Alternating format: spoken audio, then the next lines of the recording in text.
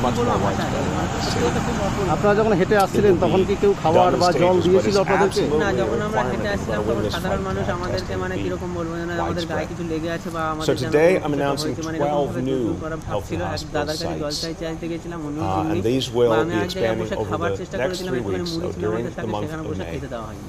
And let me go through them with you so you see the progression of how these will build over the coming weeks. First, starting next week of May 18th, 2 new sites in Manhattan and Washington Heights, in Brooklyn, in Midwood. So when you take where we are today, about 5,100 tests per day in our health and hospital sites, that's going to add another 1,200 or so. That gets us in the course of next week up to 6,300 per day. Then the following week, the week of May 25th, we will add 10 new sites. In Staten Island, 3 sites, Princess Bay, Concord, and Port Richmond. In Queens, 1 site in Woodside. In Manhattan, a site in East Harlem. In Brooklyn, sites in Sunset Park, Bay Ridge, and Canarsie. And in the Bronx, in Fordham Manor and Melrose. So add that into the equation. So again, by next week, we get the sites up. পাশাপাশি তারা যেটা জানিয়েছেন যে বিভিন্ন জায়গায় তারা খাবার চেয়েছেন, এমনকি জলও চেয়েছেন, তবুও মানুষ এগিয়ে আসেননি। কি বলবেন? 4,400 tests per day more. Therefore, by the week of May 25th, we'll be at 10,700 tests per day at health and hospital sites alone. So we'll be more than doubling our testing capacity in our public hospitals and clinics. And that is the essence of getting out to the grassroots, but it's only beginning. We're intending to do more and more as more and more testing and more lab capacity becomes available. And again, as I said, by the week of May 25th, when you add everything together, we'll be in the range of about 20,000 tests a day. I want to see us in the months ahead get to 50,000 tests a day, and then ideally go beyond that. The criteria for who gets tested will keep evolving as more and more testing becomes available. And we'll have more to say on that in the coming days. But it stands to reason as we reach deeper and deeper into the city, we want more and more people to participate. So we'll keep you updated on that as we build out our testing program at the grassroots. অথবা phone করুন 8927984900 So remember, testing is important for every individual who gets tested YouTube channel দৈনন্দিন tells you news something আমাদের absolutely YouTube vital পেজটি for subscribe yourself করুন and your এবং family পাশে and থাকা helps bell you know আইকনটি click how to করুন handle আমাদের the Facebook situation page you're in. দৈনন্দিন But what we want to do for everyone is build out the tracing element of this, finding out if someone Get high-speed connectivity, free Netflix, Amazon Prime, Z5, and others with fiber optic connection. 600 plus TV channels only on Shamli Broadband. Contact 9614-168-046 and 03522255095. Get high-speed connectivity only on Shamli Broadband. সঞ্জিয়া গ্রাম পঞ্চায়েত অঙ্গীকারবদ্ধ প্রতিটি ঘরে ঘরে বিশুদ্ধ পানীয় জল পাইপলাইনের মাধ্যমে পৌঁছানো প্রতিটি সংসদে 20 থেকে 21 আর্থিক বছরে 10টি দরিদ্র পরিবার চিহ্নিত করে সোলারের মাধ্যমে আলোর ব্যবস্থা গ্রহণ করেছে নির্মল পঞ্চায়েত উপহার দিতে বঙ্গবাসীর কাছে চিরপ্রতিজ্ঞাবদ্ধ সঞ্জিয়া গ্রাম panchayat Once someone's identified as needing that isolation and needing that option, to get them there, the transportation to get them there, the medical support once they're there, food, laundry, you name it, all of that has to be put together. It has to be constant, it has to be something that people can access quickly. And when they're done and they're safe, they go back home. And then, of course, there's more people who will need to take advantage of the isolation. So it's a non-stop effort, always having a room available for anyone who needs it. And that's crucial. I want people to be very, very clear about this. We're building out test and trace capacity with the goal of making sure there is an isolation location for anyone who needs it. And we have a lot of hotel capacity that we already control, and we can get a lot more as needed. So we'll build it as big as it needs to be. So as we look at what it's going to take to build something like this, and it's never been done on this scale in any American city before.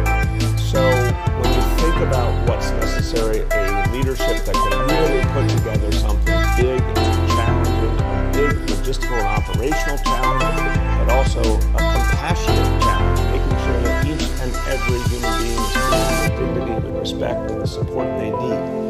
So the team we have been building very much comes from that tradition, knowing how to get things done, but also people with big hearts and big appreciation for what it takes to serve all the people of this city. Folks who come out of our great health agencies have been steeped in that philosophy. Last week announced executive leadership in our test and trace board. We are now bringing 2 more leaders in to build out this leadership further, to oversee the tracing and isolation operations. Each of these people is doing a really big job unto itself, given the scale of this city. So we look for people who are really good, really talented, really experienced, and could handle the sheer intensity of what we were asking them to do. So first, our new Director of Tracing, Dr. Neil Vora. Neil Vora is someone who since 2015 has served in our health department as Director of Disease Control Informatics, Data and Outbreak Response. That is a mouthful, but a very important job. And he is someone with tremendous expertise in tracing infectious diseases. In fact, so much so that in 2014, working with the Centers for Disease Control nationally, he literally went to West Africa in search of information on Ebola and literally went into caves in West Africa to learn about the bats who were the carriers of Ebola and rabies. Talk about hands-on, talk about a can-do spirit. Dr. Vora has proven by his actions that he is someone who is going to go out there and get the job done no matter what it takes.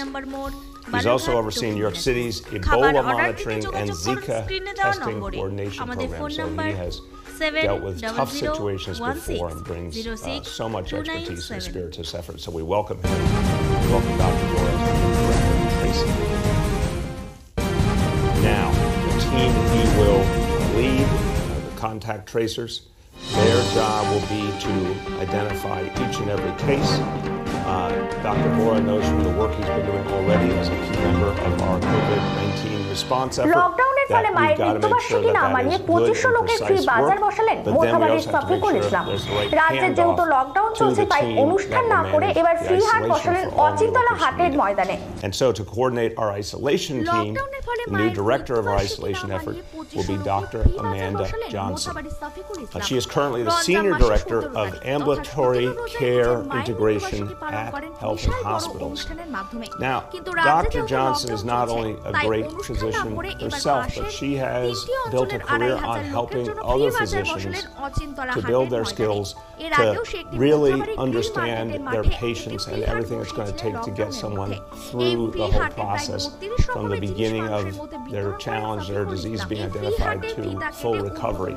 She was chief resident at the University of California at San Francisco, and also there and in her current work at Health and Hospitals, her focus was on teaching residents, teaching doctors to care for the whole person, to care for the patient from beginning to end, to make sure that there was that continuity. And this is so important to the work she will do directing our isolation effort, because remember, we've got to see people through from the moment it's clear they need that isolation to the moment that they can go home safely. Every piece of the equation has to be covered. So Amanda brings that mindset, that history, that experience, also a bonus qualification. She has a joint MBA, MD from Harvard, so her background is not only as a doctor, but also with operational mindset, a business mindset of how to make something big and complex come together. A really rare and special background, a special capacity that will be perfect for this role serving this city. So the isolation team that Dr. Johnson will put together will make sure that people have a seamless experience. We want to encourage those who need isolation to take advantage of it, to know it's there for them, to know it's free, to know it will be an easy, straightforward process. But again, we're building it from scratch. Not a task for the faint-hearted, but Dr. Amanda Johnson is up to the task. So these two great leaders joining our leadership team in Test and Trace, and everyone is moving quickly. And in that vein, the actual hiring of the tracers is moving rapidly.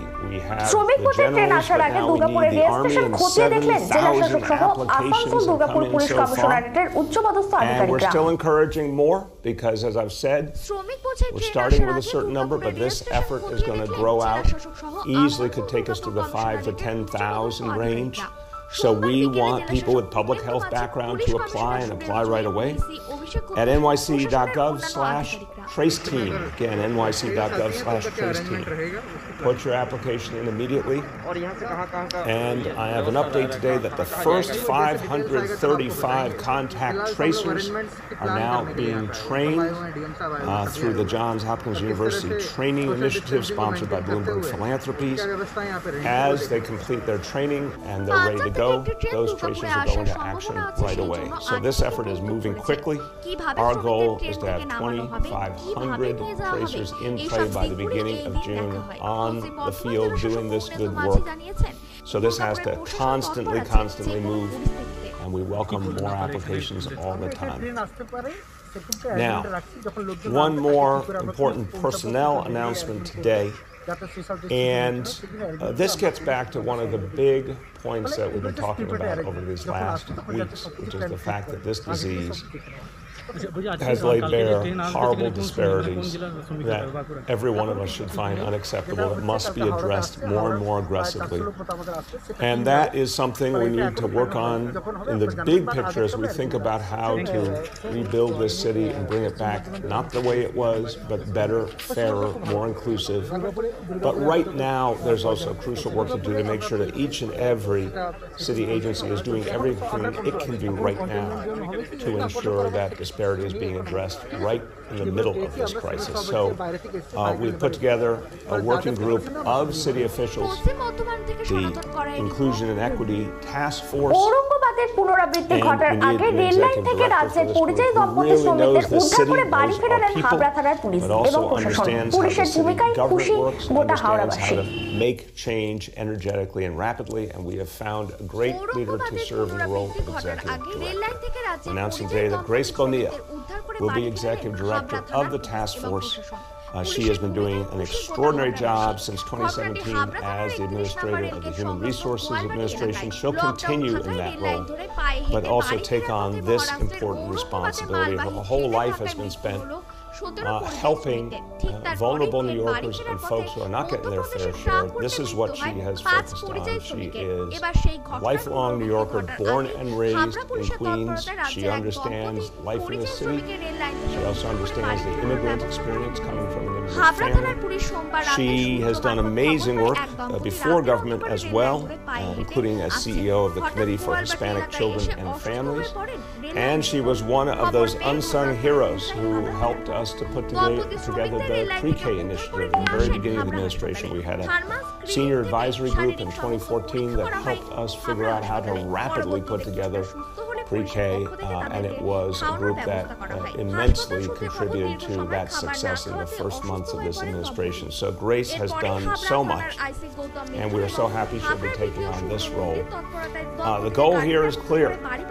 Right now, what can our city agencies do as part of this immediate response to help address these disparities, and then go beyond to contribute to all the thinking, the planning, the bigger changes that we're going to need in this city that we'll be working on over the next 20 months, the more structural change as well. This group of key city government leaders will be with that every step of the way. Okay. Let's turn to another topic, and this topic, this is really on our minds and really has grabbed us all just in the last week or two. It's sobering, it's bluntly frightening, and I want to say to parents out there, you're hearing this information about pediatric multi-system inflammatory syndrome, and it sounds scary. It does sound scary. I'm speaking as a parent myself. It's something we did not see essentially throughout March and April. This was not something that the healthcare community saw on their radar. And then in the last week or two, suddenly, we're seeing something that's very troubling. ওনারা একটা প্যাকেজের ব্যবস্থা করেছেন, খুব সুন্দর লেগেছে এবং আমরা সত্যি কৃতজ্ঞ। মনে হচ্ছে যেন একটা নতুন জীবন, মানে এই লকডাউন বা করোনা সংকটের মধ্যে থেকেও আমাদের একটা নতুন আবার একটা দিশা পেয়েছে। পুলিশ কি খাওয়া দাওয়ার ব্যবস্থা করেছে? হ্যাঁ, আমরা ওই আপাতত ওইখানে যে থানা ছিল, মানে হাবড়া থানা, হাবড়া থানার ভিতরে অফিসাররা আমাদেরকে ক্যান্টিনে বসে খুব সুন্দরভাবে পুলিশের এই উদ্যোগ কি বলবেন? মানে অসাধারণ অসাধারণ। আমরা যে পুলিশকে অনেক সময় অনেক রকম ভাবে আমরা পাশাপাশি বিডিও সাহেব দিল আপনাদেরকে, পাশাপাশি বিডিও সাহেব ধন্যবাদ। মানে ধন্যবাদ দিয়ে ছোট করার আর ঠিক না, মানে আমি কি বলবো ভাষা নেই। আপনারা যখন হেঁটে আসছিলেন তখন কি কেউ খাবার বা জল দিয়েছিল আপনাদেরকে? না, যখন আমরা হেঁটে আসছিলাম তখন সাধারণ মানুষ আমাদেরকে মানে আমাদের গায়ে কিছু লেগে আছে বা আমাদের জন্য কোনো কিছু একটা হয়েছে, মানে এরকম ভাবে দূর করার ভাব ছিল। এক দাদার কাছে জল চাইতে গেছিলাম, বা আমি আর জায়গায় বসে খাবার চেষ্টা করেছিলাম, এখানে মুড়ি ছিল আমাদের সাথে, সেখানে বসে খেতে দেওয়া হয়নি। Of the 62 cases, so the 52 confirmed and the 10 that are still being evaluated, 25 tested positive for COVID-19 and another 22%, another 22 had COVID-19 antibodies. So again, 25 individual children tested positive for COVID-19, 22 had COVID-19 antibodies. We have lost one child. That has made it even more sobering, even more concern to all of us. But again, what we understand so far from our medical community is early detection, early action makes all the difference here. So again, the symptoms, persistent fever, rash, abdominal pain, vomiting, and if you see any combination, especially be concerned. Dr. Barbeau, I thought yesterday, gave a really great description that every parent could understand or every family member could understand. If your child is off, if your child doesn't have energy, if your child is not themselves, and has at least one of these to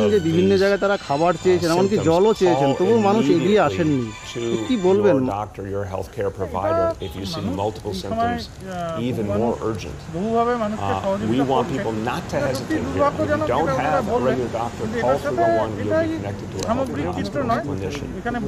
This is something where the quicker a parent reports it in, the quicker a healthcare professional can evaluate, the more chance of protecting the child and seeing them through this challenge safely.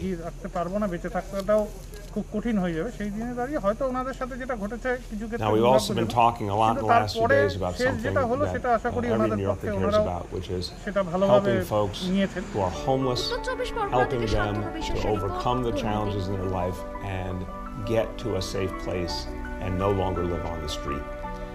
And we're now 1 week into the experience of having the subways shut down in the late night hours for cleaning. এখন থেকে star ক্লাবের 16 নম্বর চ্যানেলে আপনাদের সাথে সবসময় থাকছি আমরা, খবরের সাথে মানুষের মাঝে দৈনন্দিন। আমাদের মেল করুন doinandinnews@gmail.com অথবা ফোন করুন 8927984900 এই নম্বরে। এছাড়াও আমাদের web portal doinandin.com, YouTube channel দৈনন্দিন নিউজ, আমাদের ইউটিউব পেজটি সাবস্ক্রাইব করুন এবং পাশে থাকা বেল আইকনটি ক্লিক করুন। আমাদের ফেসবুক পেজ দৈনন্দিন, প্লে স্টোর থেকে ডাউনলোড করুন দৈনন্দিন নিউজ অ্যাপ। আমরা আপনাদের সাথে থাকবো সবসময় লাইভ চ্যানেলে। Get high-speed connectivity, free Netflix, Amazon Prime, Z5 and others with fiber optic connection. 600 plus TV channels only on Shamli Broadband. Contact 9614168046 and 03522255095. Get high-speed connectivity only on Shamli Broadband. Okay. সোমজিয়া গ্রাম পঞ্চায়েত অঙ্গীকারবদ্ধ প্রতিটি ঘরে ঘরে বিশুদ্ধ পানীয় জল পাইপলাইনের মাধ্যমে প্রতিটি সংসদে 20 All New Yorkers get to see this in common. It's all based on the work you do. Overall, the work you've done has been great, and the indicators have really moved over the weeks. But we've got to keep going. We had a really good day yesterday, 3 going down together today. We do not have as good a day, but I'll qualify it by saying where things went up, it was by very little amount, so that's at least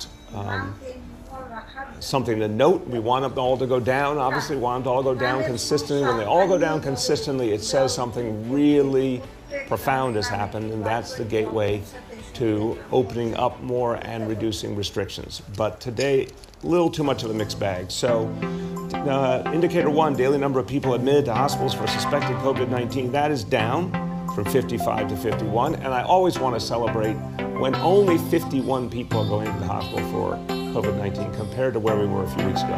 Look, let's keep celebrating not just the trend lines here, but the sheer numbers when they're listed. That is something really to be happy about. That one went down.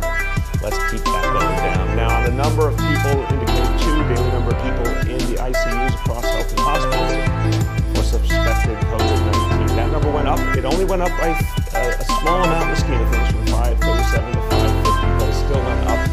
That's not what we want, obviously, and that's a number that's still higher than anyone would want. That many people still fighting for their lives, so we've got to see more progress there. And then indicator 3% of people tested positive for COVID-19 citywide. It went up by only 1 percentage point. Again, not what we want, but only 1% up. So, overall trend line, very good. Daily results, not yet what we're looking for. Stick to it because we know what we're doing. Let's keep trying to look at that. Two quick words in Spanish. Ayun que ya tenemos nuevas armas. La mejor manera de seguir ganando esta lucha es haciendo muchos más exámenes.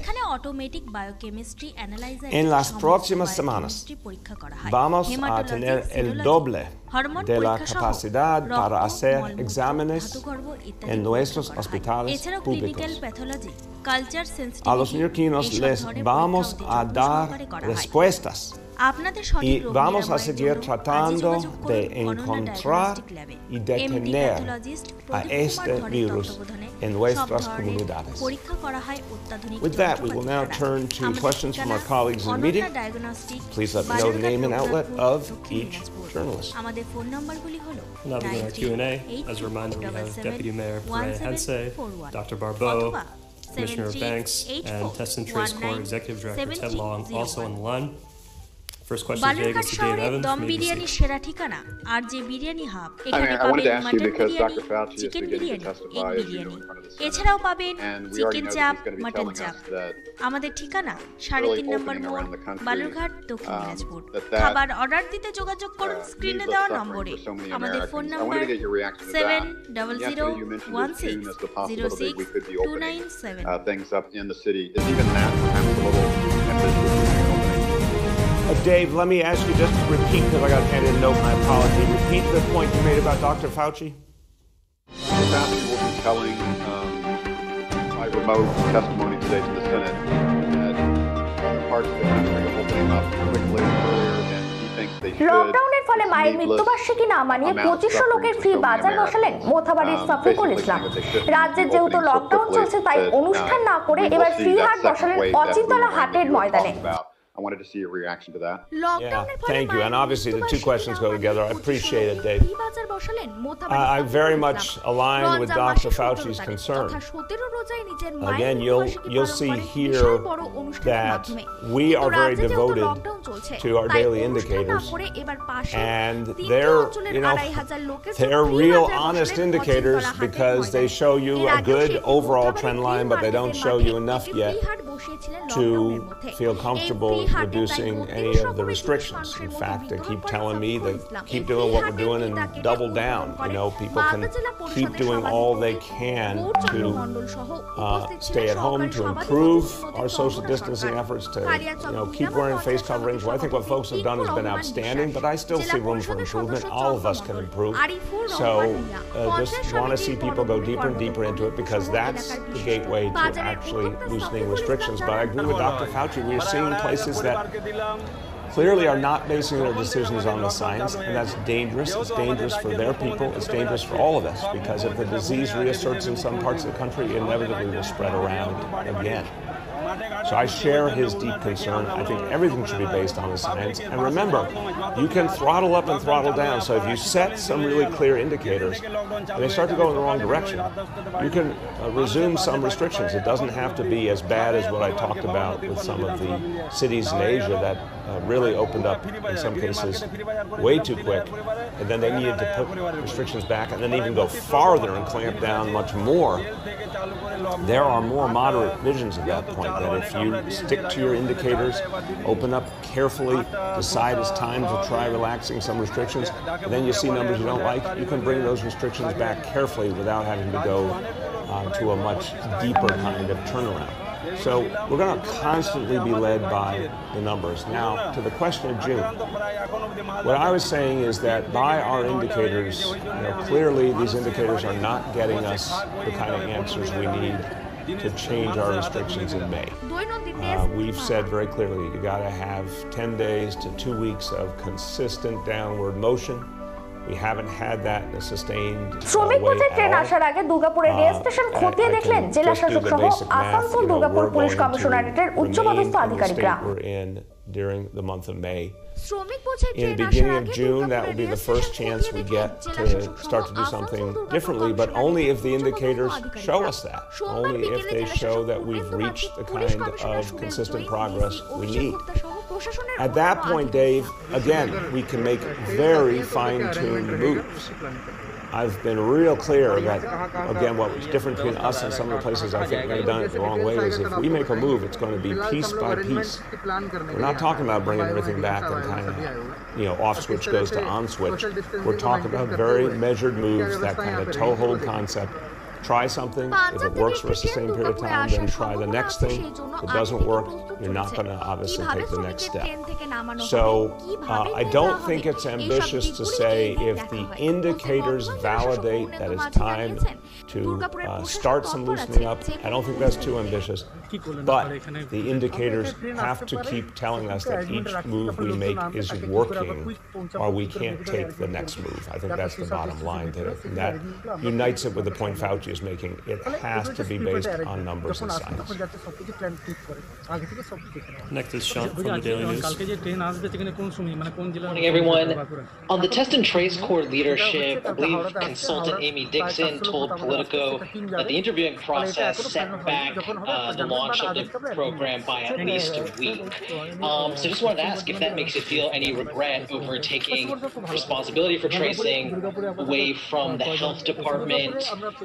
On a separate issue, a colleague of mine wrote that the MTA is using markings on subway platforms to encourage social distancing. Just want to get your opinion on that measure and what you can say at this stage about how the city will help prevent the spread of the virus on subways whenever businesses reopen. Thank you. Look, on the markings, I think it's a sensible concept. We've certainly seen some good results outside of grocery stores and supermarkets, for example, when people sort of know how to form a line that's socially distanced. I think it's helpful to people. I think it's a smart idea for the subway as well. Obviously, we're talking about really modest subway ridership now. As ridership increases over time, we got to think about what will work for that moment. But for this moment, I think there's some sense in that. Bringing back the subways, it's obviously the state runs the subways and the MTA, but we're all going to work together to figure out what will work. And that's something that has to be done very mindfully. People will come back if they have faith it's safe, and if they're worried it may not be safe, they won't. So, it really puts a premium on listening to everyday New Yorkers, what they need to feel more confident. I think the example of the decision we all worked on together to do the overnight cleaning, which is really, I think, giving more confidence to essential workers right now that their health is being protected, and also a way of addressing in a new way the homelessness issue. I think that's a good example of everyone working together to build confidence in those riding the subways. I think we have to think about what those realities look like going forward, and all of us work together to achieve the same thing as more and more ridership comes into play. On the Test and Trace initiative, it is being put together rapidly. I don't know what this individual is talking about. All I know is that we have put together a very, very strong leadership team. The interviewing process, the training process, as you're hearing, is moving very rapidly.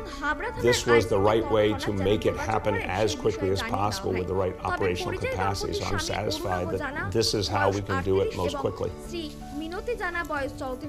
Next is Andrea from CBS. Good morning, everyone.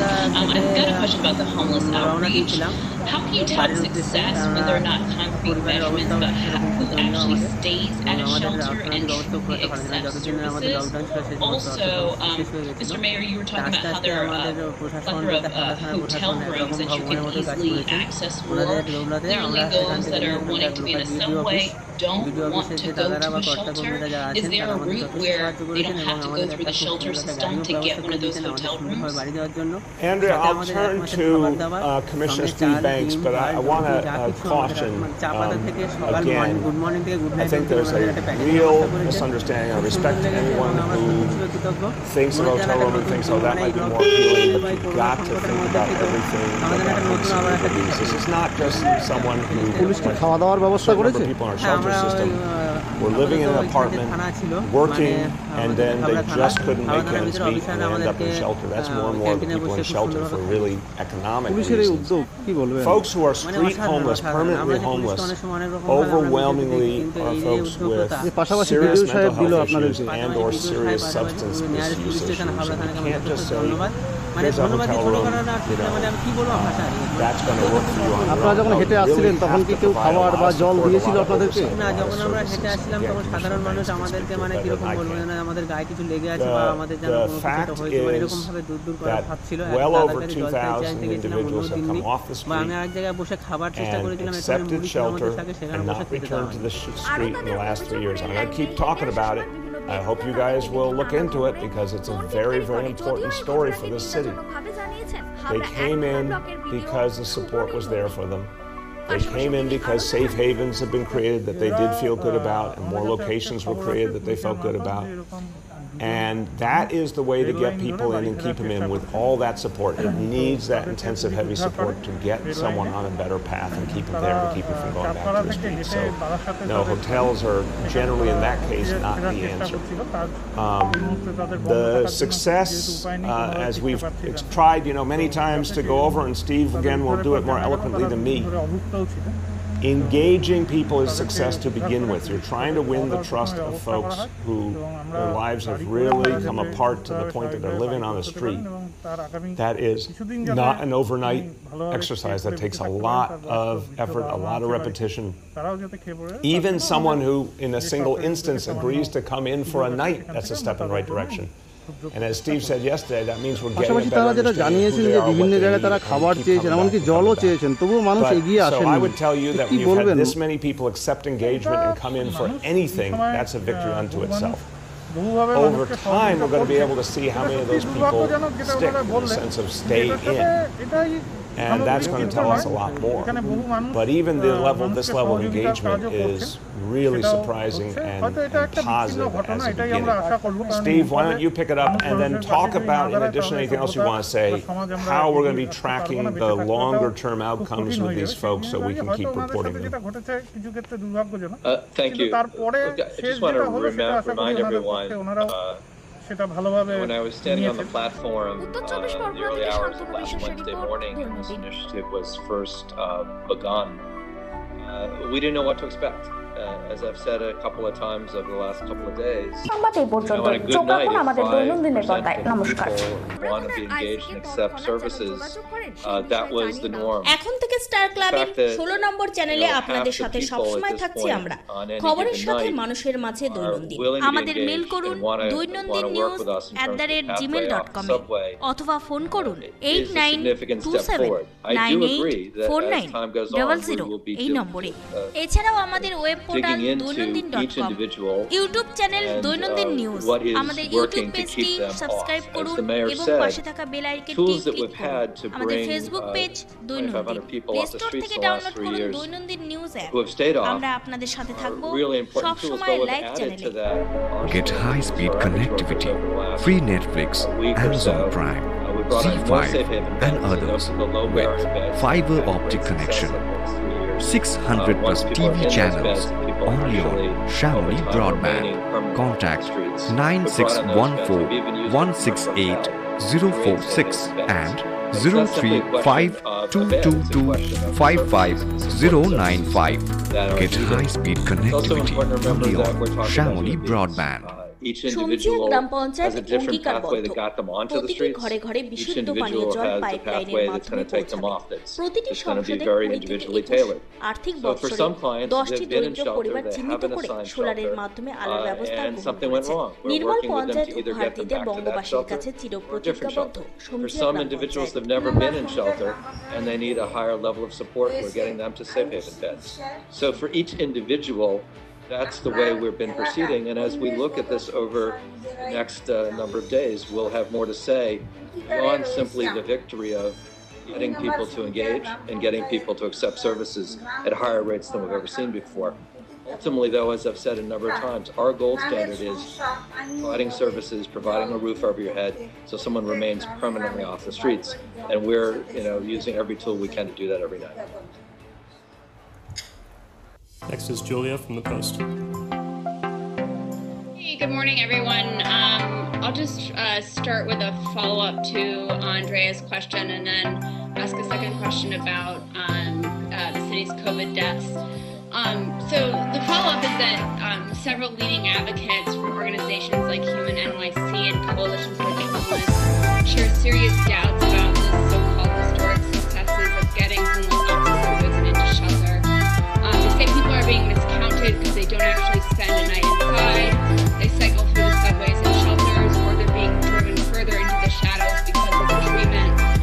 What's your response to that, and how do you know if these figures are accurate if we don't know whether or not the daily account includes unique or duplicate individuals?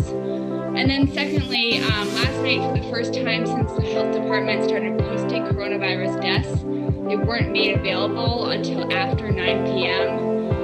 It was the same day that the city's COVID deaths passed the 20,000 mark. Why were they posted so late if it wasn't too predatory?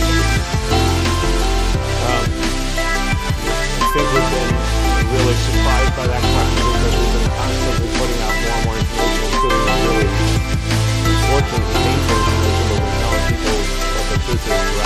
Workers have wanted to hear what's going on and have really work together to fight this back. So I just don't even understand your question respectfully. But Dr. Barbeau, why don't you respond to that, and then Steve Banks can respond to the advocate concerns on the homeless. Hormone পরীক্ষা সহ Mr. Mayor, I think that there were delays last night এছাড়াও in clinical pathology uploading our culture sensitivity repression এইসব data, ধরনের but পরীক্ষা অতি যত্ন clearly, as the সহকারে করা mayor হয় has said, আপনাদের সঠিক রোগ নিরাময়ের জন্য আজই যোগাযোগ করুন অনন্যা ডায়াগনস্টিক ল্যাবে এমডি প্যাথোলজিস্ট প্রদীপ কুমার ধরের তত্ত্বাবধানে সব ধরনের পরীক্ষা করা হয় অত্যাধুনিক যন্ত্রপাতির দ্বারা আমাদের ঠিকানা অনন্যা ডায়াগনস্টিক বালুরঘাট রঘুনাথপুর আমাদের ফোন নম্বরগুলি হল 9382771741 অথবা 7384197301 বালুরঘাট শহরের দম বিরিয়ানি সেরা ঠিকানা আর যে বিরিয়ানি হাব এখানে পাবেন mutton biryani chicken biryani egg biryani এছাড়াও পাবেন চিকেন চাপ মাটন চাপ আমাদের ঠিকানা 3.5 নম্বর মোড় বালুরঘাট দক্ষিণ দিনাজপুর খাবার অর্ডার দিতে যোগাযোগ করুন স্ক্রিনে দেওয়া নম্বরে আমাদের phone number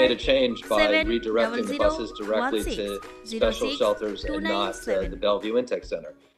That change was made on Friday night. I thought it was an important evaluation of the challenges that we had, and we're making changes as we go along.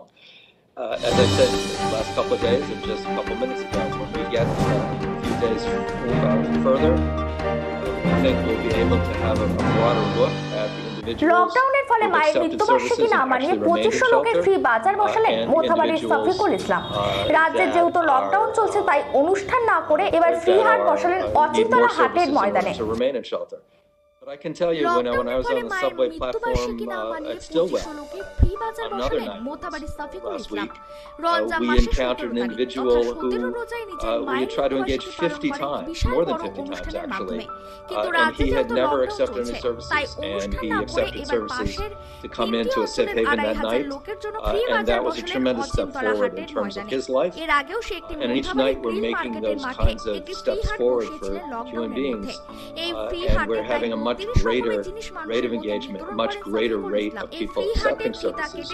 Yes, you're right. On any given night, someone's going to make a decision. You know what? I don't want to stay inside. I'll go outside. And we're going to be right back there trying to persuade that person that there are tools, there is hope, there is a roof we can give you, and services we can provide to you to have you come in and stay inside. Thank you very much, Commissioner. And again, really appreciate what you and all your colleagues, especially all those outreach workers and police officers, are doing, because I've seen it with my own eyes. I know that each time someone comes in, the chance really increases that they will stay in and get the help and support they need and turn a life around. So I really appreciate what you and all your colleagues are doing. Next is Andrew Siff from WNBC. Hey, Mr. Mayor, hope everyone is doing well. Morning, Andrew. How you doing? I have two questions. My first question is, yesterday I spoke with Mike Mulgrew of the Teachers Union, and he indicated that a leading likelihood for kids returning to school this fall would be a hybrid scenario where the kids go to school one day and then have online the next. Wondering what you thought of that and whether you're embracing that. My second question is, on behalf of my colleague Melissa Russo, who's been reporting on the illness affecting young people, again, will kids be included in the testing samples going forward, and are you encouraging families to get their kids tested? So let me go to the first and then turn to Dr. Barbeau and Dr. Prehense if they want, if either wants to comment train আসার আগে দুর্গাপুরের rail station খতিয়ে দেখলেন জেলা শাসক সহ Asansol Durgapur police কমিশনারেটের উচ্চপদস্থ আধিকারিকরা। And we're certainly going to work, Andrew, closely with educators, with the unions. We're going to think carefully about all the ways we might go about bringing our schools back. First focus will be health and safety of everyone involved. Kids, parents, educators, everyone who works in the school building. And we've got a fair amount of time. I mean, remember, we're talking about most of 4 months before school opens. So there's lots of time to see how things develop with the disease and what we learn about how to address it, and how all our other efforts hopefully have taken us to a very different place by early September. But health and safety first, unquestionably. So when we think of it that way, we're going to look at any and all options. Of course, something like staggered hours or something like a hybrid approach will be considered. My goal is to return us to the normal school day with the full functioning of schools as quickly as possible. So what I've said to the Chancellor and his team is Plan A is everyone goes to school in early September. As usual, we're up and running, we're full strength. We understand a lot has to happen to make that possible.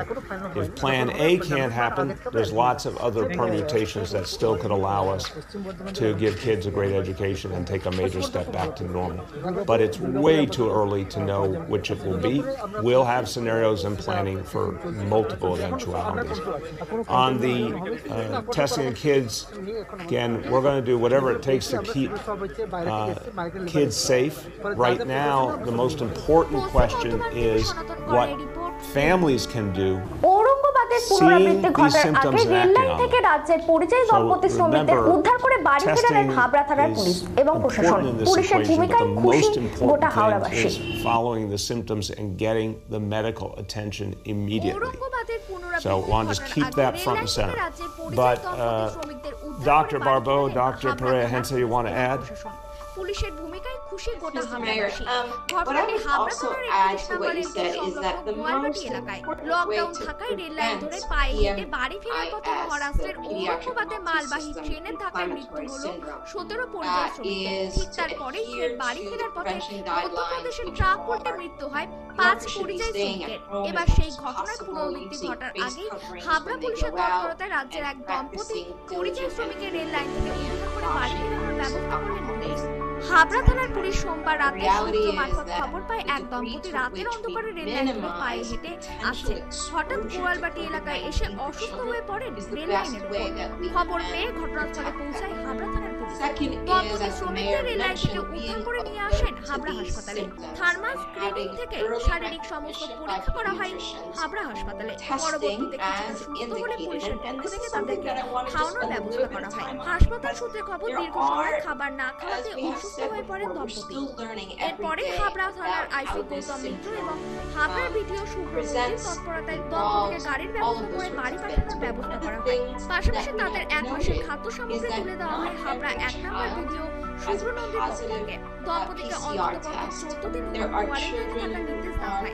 পাশাপাশি কোনো রকম শারীরিক সমস্যা হলে কোনো রকম দেরি না করে স্থানীয় প্রশাসন হাবড়া বিডিও এবং হাবড়া থানার আইসিকে তৎক্ষণাৎ যেন যোগাযোগ করেন সেই বিষয়ে জানিয়ে দেওয়া হয়।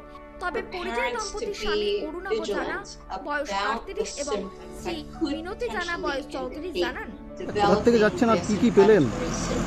কোথা থেকে যাচ্ছি বলতে আমরা চাঁদপাড়া থেকে রওনা দিয়েছিলাম বাড়ির উদ্দেশ্যে, কেননা পরিবারের অবস্থাও সেরকম শোচনীয় আমাদের, এবং আমাদের অর্থনৈতিক অবস্থা খুব একটা ভালো ছিল। যতদিনের আমাদের লকডাউন ছিল সেই সমস্ত অর্থ সমস্ত শেষ হয়ে গেছিলো। তা আস্তে আস্তে আমাদের প্রশাসন বলতে হাবড়া থানার প্রশাসন একরকম ভগবানের মতো কাজ করেছেন। ওনাদের দৌলতে আমরা সেখান থেকে নিয়ে এখানকার লোকাল বিডিও অফিসের যে দাদারা বা কর্তাকর্মীরা যারা আছেন তারা আমাদের যথেষ্ট সাহায্য করেছেন, এবং আমাদের একটা খুব সুন্দর একটা গাড়িও ব্যবস্থা করে দিয়েছেন আমাদের সুন্দরভাবে বাড়ি যাওয়ার জন্য। সাথে আমাদের 1 মাসের খাবার দাবার সঙ্গে চাল, ডিম, ডাল যাবতীয় যা কিছু আমাদের চা পাতা থেকে সকাল গুড মর্নিং থেকে গুড নাইট একটা প্যাকেজের ব্যবস্থা করেছেন। খুব সুন্দর লেগেছে এবং আমরা সত্যি ছিল কৃতজ্ঞ। মনে হচ্ছে যেন একটা নতুন জীবন, মানে এই বা এই করোনা সংকটের মধ্যে থেকেও আমাদের একটা নতুন আবার একটা দিশা পেয়েছি। পুলিশ কি খাওয়া দাওয়ার ব্যবস্থা করেছে? হ্যাঁ, আমরা ওই আপাতত ওইখানে যে থানা ছিল মানে আমাদের হাবড়া থানার ভিতরে অফিসাররা আমাদেরকে ক্যান্টিনে বসে খুব সুন্দরভাবে খাইয়েছে। পুলিশের উদ্যোগ কি বলবেন? মানে অসাধারণ। আমরা পুলিশকে অনেক সময় অনেক রকম ভাবে আমরা মিডিয়াতে দেখি, পাশাপাশি বিডিও সাহেব দিল আপনাদেরকে, পাশাপাশি নিয়ারেস্ট পুলিশ স্টেশন হাবড়া থানাকে আমি ধন্যবাদ, মানে ধন্যবাদ দিয়ে ছোট করা না, মানে আমি কি বলবো ভাষা। আপনারা যখন হেঁটে আসছিলেন তখন কি কেউ খাবার বা জল দিয়েছিল আপনাদেরকে? না, যখন আমরা হেঁটে আসছিলাম তখন সাধারণ মানুষ আমাদেরকে মানে কিরকম বলবো, যেন আমাদের গায়ে কিছু লেগে আছে বা আমাদের যেন কোনো কিছু একটা হয়েছে, মানে এরকম ভাবে দূর ভাবছিল। এক দাদার কাছে জল চাইতে গেছিলাম, অন্য দিনই বা আমি এক জায়গায় বসে খাবার চেষ্টা করেছিলাম, একটুখানি মুড়ি ছিল আমাদের সাথে, সেখানে বসে খেতে দেওয়া হয়নি। Towards us. So I wanted to know if you had an update on the summer plan, particularly once the weather warms up, unguarded beaches, that kind of thing. So what's the status? Thank you. On the summer, been a variety of meetings, calls, etc. recently to hone that plan. We're going to start to talk about pieces of it in a matter of days.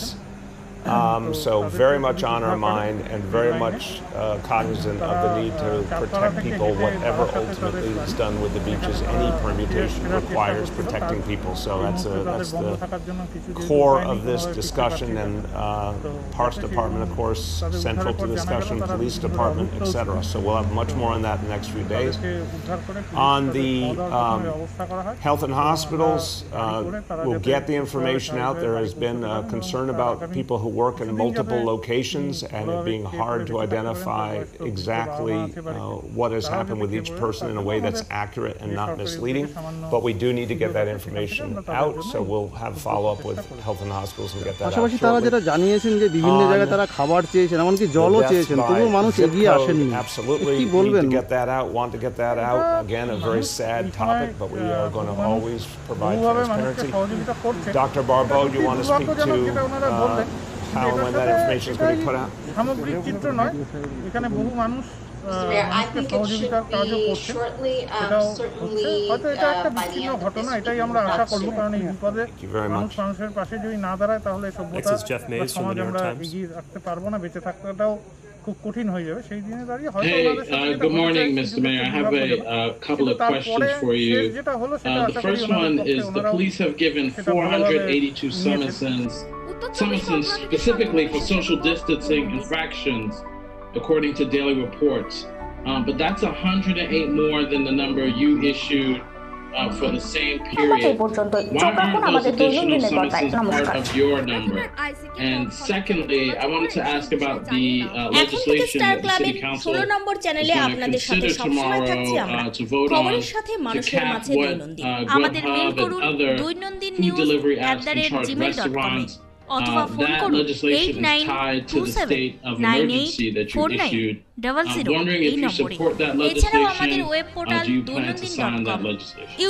Yeah, Jeff, I do support that legislation. I want to thank the City Council. They've been really, I think, focused in a good, smart way on the different challenges that New Yorkers are facing, and this is one where we want to make sure people are treated fairly. Get high-speed connectivity, free Netflix, Amazon Prime, Z5, and others with fiber optic connection. 600 plus TV channels only on Shamoli Broadband.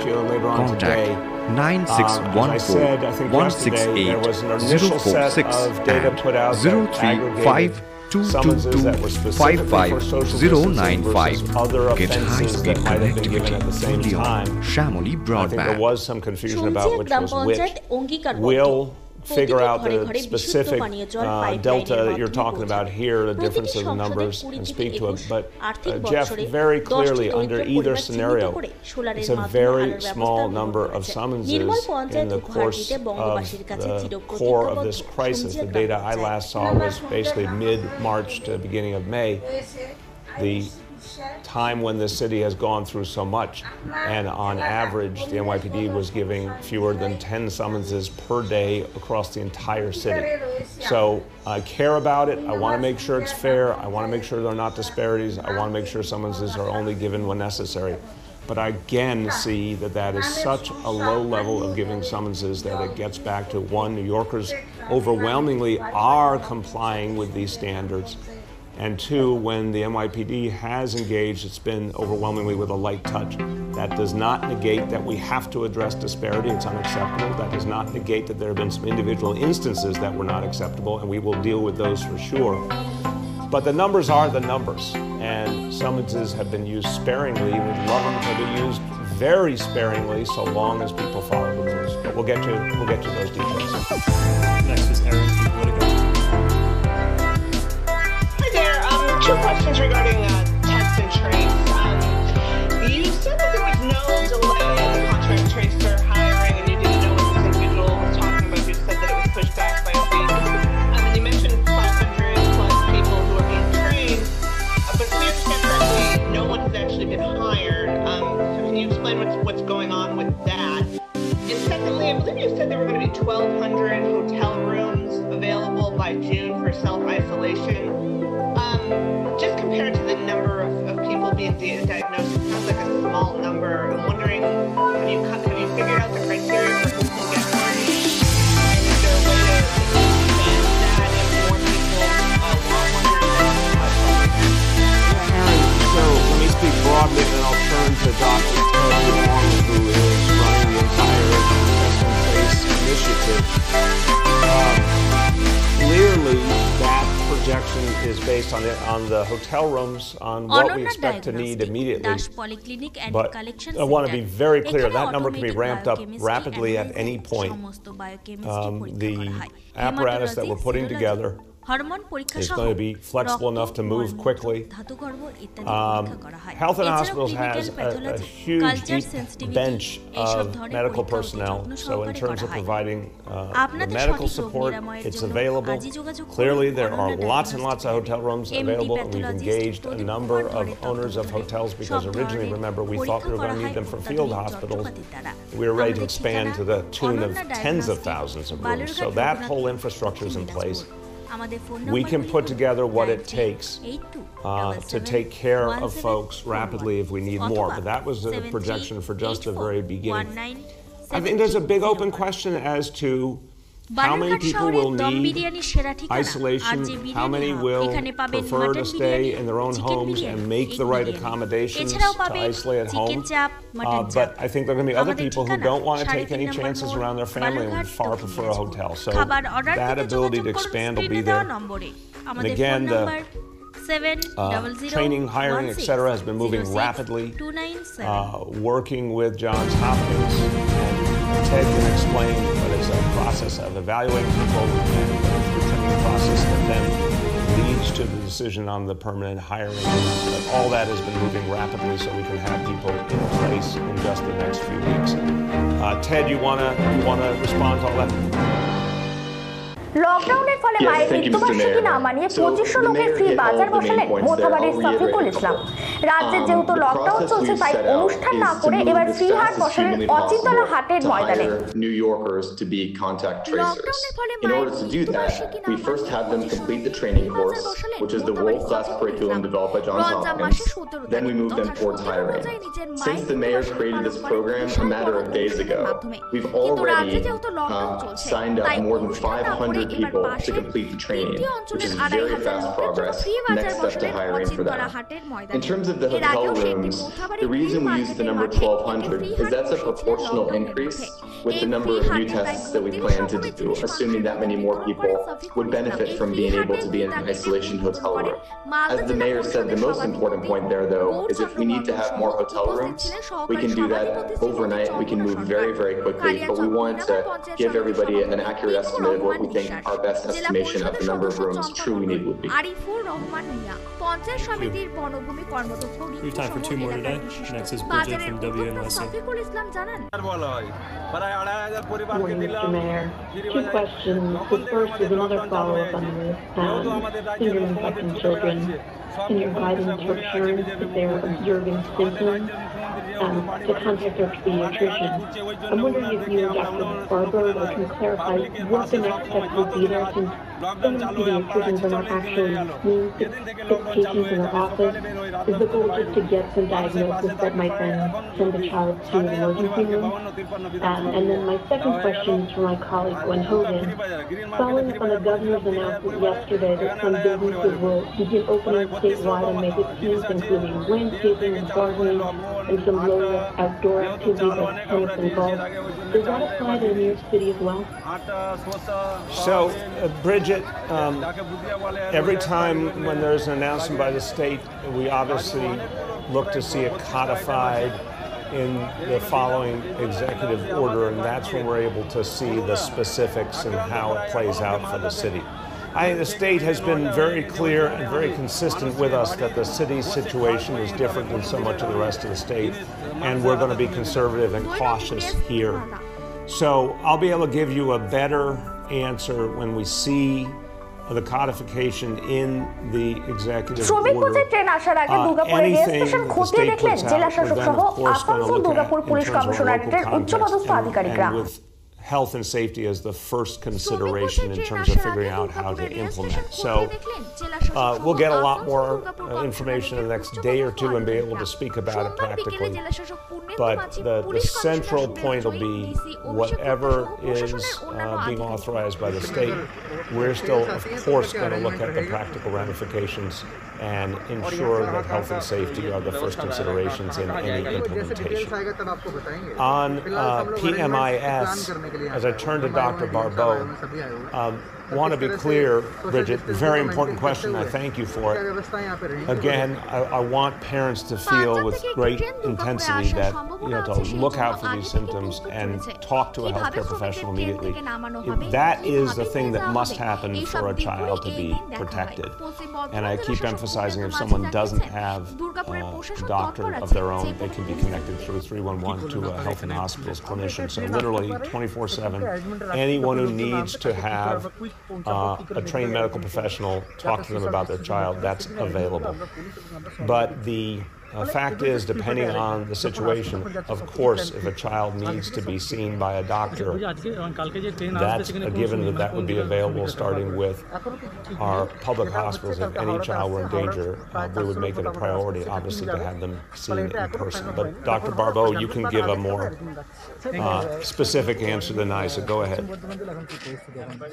The reason to reach out to their pediatrician is first and foremost so the pediatrician take a history, which means get more information about the symptoms, the severity of the symptoms, the duration of the symptoms, assess whether the child has any underlying illnesses that might be accounting for the symptoms. ঔরঙ্গাবাদের পুনরাবৃত্তি ঘটার আগে rail line থেকে রাজ্যের পরিযায়ী দম্পতি শ্রমিকদের উদ্ধার করে বাড়ি ফেরালেন হাবড়া থানার পুলিশ এবং প্রশাসন। পুলিশের ভূমিকায় খুশি গোটা হাওড়াবাসী। ঔরঙ্গাবাদের পুনরাবৃত্তি ঘটার আগে রেল লাইন থেকে রাজ্যের পরিযায়ী দম্পতি শ্রমিকদের উদ্ধার করে বাড়ি ফেরালেন হাবড়া থানার পুলিশের ভূমিকায় খুশি গোটা হাবড়াবাসী। ঘটনাটি হাবড়া থানার 31 নম্বর রেলগেট সংলগ্ন গোয়ালবাটি এলাকায়। লকডাউন থাকায় রেল লাইন ধরে পায়ে হেঁটে বাড়ি ফেরার পথে মহারাষ্ট্রের ঔরঙ্গাবাদে মালবাহী ট্রেনের ধাক্কায় মৃত্যু হলো 17 পরিযায়ী শ্রমিকের। ঠিক তারপরে বাড়ি ফেরার পথে মধ্যপ্রদেশের ট্রাক উল্টে মৃত্যু হয় 5 পরিযায়ী শ্রমিকের। এবার সেই ঘটনার পুনরাবৃত্তি ঘটার আগেই হাবড়া পুলিশের তৎপরতায় রাজ্যের এক দম্পতি পরিযায়ী শ্রমিকের রেল লাইন থেকে উদ্ধার করে বাড়ি ফেরানোর ব্যবস্থা করে। হাবড়া থানার পুলিশ সোমবার রাতে সূত্র মারফত খবর পায় এক দম্পতি রাতের অন্ধকারে রেল লাইন ধরে পায়ে হেঁটে আসছেন। হঠাৎ গোয়ালবাটি এলাকায় এসে অসুস্থ হয়ে পড়েন রেল লাইনের উপর। খবর পেয়ে ঘটনাস্থলে পৌঁছান হাবড়া থানার দম্পতি শ্রমিকদের রেল লাইন থেকে উদ্ধার করে নিয়ে আসেন হাবড়া হাসপাতালে।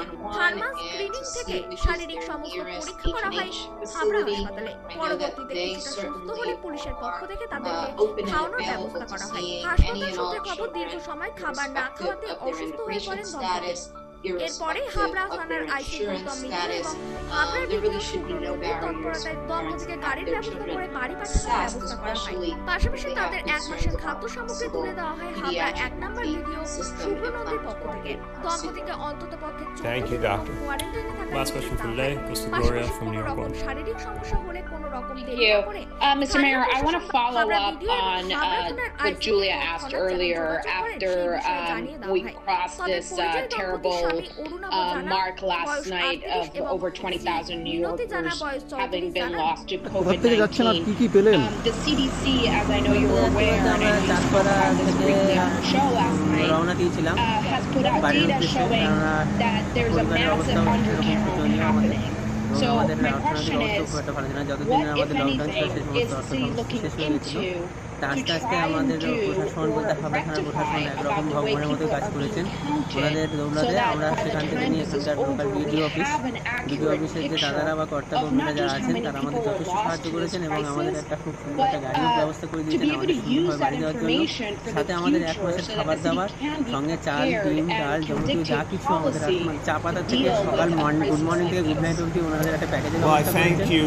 খুব সুন্দর মনে করেন একটা নতুন মানে এই লকডাউন বা এই করোনা সংকটের মধ্যে থেকে আমাদের একটা নতুন আবার একটা দিশা। পুলিশ কি খাওয়া দাওয়ার ব্যবস্থা করেছে? হ্যাঁ, আমরা আপাতত ওইখানে থানা ছিল মানে আমাদের হাবড়া থানার ভিতরে অফিসার আমাদেরকে ক্যান্টিনে বসে খুব সুন্দর পুলিশের এই উদ্যোগ মানে অসাধারণ। আমরা যে পুলিশকে অনেক সময় অনেকরকমভাবে আমরা মিডিয়াতে দেখি, কিন্তু এই যে উদ্যোগটা পাশাপাশি বিডিও সাহেব দিল আপনাদেরকে, পাশাপাশি বিডিও সাহেব নিয়ারেস্ট পুলিশ স্টেশন হাবড়া থানাকে আমাদের যথেষ্ট ধন্যবাদ। মানে ধন্যবাদই ছোটো করার না, মানে আমি কী বলবো ভাষা। আপনারা যখন হেঁটে আসছিলেন তখন কি কেউ খাবার বা জল দিয়েছিল আপনাদেরকে? না, যখন আমরা হেঁটে আসছিলাম তখন সাধারণ মানুষ আমাদেরকে মানে কীরকম বলবো না আমাদের গায়ে কিছু লেগে আছে বা আমাদের যেন কোনো কিছু একটা হয়েছে মানে এরকমভাবে ছিল। দাদার কাছে জল চাইতে গেছিলাম, উনিও দিননি বা আমি এক জায়গায় বসে খাবার চেষ্টা করেছিলাম, একটুখানি মুড়ি চুনের মধ্যে থাকে সেখানে বসে খেতে দেওয়া হয়।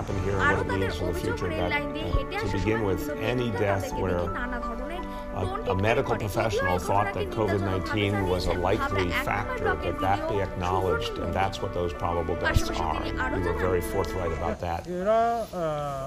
The question outstanding is about those who have passed away that we are not going to have enough information about by and large.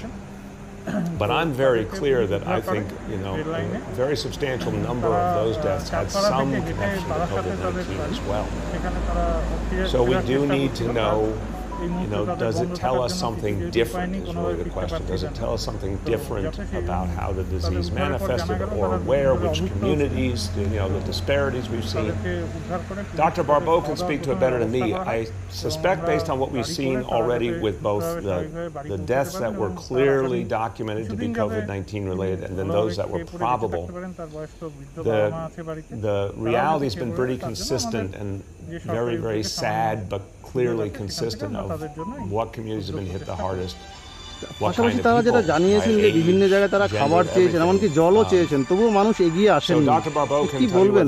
She thinks that the new information might change our basic assumptions or approach to the future. I don't see a lot of evidence of that so far, but she can speak about it much more expertly. The only other thing I want to say before turning to Dr. Barbeau is that we are focused right now on saving lives now, and so the endeavor to understand what happened before and use it for the future is always important. Absolutely want to encourage that and validate that, but I want to say nothing is more important than saving lives right now. So my focus is always going to be on the things we have to do today and tomorrow. There's a lot we have to do to keep people safe right now, to keep the progress that we've built and hold it and not jump too soon and not let our foot off the gas and then prepare. We don't know if there's a second wave out there, but we sure as hell know what we have to do to save lives right now and to prepare ourselves best in case there is any potential of a second wave. So my focus is futuristic in the sense of what we can do practically to protect New Yorkers now and ahead. If the research helps us do that, that's very valuable, but I don't want us to get so lost in the past that we forget there are right now things we have to do. YouTube channel দৈনন্দিন news, আমাদের YouTube পেজটি subscribe করুন এবং পাশে থাকা bell আইকনটি click করুন। আমাদের ফেসবুক পেজ দৈনন্দিন, প্লে স্টোর থেকে ডাউনলোড করুন দৈনন্দিন নিউজ অ্যাপ। আমরা আপনাদের সাথে থাকব সব সময় লাইভ চ্যানেলে। Get high speed connectivity, free Netflix, Amazon Prime, Z5 and others with fiber optic connection. 600 plus TV channels only on Shamoli Broadband. Contact 9614168046 and 03522255095. Get high speed connectivity only on Shamoli Broadband. সবসময গ্রাম পঞ্চায়েত অঙ্গীকারবদ্ধ প্রতিটি ঘরে ঘরে বিশুদ্ধ পানীয় জল পাইপলাইনের মাধ্যমে পৌঁছাবে। প্রতিটি সংসদে 20 থেকে 21 আর্থিক বছরে 10টি দরিদ্র পরিবার চিহ্নিত করে সোলারের মাধ্যমে আলোর ব্যবস্থা গ্রহণ করেছে। নির্মল পঞ্চায়েত উপহার দিতে বঙ্গবাসীর কাছে চিরপ্রতিজ্ঞাবদ্ধ সবসময গ্রাম panchayat.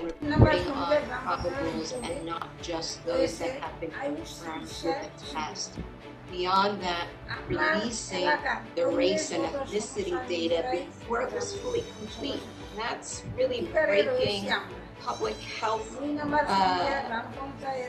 rules, if you will, right? We went against the grain because it was important for us as a health department to know, to be able to inform that our response. It was important for the city to know, to make sure that our messages tailored and continue to be tailored to the communities most affected.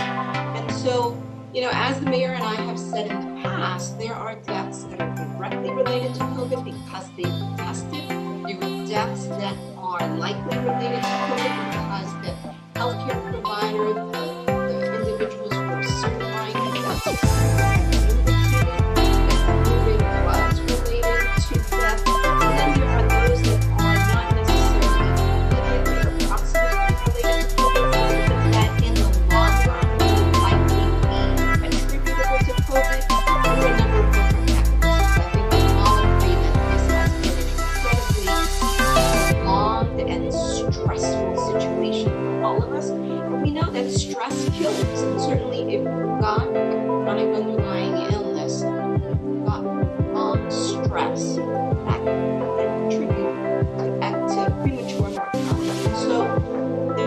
also be situations where, for example,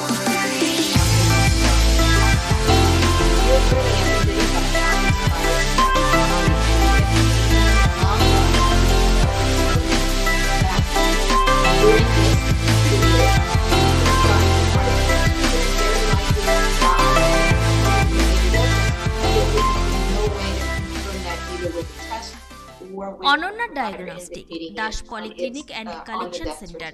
এখানে automatic biochemistry অ্যানালাইজারে সমস্ত biochemistry পরীক্ষা করা হয়। Haematology, serology, hormone পরীক্ষা সহ রক্ত, মলমূত্র, ধাতুগর্ভ ইত্যাদি পরীক্ষা করা হয়। এছাড়াও ক্লিনিক্যাল প্যাথোলজি, কালচার, সেন্সিটিভিটি এইসব ধরনের পরীক্ষা অতি যত্ন সহকারে করা হয়। আপনাদের সঠিক রোগ নিরাময়ের জন্য আজই যোগাযোগ করুন অনন্যা ডায়াগনস্টিক ল্যাবে। এমডি প্যাথোলজিস্ট প্রদীপ কুমার ধরের তত্ত্বাবধানে সব ধরনের পরীক্ষা করা হয় অত্যাধুনিক যন্ত্রপাতির দ্বারা। আমাদের ঠিকানা অনন্যা ডায়াগনস্টিক, বালুরঘাট, রঘুনাথপুর, দক্ষিণ দিনাজপুর। আমাদের phone number very much, doctor. Really appreciate that sentiment. So let me conclude today and say, when you think about what you just heard from Dr. Barbeau, when you think about what we've all been through together, wouldn't be shocking in a city that has been the epicenter of this crisis এছাড়াও পাবেন chicken চাপ, mutton চাপ। আমাদের ঠিকানা 3.5 নম্বর মোড়, বালুরঘাট, দক্ষিণ দিনাজপুর। খাবার order দিতে যোগাযোগ করুন স্ক্রিনে দেওয়া নম্বরে। আমাদের phone that's number not what has happened here. What all of you have done, what New Yorkers have done across the board, is had the spirit we have known for so long in this city of taking the challenge head on. It's really striking, and I think the history will show this, that when New Yorkers were called upon to step up across the board, we did. And when it was time to do লকডাউনের ফলে মায়ের something মৃত্যুবার্ষিকী না মানিয়ে 2500 লোকের free বাজার বসালেন মোথাবাড়ির সফিকুল ইসলাম। রাজ্যে যেহেতু lockdown চলছে তাই অনুষ্ঠান না করে এবার ফ্রি হাট বসালেন অচিন্তলা হাটের ময়দানে। লকডাউনের ফলে মায়ের our first responders and our healthcare heroes, we've seen it in the efforts in our hospitals to hold the line against all odds. We've seen it in all of the people who came together to produce face shields and surgical gowns and even ventilators here in New York City to protect their fellow New Yorkers. We've seen amazing contributions, and now building a test and trace core, something that's never existed on this scale in New York City. It's being put together every hour of every day, building up quicker and quicker to serve people in just a few days ahead. So the fact is that the talent that exists in this city, and particularly in public service in this city, has really become evident in this moment of crisis. I don't know anyone who's had anything but a fighting spirit. There's been no sense of being defeated, no sense of being overwhelmed, just a resolute attitude. And so when I've said to this team, we're going to have to build something unprecedented, and we have to build it with extreme speed and precision, people step forward and say, well, you're going to see this test and trace effort come alive in the next few days, and you're going to see the impact it has in terms of protecting lives. And I'll conclude with the point that protecting lives is what it's about. And every single time someone is tested, and then their close contacts are identified, and we find out if others need to be tested, and find out who needs to be isolated, who needs special support, and they get that support. Every time you do that, you're saving lives, because you're cutting off the spread of this disease. And you do it more and more and more each day, and this disease has less and less oxygen. And that's what we want to do. Cut off its ability to grow, continue to constrain it, continue to squeeze it, continue to reduce it to see, so people can be safe, and so we can start on that pathway back to a better life. Every day I see New Yorkers devoted to that mission, and I thank you for that. শ্রমিক বোঝাই train আসার আগে দুর্গাপুরের rail station খতিয়ে দেখলেন জেলা শাসক সহ আসানসোল দুর্গাপুর পুলিশ কমিশনারেটের উচ্চপদস্থ আধিকারিকরা। শ্রমিক বোঝাই ট্রেন আসার আগে দুর্গাপুরের রেল স্টেশন খতিয়ে দেখলেন জেলা শাসক সহ আসানসোল দুর্গাপুর কমিশনারেটের উচ্চপদস্থ আধিকারিকরা। সোমবার বিকেলে জেলা শাসক Purnendu Majhi, police commissioner Suresh Jain, DC Abhishek Gupta সহ প্রশাসনের অন্যান্য আধিকারিকরা।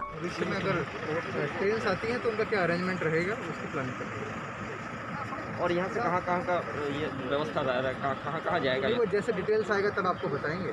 फिलहाल हम लोग अरेंजमेंट्स की प्लान करने के लिए यहाँ पे आए हुए हैं। हम आए हुए हैं, डीएम साहब आए हुए हैं, सभी आए हुए हैं, और किस तरह से सोशल डिस्टेंसिंग को मेंटेन करते हुए क्या व्यवस्थाएं यहाँ पे रहेंगी वो देखने के लिए।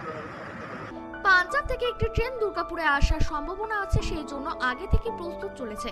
কিভাবে শ্রমিকদের ট্রেন থেকে নামানো হবে, কিভাবে নিয়ে যাওয়া হবে, এই সব দিকগুলি এই দিন দেখা হয়। পশ্চিম বর্ধমান জেলা শাসক পূর্ণেন্দু মাঝি জানিয়েছেন, দুর্গাপুরের প্রশাসন তৎপর আছে যে কোনো have to say now that this whistleblower complaint, the redacted version of it, is now out in the public record, and we will at that point later this afternoon, the members of that committee will have had a chance to ask all of their questions to these two men privately. Already, we've heard from people like Mitt Romney, who's talked about the allegations being troubling in the extreme, is the quote that he used. Pat Toomey, another Republican, saying that it's inappropriate, the president's behavior, leaning on a foreign leader to, in effect, do the dirty work of his political campaign. Savannah. She had two cups. All right, Jeff, thank you so much. And we see Adam Schiff, the chairman of the House Intelligence Committee, who has now sat down with the witnesses in place. And so in a moment, we would expect to hear usually opening statements from the chairman and the ranking member. Let's listen in. The presidential oath of office requires the president of the United States to do two things: faithfully execute his or her office and protect and defend the Constitution. That oath, of course, cannot be honored if the President does not first defend the country.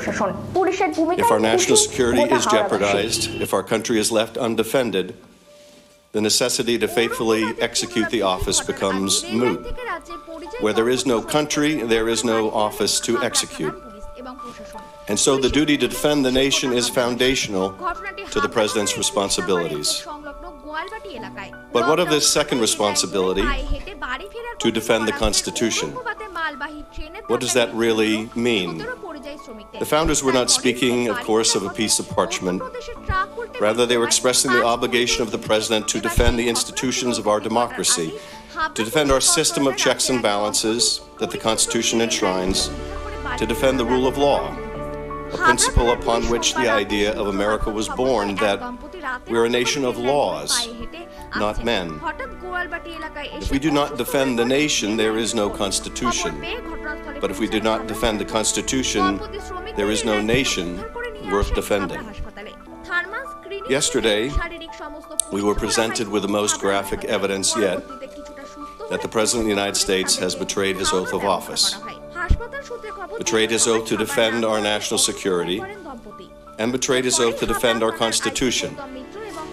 For yesterday, we were presented with a record of a call between the President of the United States and the President of Ukraine, in which the President, our President, sacrificed our national security and our Constitution for his personal political benefit. To understand how he did so, we must first understand just how overwhelmingly dependent Ukraine is on the United States, militarily, financially, diplomatically, and in every other way. And not just on the United States, but on the person of the President. Ukraine was invaded by its neighbor, by our common adversary, by Vladimir Putin's Russia. It remains occupied by Russian irregular forces in a long, simmering war. Ukraine desperately needs our help, and for years we have given it, and on a bipartisan basis. That is until 2 months ago, when it was held up inexplicably by President Trump. It is in this context, after a brief congratulatory call from President Trump to President Zelensky on April 21st, and after the President's personal emissary, Rudy Giuliani, made it abundantly clear to Ukrainian officials over several months that the President wanted dirt on his political opponent, it is in this context that the new President of Ukraine would speak to Donald Trump over the phone on July 25th. President Zelensky, eager to establish himself at home as a friend of the President of the most powerful nation on earth, had at least two objectives: get a meeting with the President and get more military help. And so what happened on that call? Zelensky begins by ingratiating himself, and he tries to enlist the support of the President. He expresses his interest in meeting with the President and says his country wants to acquire more weapons from us to defend itself. And what is the President's response? Well, it reads like a classic organized crime shakedown. Shorn of its rambling character and in not so many words, this is the essence of what the president communicates. We've been very good to your country, very good. No other country has done as much as we have. But you know what? I don't see much reciprocity here. I hear what you want. I have a favor I want from you, though. And I'm going to say this only 7 times, so you better listen good. I want you to make up dirt on my political opponent, understand lots of it. On this and on that, I'm going to put you in touch with people, and not just any people. I'm going to put you in touch with Attorney General of the United States, my Attorney General, Bill Barr. He's got the whole weight of the American law enforcement behind him. And I'm going to put you in touch with Rudy. You're going to love him, trust me. You know what I'm asking, and so I'm only going to say this a few more times, in a few more ways.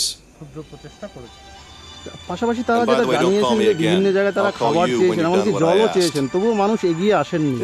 কি বলবেন? In some in character what the president was trying to communicate with the president of Ukraine. It would be funny if it wasn't such a graphic portrayal of the president's oath of office. But as it does represent a real betrayal, there's nothing the president says here that is in America's interest after all. It is instead the most consequential form of tragedy, for it forces us to confront the remedy the founders provided for such a flagrant abuse of office, impeachment. Now, this matter would not have come to the attention of our committee or the nation's attention without the courage of a single person, the whistleblower. As you know, Director McGuire, more so than perhaps any other area of government, since we deal with classified information, the Intelligence Committee is dependent on whistleblowers to reveal wrongdoing when it occurs. When the agencies do not self-report, because outside parties are not allowed to scrutinize your work and to guide us. If that system is allowed to break down, as it did here, if whistleblowers come to understand that they will not be protected, one of 2 things happen.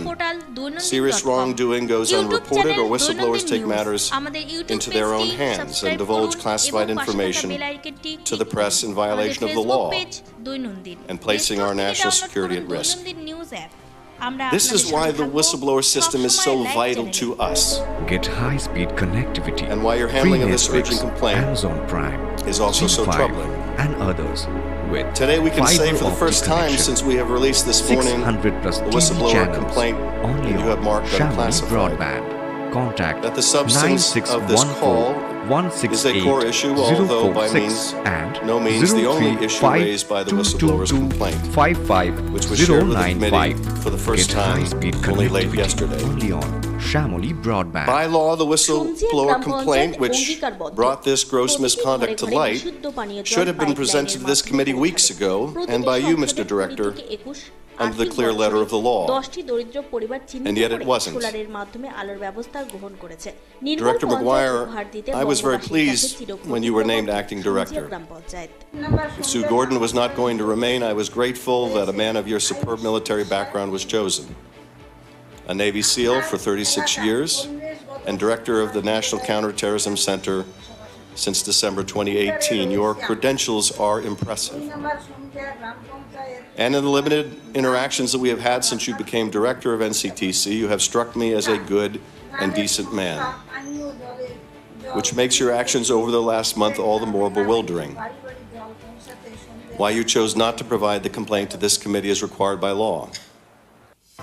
Why you chose to seek a second opinion on whether shall really means shall under the statute. Why you chose to go to a department led by a man, Bill Barr, who himself is implicated in the complaint and believes that he exists to serve the interest of the president, not the office itself, mind you, or the public interest, but the interest of the person, of Donald Trump. Why you chose to allow the subject of the complaint play a role in deciding whether Congress would ever see the complaint. Why you stood silent when an intelligence professional under your care and protection was ridiculed by the president, was accused of potentially betraying his or her country, when that whistleblower by their very act of coming forward has shown more dedication to country, more of an understanding of the President's oath of office than the President himself. We look forward to your explanation. Ranking Member Nunes. Gentlemen, I want to congratulate the Democrats on the rollout of their latest information warfare operation against the President and their extraordinary ability to once again enlist the mainstream media in their campaign. This operation began with media reports from the prime instigators of the Russia collusion hoax that a whistleblower is claiming President Trump made nefarious promise to a foreign leader. The released transcript of that call has already debunked that central assertion. But that didn't matter. The Democrats simply moved the goalposts and began claiming that there doesn't need to be a quid pro quo for this conversation to serve as the basis for impeaching the president. Speaker Pelosi went further when asked earlier if she would put brakes on impeachment if the transcript turned out to be benign. She responded, quote, "So there you go. If the whistleblower operation doesn't work out, the Democrats and their media, we have candidates, quote, we have many candidates for impeachable offenses." That was her quote. So there you go. If the whistleblower operation doesn't work out, the Democrats and their media assets can always drum up something else.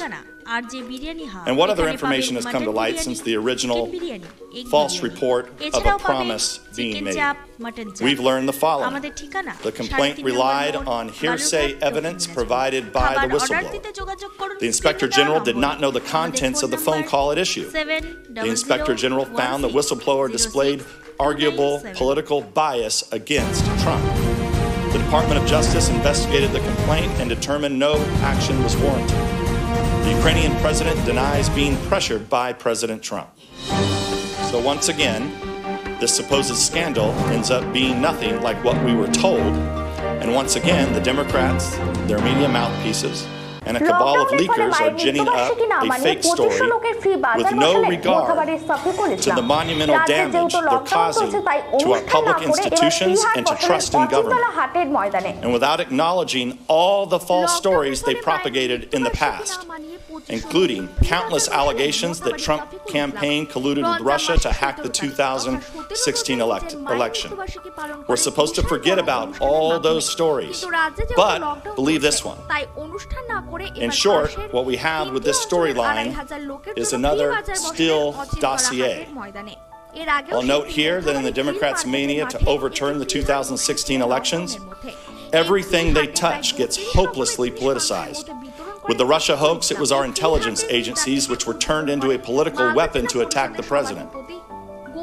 And now today, the whistleblower process is the casualty. Until about a week ago, the need to protect that process was a primary bipartisan concern of this committee. But if the Democrats were really concerned with defending that process, they would have pursued this matter with a quiet, sober inquiry, as we do for all whistleblowers. But that would have been useless for them. They don't want answers. They want a public spectacle.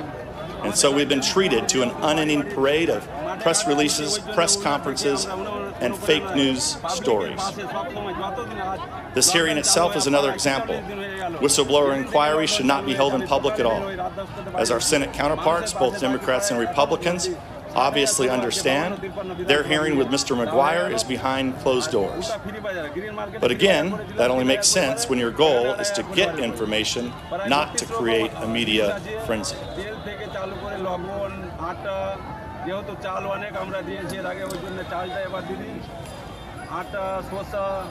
The current hysteria has something else in common with the Russia hoax.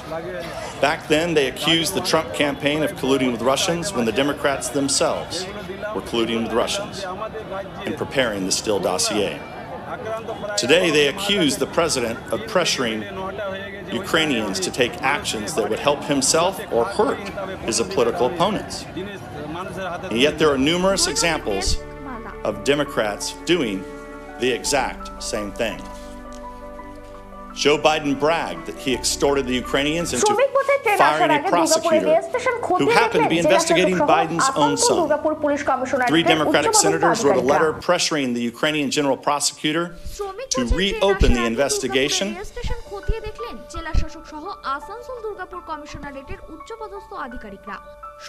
into former Trump campaign officials. Another Democratic senator went to Ukraine and pressured the Ukrainian president not to investigate corruption allegations involving Joe Biden's son.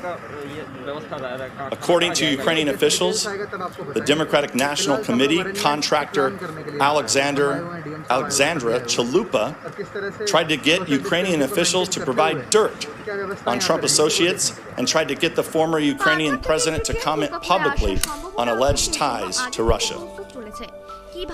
Ukrainian official Sergei Bashenko was a source for Nellie Orr, wife of Department of Justice official Bruce Orr, as she worked on the anti-Trump operation conducted by Fusion GPS and funded by the Democrats. And of course, Democrats on this very committee negotiated with people who they thought were Ukrainians in order to obtain nude pictures of Trump. People can reasonably ask why the Democrats are so determined to impeach this president when in just a year they'll have a chance. In fact, one Democratic congressman, one of the first to call for Trump's impeachment, gave us the answer when he said, quote, "I'm concerned that if we don't impeach the president, he will get reelected," unquote. Winning elections is hard, and when you compete, you have no guarantee you'll win. But the American people do have a say in this, and they made their voices heard in the last presidential election. This latest gambit by the Democrats to overturn the people's mandate is unhinged and dangerous. They should end the entire dishonest, grotesque spectacle and get back to work to solving problems, which is what every member of this committee was sent here to do. Judging by today's charade, the chances of that happening anytime soon are 0 to none. I yield back. I thank the gentleman. Director, would you rise for the oath and raise your right hand? Do you solemnly swear or affirm that the testimony you will give today shall be the truth, the whole truth, and nothing but the truth, so help you God? Thank you. You may be seated. The record will reflect that the witness has been duly sworn.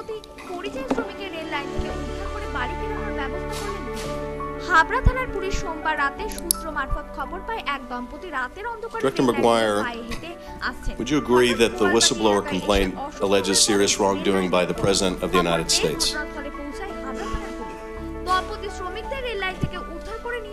Mr. Chairman, the whistleblower... Well, actually, I apologize, Director. Let me recognize you for your opening statement, and you may take as much time as you need. Thank you very much, Mr. Chairman. Chairman Schiff, Ranking Member Nunez, and members of the committee, good morning. I'd like to begin by thanking the Chairman and the committee for agreeing to postpone this hearing for 1 week. This provided sufficient time to allow the executive branch to successfully complete its consultations regarding how to accommodate the committee's request.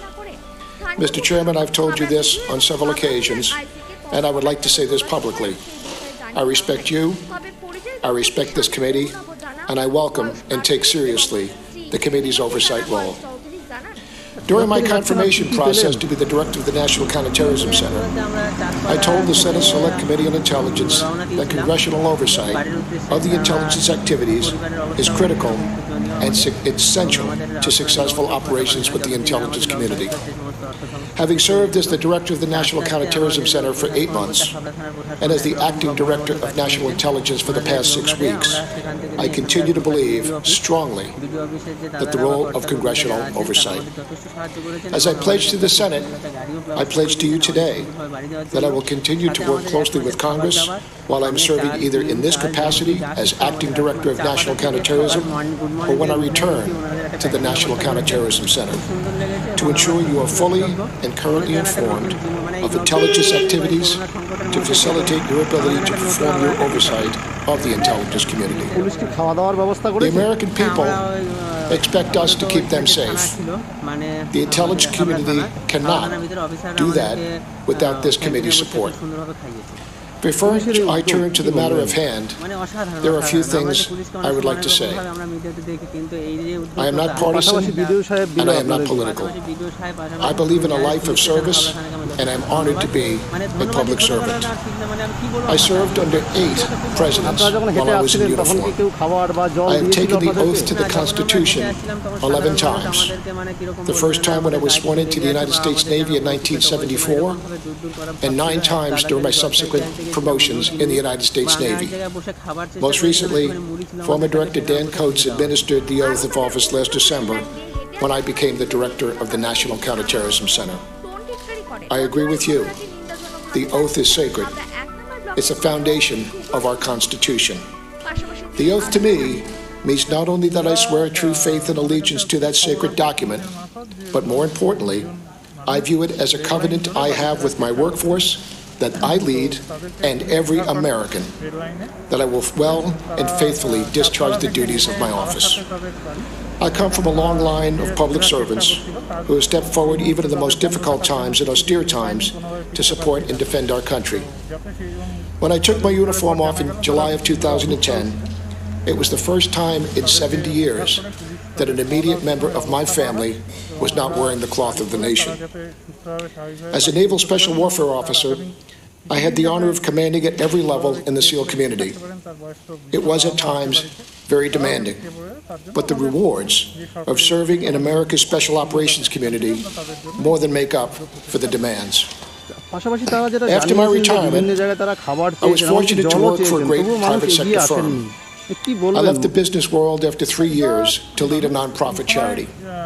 Some question why I would leave a promising business career to run a charity. The answer was quite simple. It was another opportunity to serve. I led a foundation dedicated to honoring the sacrifice of our fallen and severely wounded special operators. The foundation I led enabled hundreds of children of our fallen to attend college. It was extremely meaningful and rewarding.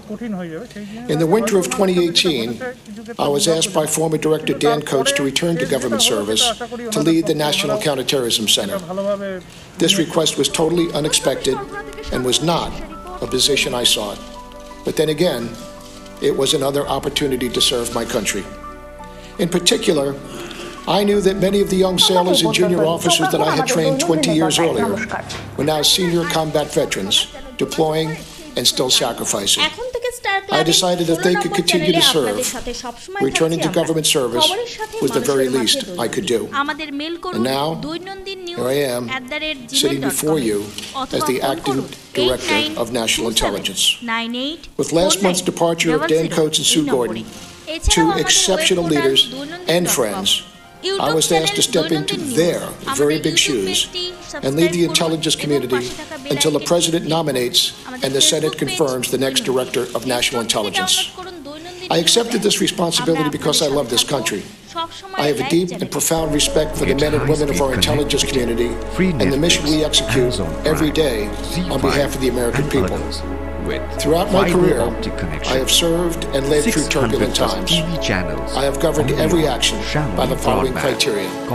It must be legal, it must be moral, and it must be ethical. No one can take an individual's integrity away. It can only be given away.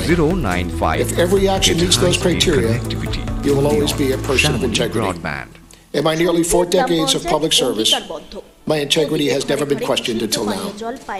I'm here today to unequivocally state that as acting DNI, I will continue the same faithful and nonpartisan support in a matter that adheres to the Constitution and the laws of this great country, as long as I serve in this position for whatever period of time that may be. I want to make it clear that I have upheld my responsibility to follow the law every step of the way in the matter that is before us today. I want to also state my support for a whistleblower and rights and the laws. Whistleblowing has a long history in our country, dating back to the Continental Congress. This is not surprising, because as a nation, we desire for good government. Therefore, We must protect those who demonstrate courage to report alleged wrongdoing, whether on the battlefield or in the workplace. Indeed, at the start of ethics training in the executive branch each year, we are reminded that public service is a public trust. And as public servants, we have a solemn responsibility to do what's right, which includes reporting concerns of waste, fraud, and abuse, and bringing such matters to the attention of Congress under the Intelligence Community Whistleblower Protection Act. I applaud all employees who come forward under this act. I am committed to ensuring that all whistleblower complaints are handled appropriately and to protecting the rights of whistleblowers. In this case, the complainant raised a matter with the Intelligence Community Inspector General. The Inspector General is properly protecting the complainant's identity and will not permit the complainant to be subject to any retaliation or adverse consequences for communicating the complaint to the Inspector General. Upholding the integrity of the intelligence community and the workforce is my #1 priority. Throughout my career, I relied on the men and women of the intelligence community to do their jobs so I could do mine, and I can personally attest that their efforts saved lives. I would now like to turn to the complaint and provide a general background on how we got to where we are today. On August 26th, the Inspector General forwarded a complaint to me from an employee in the intelligence community. The Inspector General stated that the complaint raised an urgent concern, a legally defined term under Whistleblower Protection Act that has been discussed at length in our letters to the committee on September 16 and 17. Before I turn to the discussion about whether the complaint meets the definition of urgent concern, I first want to talk about an even more fundamental issue. Upon reviewing the complaint, we were immediately struck by the fact that many of the allegations of the complaint are based on a conversation between the President and another foreign leader. Such calls are typically subject to executive privilege. As a result, we consulted with the White House Counsel's Office, and we were advised that much of the information in the complaint was, in fact, subject to executive privilege, a privilege that I do not have the authority to waive. Because of that, we were unable to immediately share the details of the complaint with this committee, but continued to consult with the White House counsels in an effort to do so. Yesterday, the President released the transcripts of the call in question, and therefore, we are now able to disclose the details of both complaint and the Inspector General's letter transmitting to us. As a result, I have provided the House and Senate Intelligence Committees with the full, unredacted complaint, as well as the Inspector General's letter. Let me also discuss the issue of urgent concern. When transmitting a complaint to me, the Inspector General took the legal position that because the complaint alleges matters of urgent concern, and because he found the allegations to be credible, I was required under the Intelligence Community Whistleblower Protection Act to forward the complaint to our oversight committees within 7 days of receiving it. As we have previously explained in our letters, urgent concern is a statutorily defined term. To be an urgent concern, the allegations must, in addition to being classified, assert a flagrant, serious problem, abuse, or violation of law, and relate to the funding, administration, or operation of an intelligent activity within the responsibility of the Director of National Intelligence. However, this complaint concerns conduct by someone outside the intelligence community, unrelated to funding, administration, or operation of an intelligence activity under my supervision. Because the allegation on the face did not appear to fall in the statutory framework, my office consulted with the United States Department of Justice Office of Legal Counsel and we included the Inspector General in those consultations. After reviewing the complaint and the Inspector General's transmittal letter, the Office of Legal Counsel determined that the complaint's allegations do not meet the statutory requirement, definition concern, legal urgent concern, and found that I was not legally required to transmit the material to our Oversight Committee under the Whistleblower Protection Act. An unclassified version of that Office of Legal Counsel memo was publicly released. As you know, for those of us in the executive branch, Office of Legal Counsel opinions are binding on all of us. In particular, the Office of Legal Counsel opinion states that the President is not a member of the intelligence community, and the communication with the foreign leader involved no intelligence operation or activity aimed at collecting or analyzing foreign intelligence. While this OLC opinion did not require transmission of the complaint to the committees, it did leave me with the discretion to forward the complaint to the committee.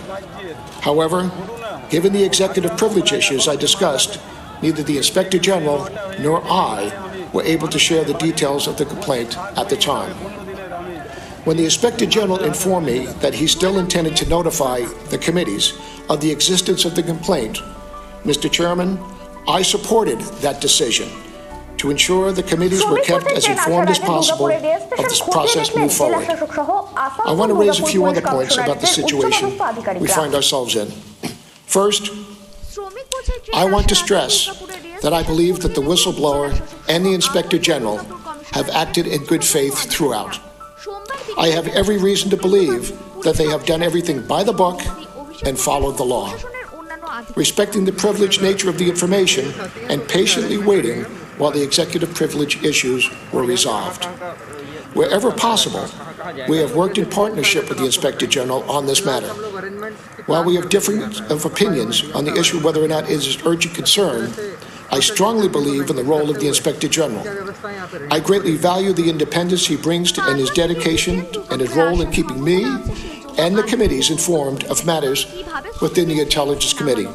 Second, although executive privilege prevented us from sharing the details of the complaint with the committees until recently, this does not mean that the complaint was ignored. The Inspector General, in consultation with my office, referred this matter to the Department of Justice for investigation. Finally, I appreciate that in the past, whistleblower complaints may have been provided to the Congress, regardless of whether they were deemed credible or satisfied the urgent concern requirement. However, I am not familiar with any prior instances where a whistleblower complaint touched on such complicated and sensitive issues, including executive privilege. I believe that this matter is unprecedented. I also believe that I handle this matter in full compliance with the law at all times, and I am committed to doing so, sir. I appreciate the committee providing me this opportunity to discuss this matter and the ongoing commitment to work with the Congress on your important oversight role. Thank you very much, sir. ঔরঙ্গাবাদের পুনরাবৃত্তি ঘটার আগে rail line থেকে রাজ্যের পরিযায়ী দম্পতি শ্রমিকদের উদ্ধার করে বাড়ি ফেরালেন Would you agree that the whistleblower complaint alleges serious wrongdoing by the President of the United States? ঔরঙ্গাবাদের পুনরাবৃত্তি ঘটার আগে রেললাইন থেকে রাজ্যের The whistleblower complaint involved the allegation of that. It is not for me in the intelligence community to decide how the President conducts his foreign policy or his interaction with leaders of other countries, sir. But I'm not asking you to opine on how the President conducts foreign policy. I'm asking you whether, as the statute requires, this complaint involved serious wrongdoing, in this case by the President of the United States, an allegation of serious wrongdoing by the President of the United States. Is that not the subject of this complaint? Yes, that is the subject of the allegation of the complaint. And two things, Mr. Chairman. And let me ask you about that. The Inspector General found that serious allegation of misconduct by the President credible. Did you also find that credible? I did not criticize the Inspector General's decision on whether or not it was credible. My question was whether or not it meets the urgent concern and the 7-day time frame that would follow once I was notified. My question, Director. I have no question in his judgment that he considers it a serious matter. Well, issue that I dealt with. And you would concur, would you not, Director, that this complaint alleging serious wrongdoing by the President was credible? It's not for me to judge, sir. It is for you to judge, apparently. I mean, I agree it's not for you to judge. You shall provide it to Congress. But indeed, you did judge whether this complaint should be provided to Congress. Can we at least agree that the Inspector General made a sound conclusion that this whistleblower complaint was credible? That is correct. That is in the cover letter that's been provided to the committee. I believe that's also being public, the decision and the recommendation by the Inspector General that, in fact, the allegation was credible. Can we also agree that it was urgent that if the President of the United States was withholding military aid to an ally, even as you received the complaint, and was doing so for a nefarious reason, that is, to exercise leverage over the President of Ukraine to dig up manufactured dirt on his opponent, can we agree that it was urgent while that aid was being withheld? There are two things. I'm talking about the common understanding of what urgent means, because Inspector General said this was urgent, not only in the statutory meaning, this was urgent as everyone understands that term. Can we agree that it was urgent? It was urgent and important. But my job as the Director of National Intelligence was to comply with the Whistleblower Protection Act and adhere to the definition of urgent concern, which is a legal term. And to adhere to the meaning of the term shall. Yes, sir. In this case, you sought a second opinion of whether shall really means shall by going to the White House. No, sir. There were two things, as I said in my statement. One, it appeared that it also had matters of executive privilege. I am not authorized as the Director of National Intelligence to waive executive privilege.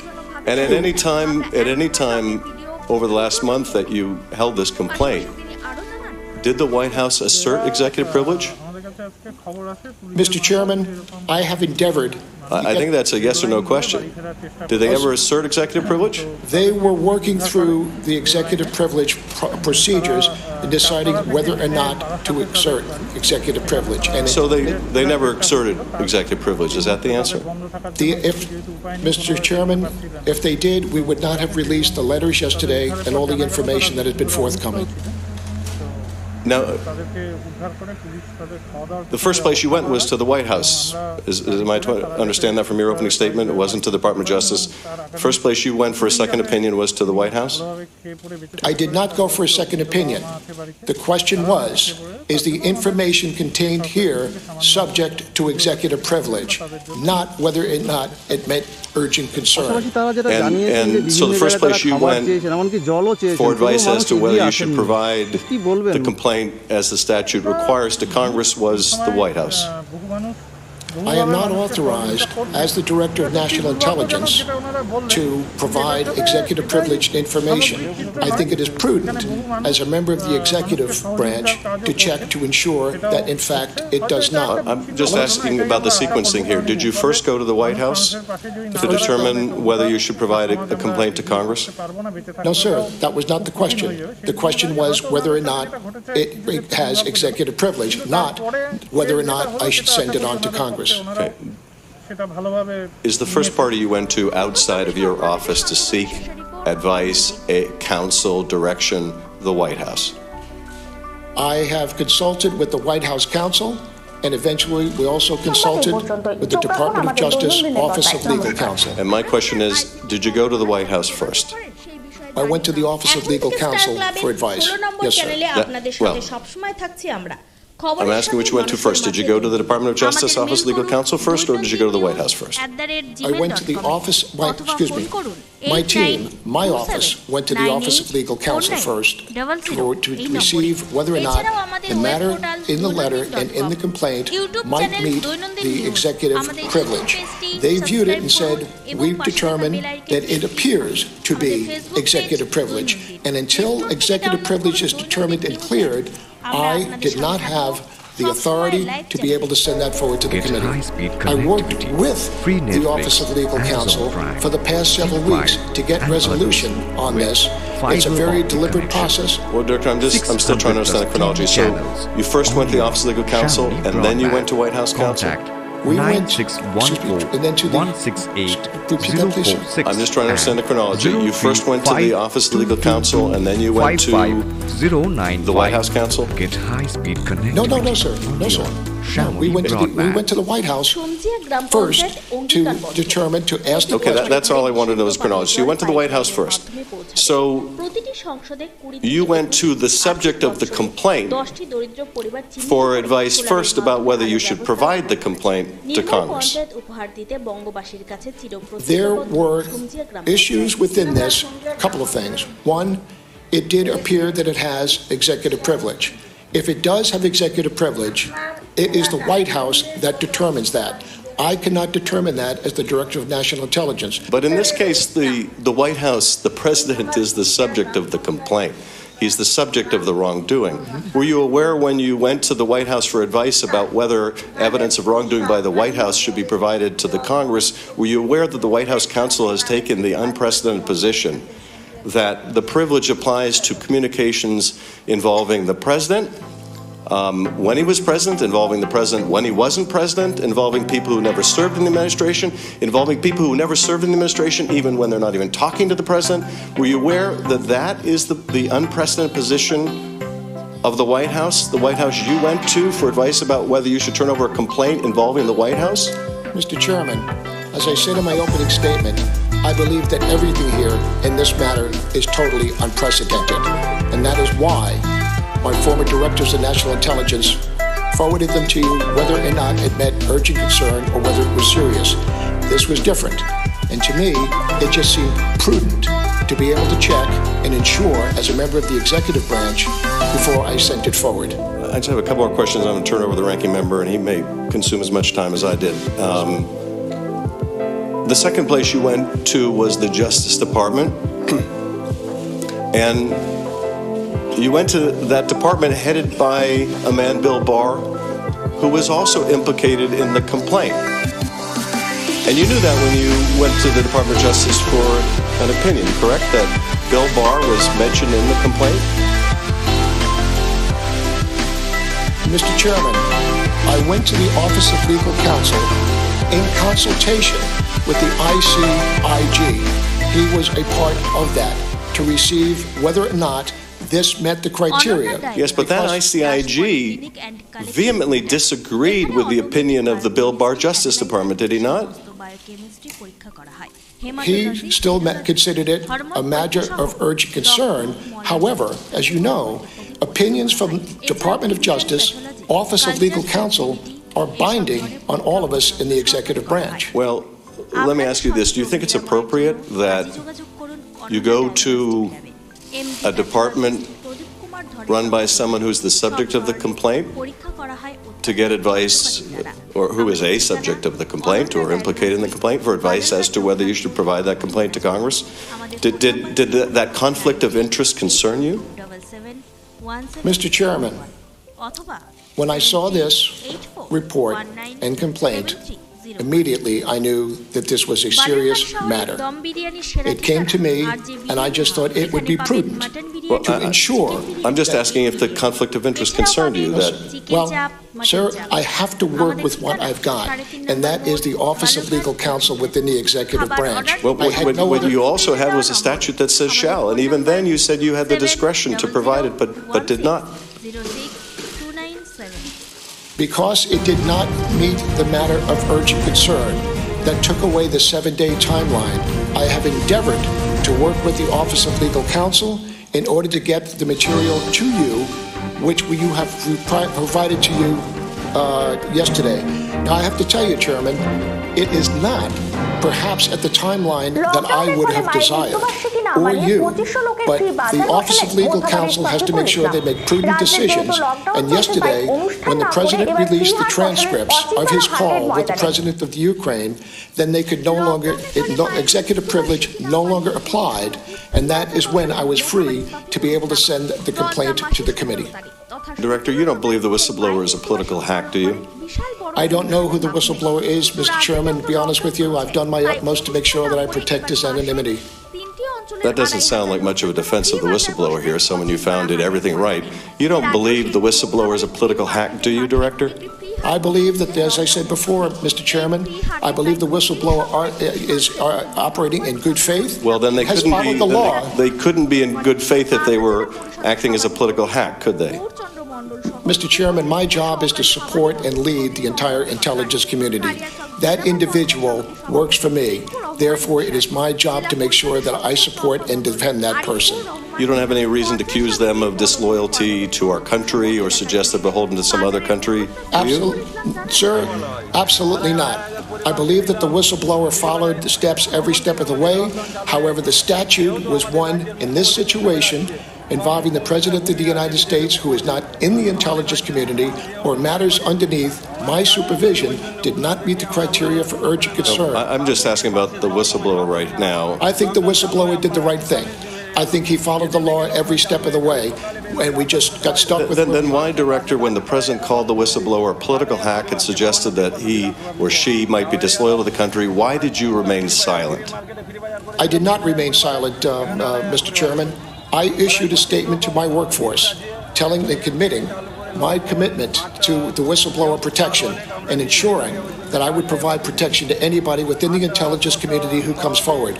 But the way this thing was blowing out, I didn't think it was appropriate for me to be making a press statement so that we counter each other every step of the way. I think it was not only appropriate, but there's nothing that would have given more confidence to the workforce than to hearing you publicly say, no one should be calling this professional who did the right thing a hack or a traitor or anything else.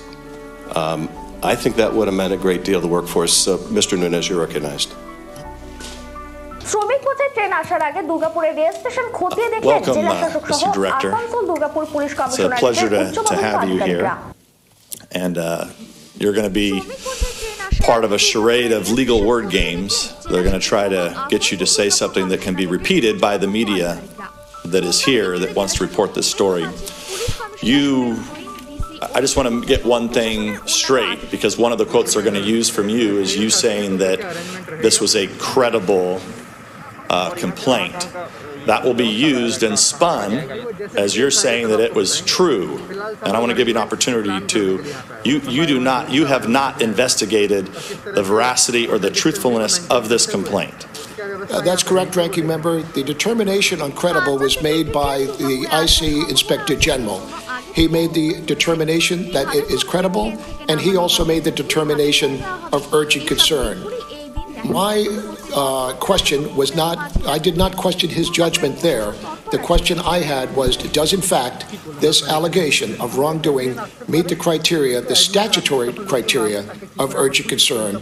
And the other issue, as I said, complicated things, did it in fact, the allegations within this whistleblower complaint involve executive privilege? Thank you for clarifying that. Have you ever, you mentioned it a little bit in your testimony, but have you ever, or are you aware of any former DNIs who have testified about whistleblower complaints in the public? Not to my knowledge, Ranking Member. I do not know. Are you aware of any cases like this that were put into the spotlight?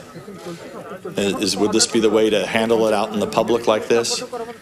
I am not aware of any, but I want to say once again, I believe that the situation we have and why we're here this morning is because this case is unique and unprecedented. So why are cases normally not handled out in the public?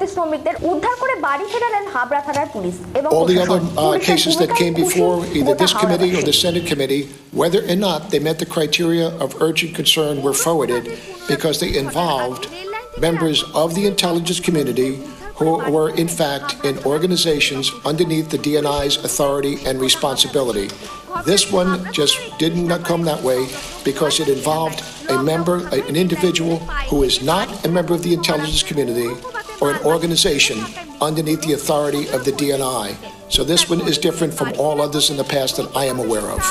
So I want to get into how this all got out in the public over the last, this has basically been an orchestrated effort over 2 weeks.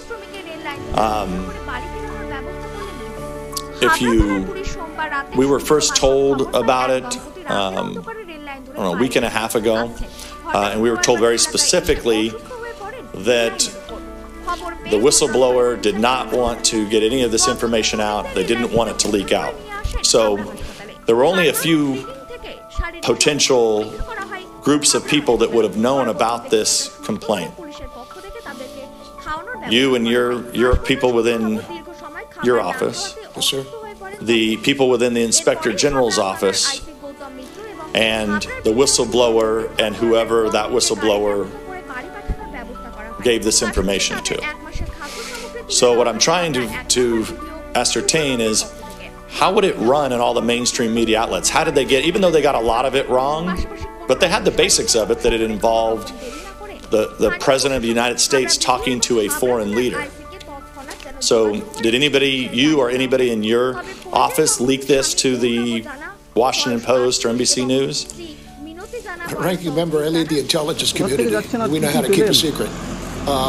As far as how that got into the press, I really do not know, sir. I just know that it's all over the place, and as you said, it's been reported by different media for the past several weeks. Where they get their information from, I don't know.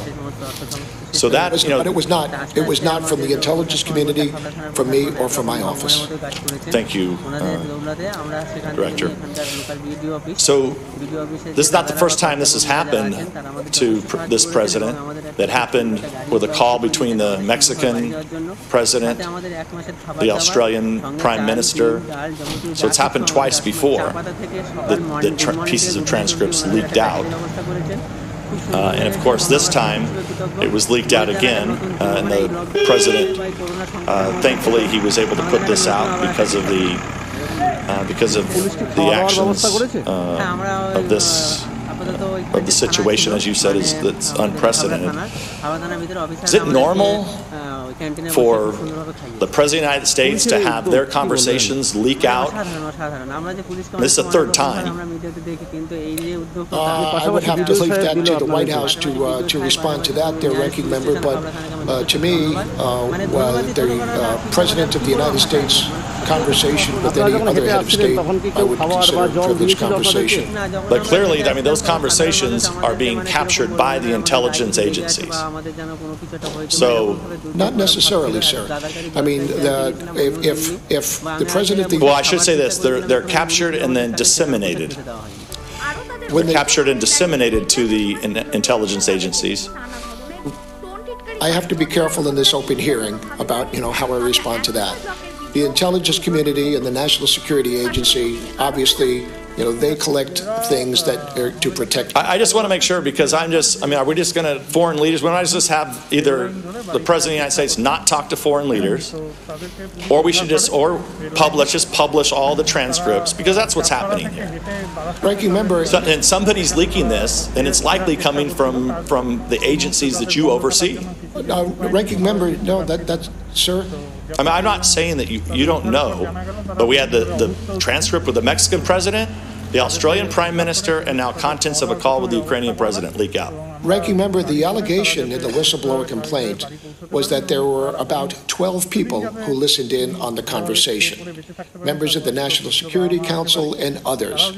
And then others were briefed from State Department as well, the transcripts, because they have an area responsibility and a region responsibility, then they would be informed on the interaction. So there were a number of people that from the White House briefed from the call. This would not be something that... Well, I'm quite sure of this. The White House probably didn't leak this out. I wouldn't say the White House, but there are individuals within the White House that may or may not. I don't know. But it would not be from an intelligence intercept, I will say that. Right. I'm just saying the dissemination of these calls is supposed to be sacred, right? I mean, it is important for the State Department and the appropriate agencies to get. I'm not saying it's all in the intelligence agency, but when a president talks to a foreign leader, it's confidential. Those contents are confidential. There could be some facts of that conversation that you do want to get to the appropriate agency, not just the IC. I want to be clear about that. But this is now the third time. I'm not aware of this ever happening before, of contents of calls like this getting out. I really don't know, Ranking Member. I'm not aware. I don't have the numbers to. It just seems to me, though, that it is unprecedented. And I would also say, I think that the decision by the President yesterday to release the transcripts of his conversation with the President of the Ukraine is probably unprecedented as well. Well, I appreciate you being here and have fun. Be careful what you say because they're going to use these words against you. Well, I tell you what, Ranking Member, either way, I'm honored to be here and I'm honored to be leading the interview. And I appreciate your service to this country for a long time, and I'm sure we'll be talking again soon. Hopefully not in the public, hopefully behind closed doors like this is supposed to be done. Thank you very much, I yield back. With fiber optic connection. Thank you, Mr. Chairman. Director McGuire, thank you for being here, and thank you for your profound service and the service of your family to this country. Director, what I find bewildering about this whole conversation is that we are not sitting here today, and the American public is not aware of the allegations of the president asking for a favor of investigation into his political opponent. We're not aware of the murky decision to withhold aid. We're not aware of Mr. Giuliani's apparent establishment of a personal State Department. We are not aware of a possible retaliation against a U.S. ambassador. None of this happens but for the decision of your Inspector General, Michael Atkinson, a man who was appointed by President Trump and confirmed by a Republican Senate to come to this committee 7 days after the complaint was required by law to be transmitted to us. It was his decision, personal decision, not the kaleidoscope of fantabulistic conspiracy theories the ranking member thinks is happening here, but it was the decision of Michael Atkinson, an appointee of this president, to come to this committee, following not advice from you or any law, but following his own conscience. Without his decision to do this, none of this is happening, correct? I applaud Michael. I applaud Michael's the way he has done this. He has acted in good faith. He has followed the law every step of the way. The question is, Congressman, did it or did it not meet the legal definition? No, sir. I asked a very different question, which was without his decision. It's a simple question. Without his decision, none of this is happening. Is that correct? Well, we got to back up to the whistleblower as well. So okay, and I should have noted that the whistleblower also deserves the same accolades that Mr. Atkinson does. Director, were you ever advised by the White House not to provide this complaint to Congress for any reason? No, Congressman. Okay. And as I understand it, the opinion was that you were not obligated to convey, despite the very clear wording of the law, to convey the complaint to Congress. So the decision was taken to defy a subpoena of this Congress, the subpoena of September 17th, to turn over the complaint. Who made the decision to defy that subpoena of September 17th? Congressman, urgent concern. Sir, I'm asking a very simple question. Who made the decision to defy the congressional subpoena? Somebody said we will not abide by the subpoena, and I'd like to know who that somebody was.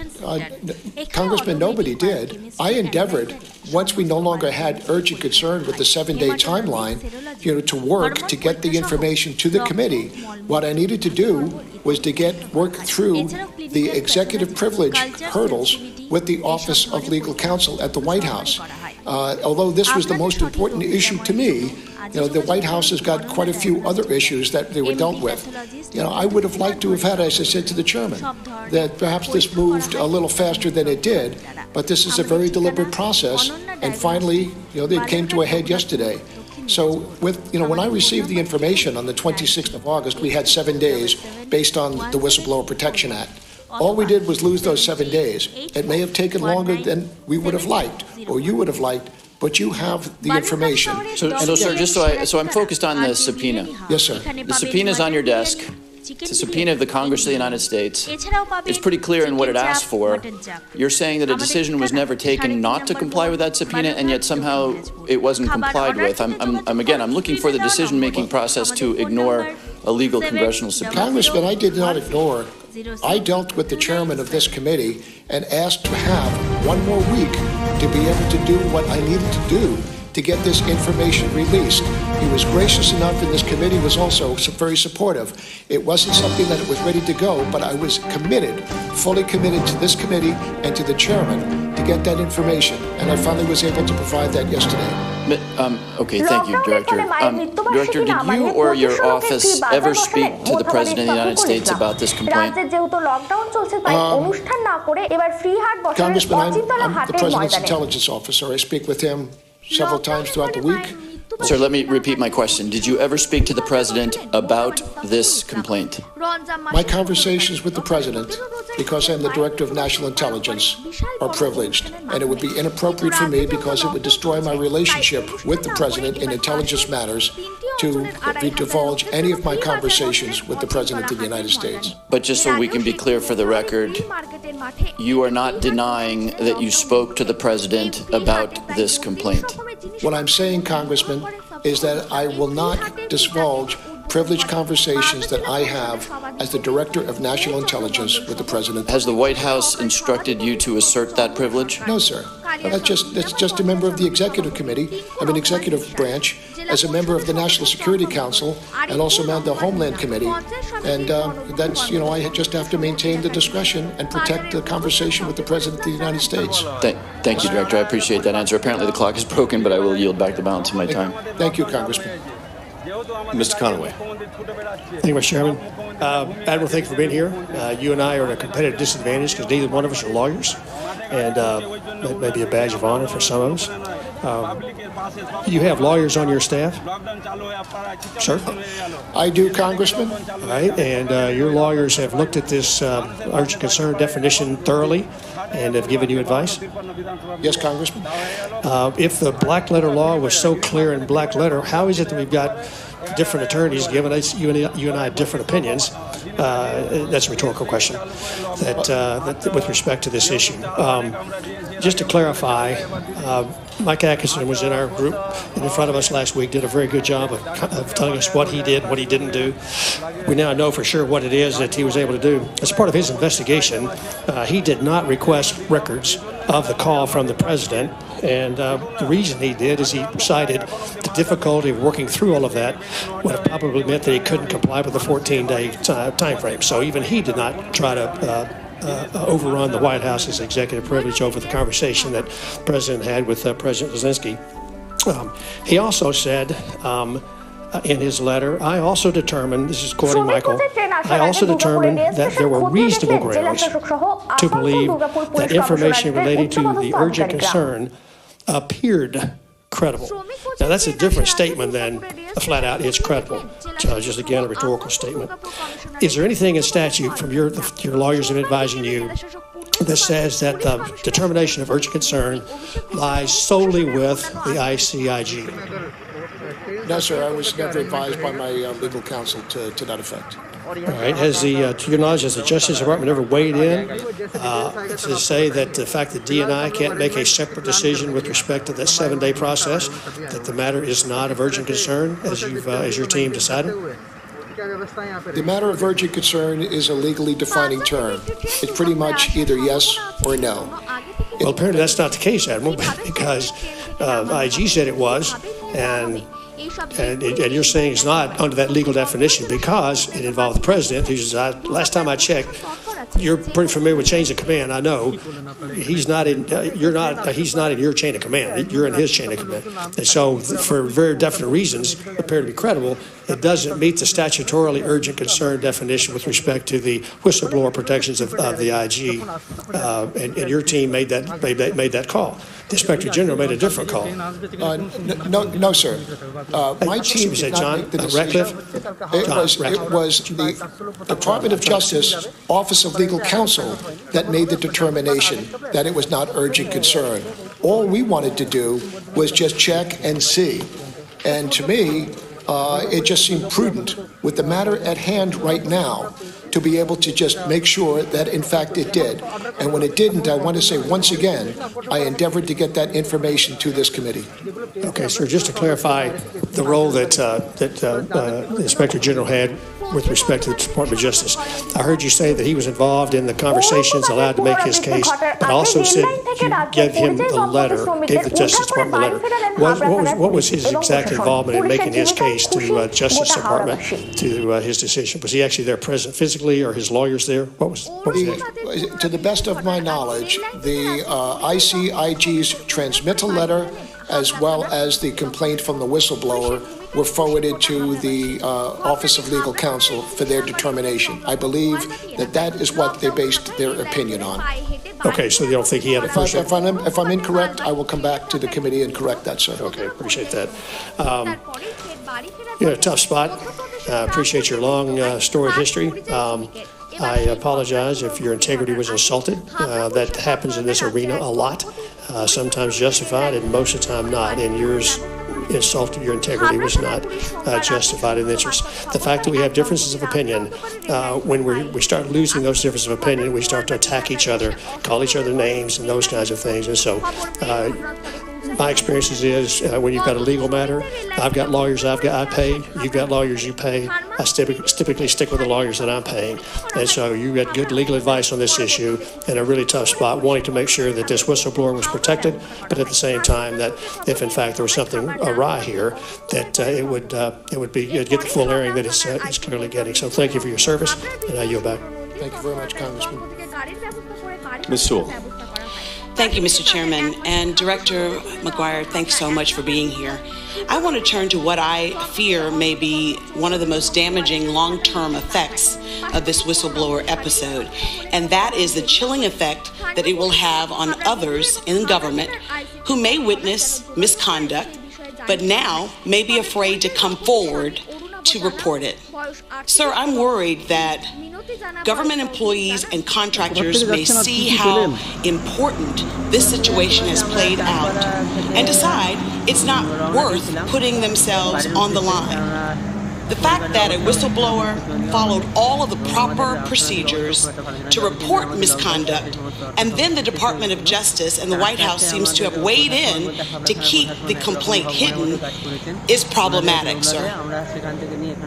I want to know whether or not you see how problematic this will be and having a chilling effect on members of the IC that you are sworn to represent and ostensibly protect.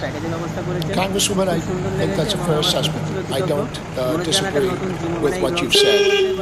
I have endeavored to transmit to the intelligence community my support to whistleblowers, and I'm quite sure that for at least 2 hours this morning, there are not many people in the intelligence community who are doing anything that's productive besides watching this. Right, and so my concern, I think, is a valid one, that in fact what has happened with this whistleblower episode will have a chilling effect. I just also want to ask you, have you given direction to this whistleblower that he can, in fact, or he or she can, in fact, come before Congress?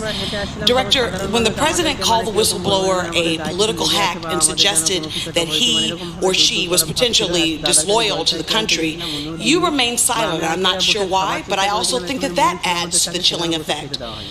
The statute seems pretty clear that everybody has a role to play. The process seems pretty clear. And part of it also includes you directing the whistleblower of his or her protected rights. Can you confirm that you've directed that whistleblower that he or she can come before Congress? Well, Congresswoman, there are several questions there. One, I do not know the identity of the whistleblower. Two, now that the complaint has come forward, we are working with his counsel in order to be able to provide them with security clearance. So, sir, I think it's pretty... My question is pretty simple. Can you assure this committee and the American public that the whistleblower is authorized to speak to the committee with the full protections of the Whistleblower Act? Can you confirm that? That's a yes or no question. Right now, I'm working through that with the chair. And to the best of my ability, I believe the chair was asking to have the whistleblower come forward. And I'm working with counsel, with the committee to support that. Can you assure the American public that the end result will be that the whistleblower will be able to come before this committee and Congress and have the full protections of the whistleblower? After all, what is the whistleblower statute for, if not to provide those full protections against retaliation, against litigation? Congresswoman, I am doing everything to endeavor to support that. Will the gentlewoman yield? Yes. Director, do I have your assurance that once you work out the security clearances for the Whistleblowers Council, that whistleblower will be able to relate the full facts within his knowledge, concern wrongdoing by the President or anyone else, that he or she will not be inhibited in what they can tell our committee, that there will not be some minder from the White House or elsewhere sitting next to them telling them what they can answer or not answer? Do I have your assurance that the whistleblower will be able to testify fully and freely and enjoy the protections of the law? 16 নম্বর চ্যানেলে আপনাদের সাথে সব সময় থাকছি আমরা। Thank you. I yield back to the gentleman. মানুষের মাঝে So, Mr. Director, I also wanted to understand what you're going to do to try to ensure the trust of the employees and contractors that you represent, to assure the American people that the whistleblower statute is, in fact, being properly adhered to, and that no further efforts would be to obstruct an opportunity for a whistleblower who has watched misconduct to actually get justice. Get high-speed connectivity, supporting and leading the members of the intelligence community is my highest priority. I don't consider that they work for me. As a director of national intelligence, I believe that I Sir, I just want to say and go on record as being very clear that this will have a chilling effect, and that is exactly not what the statute was intended for. It was intended for transparency. It was intended also to give the whistleblower certain protections, and I think the American people deserve that. Thank you. Thank you, Congressman. প্রতিটি ঘরে ঘরে বিশুদ্ধ পানীয় জল পাইপলাইনের মাধ্যমে পৌঁছাবে। Director, thank you for being here. Thank you for your service and the clarity at which you have described the deliberations that you went through in applying the laws with respect to this complaint. It is incredibly admirable in the manner in which you've approached this. Now, I've read the complaint, and I've read the transcript of the conversation with the President and the President of Ukraine. Concerning that conversation, I want to say to the President, this is not okay. That conversation is not okay, and I think it's disappointing to the American public when they read the transcript. I can say what else it is not. It is not what's in the complaint. We now have the complaint and the transcript, and people can read that the allegations of the complaint are not the allegations of the subject matter of this conversation. What else it's not? It's not the conversation that was in the chairman's opening statement. While the chairman was speaking, I actually had someone text me, is he just making this up? And yes, he was. Because sometimes fiction is better than the actual words or the text. But luckily the American public are smart, and they have the transcript. They've read the conversation. They know when someone's just making it up. Now, we've seen this movie before. We've been here all year on litigating impeachment, long before the July 25th conversation happened between the President and the President of Ukraine. And we've heard the clicks of the cameras in this Intelligence Committee's room, where we've not been focusing on the issues of the national security threats, but instead of the calls for impeachment, which is really an assault on the electorate, not just this President. Now, the complaint we now have, Mr. Director, is based on hearsay. The person who wrote it says, I talked to people and they told me these things. The American public has the transcript and the complaint, so they have the ability to compare them. What's clear about the complaint is it's based on political issues. He's alleging, or she is alleging, that the actions of the President were political in nature. Now, that's my concern about how this is applied to the whistleblower statute. The whistleblower statute is intended to be able to provide those in the intelligence community an opportunity to come to Congress when they're concerned about abuses of powers and laws. But it's about the intelligence community. It's about abuse of surveillance, about the abuse of the spy mechanisms that we have. This is about actually the product of surveillance. Someone had access to surveillance that related the President's conversations and has brought us forward to us. I'd like for you to turn for a moment and tell us your thoughts of the whistleblower process and the concerns as to why it has to be there so that the intelligence community can be held accountable and we can have oversight. Because it certainly wasn't there for oversight of the President. It was there for oversight for the intelligence community. So if you could describe your thoughts on that. And then I was very interested in your discussion on the issue of executive privilege, because there's been much made of the fact that the law says on the whistleblower statute that you shall. Clearly you have a conflict of laws when you have both the executive privilege issue and the issue of the word shall. So first, could you tell us the importance of the whistleblower statute with respect to accountability of the intelligence community and our role of oversight there, and then your process, your effects of being stuck in the middle where you have these conflicts of laws, Mr. Director. Congressman, the Intelligence Community Whistleblower Protection Act is to apply to the intelligence community, and then it pertains to financial, administrative, or operational activities within the intelligence community under the oversight and responsibility of the Director of National Intelligence. It does not allow a member of the intelligence community to report any wrongdoing that comes from anywhere in the federal government. And so with that, I do believe that that is about the Intelligence Whistleblower Protection Act was the best vehicle that the whistleblower had to use. It came to me and discussion with our ICIG, who is a colleague, and the determination was made, by the, that he viewed that it was in fact credible and that it was a matter of urgent concern. And I just thought it would be prudent to have another opinion. I have worked with lawyers my whole career, whether it was the rule of armed conflict, admiralty claims, or rules of engagement, or just the Uniform Code of Military Justice. And I have found that different lawyers have different opinions on the same subject. We have 9 justices of the Supreme Court. More often than not, the opinions are 5-4. That doesn't mean that 5 are right and 4 are wrong. There are differences of opinion. But when this matter came to me, I have a lot of life experience. I realized the importance of the matter that is before us this morning. And I thought that it would be prudent for me to ensure that, in fact, it met that statute before I sent it forward in compliance with the Whistleblower Protection Act. And I hope that responds to your question, sir.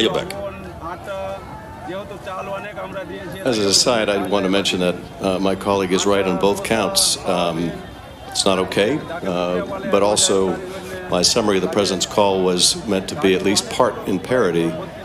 The fact that that's not clear is a separate problem in and of itself. Of course, the President never said, if you don't understand me, I'm going to say it 7 more times.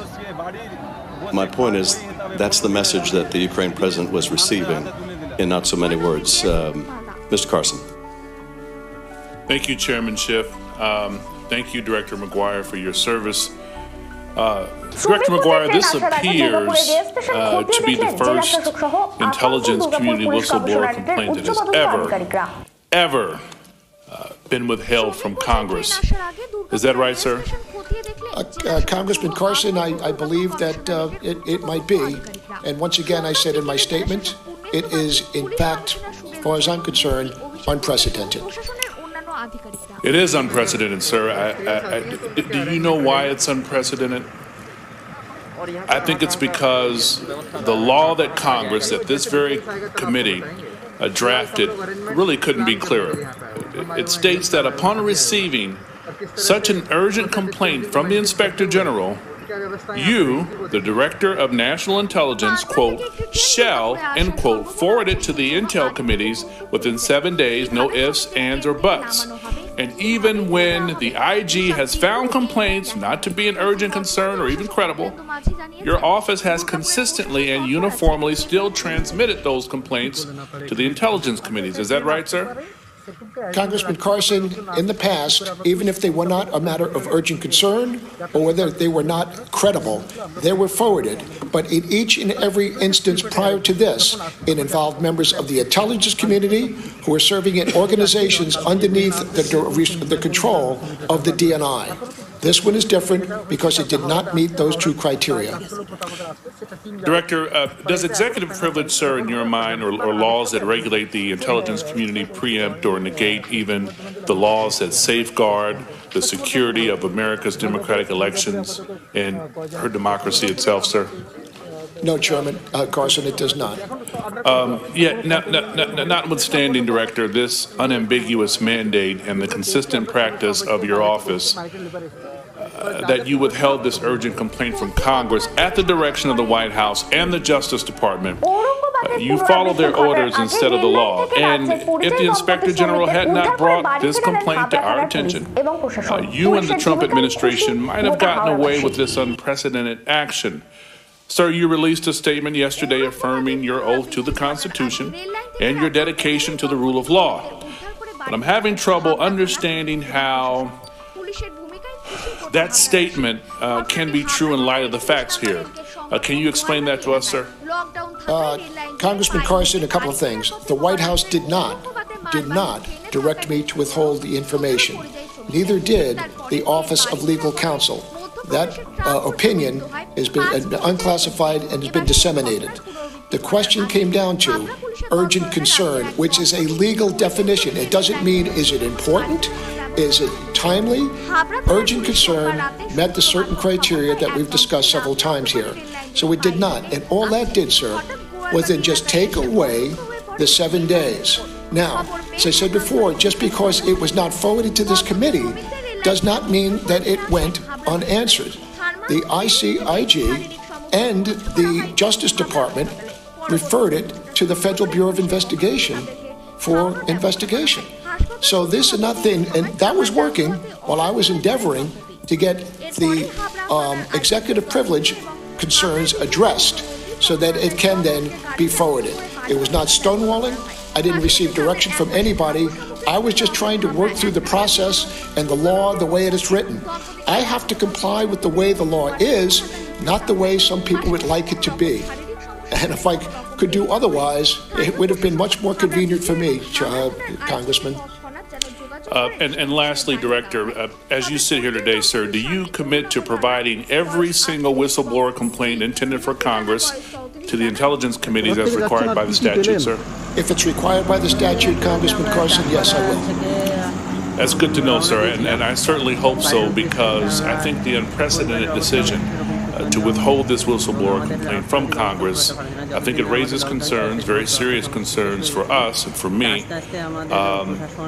And I think that we need to get to the bottom of this. I yield the balance of my time, Chairman. Thank you. Thank you, Congressman Carson. Thank you. Which time is the gentleman have remaining? 27. Okay. No. Director, you were not directed to withhold the complaint. Is that your testimony? Yes, that's absolutely true. So you exercised your discretion to withhold the complaint from the committee? I did not, sir. What I did was I delayed it because it did not meet the statutorily definition of urgent concern, and I was working through. And Director, you're aware, you spent a lot of time focusing on the definition of urgent concern.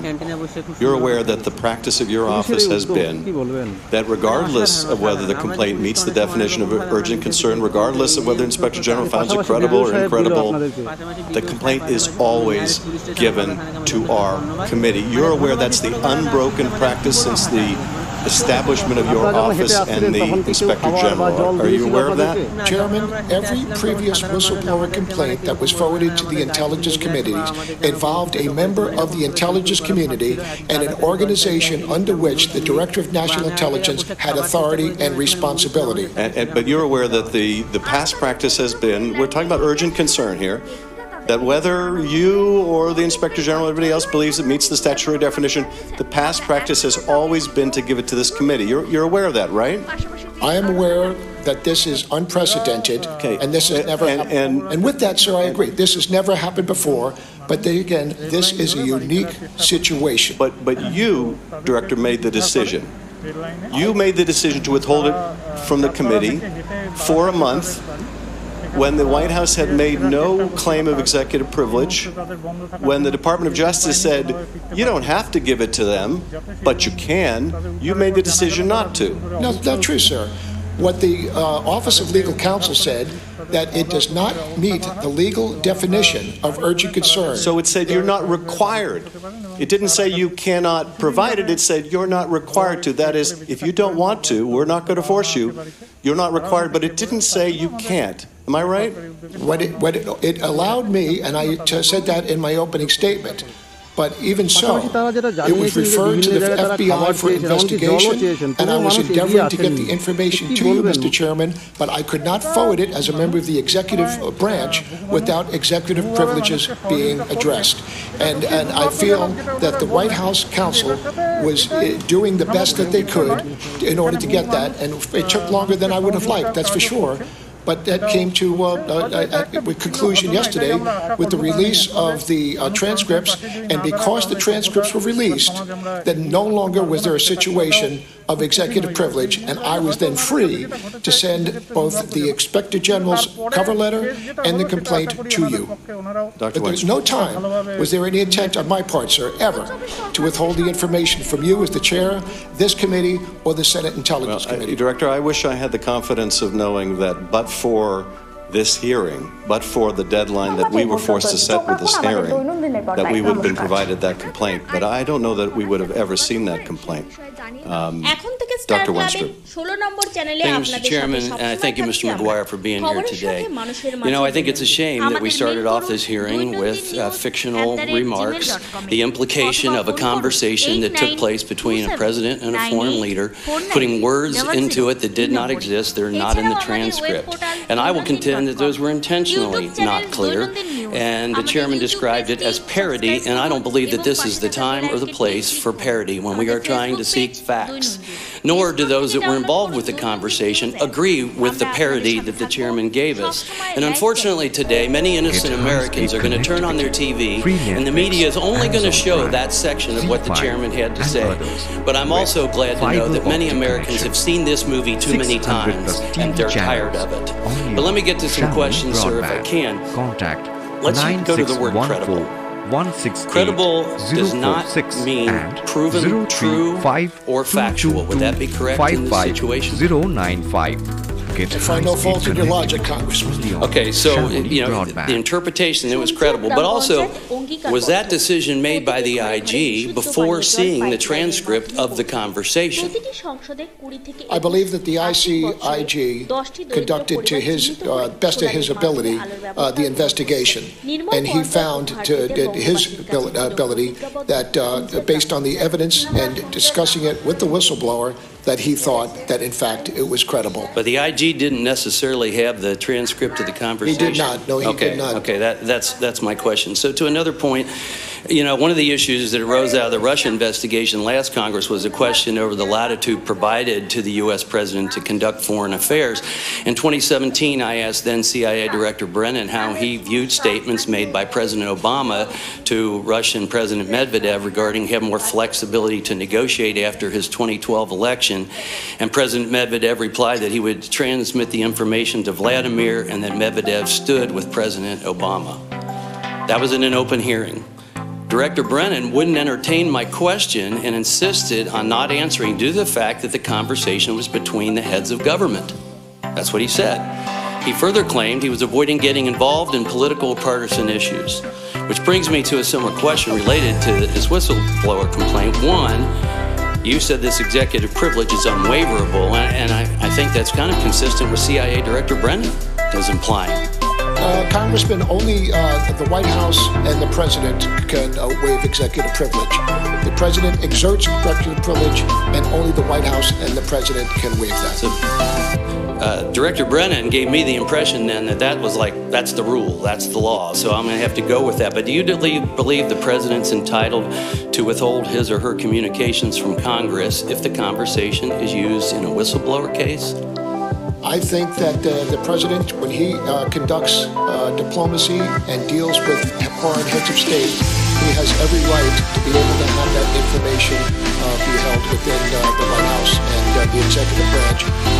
And if Yesterday, I think the transmission of the call is unprecedented, and it's also, I think, that other future leaders, when they interact with our head of state, might be more cautious in what they say and reduce the interaction that they have with the president because of that release. So we may need to change our process here because I guess if a decision regarding executive privilege, maybe it should be made prior to submitting the communication to Congress.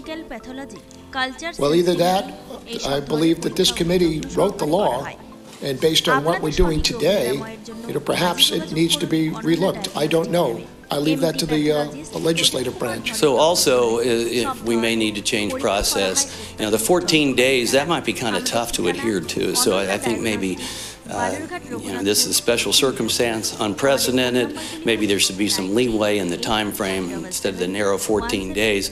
And I don't know if you know, did you feel or did the IG ever say that they felt rushed to making a decision because of the 14-day process? No, Congressman. I believe that he's a very experienced Inspector General. He's used to dealing with the 14-day process. And when you work under a timeline like that, he worked with his staff and I think endeavored to the extent because he was following the statute as he believed it was written. So I would think that any prudent lawyer would like to have more time to be able to collect the facts and do other things. But Michael Atkinson was under the 14-day timeline, and he did the best of his ability to comply with that. Did you feel rushed in any way, sir? I did not. Thank you. I yield back. Thank you, Congressman. Ms. Spear.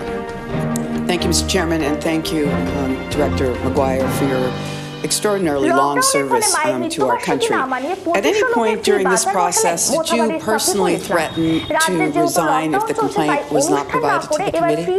No, Congressman, I did not, and I know that that story has appeared quite a bit. And I issued a statement yesterday. All right, thank you. When you read the complaint, were you shocked at all by what you read?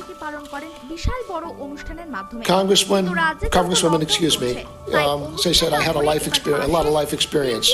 I joined the Navy. I understand your record. Could you just answer it? I realized full and well, the importance of the allegation. And I also have to tell you, Congresswoman, when I saw that, I anticipated having to sit in front of some committee sometime to discuss it. All right. The complaint refers to what happened after the July 25th conversation between the Ukraine president and the president of the United States.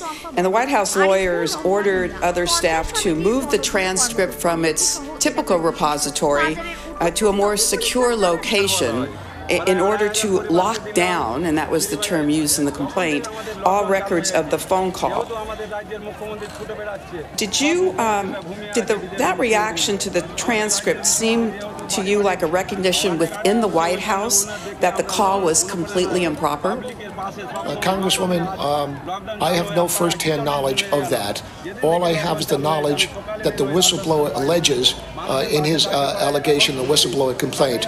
I don't know whether, in fact, that is true or not. My only knowledge and situation awareness of that is from the whistleblower's letter.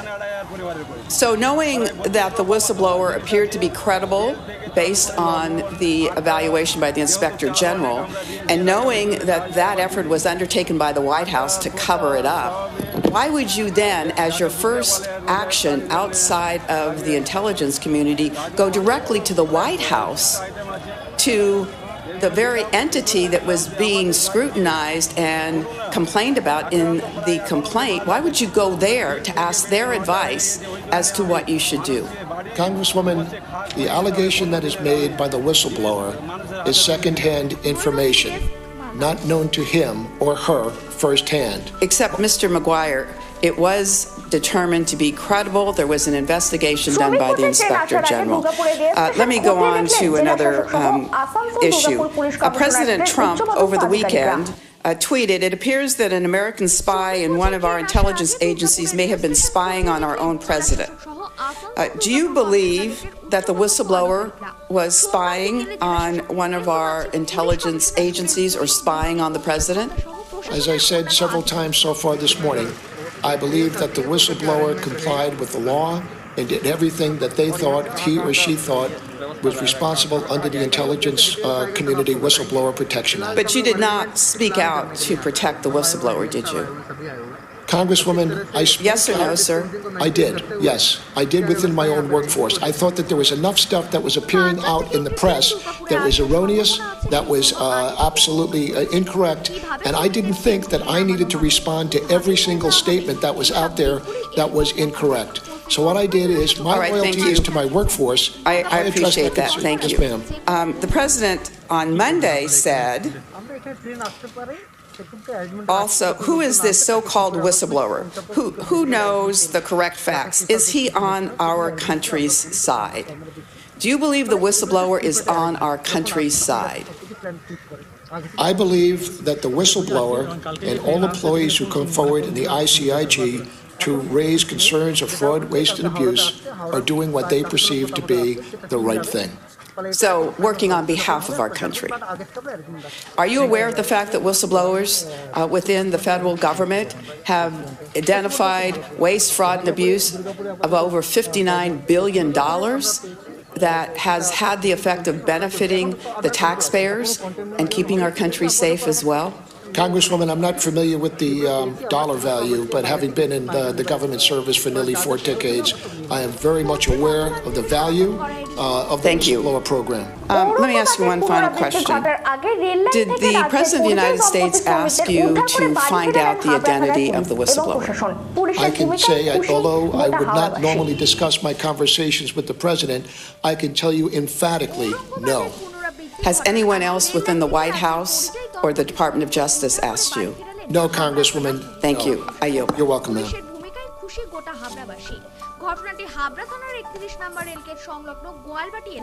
Mr. Stewart.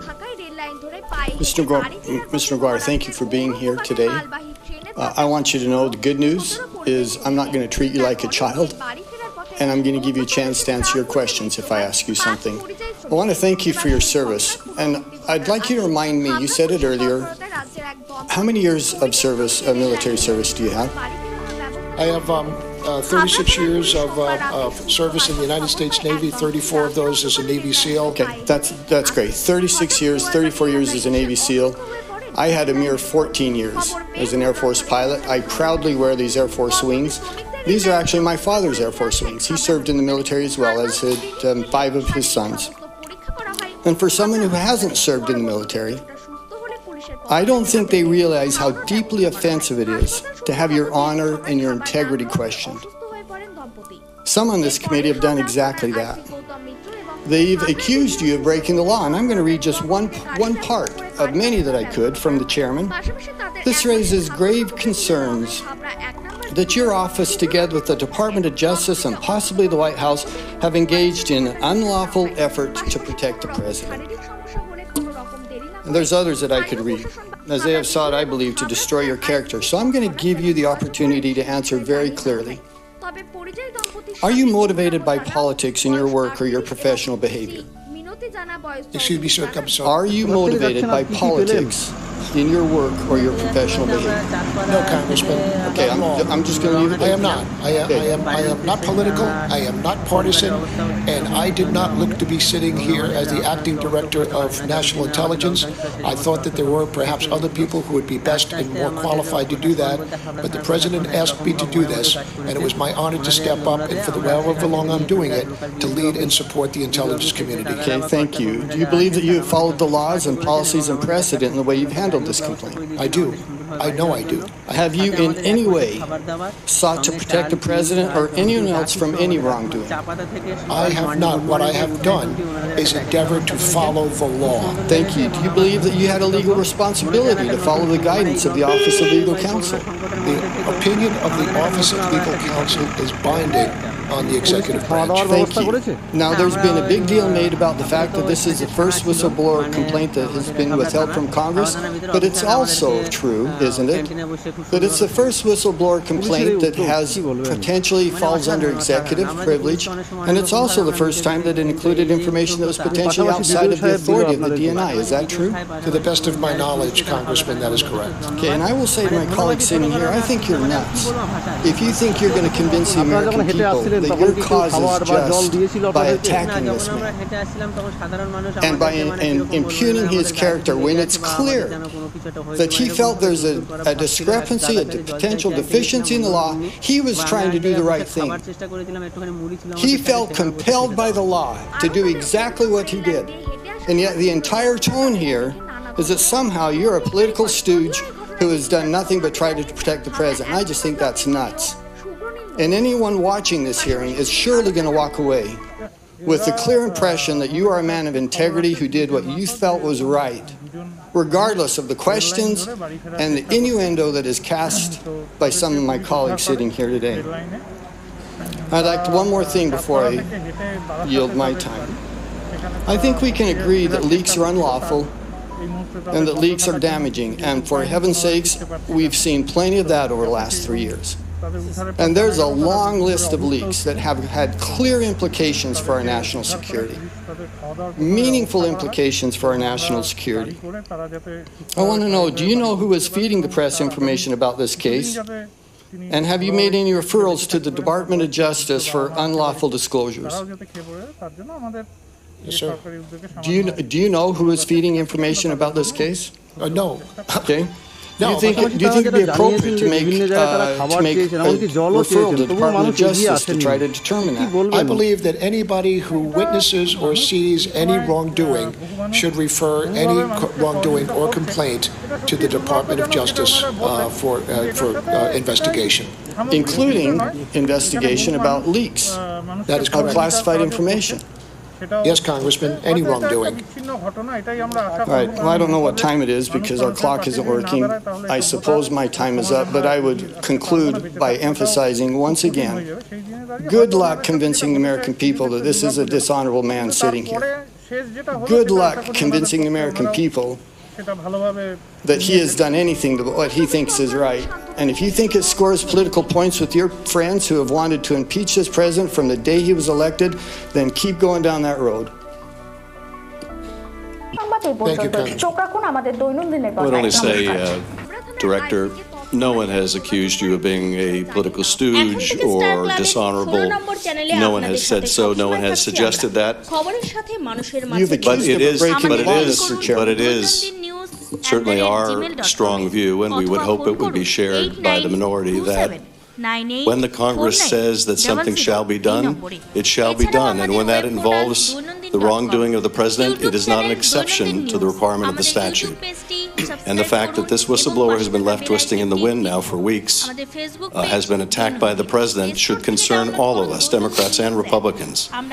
That this was ever allowed to come to be, that allegations this serious and this urgent were withheld as long as they were from this committee. That should concern all of us. No one is suggesting that there is a dishonor here. But nonetheless, we are going to insist that the law be followed. Mr. Chairman, will you yield? Mr. Quigley. Thank you, Mr. Chairman. Thank you, sir, for your service and for being here. As you know, those in public life who work and deal with other countries, ambassadors, secretaries of state, many in the intelligence field, they're vetted. They go for approval before the Senate. They have to get clearance. And you understand the policy reasons for that, correct? Yes, Congressman. Do you have any issues with civilians without approval, without vetting, without clearance, taking on those roles? Yes, I do, Congressman. And why would you have those concerns? Well, in order to be able to handle sensitive information, whether it be diplomatic or certainly intelligence information, one must be vetted. This is the important part of protecting national security. In order to, we just can't bring people in and automatically wave a magic wand to put holy water on them to give them a security clearance. It is a matter of vetting. For me to come back into government, the FBI went back for 15 years in my background, examined all of my financial records to make sure that I was in fact worthy of having an intelligence clearance. And we do the same thing with the intelligence community. Everybody who is subject or everybody who is privileged to have access to intelligence information is a sacred trust. The American people expect us to keep them safe, as I said earlier. In order to do that, we need to ensure that any person who has access to this sensitive information of the United States has been thoroughly vetted to ensure that they are able to handle that information. It's not just the intel issues, it's the issues of national policy, that people have an official role that they carry out on behalf of the United States, and we know what their role is, correct? Yes, Congressman, I would. What is your understanding right now of what Mr. Giuliani's role is?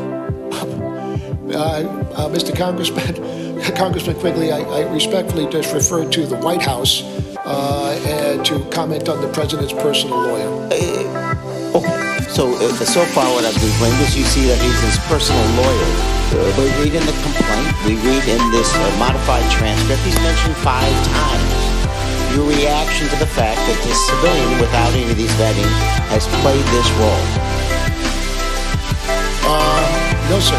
All I'm saying is that I know what the allegations are. I'm not saying that the allegations are true, and that's where the committee... Well, I don't think there's any question the credibility of the complaint that's in the transcript. The president mentions and speaks highly of Mr. Giuliani, a highly respected man. He was the mayor of New York, a Graber. I would like him to call you.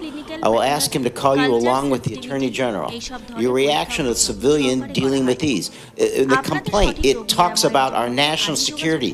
The Inspector General talks about this as the highest responsibility among those that the DNI has, and obviously Mr. Giuliani is playing this role. To your knowledge, does he have security clearance? I don't know. Congressman Quigley, I'm neither aware or unaware whether or not Mr. Giuliani has a security clearance. Before this all happened, were you aware of his role or understanding what his role was, doing what you do?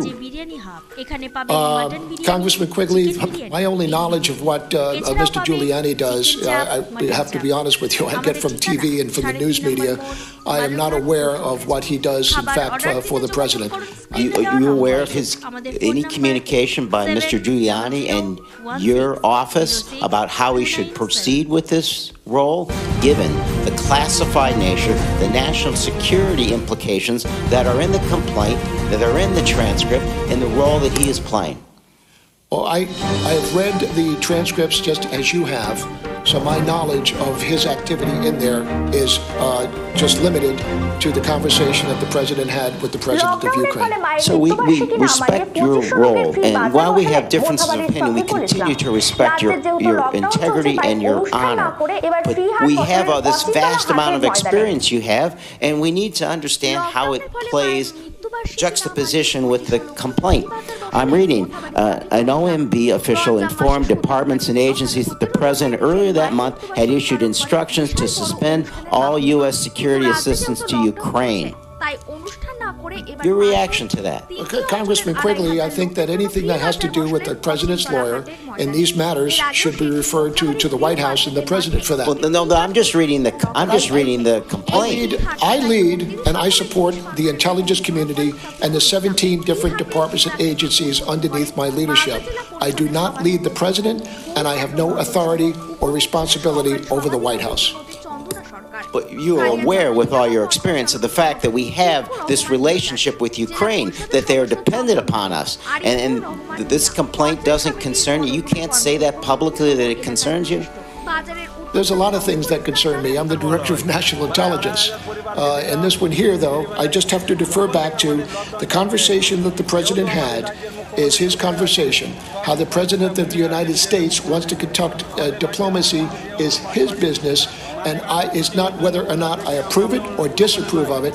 That is the president's business on how he wants to conduct that service. The issue is whether it commits a crime, and that bothers you.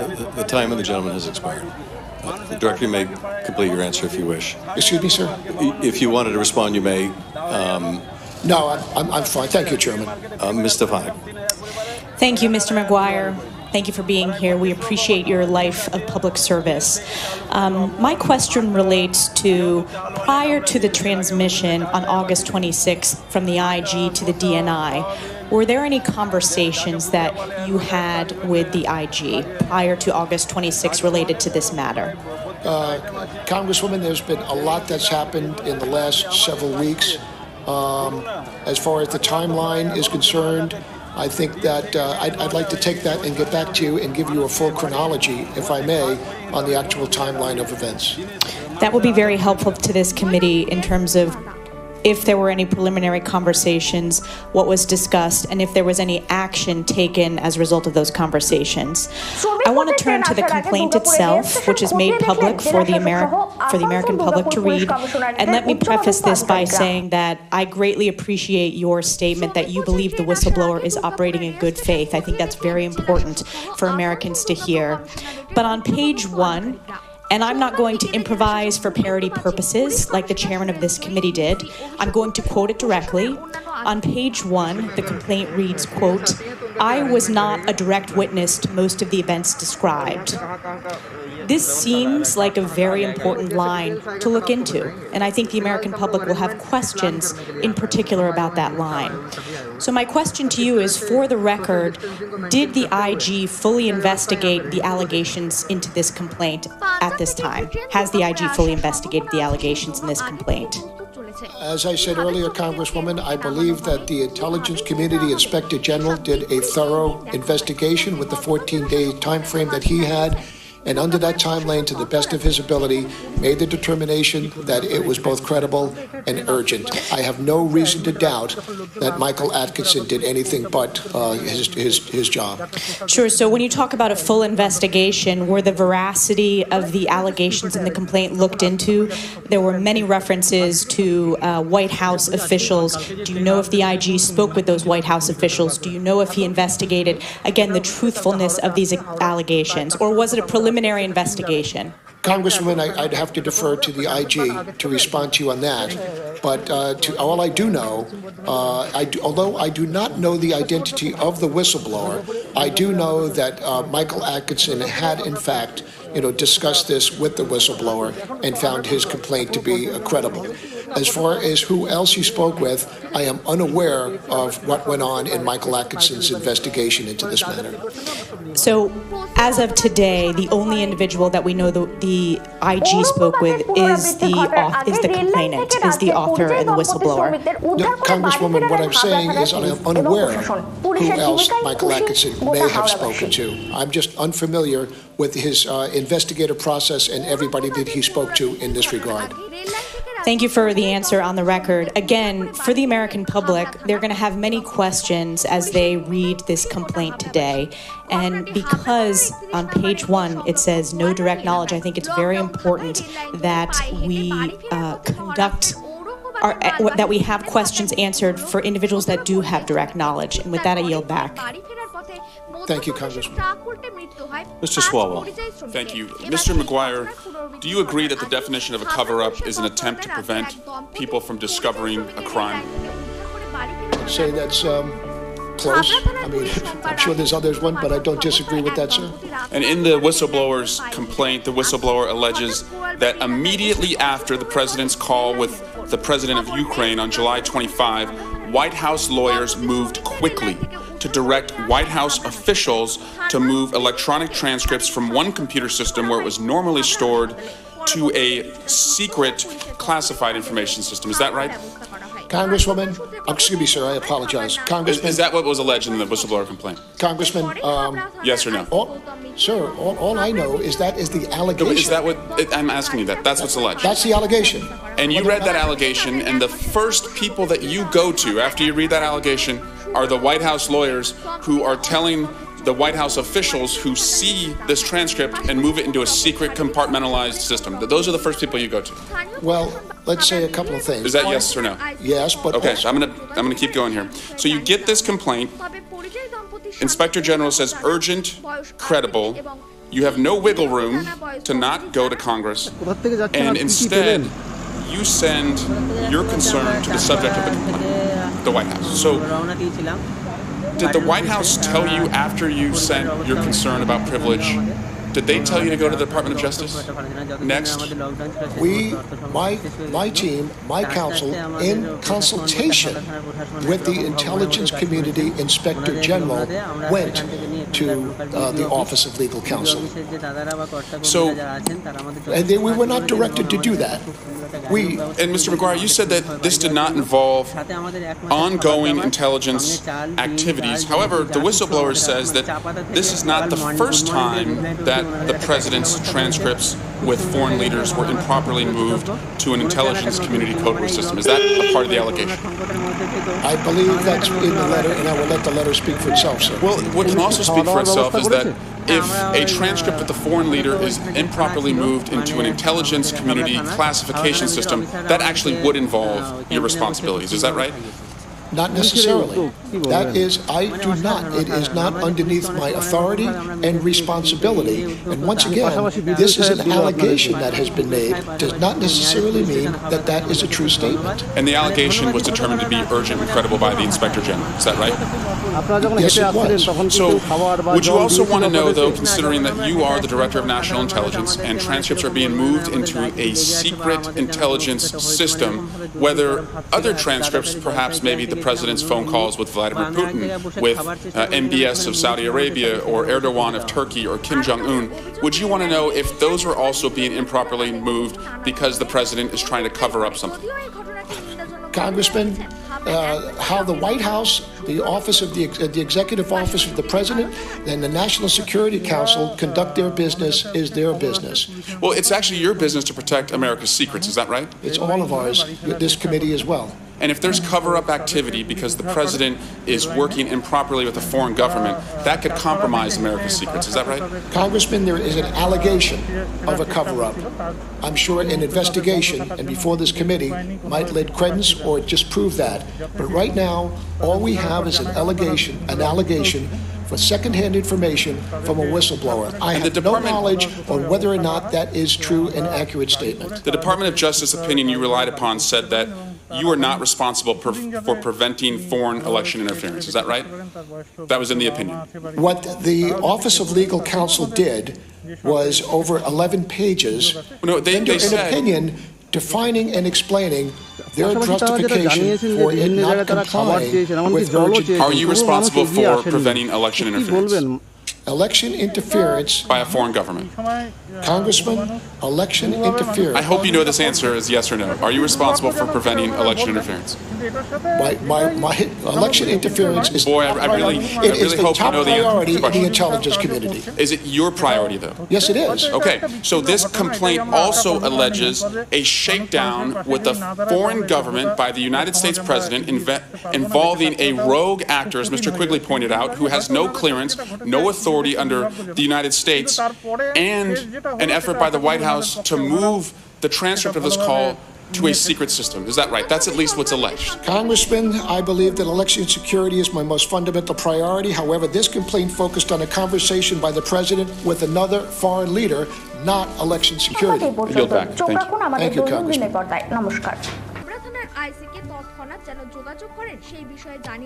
এখন থেকে star ক্লাবের 16 নম্বর চ্যানেলে আপনাদের সাথে সবসময় থাকছি আমরা খবরের সাথে মানুষের মাঝে দৈনন্দিন in the form of intervention in our election. Is that not an issue of interference in our election? Chairman, once again, this was sent to the Federal Bureau of Investigation. No, I understand that, but you're not suggesting, are you, that the President is somehow immune from the laws that preclude a U.S. person from seeking foreign help in a U.S. election, are you? What I am saying, Chairman Schiff, is that no one, none of us, is above the law in this country. Get high-speed connectivity, free Netflix, Amazon Prime, Z5, and others with fiber optic connection, 600 plus TV channels, and I think you've gotten more arrows shot at you, since you've been PNI than you did in your almost 4 decades on the battlefield. A specific question. The letter that's contained in the whistleblower package is actually dated August 12th, and I recognize this may be a better question to be asking the ICIG. That letter is dated August 12th, and it's to the chairman of the Senate Select Committee on Intelligence and to the chairman of this committee. Do you know if the whistleblower provided that letter to those two chairmen concurrently with the ICIG? No, Congressman. As I said earlier, I believe that the whistleblower and the ICIG acted in good faith and followed the law every step of the way. Good copy. we've talked about the way the law on the whistleblower statute says you shall share if it's decided to be an urgent concern. However, best practices has always been to share regardless of whether that urgent concern. Do you see any reason, a negative impact on the intelligence community if that legislation was changed to say all whistleblower complaints should be shared with the committees? That's correct. And in addition to that, Congressman, I mean, let's just say the allegation was made against a member of this committee. Members of this committee, although you are on the Intelligence Committee, are not members of the intelligence community. And as the DNI, I have no authority or responsibility over this committee. But my question is, do you think that if every whistleblower complaint that was brought to the Intelligence Community Inspector General was always shared with this committee, would that have any impact on intelligence equities? And I ask that because I don't know why, when the statute was written, that it didn't say all should be shared rather than only urgent concern. And my question to you as the head of the intelligence community, do you think if we change that law, would it have impact on intelligence equities? I don't think that a law could be changed to cover all things that might possibly happen. I think we have a good law. I think it is well written. However, as I said, Congressman, this is unprecedented and this is a unique situation. This is why we're sitting here this morning. Sure, and I hope we're not in this position again. However, if we do find ourselves in this position again, I want to make sure that there's not any uncertainty in when information should be shared to this committee. Was the ODNI, or under you or under your predecessor, aware of an OMB decision to suspend Ukrainian aid, as was alleged in this complaint? As far as I am concerned personally, Congressman, no, I have no knowledge of that, and I am unaware if anybody within the ODNI is aware of that. I just don't know the answer to that.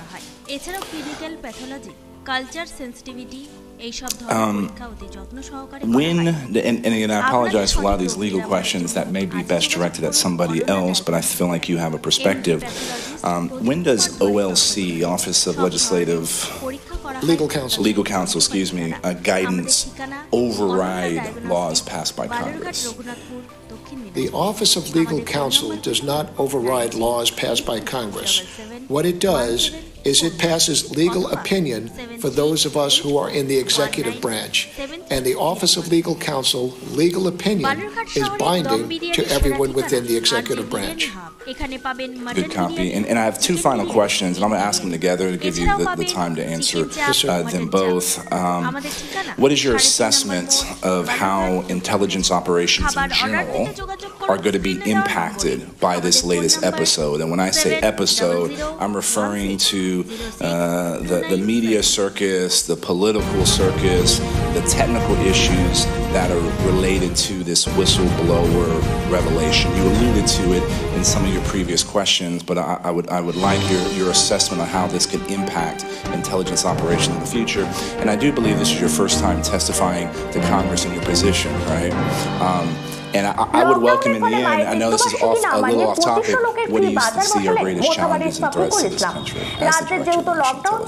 Well, let me answer the latter part of that.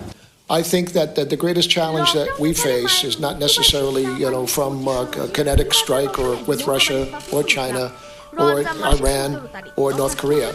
I think the greatest challenge that we do have is to make sure that we maintain the integrity of our election system.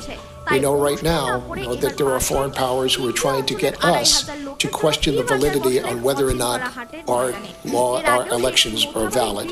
So first and foremost, I think that protecting the sanctity of our election within the United States, whether it be national, city, state, and local, is perhaps the most important job that we have with the intelligence community. Outside of that, we do face significant threats. I'd say number one is not necessarily kinetic, but cyber. This is a cyber world. We talk about whether or not the great competition is taking place with Russia and China, and we are building ships and weapons to do that. But in my estimation, the great competition with these countries is taking place right now and is doing that in the cyber. Admiral, my time is, I think, running out, but the broader implications on intelligence operations of this current whistleblower situation. Well, I will tell you, in light of this, I clearly have a lot of work as the leader of this community to do, to reassure Mike, to reassure that the intelligence community that in fact I am totally committed to the whistleblower program, and I am absolutely committed to protecting the anonymity of this individual, as well as making sure that Michael Atkinson, who is our ICIG, continues to be able to do his job unfettered. But I think that with that, I certainly have to be proactive in my communications with my team. Mr. Chairman, I yield back the time I may or may not have. Mr. Castro. Thank you, Chairman. Thank you, Director McGuire, for your testimony today. I want to say thank you also to the whistleblower for having the courage and the bravery to come forward on behalf of the nation. Thank you to Mr. Atkinson, also the Inspector General, for his courage in coming forward to Congress. You mentioned that you believe that the whistleblower's report is credible, that the whistleblower is credible, that the whistleblower acted in good faith. You've had a chance now, as we have, and I believe the American people have, had an opportunity to review both the whistleblower complaint and the transcript that was released of the phone call between the President of the United States and the President of Ukraine. You've read both documents by now, haven't you? Yes, Congressman. Would you say that the whistleblower's complaint is remarkably consistent with the transcript that was released?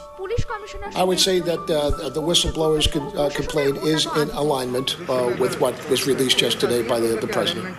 Okay, I want to read you a quick section of both to underscore exactly how accurate and consistent this complaint is. On page 2 of the whistleblower's complaint, the whistleblower says, according to the White House officials who had direct knowledge of the call, the President pressured Mr. Zelensky to, and then there's a few bullet points. The first one says, initiate or continue an investigation into the activities of former Vice President Joseph Biden and his son Hunter Biden. And the third bullet point, meet or speak with two people the President named explicitly as his personal envoys on these matters, Mr. Giuliani and Attorney General Barr, to whom the President referred multiple times in tandem. In the transcript that was released on page 4 of the first paragraph, into what looks like the third sentence, President Trump says, the former ambassador from the United States, the woman, was bad news, and the people she was dealing with in the Ukraine were bad news. So I just want to let you know that. The other thing, there's a lot of talk about Biden's son, that Biden stopped the prosecution, and a lot of people want to find out about that. So whatever you can do with the Attorney General would be great. Biden went around bragging that he stopped the prosecution, etc. Do you have reason to doubt what the whistleblower has brought forward? Getting back into Michael Atkinson's determination on whether or not it was credible or urgent concern. As the DNI, it is not my place to ensure that it is credible. That is the ICIG's job as the inspector. He has determined that it is credible. My only trouble was that, in fact, it involves someone who is not in the intelligence community or in an organization under which I have authority and responsibility. Outside of that... But Director McGuire, you agree that it involved intelligence matters, it involved an issue of election interference, it involved an investigation of U.S. persons, including a former vice president. If you had knowledge, or the CIA had knowledge, that a government was going to investigate or drum up an investigation against a former vice president, would that not that wouldn't qualify as an intelligence matter? Would that qualify as an intelligence matter, yes or no? Well, I don't mean to say that's kind of a hypothetical question, sir. No, I don't think it's hypothetical. That's exactly what's in the transcript. That's what he's asking for. What the complaint? The complaint. But that's what the president is asking the president of Ukraine to do. He's asking the president of Ukraine to investigate a former vice president of the United States. Does that qualify as an intelligence matter that the CIA would want to know?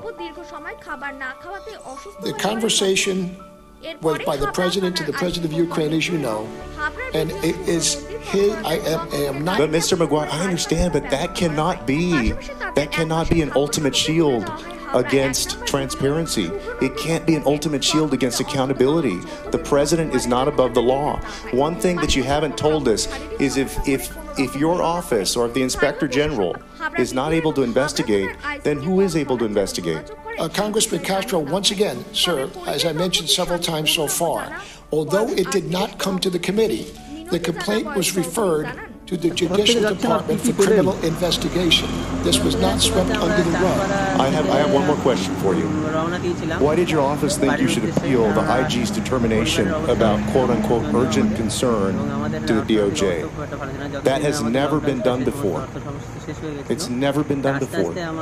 This is unprecedented in that in the past there has never been a matter that the Inspector General has investigated that did not involve a member of the intelligence community or an organization that the Director of National Intelligence... One last point I would make with respect to, you keep saying the President is not part of the intelligence community. I believe he is. The President, you agree, has the ability to declassify any single intelligence document. Do you agree that's true? The President has original classification authority. How is that person outside of the intelligence community? He is the President of the United States above the entire executive. হ্যাঁ আমরা আপাতত এখানে যে থানা ছিল মানে আমাদের হাবড়া থানার ভিতরে অফিসার আমাদেরকে Hey Chairman, Admiral, good to see you. Good to see you again, sir.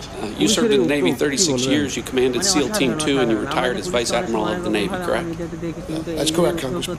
And despite the fact that after that service, you became acting DNI 23 days after the Trump-Zelensky call and 4 days after the whistleblower made his or her complaint, you were subpoenaed before this committee after being publicly accused of committing a crime, correct? Yes, Congressman. Chairman Schiff wrote a letter on September 13th accusing you of being part of a, quote, unlawful cover-up, and then the Speaker of the House took it one step further. She went on national TV and said not once but twice that you broke the law, that you committed a crime. She said the acting director of national intelligence blocked him, meaning the ICIG, from disclosing the whistleblower complaint. This is a violation of the law.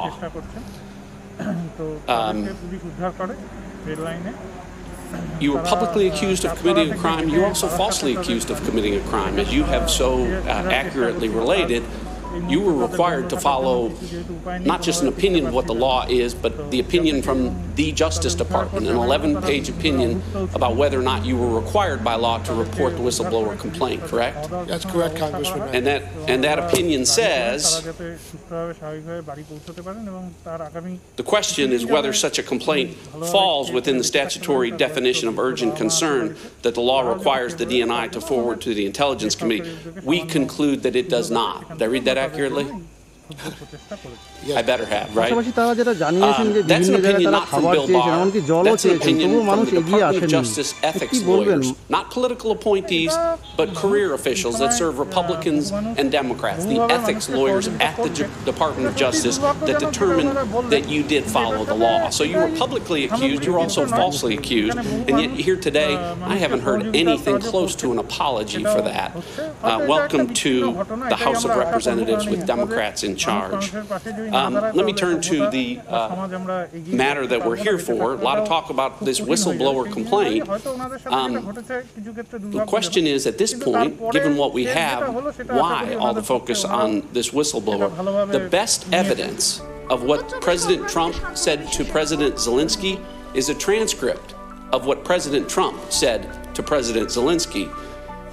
I'm not casting aspersions on the whistleblower's good faith or their intent, but a second-hand account of something someone didn't hear isn't as good as the best evidence of what was actually said. And to that point, despite good faith, the whistleblower is in fact wrong in numerous respects. And I know everyone's not going to have time to read the whistleblower's complaint, but The whistleblower says that I am deeply concerned, talking about the president, that there was a serious or flagrant problem, abuse, or violation of the law. Whistleblower then goes on to say, I was not a direct witness to the events described. However, I found my colleagues' accounts of this to be credible. And then talking about those accounts of which this whistleblower complaint is based on, the whistleblower tells us the officials that I spoke with told me, and I was told that, and I learned from multiple U.S. officials that, and White House officials told me that,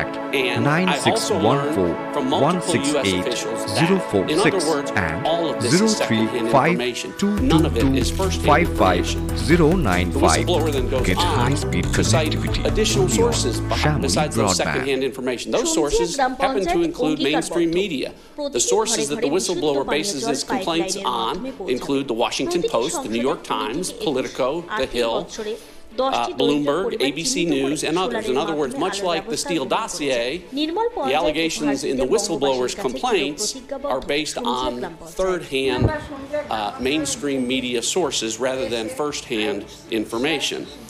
The whistleblower also appears to allege crimes not just against the president, but says, with regard to this scheme to solicit interference from a foreign country in the 2020 election, that, quote, the president's personal lawyer, Mr. Rudolph Giuliani, is a central figure in this effort, and Attorney General Barr appears to be involved as well. But buried in a footnote, a couple of pages later, the whistleblower admits, I do not know the extent to which, if at all, Mr. Giuliani is directly coordinating his efforts on the Ukraine with Attorney General Barr.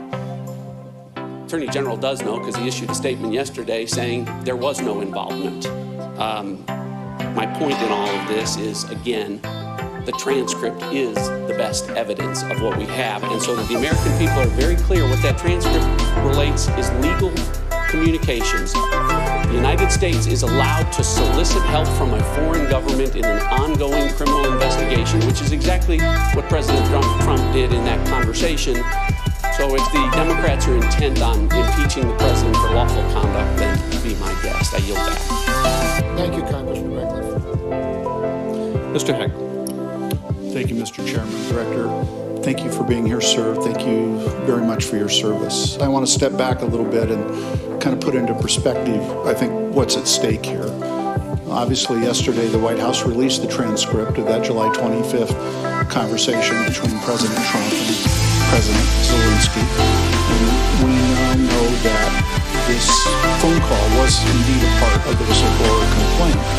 Yesterday, the chair at a press conference characterized the president's conversation in that call as a shakedown of the Ukrainian leader.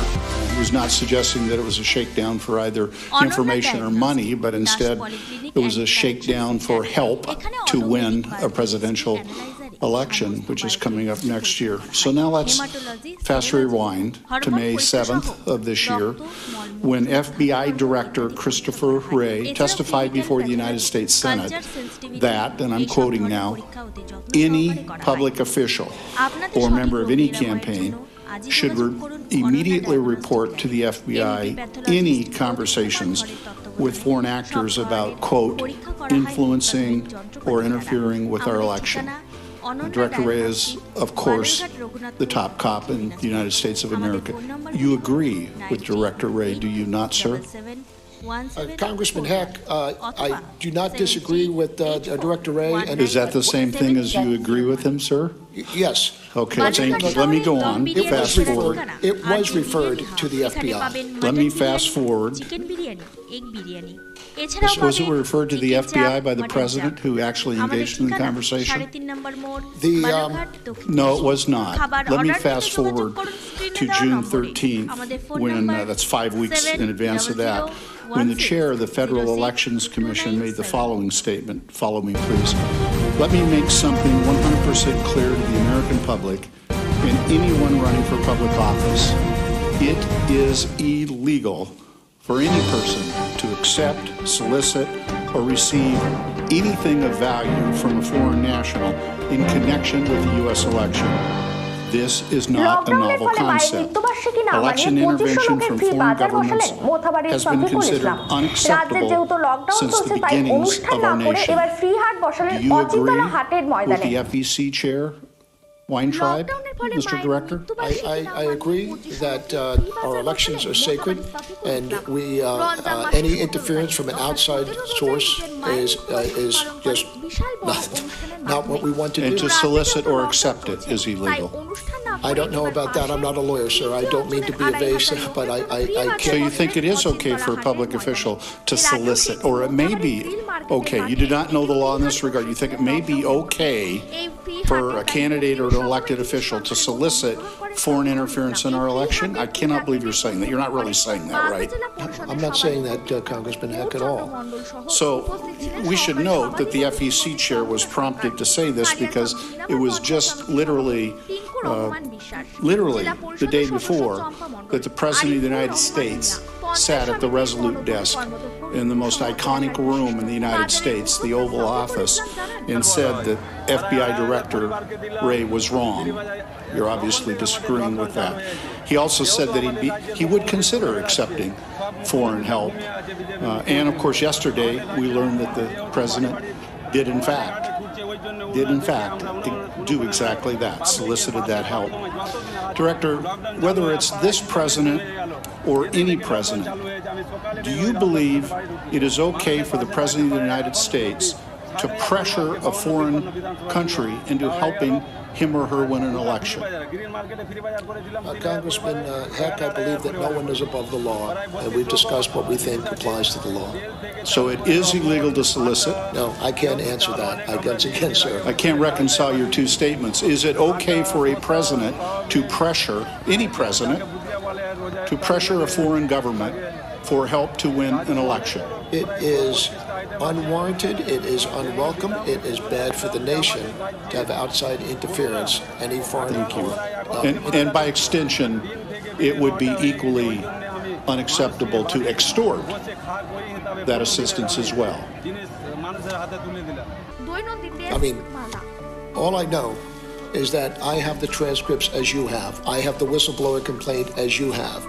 I wasn't referring to the whistleblower complaint, but if any president were to do this, and I accept your answer, I think it's beyond unacceptable, Director. Yes, sir.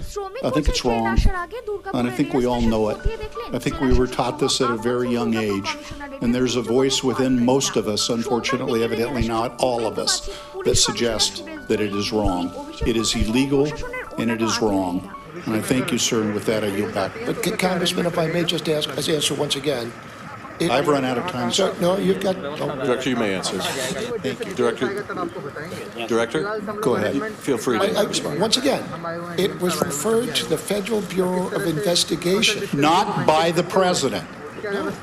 By this office, right, and by the Office of and by the ICI. Director Wray said that any candidate or elected official should immediately report it. He didn't say that the Director of O&I should report it, although you should, and you did. Thank you. But the person involved did not do what Director Wray said should occur. Period.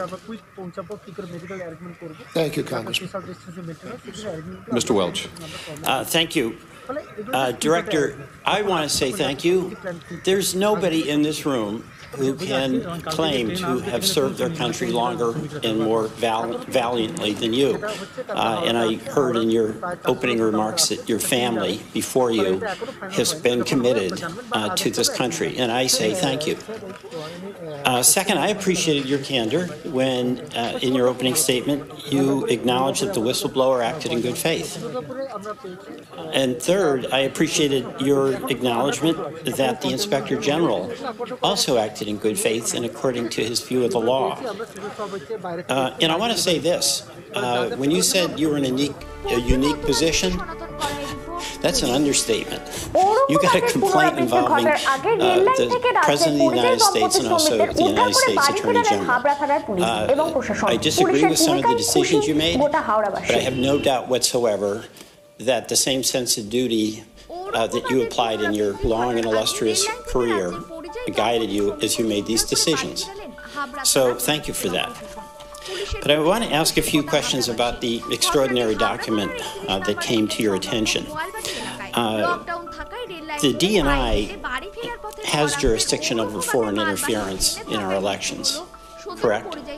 That's correct. And of course, you're aware, as we all are, of the Mueller report and his indictments against 12 foreign nationals, Russians, who actively interfered in our election, correct? I have read the report, yes. Yeah, so it's just a huge responsibility that your agency has, correct? In this case, because of the two things you mentioned, that the president is the one person that's above the intelligence community in your sense about executive privilege, you did not forward the complaint to us, correct? I did not forward. Yes, Congressman Welsh, because I was still working with the White House. No, I understand that. You've been very clear on that. But let me just ask a hypothetical just to show the dilemma that you were in. Let's say a U.S. senator who is well-connected, or a private citizen really well-connected, had access to and had a conversation as a result of that with the leader of a foreign country, and asked that person for a favor, the U.S. senator, let's say, of providing dirt on a political opponent. Is that something that you would see that should be forwarded to this committee? Congressman, I don't mean to be disrespectful, but it's very difficult to answer hypothetical questions. I'm not sure I understand. Well, I won't make it hypothetical. Let's say instead of being a conversation between the President and the President of Ukraine, it was a U.S. Senator who, let's say, was the head of the Foreign Relations Committee and was asking for the foreign leader. I understand. So would you forward that to our committee? Sir, that would not be, once again, I think I mentioned that a little bit early in our conversation, that the United States Senator is not a member of the intelligence community, and the Director of National Intelligence does not have the authority and responsibility for the U.S. Senate. So any wrongdoing in that regard should be referred to the Department of Justice for criminal investigation. Well, I respectfully disagree with you because obviously that would be a solicitation by that U.S. Senator for interference in our elections, and that's in your jurisdiction, correct? Well, election interference is indeed, yes, Congressman Walsh. Okay. But once again, Congressman, although it is, as far as what the legal responsibility to do in compliance with the Intelligence Reform Act, the Whistleblower Protection Act, the statute does not allow for that to be done. Well, I disagree with that, sir. But here's the dilemma that you were in and we're in, but we're going to now be able to follow up because executive privilege, if it existed, was waived. Under your approach, as you saw it means that no one would be investigating the underlying conduct because in this case executive privilege applies or may apply, and number two, the president who had the conversation is above the law. So that's a dilemma for our democracy, is it not? The complaint was sent to the Federal Bureau of Investigation, totally disregarding any concern for executive privilege. I understand, but the Federal Bureau of Investigation never did a follow-up investigation, right? I believe that they have concluded the investigation. I'm not sure. In addition to being involved with this matter here, I also have other pressing matters. As Director, I apologize. And the Justice Department, led by Mr. Barr, who is the subject of the complaint, is the department that provided the opinion that there's no action to be taken. I believe that the Attorney General was mentioned in the complaint, not necessarily subject of the complaint, sir. Well, he was mentioned. Yes, sir. All right, I yield back. Thank you. Congressman Wells, thank you, sir. Thank you. Mr. Maloney. Director McGuire, what was your first day on the job? পাশাপাশি তারা যেটা জানিয়েছেন যে বিভিন্ন জায়গায় তারা খাবার চেয়েছেন, এমনকি জলও চেয়েছেন, তবুও মানুষ এগিয়ে আসেনি। কি বলবেন? You had a heck of a first week, didn't you? Not that much more for me, sir. The complaint is dated August 12th. whatever else you've done right in your career, sir, your timing is got to be something you worry about. Congressman, I think that Dan Coates' timing is better than mine. Sir, look, there's been a lot of talk here today about the process. I just want to just summarize a couple of things, if that's okay. Yes, so you're in your first couple days on the job, sir. You're hit with this complaint. And it says that the President of the United States pressured a foreign leader to help him investigate a political opponent, and that political opponent's son, in fact. That president asked the foreign leader to work with a private citizen, Mr. Giuliani, and the Attorney General of the United States, Bill Barr, on that scheme. The president at that time, not in dispute, was withholding $391 million of assistance, holding that over that Ukrainian president's head. That Ukrainian president raises in the conversation how U.S. military assistance, javelins, defensive weapons. He's got Russian troops in his country. The wolf is at the door. The president asks for a favor, complains about Ukrainian reciprocity. Not getting enough from you, that's what reciprocity is, right? We got to get something from you if we're giving something to you. He names the political opponents by name. Get high-speed connectivity, free Netflix, Amazon Prime, Z5, Ukrainian president says he'll do it. Then he'll do the investigation. Fiber optic connection. 600 plus TV channels only on and you're looking at that complaint. Contact that in the second paragraph alleges serious wrongdoing by the President of the United States. And the first thing you do is go to the President's men at the White House and women and say, should I give it to Congress? Shamoli broadband. And in the second paragraph of that complaint, sir, it also suggests the Attorney General could be involved. And the second thing you do is go to the Attorney General's people at the Justice Department and ask them if you should give it to Congress. Sir, I have no question about your character. I've read your bio. I have some questions about your decision and the judgment in those decisions. See any conflicts here? Congressman Maloney, I have a lot of leadership experience. I do. And as you said, it came to me very early on in this. The fact that I am the acting DNI and I was still using Garmin to get to work, that this came to my attention involving the President of the United States and the important matter of this. In the past, as I said before, I have always worked with legal counsel. Because of the magnitude and the importance of this decision, I just, sir, as a naval officer for years, I just thought it would be prudent. I understand now, I also want to say, sir, if I may, my life would have been a heck of a lot simpler without becoming the most famous man of the United States. Don't doubt that at all, sir. My question, sir, is when you were considering prudence, did you think it was prudent to give a veto power over whether the Congress saw this serious allegation of wrongdoing to the two people implicated by it? Is that prudent? I have to work with the situation as it is, Congressman Maloney. Only the White House can determine or waive executive privilege. There is no one else to go to. And as far as a second opinion, my only avenue of that was to go to the Department of Justice, Office of Legal Counsel. And you understand, sir, that if unchallenged by your own Inspector General, your decision, that prudence, would have prevented these serious allegations from ever reaching the Congress. Quick question. In response to Mr. Himes, I think you left the door open that you spoke to the President of the United States about this whistleblower complaint. Sir, did you speak personally to the President of the United States at any time about this complaint? Congressman, once again, I am the President's intelligence officer. I speak to the President. I cannot say one Mr. Director, I know you speak to the President a lot. It's a simple question, sir. Did you speak to him about this whistleblower complaint? Yes or no? Congressman Maloney, my conversation with the President of the United States is privileged. So you're not denying that you spoke to the President? I'm not asking for the content, sir. I don't want the content. Did you or did you not speak to the President about this whistleblower complaint? I speak to the President about a lot of things, and anything that I say to the President of the United States in any form is privileged. Not asking for the content. Are you denying that you spoke to the President? I am just telling once again, I speak to the President, and anything I say to the President is confidential. Thank you, sir. Sir, yeah, that's the way it is. I understand. Thank you.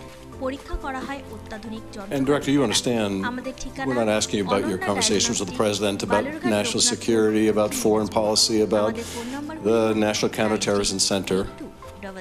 We just want to know, did you discuss this subject with the President? You can imagine what a profound conflict of interest that would be. Did you discuss this subject, this whistleblower claim, with the President? You can say, I did not discuss it with him, if that's the answer.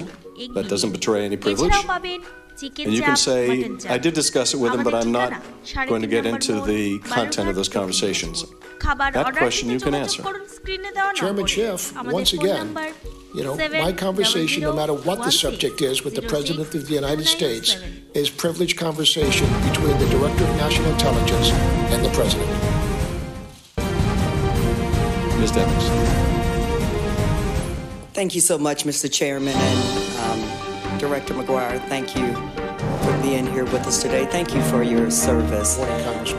I know you said that you took your first oath in 1974. That's a long time, but a long time to be proud of the service. I took my first oath in 1984 when I was sworn in as a law enforcement officer, and I thank you so much for saying that public service is a sacred trust, because regardless of the circumstances or who's involved, public service is a sacred trust. I've had an opportunity as a law enforcement officer, I'm a member of Congress now, but to investigate internal cases involving other personnel. I've had an opportunity to investigate numerous other cases, criminal cases. And never once, just for the record, Director McGuire, did I ever go to the suspect or the defendant or the principal in those cases to ask them what I should do in the case. There's been a lot of talk this morning. The whole discussion, the whole reason why we're here centers around the U.S. relationship with Ukraine. I think you would agree that Ukraine is very dependent on the United States in terms of assisting them in defending themselves. Could you, based on your many years of experience in the military and now in your new position, talk a little bit about that relationship and how important it is for the United States to assist Ukraine if they're ever going to be able to defend themselves? Yes, Congressman, I think that the United States has been extremely supportive of Ukraine. I would say that they are relying on us as they rely on other people in Europe. And I would also say that the United States is probably paying more of their fair share for the support of Ukraine than the others. The threats are real for the Ukrainian people. And the stake of freedom and democracy is also, even though it's in Ukraine, is also very much a concern. So based on that, you would say Ukraine probably could never get there without the support and the assistance of the United States or from the United States of America. I would say that if others were willing to step up and support, they might be able to get there. But they are not. We're there. And so I think you've said it would be difficult for Ukraine to meet that goal of defending themselves without our support, correct? I would say it would be a challenge, yes, Congresswoman. This complaint outlines a scheme by the President of the United States, and I'm not really sure what to call Rudy Giuliani these days, what his role is. Maybe he's the new fixer, I'm not sure. But either way, it involves a scheme to coerce Ukraine, this country that you say is so very dependent on the United States to defend themselves, to coerce Ukraine into assisting the president's re-election efforts in 2020. In the report from your Inspector General, the memo that was sent to you, it says on July 18th, the Office of Management and Budget official informed the departments and agencies that the president earlier that month had issued instructions to suspend all U.S. security assistance to Ukraine. Neither OMB nor the NSC staff knew why this instruction had been issued. During interagency meetings on the 23rd of July and the 26th of July, OMB officials again stated explicitly that the instruction to suspend this assistance had come directly from the president, but they were still unaware of a policy rationale. The 23rd, 26th, on the 18th, this issue first came up where the president was rescinding or suspending that assistance that you said Ukraine so desperately depends on. Director McGuire, we deal in what's reasonable here. And I believe your Inspector General included that in the report because this whole issue is about Ukraine's position, relationship with the United States, their dependency on the United States, and the President's efforts to coerce Ukraine into engaging in an illegal and improper investigation. Do you believe that's why your Inspector General added that about suspending their support to Ukraine? I think that Michael Atkinson found it to be credible, and he viewed that it was a matter of urgent concern to forward to this committee. Do you think it's reasonable for the American people and for this committee on both sides to believe that there is a correlation or a nexus between the President suspending the aid and the conversation that took place on the follow-up conversation? Yes, Congresswoman, that is the allegation that is made, and I did not have access to the transcripts. My only information was the ICIG's cover letter and the allegation, whistleblower allegation. The other information coming to light yesterday, as released by the President, changes things in different light. Mr. Chairman, may I just ask one more quickly question? My understanding is that the Inspector General is a career intelligence person. He's worked in the Department of Justice. He's received numerous awards for outstanding exemplary performance. Did you have any reason to deny or not believe his conclusions in every area of this report that he was directly involved in? Congresswoman, Michael Atkinson is a valued and trusted colleague. I respect him tremendously.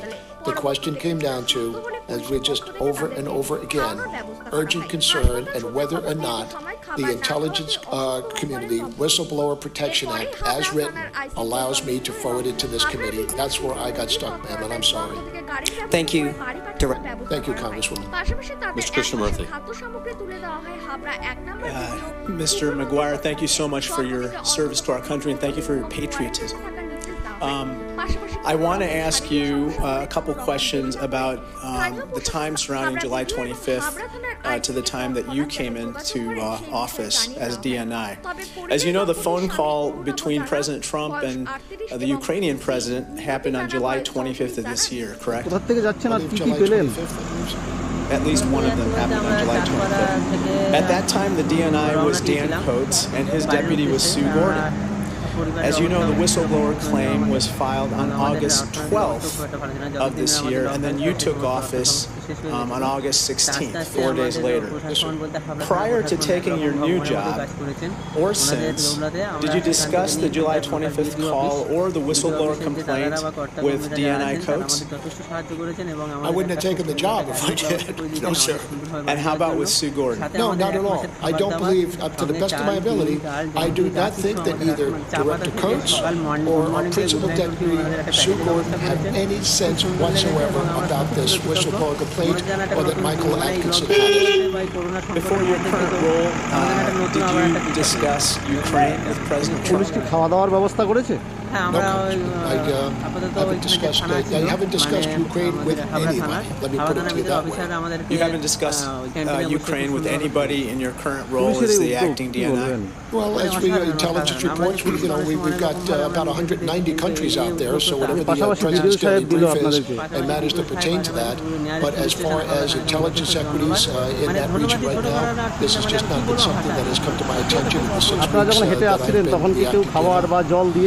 Now, turning to the whistleblower and the Inspector General, you don't know the identity of the whistleblower, right? Congressman, I do not, and I've made it my business to make sure that I do. Correct. And you don't know his political affiliation, obviously. I do not. I do not know this individual. Or her political affiliation.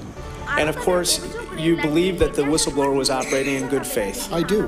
And without bias. I don't know about that.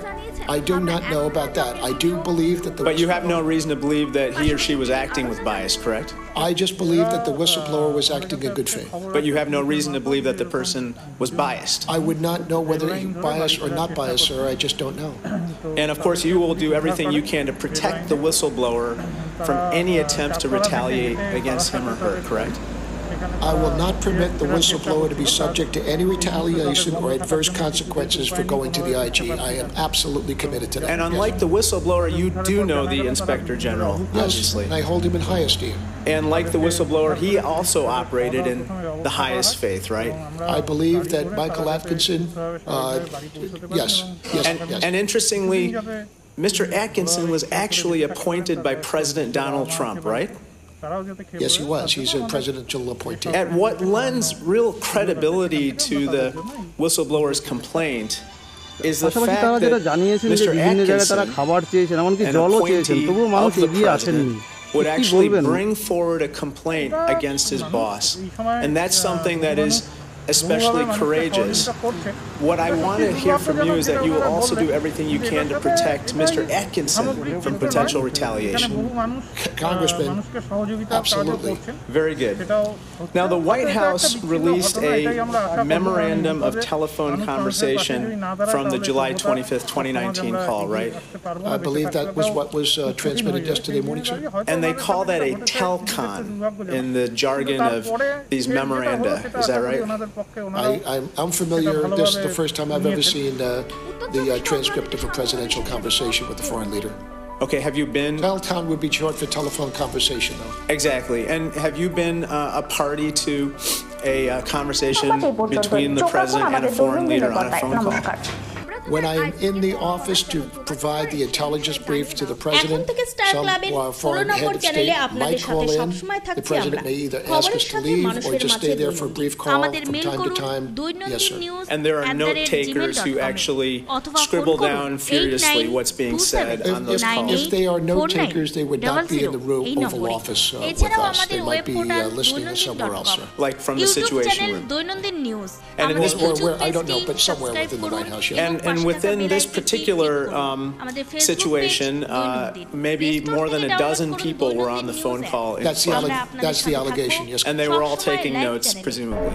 Get high-speed connectivity, free Netflix, Amazon Prime, C5, and others ever a party with to a call fiber where optic connection. the notes that you took 600 plus TV channels only on Chamonix given Broadband. to someone at the White House for 9614 I have never been party to any call other than my own. I would take notes from my own at my level or as the Director of National Intelligence, but I have never been privy to a conversation with the President where I would be involved in taking notes. It would just be happenstance. I happened to be there, and he felt comfortable enough to leave me for a brief conversation. But it's not anything that I would be in that office particularly for that matter. Thank you for your service. Thank you, Congressman, very much. Thank you. And I'd like to recognize the ranking member for any final questions that he would have. Thank you, Mr. Chair. Mr. McGuire, I just want to thank you for your attendance here today. Congratulations for surviving Legal Word Challenge charade today. I expect, hopefully, we'll see you behind closed doors like this is supposed to be done. And I would just urge my colleagues on the other side of the aisle, if they would like to impeach the president, they need to go to the floor of the House and actually call for a vote. The Intelligence Committee is not an appropriate place to try articles of impeachment. So there is a process in the Constitution that I would advise you all follow. In the meantime, Director McGuire, I want to apologize to you for being accused of crimes that you have not committed. It's totally inappropriate behavior for anyone to accuse someone that served 4 decades like you. I hope you do not have to go through this any longer. And with that, I yield back the balance of my time. Thank you. I appreciate it. Director, I have a few more questions. Just to follow up, because I thought I heard you say a moment ago that you had no communication with the president on the subject of Ukraine. Did I understand you to say that? I have not particularly had any conversation with anyone on the subject of Ukraine that didn't deal with the matter that we have right now in regard to the whistleblower complaint. So not particularly with the Office of Legal Counsel as far as mentioning Ukraine or as far as the Justice Department. All I did was send the documents forward. The allegations are in there, and just let the documents speak for themselves. So you're saying that you did not have any conversation with Secretary Ukraine that did not involve this complaint? acting DNI for 6 weeks. I'm just trying to understand because that is suggested that you did have a conversation involving the complaint with the president. No. That is not what I said, sir. Okay. Director, you mentioned early on when we were on the subject of what the Inspector General was able to investigate or not investigate, whether the president is within the intelligence community or subject to the intelligence community. And by the way, the statute doesn't require that the subject of the complaint be within the intelligence community. It requires the whistleblower to be an employee or detailee. It doesn't require that the subject, the person complained of, be an employee of the intelligence community. But you have adopted an interpretation by the Justice Department that essentially says the president is above the director, therefore the president is not subject to the jurisdiction of the director, therefore it doesn't meet the definition of urgent concern, therefore the Inspector General is done. Inspector General can't investigate anymore. That's the Inspector General's reading of the department opinion, that he is no longer allowed to investigate this. Is that your reading as well? Chairman, not necessarily the president, but the allegation has to relate to the funding, administration, and operation of an intelligence activity within the responsibility and the authority of the Director of National Intelligence. Okay, well, I'm just trying to get to whether the president is somehow beyond the reach of the law. No, sir. No person in this country is beyond the reach. Well, that's the way it should be, but I'm trying to figure out whether that's the way it is as a practical fact. The Inspector General believes that based on the opinion that you requested of the Department of Justice, he is no longer allowed to look into this because it doesn't meet the definition of an urgent concern because it involves the president. Is that your understanding of the department opinion as well? That the Inspector General no longer has jurisdiction to look into this? It is my understanding that both the Inspector General... As we listen to Acting DNI Joseph McGuire answer the last questions of this panel, we want to show you the picture on the right side of your screen. That's President Trump just departing Marine One, about to board Air Force One for the trip back to Washington. He is at JFK Airport. Of course, he's been in New York for the opening session of the General Assembly of the United Nations. Obviously not going to be taking any questions here as he boards the aircraft, but likely well aware of what is happening right now in Washington. This hearing with the acting head of the DNI, who is defending his handling of a whistleblower complaint that was made public today. Among the complaints that the President Trump is using the power of his office to solicit interference from a foreign country. Our chief foreign affairs correspondent, Andrea Mitchell, is with me here as well. Give us the big takeaways of the last 2.5 hours of testimony. Most of this was not about the complaint, which was released along with the Inspector General's cover letter, which is quite long. This was about whether or not he should have just turned it over, as the law requires, according to the Democrats on the committee, within 7 days automatically, once the Inspector General had said that the whistleblower's complaint was of urgent concern and was credible. Instead, what he acknowledges now he did, and this is new today, he consulted the White House. He turned to the White House first, which would mean the White House counsel and any other official in the White House, as well as the Justice Department. We did know that. And the Office of Legal Counsel of the Justice Department ruled that there is a matter of executive privilege here, that it is therefore not an urgent concern, and does not have, that the Inspector General does not have the authority to turn it over. Right, but what we also learned in this whistleblower complaint is that it potentially implicates not only the President, but the Attorney General, William Barr. So the question is, do you give that material to the people who are subject of the complaint? And that is exactly what শ্রমিক পথে train আসার আগে দুর্গাপুরে rail station খতিয়ে দেখলেন জেলা শাসক সহ আসানসোল দুর্গাপুর পুলিশ কমিশনারেটের উচ্চপদস্থ আধিকারিকরা। And that could, of course, potentially lead to an article of impeachment. There are a lot of details now in the whistleblower complaint involving the allegation that White House officials were concerned that members of the White House staff presumably National Security Council staff, had taken the transcript or notes thereon of that Zelensky-Trump phone call and placed it in a code word, highly secret, classified computer from which it could not be obtained, inappropriately put it in a place reserved for covert action, for the highest classified secrets, as a matter of covering up a politically sensitive conversation rather than something involving such a top covert operation. And we should note this is just the last questionings here. I believe that we're hearing the last questions of this hearing. Let me go to Chuck Todd right now, moderator of Meet the Press. Chuck, we have, I think from the questions, we know where Republicans are coming at from this, that this is second and third hand information. Does that make it any less of a bombshell, however? I don't think it does. I think, I think it felt as if some of the Democratic questioning today was almost entirely based on the assumption that we weren't going to yet have the whistleblower's actual report in our hands to read. And so I think I was surprised at times that they missed opportunities. I thought a few took opportunities to actually get some of the details surfaced up into this hearing. Again, it was at times, there was a big focus, and understandably so. It seems as if Adam Schiff and the Democrats believe there was a cover-up going on, and that's where they focused of sort of what took it so long, why did he go to the White House? But you could argue that the decision to put this on national television certainly was an opportunity to get more of the actual complaint front and center. And I just was surprised at how much of the details of the complaint itself we didn't hear about. Joaquin Castro, one of the exceptions, who actually at times read from the call itself and read from there. So on that score, it seems as if it's almost as if their game plan for how they were going to question Mr. McGuire was based on the assumption that we wouldn't have had the whistleblower. All right, Chuck, we're going to dip back into the hearing for a moment. And you've told us that you have no reason to believe otherwise. Am I right?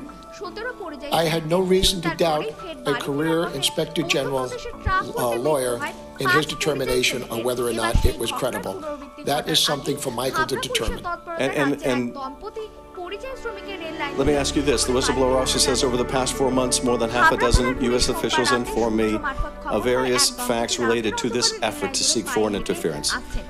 You would agree that we should speak to those half a dozen U.S. officials, would you not? I think that you have all the material that the committee needs, and I think it's up to the committee how they think they need to proceed. Well, I'm asking your opinion. As the head of our intelligence agencies, do you think that we should talk to those other people and find out whether the whistleblower is right? My responsibility was to get you the whistleblower letter, the complaint, and the other information released. I have done my responsibility. That is on the shoulders of the legislative branch and this committee. Well, let me ask you this, Director. The whistleblower also says, I am also concerned that these actions pose risks to U.S. national security and undermine the U.S. government's efforts to deter and counter foreign interference in U.S. elections. You would agree, if there's a credible allegation along those lines, that we should investigate it? I agree that if there was an election interference, the complaint is not about election interference. It was about a classified, confidential, diplomatic conversation involving election interference by the president, sought by the president. That doesn't take it out of the realm of seeking foreign assistance. It makes it all the more pernicious. Wouldn't you agree? As I said, I don't disagree with the IGIC's assessment that it was a credible matter. The whistleblower further says, namely, the president sought to pressure Ukrainian leader to take actions to help the president's 2020 re-election bid. You would agree that that should be investigated? Not necessarily, sir. I mean, as far as it was investigated by the Federal Bureau of Investigation. No, it wasn't. Yes, it went to the department just concluded that this wouldn't violate the election laws. No one can understand how they could reach that conclusion after the 2 years we went through. But nonetheless, they didn't authorize the FBI to investigate. You would agree someone should investigate this, wouldn't you? I referred it, if I didn't, I would not have referred it to the Justice Department and to the FBI. Then I'm glad that we're in agreement. The whistleblower says they told me that there was already a discussion ongoing with White House lawyers about how to treat the call because of the likelihood In the official's retelling, they had witnessed the president abuse his office আপনারা for যখন হেঁটে personal আসছিলেন gain. তখন কি You কেউ would agree খাবার that বা that should জল be দিয়েছিল investigated, আপনাদেরকে? wouldn't you? All I know is that that's the allegation. Right, and it's credible and therefore should be investigated, right? Well, it is hearsay, secondhand information. It should come to this committee for further investigation. And I mean, you have it. You have the documents. I just wanted to confirm that we're in agreement that you think the committee should investigate it.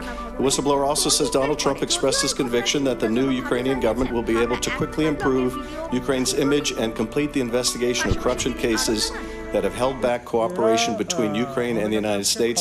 This is the whistleblower citing the Ukrainian readout. You would agree that if the Ukrainian readout, when they're talking about corruption cases, is talking about investigating Biden and his son, and that has held back, the failure to do that has held back cooperation between our two countries, that should be investigated, right? That's of a national security dimension. I don't agree with any of that.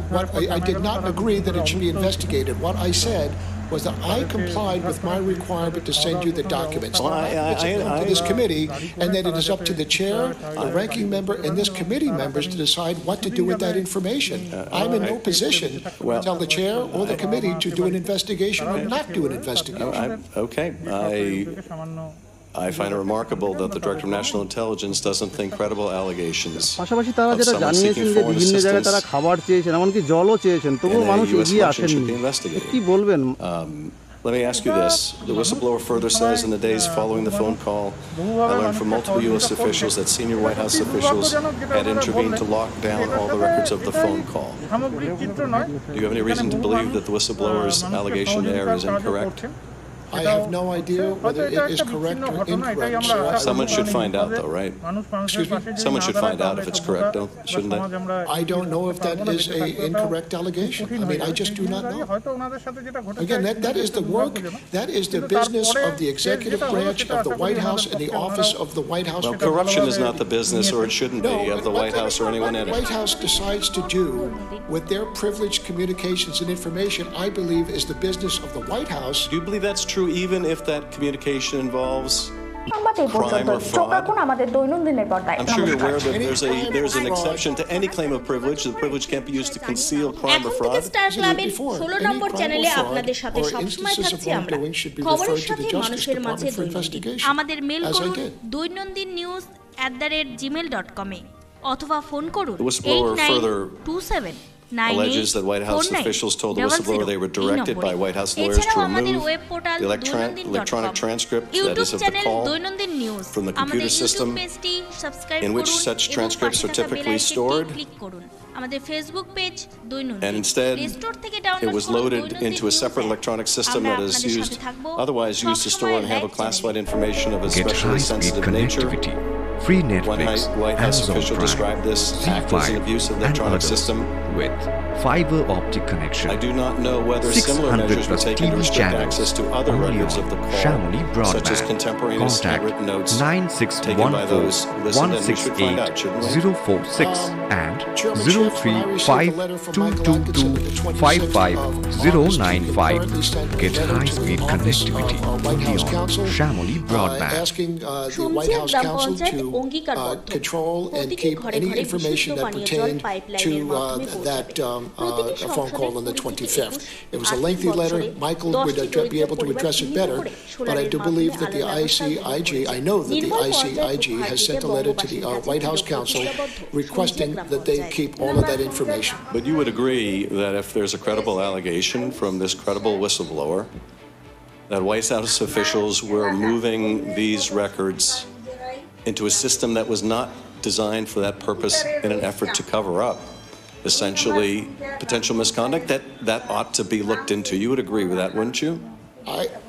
To the best of my knowledge, when this allegation came forward, this whistleblower complaint on the 12th of August, I have no idea what the timeline was as far as whether or not the White House, the National Security Council, or anybody involved in that conversation, what they did with the transcripts, where they put them, I just have absolutely no knowledge, nor the timeline of that, Chairman. It is not something that would be under my authority or responsibility. The whistleblower makes a series of allegations involving Mr. Giuliani. cites a report in the New York Times about his planned trip to Ukraine to press the Ukrainian government to pursue investigations that would help the president in his 2020 re-election bid. You would agree that if the president was instructing his personal lawyer to seek, again, foreign help in a U.S. presidential election, that would be improper? I believe Mueller described such efforts to seek foreign assistance as unethical, unpatriotic, and very possibly criminal. Would you agree with Director Mueller that to seek foreign assistance that way would be unethical, unpatriotic, and very possibly a violation of law? I believe that Mr. Giuliani is the president's personal lawyer, and whatever conversation that the president has with his personal lawyer, I would imagine would be by client-attorney privilege. I'm in no position to criticize the President of the United States on how he wants to conduct that, and I have no knowing of what Mr. Giuliani does or does not do. Let me ask you about the last couple allegations of the whistleblower.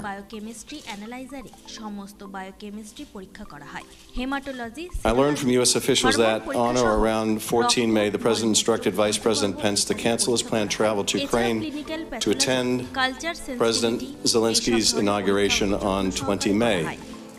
Secretary of Energy Rick Perry led the delegation instead.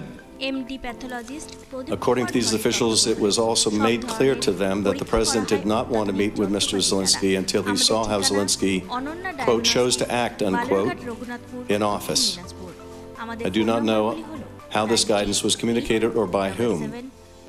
I also do not know whether this action was connected with the broader understanding described in the unclassified letter that a meeting or phone call with the president and President Zelensky would depend on whether Zelensky showed the willingness to play ball. Do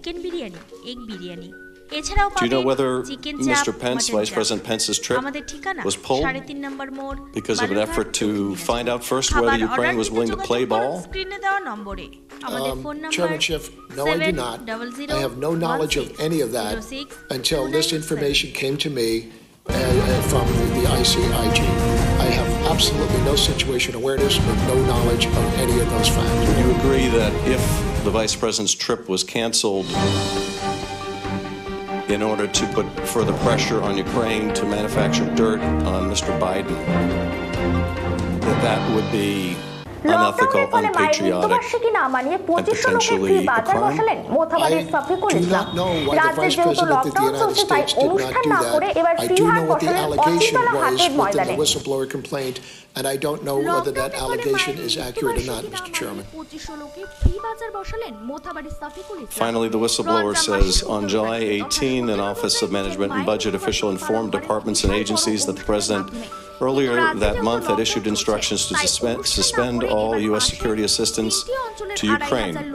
Neither OMB nor the NSC staff knew why this instruction had been issued. Senator McConnell said the other day that he spoke with the Secretary of Defense and Secretary of State, and he didn't know why the instruction had been given. Doesn't that strike you as suspicious, Director, that no one on the national security staff, no one in the senior leadership, apparently, of the party here in Congress that had approved the aid, understood why the President was suspending aid? Doesn't that strike you as just a little suspicious? Chairman Schiff, I'm just unaware, be honest with you, how those decisions are made.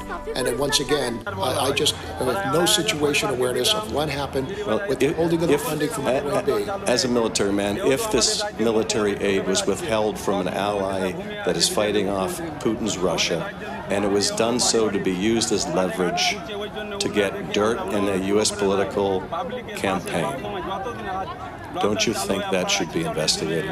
I have no reason to believe. I do not understand. I have no situation awareness if that was withheld or why it was withheld, Mr. Chairman. Well, I can tell you we are going to find out. Director, I want to thank you for your attendance today. I want to thank you again for your service. As my colleague underscored, Mr. Welch, and I completely share his sentiment. No one has any question about your devotion to the country. No one has any question about your acting in good faith. I want to make that very clear. I think you're a good and honorable man. Like my colleagues, I don't agree with the decisions you made. I agree with the Inspector General's view of the law. And I'm deeply concerned about the message this has sent to other whistleblowers about whether this system really works. If the subject of a complaint can stop that complaint from getting to Congress, then the most serious complaints may never get here. And I want to thank the whistleblower for their courage. They didn't have to step forward. Indeed, we know from the whistleblower complaint there are several others that have knowledge of many of the same events. And I would just say to those several others that have knowledge of those events, I hope that they too would show the same kind of courage and patriotism that this whistleblower has shown. We are dependent on people of good faith to step forward when they see evidence of wrongdoing. The system won't work otherwise, and I have to say to our friends in Ukraine who may be watching just how distressing it is that as their country fights to liberate itself from Russian oppression, as it fights to root out corruption in their own country, that what they would be treated to by the President of the United States would be the highest form of corruption in this country. That the President of the United States would be, instead of a champion of democracy and human rights and the rule of law, would instead be reinforcing a message with the new Ukrainian president who was elected to root out corruption, that instead the message of that president would be, you can use your Justice Department, just call Bill Barr, you can use our Justice Department to manufacture dirt on an opponent. That's what democracy is. You can use foreign assistance, military assistance, vital assistance as a lever to get another country to do something unethical. The idea that a fellow democracy, a struggling democracy, would hear those messages from the President of the United States. I just want to say to the people of Ukraine, we support you in your fight with Russia. We support you in your struggle for democracy. We support you in your efforts to root out corruption.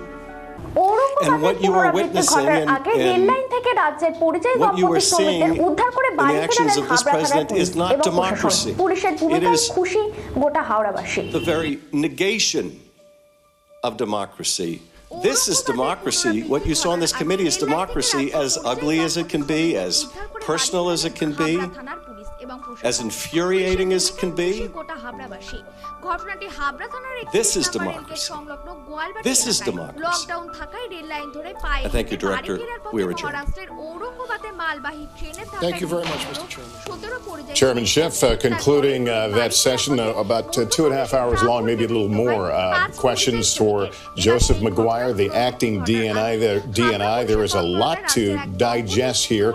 It began a few hours ago with the release of that whistleblower complaint. We don't know who the whistleblower is, even the gender, but the information contained in the report is compelling and has led to a lot of questions. Among the conclusions, among the complaints, that the president used the power of his office to solicit interference from a foreign country, that there was an effort by a White House to lock down the conversation with the Ukrainian president, to lock down the transcript of the July phone call.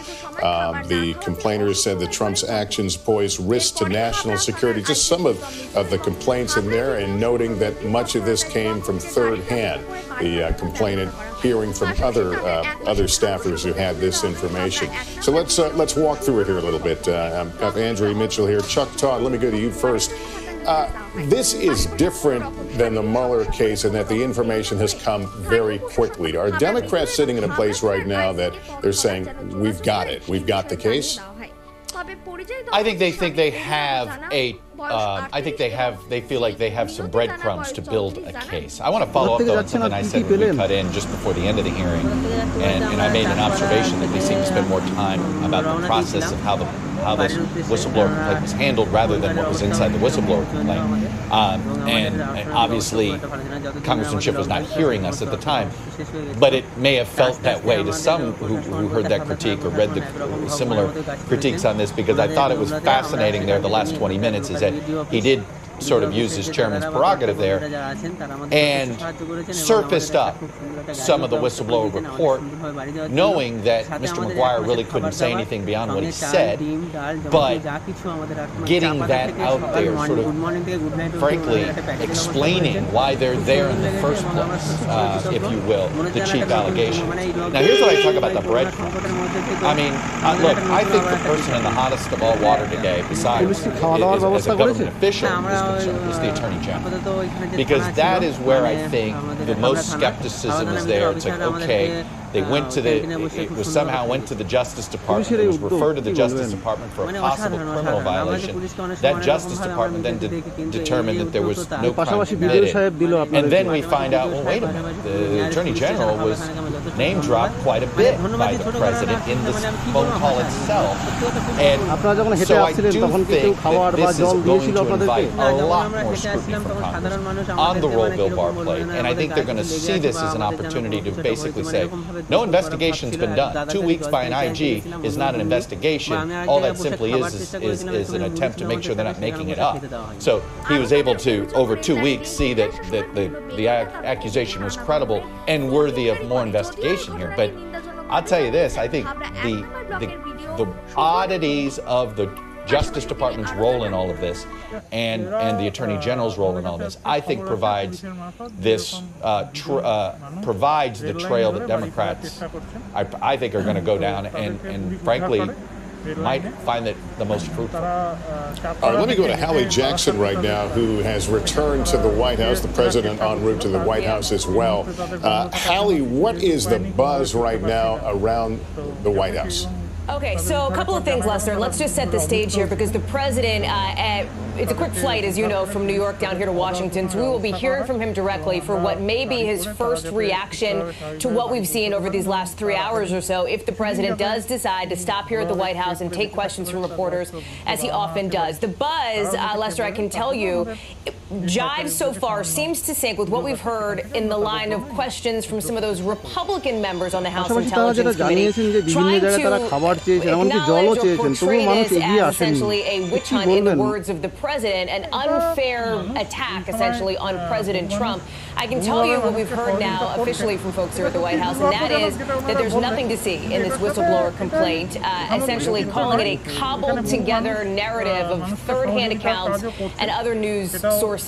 Let me just say this, though, Lester. There are pieces that have been revealed, and you heard Congressman Schiff get to some of them in that last bit of questioning, that have not been previously reported. Perhaps most troublingly to some of the president's critics, the idea that other phone calls besides this one between President Trump and Ukrainian President Zelensky had been shifted into this other electronic system, essentially meant for extremely sensitive national security calls. That's at the crux of what Democrats have been alleging is a cover-up by the White House and by President Trump. But it appears that, according to this whistleblower complaint, the allegation is that it is not just this call. There are others involved as well. That, I think, is going to be one of the discussion points and one of the key questions that folks will be driving at here over the next several days. That's not going away anytime soon, Lester. Do you get any sense of a weariness at the White House from staffers in general that here we are again on the defense? It's interesting, Lester, because they spent 2 years on the defense, right, as it related to the special counsel investigation, but the facts of this matter are different in that the president is acknowledging, and we now have a summary of the phone call with President Zelensky. We have the president acknowledging that this came up in a conversation. In some ways, the underlying facts of what happened are not in dispute. On that, President Trump, Democrats can agree. They're looking at black and white at the same thing. It's a function of how they interpret it. There is actually, when you talk to some folks behind the scenes, privately, allies of the president, people in the president's orbit, there's a little bit of trepidation here because this is different than the last 2 years. The president does not want to be impeached. There is some bluster that you will see sometimes publicly from the president and his team, but he doesn't want this, and there is some concern that I think is building privately, not publicly, about what this could mean for President Trump and his political prospects. All right, Hallie, if we see him, if he steps in front of the cameras, we'll certainly switch back your way. Let me bring back Andrea Mitchell, though. Andrea, let's talk about what was kind of mentioned there. Are tentacles already growing from this since yesterday? Yes, and absolutely. Chuck mentioned William Barr, the Justice Department clearly, and Barr's leadership of it and his decisions in this case, as well as his being mentioned, even if he says that he did not do anything about the president's promises to Zelensky or suggestion to Zelensky that he, Barr, and Giuliani both be in touch about this supposed conspiracy.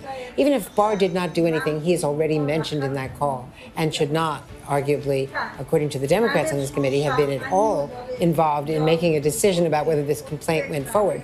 He's involved. Pompeo is involved. The Secretary of State is apparently addressing this now at a news conference, but the U.S. ambassador to Ukraine was forced out of office in April and May of last year, recalled from Kyiv, and then basically removed from office after objecting, apparently, to Rudy Giuliani being involved in all of this. Rudy Giuliani now is a name that's figuring. And he's involved in this. But you've got, so the Secretary of State, Mike Pence, did not go to the inaugural of Zelensky when all this was taking place. He was yanked from the official inaugural delegation, and Rick Perry, the energy secretary, was sent in his place.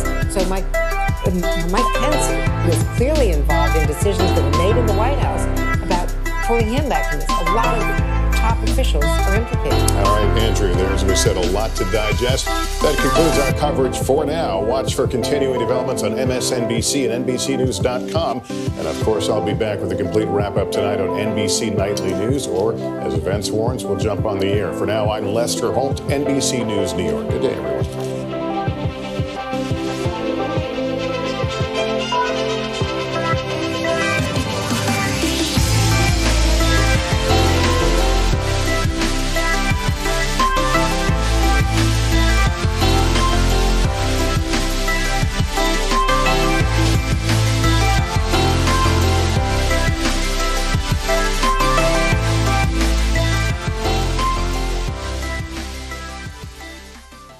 Ananya diagnostic Das polyclinic and collection centre.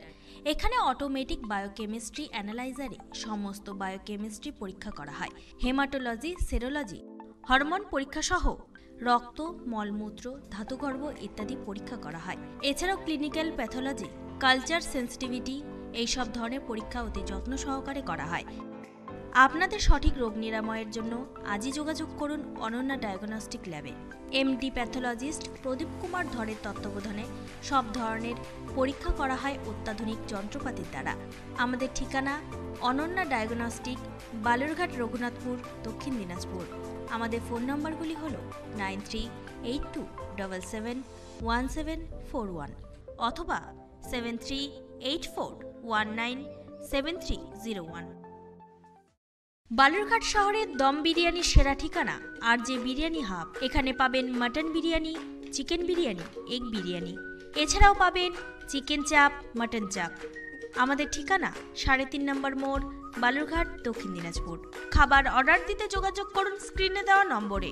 আমাদের phone নম্বর 7001606297।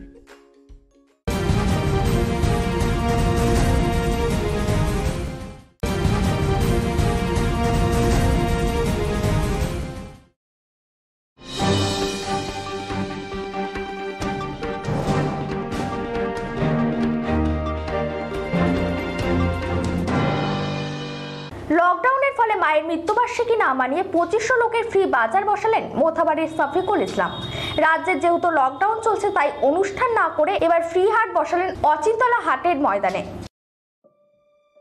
লকডাউনের ফলে মায়ের মৃত্যুবার্ষিকী না মানিয়ে 2500 লোকে free বাজার বসালেন মোথাবাড়ির শফিকুল ইসলাম। রমজান মাসে 17 তারিখ তথা 17 রোজায় নিজের মায়ের মৃত্যুবার্ষিকী পালন করেন বিশাল বড় অনুষ্ঠানের মাধ্যমে। কিন্তু রাজ্যে যেহেতু লকডাউন চলছে, তাই অনুষ্ঠান না করে এবার পাশের 3টি অঞ্চলের 2500 লোকের জন্য ফ্রি বাজার বসালেন অচিন্তলা হাটের ময়দানে। এর আগেও সে একটি মোথাবাড়ি গ্রিল মার্কেটের মাঠে একটি ফ্রি হাট বসিয়েছিলেন লকডাউনের মধ্যে। এই ফ্রি হাটে প্রায় 32 রকমের জিনিস মানুষের মধ্যে বিতরণ করেন শফিকুল ইসলাম। এই ফ্রি হাটে ফিতা কেটে উদ্বোধন করেন মালদা জেলা পরিষদের সভাধিপতি গৌরচন্দ্র মণ্ডল সহ উপস্থিত ছিলেন সহকারী সভাধিপতি শ্রীমতী চন্দনা সরকার, কালিয়াচক 2 নম্বর পঞ্চায়েত সমিতির সভাপতি টিঙ্কু রহমান বিশ্বাস, জেলা পরিষদের সদস্য চম্পা মণ্ডল, আরিফুর রহমান মিয়া, পঞ্চায়েত সমিতির বনভূমি কর্মদক্ষ রিঙ্কু সহ এলাকার বিশিষ্ট। বাজারের উদ্যোক্তা শফিকুল ইসলাম জানান, প্রায় 2500 পরিবারকে দিলাম ফ্রি বাজার।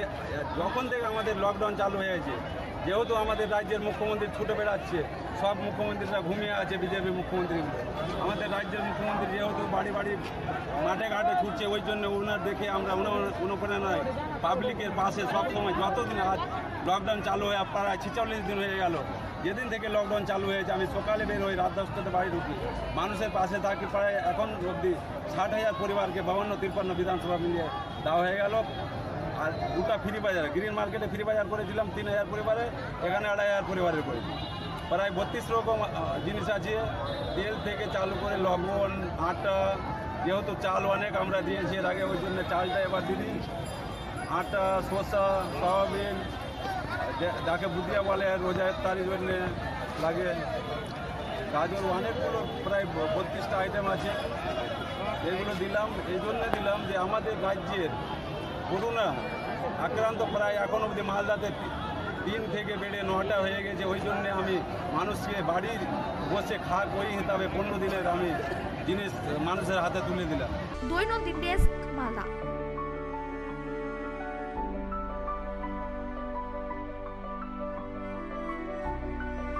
শ্রমিক বোঝাই ট্রেন আসার আগে দুর্গাপুরের রেল স্টেশন খতিয়ে দেখলেন জেলা শাসক সহ আসানসোল দুর্গাপুর পুলিশ কমিশনারেটের উচ্চপদস্থ আধিকারিকরা।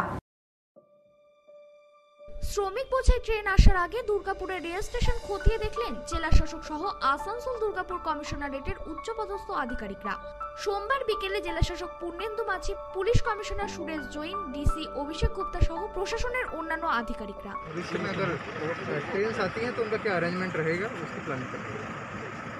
और यहाँ से कहाँ का ये व्यवस्था कहाँ जाएगा? वो जैसे डिटेल्स आएगा तब आपको बताएंगे।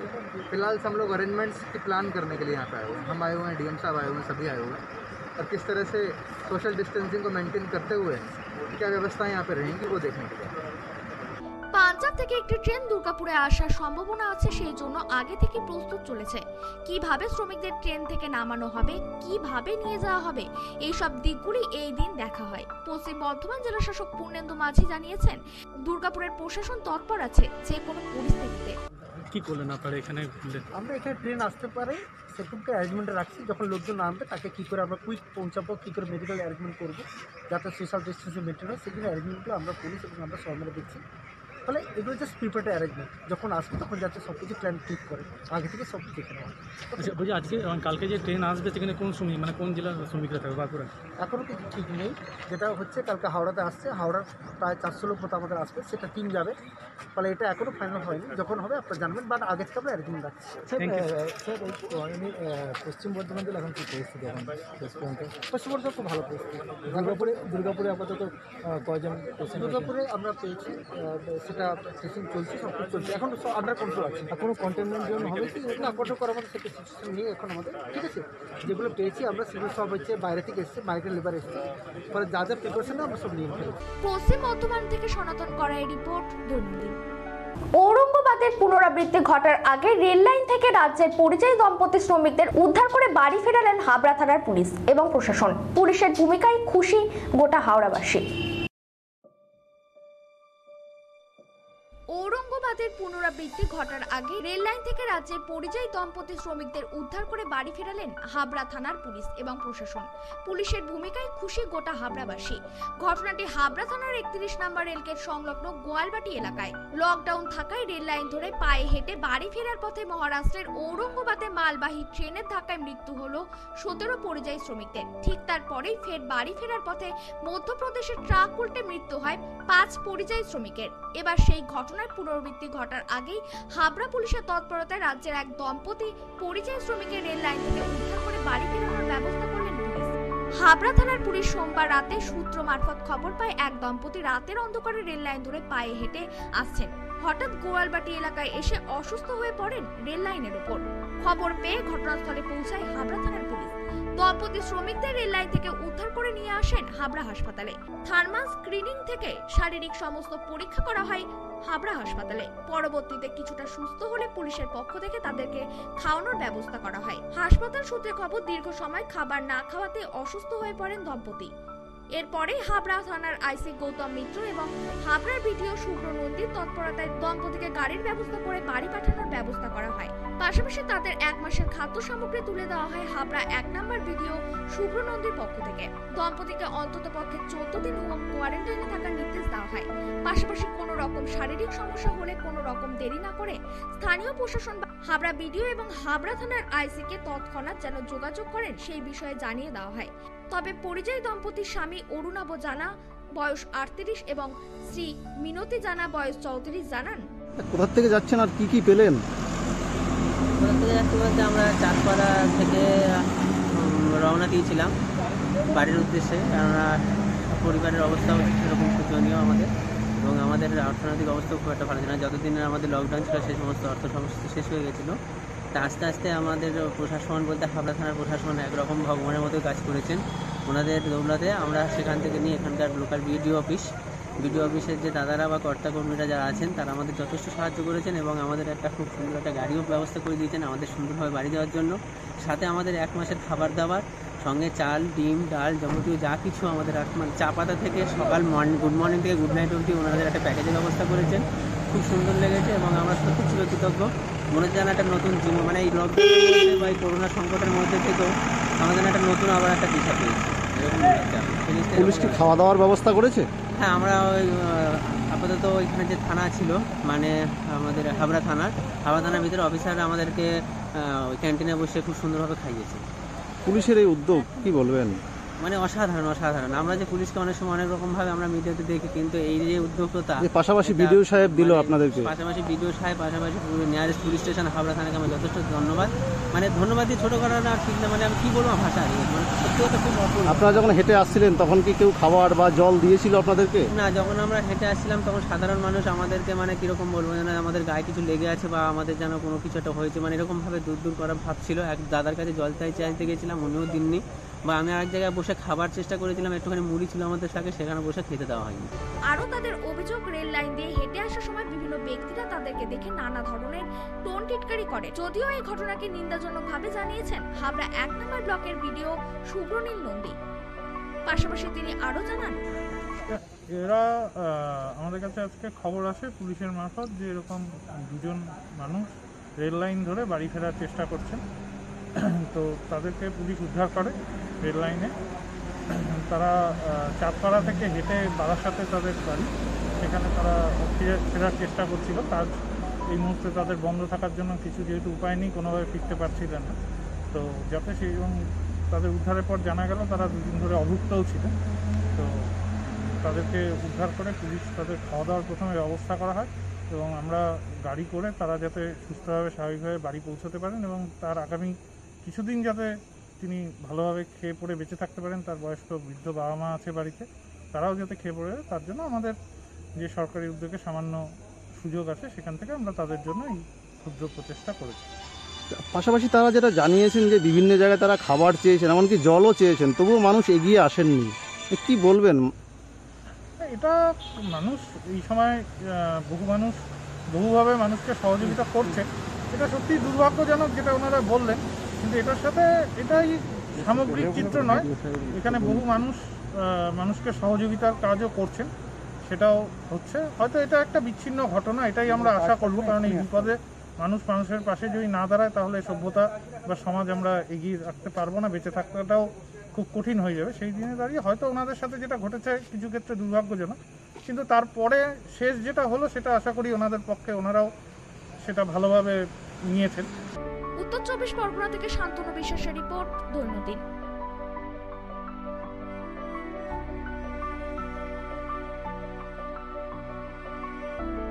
সংবাদ এই পর্যন্তই। চোখ রাখুন আমাদের দৈনন্দিনের পর্দায়। নমস্কার।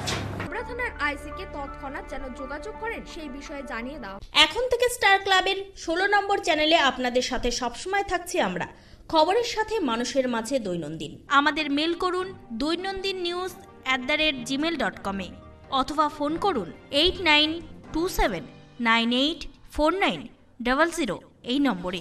এছাড়াও আমাদের web portal doinandin.com, YouTube channel দৈনন্দিন নিউজ।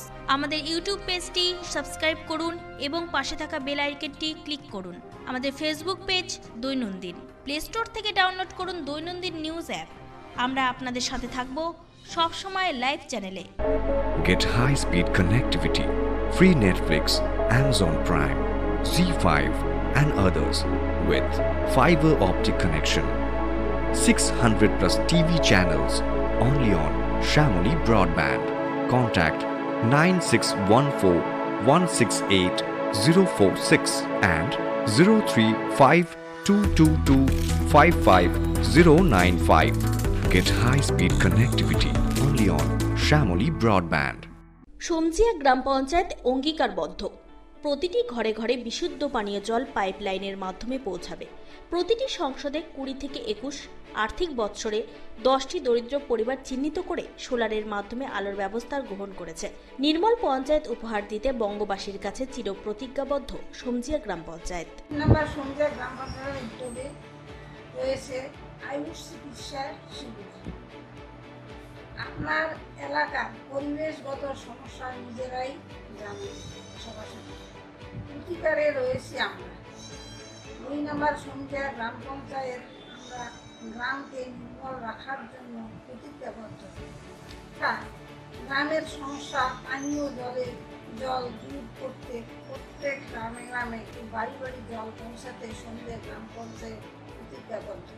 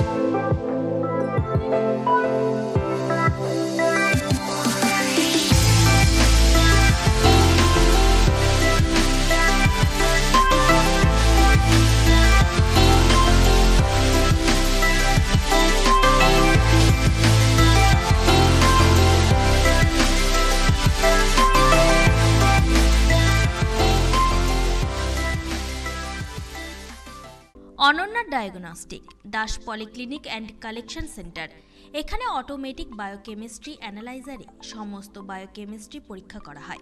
হেমাটোলজি, সেরোলজি, হরমোন পরীক্ষা সহ রক্ত, মলমূত্র, ধাতুগর্ভ ইত্যাদি পরীক্ষা করা হয়। এছাড়াও ক্লিনিক্যাল প্যাথোলজি, কালচার সেন্সিটিভিটি এইসব ধরনের পরীক্ষা অতি যত্ন সহকারে করা হয়। আপনাদের সঠিক রোগ নিরাময়ের জন্য আজই যোগাযোগ করুন অনন্যা ডায়াগনস্টিক ল্যাবে। এমডি প্যাথোলজিস্ট প্রদীপ কুমার ধরের তত্ত্বাবধানে সব ধরনের পরীক্ষা করা হয় অত্যাধুনিক যন্ত্রপাতির দ্বারা। আমাদের ঠিকানা অনন্যা ডায়াগনস্টিক, বালুরঘাট, রঘুনাথপুর, দক্ষিণ দিনাজপুর। আমাদের ফোন নম্বরগুলি হল 9382771741 অথবা 7384197301। বালুরঘাট শহরের দম বিরিয়ানির সেরা ঠিকানা আর যে বিরিয়ানি হাব। এখানে পাবেন mutton biryani, chicken biryani, egg biryani, এছাড়াও পাবেন চিকেন চাপ, মাটন চাপ। আমাদের ঠিকানা 3.5 নম্বর মোড়, বালুরঘাট, দক্ষিণ দিনাজপুর। খাবার অর্ডার দিতে যোগাযোগ করুন স্ক্রিনে দেওয়া নম্বরে। আমাদের ফোন নম্বর 7001606297।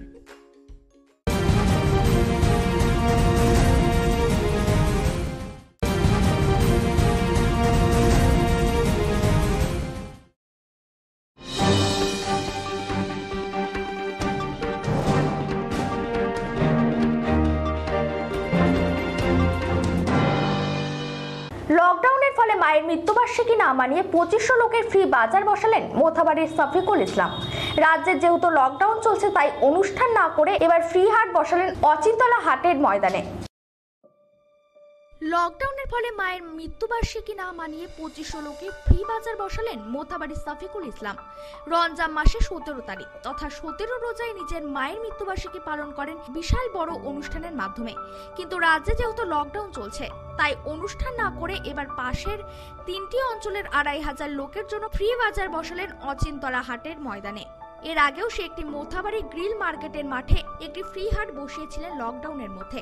এই ফ্রি হাটে প্রায় 32 রকমের জিনিস মানুষের মধ্যে বিতরণ করেন শফিকুল ইসলাম। এই ফ্রি হাটে ফিতা কেটে উদ্বোধন করেন মালদা জেলা পরিষদের সভাধিপতি গৌরচন্দ্র মণ্ডল সহ উপস্থিত ছিলেন সহকারী সভাধিপতি শ্রীমতী চন্দনা সরকার, কালিয়াচক 2 নম্বর পঞ্চায়েত সমিতির সভাপতি টিঙ্কু রহমান বিশ্বাস, জেলা পরিষদের সদস্য চম্পা মণ্ডল, আরিফুর রহমান মিয়া, পঞ্চায়েত সমিতির বনভূমি কর্মদক্ষ রিঙ্কু সহ এলাকার বিশিষ্ট।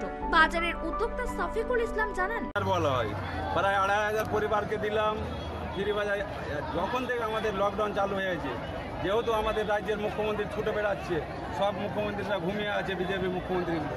আমাদের রাজ্যের মুখ্যমন্ত্রী যেহেতু বাড়ি বাড়ি মাঠে ঘাটে ছুটছে, ওই জন্য ওনার দেখে আমরা অনুপ্রেরণায় পাবলিকের পাশে সবসময়, যতদিন আজ লকডাউন চালু হয়ে প্রায় 46 দিন হয়ে গেল, যেদিন থেকে লকডাউন চালু হয়েছে আমি সকালে বের হই, রাত 10টাতে বাড়ি ঢুকি, মানুষের পাশে থাকি। প্রায় এখন অবধি 60,000 পরিবারকে 52-53 বিধানসভা মিলিয়ে দেওয়া হয়ে গেল। আর 2টা ফ্রি বাজার, গ্রিন মার্কেটে ফ্রি বাজার করেছিলাম 3000 পরিবারে, এখানে 2500 পরিবারের করেছি। প্রায় 32 রকম জিনিস আছে, তেল থেকে চালু করে লবণ, আটা, যেহেতু চাল অনেক আমরা দিয়েছি এর আগে, ওই জন্য চালটা এবার দিই, আটা, শসা, সয়াবিন, যাকে বুদিয়া বলে রোজার তারিখ জন্য লাগে, গাজর, অনেকগুলো প্রায় 32টা আইটেম আছে। এগুলো দিলাম এই জন্য দিলাম যে আমাদের রাজ্যের করোনা আক্রান্ত প্রায় এখন অবধি মালদাতে 3 থেকে বেড়ে 9টা হয়ে গেছে। ওই জন্য আমি মানুষকে বাড়ি বসে খাওয়া করি হিসাবে 15 দিনের আমি জিনিস মানুষের হাতে তুলে দিলাম।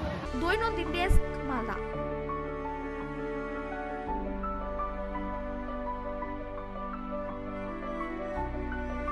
শ্রমিক বোঝাই ট্রেন আসার আগে দুর্গাপুরের রেল স্টেশন খতিয়ে দেখলেন জেলা শাসক সহ আসানসোল দুর্গাপুর পুলিশ কমিশনারেটের উচ্চপদস্থ আধিকারিকরা।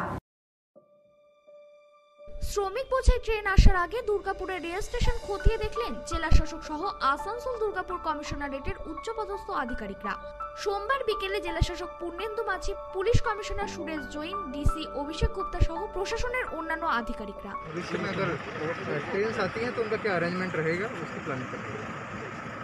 और यहाँ से कहाँ का ये व्यवस्था कहाँ जाएगा? वो जैसे डिटेल्स आएगा तब आपको बताएंगे।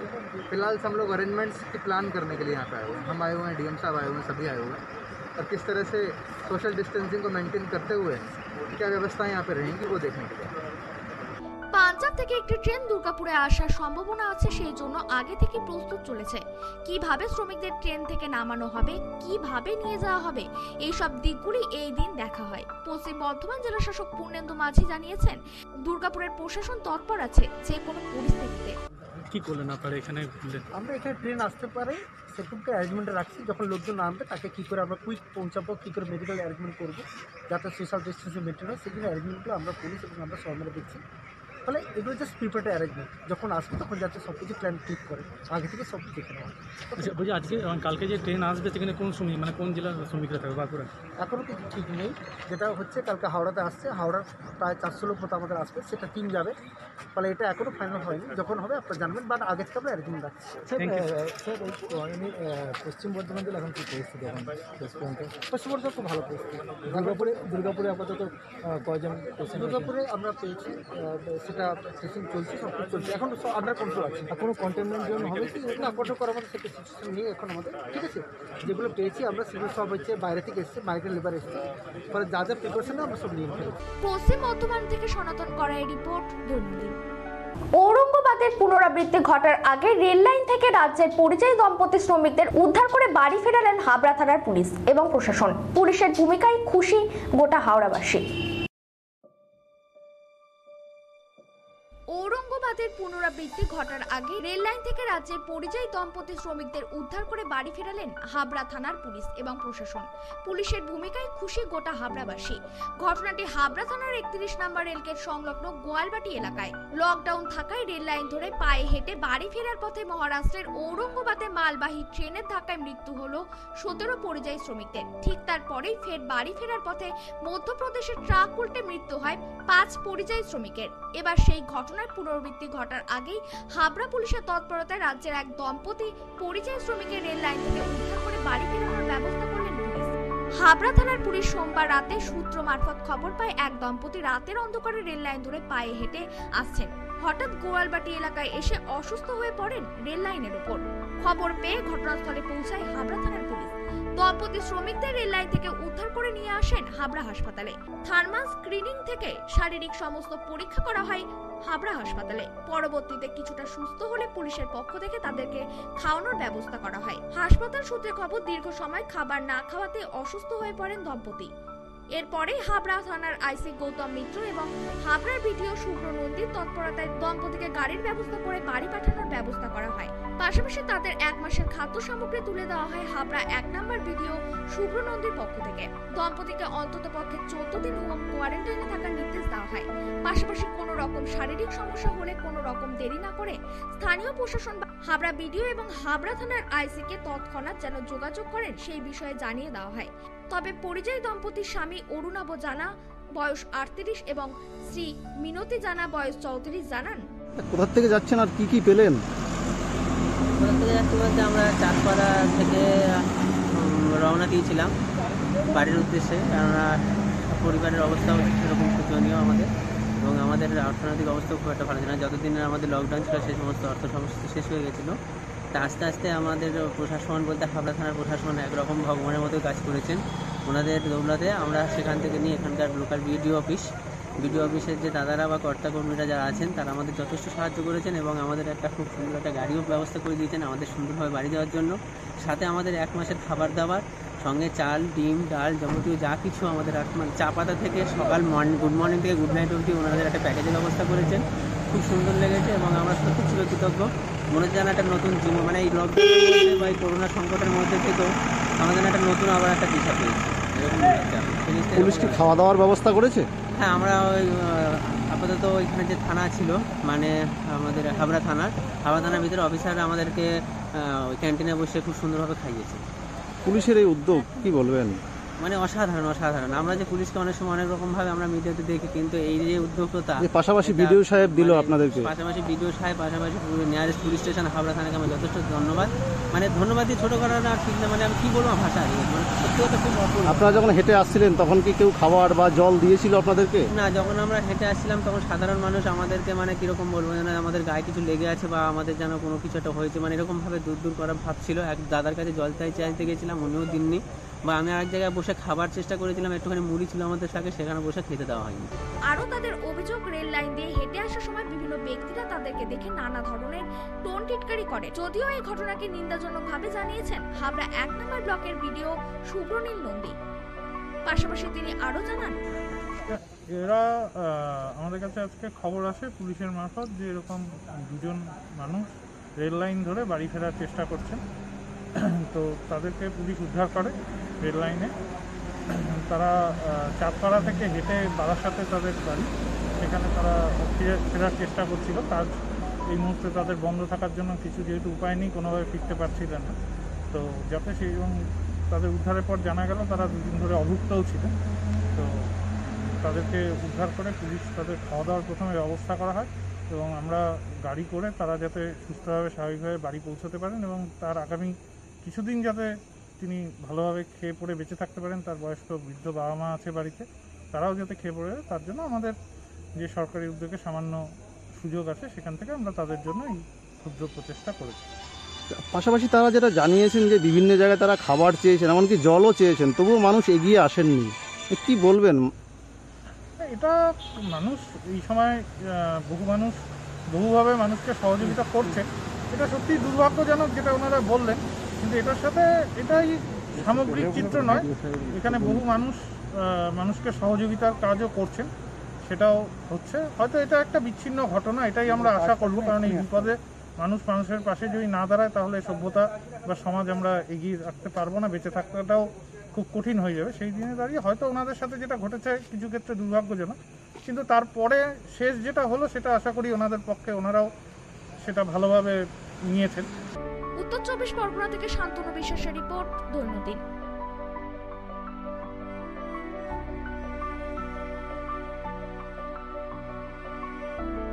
সংবাদ এই পর্যন্তই। চোখ রাখুন আমাদের দৈনন্দিনের পর্দায়। নমস্কার। থানার আইসিকে তৎক্ষণাৎ যেন যোগাযোগ করেন সেই বিষয়ে জানিয়ে দাও। এখন থেকে স্টার ক্লাবের 16 নম্বর চ্যানেলে আপনাদের সাথে সবসময় থাকছি আমরা, খবরের সাথে মানুষের মাঝে দৈনন্দিন। আমাদের মেল করুন doinandinnews@gmail.com অথবা ফোন করুন 8927984900 এই নম্বরে। এছাড়াও আমাদের web portal doinandin.com, YouTube channel দৈনন্দিন নিউজ। আমাদের ইউটিউব পেজটি সাবস্ক্রাইব করুন এবং পাশে থাকা বেল আইকনটি ক্লিক করুন। আমাদের ফেসবুক পেজ দৈনন্দিন। প্লে স্টোর থেকে ডাউনলোড করুন দৈনন্দিন নিউজ অ্যাপ। আমরা আপনাদের সাথে থাকব সব সময় লাইভ চ্যানেলে। Get high-speed connectivity, free Netflix, Amazon Prime, Z5 and others with fiber optic connection. 600 plus TV channels only on Shamoli Broadband. Contact 9614168046 and 03522255095. Get high-speed connectivity only on Shamoli Broadband. সমজিয়া গ্রাম পঞ্চায়েত অঙ্গীকারবদ্ধ, প্রতিটি ঘরে ঘরে বিশুদ্ধ পানীয় জল পাইপলাইনের মাধ্যমে পৌঁছাবে। প্রতিটি সংসদে 20 থেকে 21 আর্থিক বৎসরে 10টি দরিদ্র পরিবার চিহ্নিত করে সোলারের মাধ্যমে আলোর ব্যবস্থা গ্রহণ করেছে। নির্মল পঞ্চায়েত উপহার দিতে বঙ্গবাসীর কাছে চিরপ্রতিজ্ঞাবদ্ধ সমজিয়া গ্রাম পঞ্চায়েত। সমজিয়া গ্রাম পঞ্চায়েতের উদ্যোগে রয়েছে আয়ুষ চিকিৎসা শিবির। আপনার এলাকার পরিবেশগত সমস্যা নিজেরাই জানেন, সরাসরি প্রতিকারে রয়েছি আমরা। 2 নম্বর সমজিয়া গ্রাম পঞ্চায়েত আমরা গ্রামকে নির্মল রাখার জন্য প্রতিজ্ঞাবদ্ধ। গ্রামের সমস্যা পানীয় জল দূর করতে প্রত্যেক গ্রামে গ্রামে বাড়ি বাড়ি জল পৌঁছাতে সমজিয়া গ্রাম পঞ্চায়েত প্রতিজ্ঞাবদ্ধ।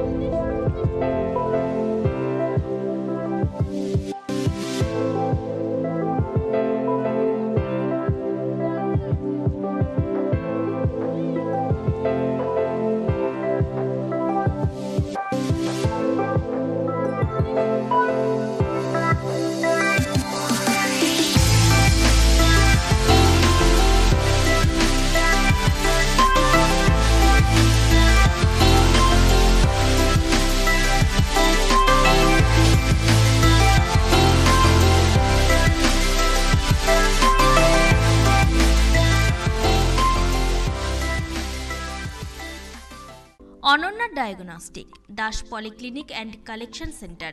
এখানে অটোমেটিক বায়োকেমিস্ট্রি অ্যানালাইজারে সমস্ত বায়োকেমিস্ট্রি পরীক্ষা করা হয়। হেমাটোলজি, সেরোলজি, হরমোন পরীক্ষা সহ রক্ত, মলমূত্র, ধাতুগর্ভ ইত্যাদি পরীক্ষা করা হয়। এছাড়াও ক্লিনিক্যাল প্যাথোলজি, কালচার সেন্সিটিভিটি এইসব ধরনের পরীক্ষা অতি যত্ন সহকারে করা হয়।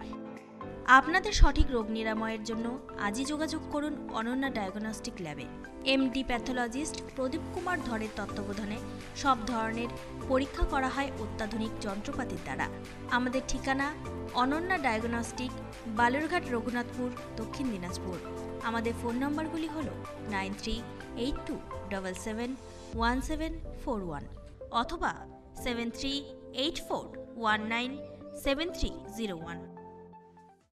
বালুরঘাট শহরের দম বিরিয়ানির সেরা ঠিকানা আর যে বিরিয়ানি হাব। এখানে পাবেন mutton biryani, chicken biryani, egg biryani, এছাড়াও পাবেন চিকেন চাপ, মাটন চাপ। আমাদের ঠিকানা 3.5 নম্বর মোড়, বালুরঘাট, দক্ষিণ দিনাজপুর। খাবার অর্ডার দিতে যোগাযোগ করুন স্ক্রিনে দেওয়া নম্বরে।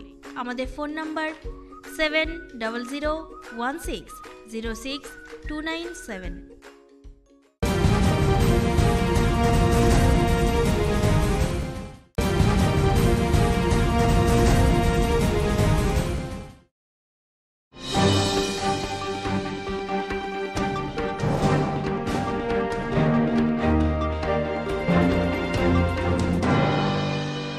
লকডাউনের ফলে মায়ের মৃত্যুবার্ষিকী না মানিয়ে 2500 লোকের ফ্রি বাজার বসালেন মোথাবাড়ির শফিকুল ইসলাম। রাজ্যে যেহেতু লকডাউন চলছে তাই অনুষ্ঠান না করে এবার ফ্রি হাট বসালেন অচিন্তলা হাটের ময়দানে। লকডাউনের ফলে মায়ের মৃত্যুবার্ষিকী না মানিয়ে 2500 লোকে ফ্রি বাজার বসালেন মোথাবাড়ির শফিকুল ইসলাম।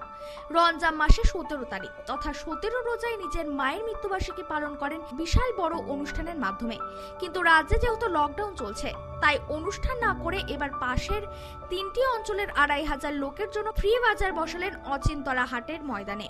এর আগেও সে একটি মোথাবাড়ি গ্রিল মার্কেটের মাঠে একটি ফ্রি হাট বসিয়েছিলেন লকডাউনের মধ্যে। এই ফ্রি হাটে প্রায় 32 রকমের জিনিস মানুষের মধ্যে বিতরণ করেন শফিকুল ইসলাম। এই ফ্রি হাটে ফিতা কেটে উদ্বোধন করেন মালদা জেলা পরিষদের সভাধিপতি গৌরচন্দ্র মণ্ডল সহ উপস্থিত ছিলেন সহকারী সভাধিপতি শ্রীমতী চন্দনা সরকার, কালিয়াচক 2 নম্বর পঞ্চায়েত সমিতির সভাপতি টিঙ্কু রহমান বিশ্বাস, জেলা পরিষদের সদস্য চম্পা মণ্ডল, আরিফুর রহমান মিয়া, পঞ্চায়েত সমিতির বনভূমি কর্মদক্ষ রিঙ্কু সহ এলাকার বিশিষ্ট বাজারের উদ্যোক্তা শফিকুল ইসলাম জানান, বলা হয় প্রায় 2500 পরিবারকে দিলাম ফ্রি বাজার। যখন থেকে আমাদের লকডাউন চালু হয়েছে, যেহেতু আমাদের রাজ্যের মুখ্যমন্ত্রী ছুটে বেড়াচ্ছে, সব মুখ্যমন্ত্রীরা ঘুমিয়ে আছে, বিজেপি মুখ্যমন্ত্রীগুলো। আমাদের রাজ্যের মুখ্যমন্ত্রী যেহেতু বাড়ি বাড়ি মাঠে ঘাটে ছুটছে, ওই জন্য ওনার দেখে আমরা অনুপ্রেরণায় পাবলিকের পাশে সবসময় যতদিন আজ লকডাউন চালু হয়ে প্রায় 46 দিন হয়ে গেল, যেদিন থেকে লকডাউন চালু হয়েছে আমি সকালে বের হই, রাত 10টাতে বাড়ি ঢুকি, মানুষের পাশে থাকি। প্রায় এখন অবধি 60,000 পরিবারকে 52-53 বিধানসভা মিলিয়ে দেওয়া হয়ে গেল। আর 2টা ফ্রি বাজার, গ্রিন মার্কেটে ফ্রি বাজার করেছিলাম 3000 পরিবারে, এখানে 2500 পরিবারের করেছি। প্রায় 32 রকম জিনিস আছে, তেল থেকে চালু করে লবণ, আটা, যেহেতু চাল অনেক আমরা দিয়েছি এর আগে, ওই জন্য চালটা এবার দিই। আটা, শসা, সয়াবিন, যাকে বুদিয়া বলে রোজার তারিখ জন্য লাগে, গাজর, অনেকগুলো প্রায় 32টা আইটেম আছে। এগুলো দিলাম, এই জন্য দিলাম যে আমাদের রাজ্যের করোনা আক্রান্ত প্রায় এখন অবধি মালদাতে 3 থেকে বেড়ে 9টা হয়ে গেছে। ওই জন্য আমি মানুষকে বাড়ি বসে খাওয়া করি হিসাবে 15 দিনের আমি জিনিস মানুষের হাতে তুলে দিলাম। দৈনন্দিন ডেস্ক, মালদা।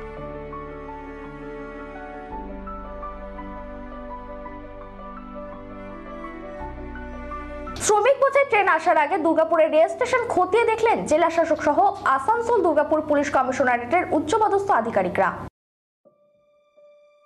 শ্রমিক বোঝাই ট্রেন আসার আগে দুর্গাপুরের রেল স্টেশন খতিয়ে দেখলেন জেলা শাসক সহ আসানসোল দুর্গাপুর কমিশনারেটের উচ্চপদস্থ আধিকারিকরা।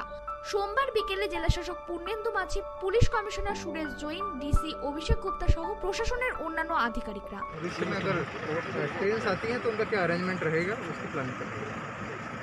और यहाँ से कहाँ का ये व्यवस्था कहाँ जाएगा? वो जैसे डिटेल्स आएगा तब आपको बताएंगे। फिलहाल हम लोग अरेंजमेंट्स की प्लान करने के लिए यहाँ पे आए हुए हैं। हम आए हुए हैं, डीएम साहब आए हुए हैं, सभी आए हुए हैं, और किस तरह से सोशल डिस्टेंसिंग को मेंटेन करते हुए क्या व्यवस्थाएं यहाँ पे रहेंगी वो देखने के लिए। পাঞ্জাব থেকে একটি ট্রেন দুর্গাপুরে আসার সম্ভাবনা আছে, সেই জন্য আগে থেকে প্রস্তুত চলেছে। কিভাবে শ্রমিকদের ট্রেন থেকে নামানো হবে, কিভাবে নিয়ে যাওয়া হবে, এই সব দিকগুলি এই দিন দেখা হয়। পশ্চিম বর্ধমান জেলা শাসক পূর্ণেন্দু মাঝি জানিয়েছেন, দুর্গাপুরের প্রশাসন তৎপর আছে যে কোনো পরিস্থিতিতে। কি করলেন আপনারা এখানে? আমরা এখানে ট্রেন আসতে পারে সেরকমটা অ্যারেঞ্জমেন্টে রাখছি। যখন লোকজন নামবে তাকে কী করে আমরা কুইক পৌঁছাবো, কী করে মেডিকেল অ্যারেঞ্জমেন্ট করবো যাতে সোশ্যাল ডিস্টেন্সিং মেনটেন হয়, সেগুলো অ্যারেঞ্জমেন্টগুলো আমরা পুলিশ এবং আমরা সবাই মিলে দেখছি। ফলে এগুলো জাস্ট প্রিপেয়ার্ড অ্যারেঞ্জমেন্ট, যখন আসবে তখন যাতে সব কিছু প্ল্যান ঠিক করে আগে থেকে সব দেখে নেওয়া। আচ্ছা বলছি আজকে কালকে যে ট্রেন আসবে সেখানে কোন শ্রমিক মানে কোন জেলার শ্রমিকরা থাকবে বাঁকুড়া? এখনও কিছু ঠিক নেই। যেটা হচ্ছে কালকে হাওড়াতে আসছে, হাওড়ার প্রায় 400 লোক মতো আমাদের আসবে, সেটা টিম যাবে। ফলে এটা এখনও ফাইনাল হয়নি, যখন হবে আপনারা জানবেন, বাট আগে থেকে আমরা অ্যারেঞ্জমেন্ট রাখছি। স্যার পশ্চিম বর্ধমান জেলা এখন কী পরিস্থিতি? এখন পশ্চিম বর্ধমান খুব ভালো পরিস্থিতি। দুর্গাপুরে আপাতত কয়জন? দুর্গাপুরে আমরা পেয়েছি, সেটা টেস্টিং চলছে, সব কিছু চলছে, এখন সব আন্ডার কন্ট্রোল আছে। কোনো কন্টেনমেন্ট জোন হবে কি? না, কন্ট্রোল করার মতো সেটা সিচুয়েশন নেই এখন আমাদের, ঠিক আছে। যেগুলো পেয়েছি আমরা সেগুলো সব হচ্ছে বাইরে থেকে এসছে, মাইগ্রেন্ট লেবার এসছে, ফলে যা যা প্রিপারেশন আমরা সব নিয়ে ফেলেছি। পশ্চিম বর্ধমান থেকে সনাতন করাই রিপোর্ট, দৈনন্দিন। ঔরঙ্গাবাদের পুনরাবৃত্তি ঘটার আগে রেল লাইন থেকে রাজ্যের পরিযায়ী দম্পতি শ্রমিকদের উদ্ধার করে বাড়ি ফেরালেন হাবড়া থানার পুলিশ এবং প্রশাসন। পুলিশের ভূমিকায় খুশি গোটা হাওড়াবাসী। ঔরঙ্গাবাদের পুনরাবৃত্তি ঘটার আগে রেল লাইন থেকে রাজ্যের পরিযায়ী দম্পতি শ্রমিকদের উদ্ধার করে বাড়ি ফেরালেন হাবড়া থানার পুলিশ এবং প্রশাসন। পুলিশের ভূমিকায় খুশি গোটা হাবড়াবাসী। ঘটনাটি হাবড়া থানার 31 নম্বর রেলগেট সংলগ্ন গোয়ালবাটি এলাকায়। লকডাউন থাকায় রেল লাইন ধরে পায়ে হেঁটে বাড়ি ফেরার পথে মহারাষ্ট্রের ঔরঙ্গাবাদে মালবাহী ট্রেনের ধাক্কায় মৃত্যু হলো 17 পরিযায়ী শ্রমিকদের। ঠিক তারপরেই ফের বাড়ি ফেরার পথে মধ্যপ্রদেশের ট্রাক উল্টে মৃত্যু হয় 5 পরিযায়ী শ্রমিকের। এবার সেই ঘটনার পুনরাবৃত্তি ঘটার আগেই হাবড়া পুলিশের তৎপরতায় রাজ্যের এক দম্পতি পরিযায়ী শ্রমিকের রেল লাইন থেকে উদ্ধার করে বাড়ি ফেরানোর ব্যবস্থা করলেন পুলিশ। হাবড়া থানার পুলিশ সোমবার রাতে সূত্র মারফত খবর পায় এক দম্পতি রাতের অন্ধকারে রেল লাইন ধরে পায়ে হেঁটে আসছেন। হঠাৎ গোয়ালবাটি এলাকায় এসে অসুস্থ হয়ে পড়েন রেল লাইনের উপর। খবর পেয়ে ঘটনাস্থলে পৌঁছায় হাবড়া থানার পুলিশ। দম্পতি শ্রমিকদের রেল লাইন থেকে উদ্ধার করে নিয়ে আসেন হাবড়া হাসপাতালে। থার্মাল স্ক্রিনিং থেকে শারীরিক সমস্ত পরীক্ষা করা হয় হাবড়া হাসপাতালে। পরবর্তীতে কিছুটা সুস্থ হলে পুলিশের পক্ষ থেকে তাদেরকে খাওয়ানোর ব্যবস্থা করা হয়। হাসপাতাল সূত্রে খবর, দীর্ঘ সময় খাবার না খাওয়াতে অসুস্থ হয়ে পড়েন দম্পতি। এরপরে হাবড়া থানার আইসি গৌতম মিত্র এবং হাবড়ার বিডিও শুভ্র নন্দীর তৎপরতায় দম্পতিকে গাড়ির ব্যবস্থা করে বাড়ি পাঠানোর ব্যবস্থা করা হয়। পাশাপাশি তাদের 1 মাসের খাদ্য সামগ্রী তুলে দেওয়া হয় হাবড়া 1 নম্বর বিডিও শুভ্র নন্দীর পক্ষ থেকে। দম্পতিকে অন্ততপক্ষে 14 দিন হোম কোয়ারেন্টাইনে থাকার নির্দেশ দেওয়া হয়। পাশাপাশি কোনো রকম শারীরিক সমস্যা হলে কোনো রকম দেরি না করে স্থানীয় প্রশাসন হাবড়া বিডিও এবং হাবড়া থানার আইসিকে তৎক্ষণাৎ যেন যোগাযোগ করেন সেই বিষয়ে জানিয়ে দেওয়া হয়।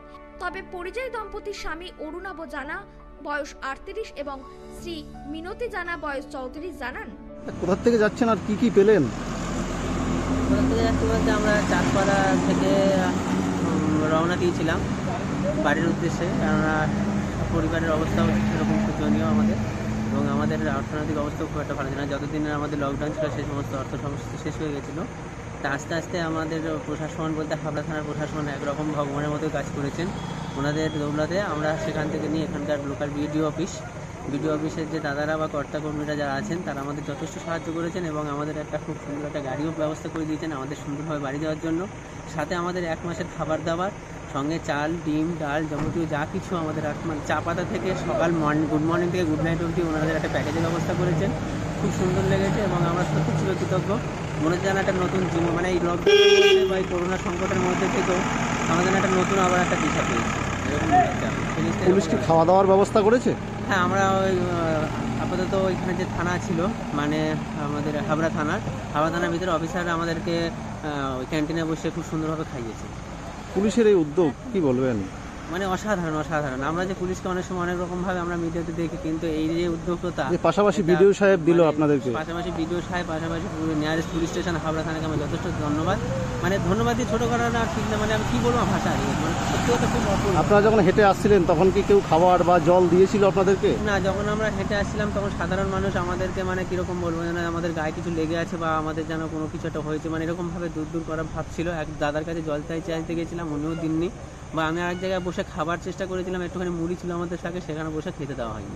আরও তাদের অভিযোগ, রেল লাইন দিয়ে হেঁটে আসার সময় বিভিন্ন ব্যক্তিরা তাদেরকে দেখে নানা ধরনের টোন টিটকারি করে। যদিও এই ঘটনাকে নিন্দাজনকভাবে জানিয়েছেন হাবড়া 1 নম্বর ব্লকের বিডিও শুভ্রনীল নন্দী। পাশাপাশি তিনি আরও জানান, এরা আমাদের কাছে আজকে খবর আসে পুলিশের মারফত যে এরকম 2 জন মানুষ রেল লাইন ধরে বাড়ি ফেরার চেষ্টা করছেন। তো তাদেরকে পুলিশ উদ্ধার করে রেল লাইনে তারা চাঁদপাড়া থেকে হেঁটে বারাসাতে তাদের বাড়ি, সেখানে তারা ফেরার চেষ্টা করছিল। কাজ এই মুহূর্তে তাদের বন্ধ থাকার জন্য কিছু যেহেতু উপায় নেই, কোনোভাবে ফিরতে পারছিলেন না। তো যাতে সেই এবং তাদের উদ্ধারের পর জানা গেল তারা দুদিন ধরে অভুক্তও ছিলেন। তো তাদেরকে উদ্ধার করে পুলিশ তাদের খাওয়া দাওয়ার প্রথমে ব্যবস্থা করা হয় এবং আমরা গাড়ি করে তারা যাতে সুস্থভাবে স্বাভাবিকভাবে বাড়ি পৌঁছতে পারেন এবং তার আগামী কিছুদিন যাতে তিনি ভালোভাবে খেয়ে পড়ে বেঁচে থাকতে পারেন। তার বয়স্ক বৃদ্ধ বাবা মা আছে বাড়িতে, তারাও যাতে খেয়ে পড়ে, তার জন্য আমাদের যে সরকারি উদ্যোগে সামান্য সুযোগ আছে সেখান থেকে আমরা তাদের জন্য এই ক্ষুদ্র প্রচেষ্টা করেছি। পাশাপাশি তারা যেটা জানিয়েছেন যে বিভিন্ন জায়গায় তারা খাবার চেয়েছেন, এমনকি জলও চেয়েছেন, তবুও মানুষ এগিয়ে আসেননি। কি বলবেন? এটা মানুষ এই সময় বহু মানুষ বহুভাবে মানুষকে সহযোগিতা করছে, এটা সত্যি দুর্ভাগ্যজনক যেটা ওনারা বললেন, কিন্তু এটার সাথে এটাই সামগ্রিক চিত্র নয়। এখানে বহু মানুষকে সহযোগিতার কাজও করছেন, সেটাও হচ্ছে। হয়তো এটা একটা বিচ্ছিন্ন ঘটনা, এটাই আমরা আশা করব, কারণ এই বিপদে মানুষের পাশে যদি না দাঁড়ায় তাহলে সভ্যতা বা সমাজ আমরা এগিয়ে রাখতে পারবো না, বেঁচে থাকাটাও খুব কঠিন হয়ে যাবে। সেই দিনে দাঁড়িয়ে হয়তো ওনাদের সাথে যেটা ঘটেছে কিছু ক্ষেত্রে দুর্ভাগ্যজনক, কিন্তু তারপরে শেষ যেটা হলো সেটা আশা করি ওনাদের পক্ষে ওনারাও সেটা ভালোভাবে নিয়েছেন। উত্তর 24 পরগনা থেকে শান্তনু বিশ্বাসের রিপোর্ট, দৈনন্দিন।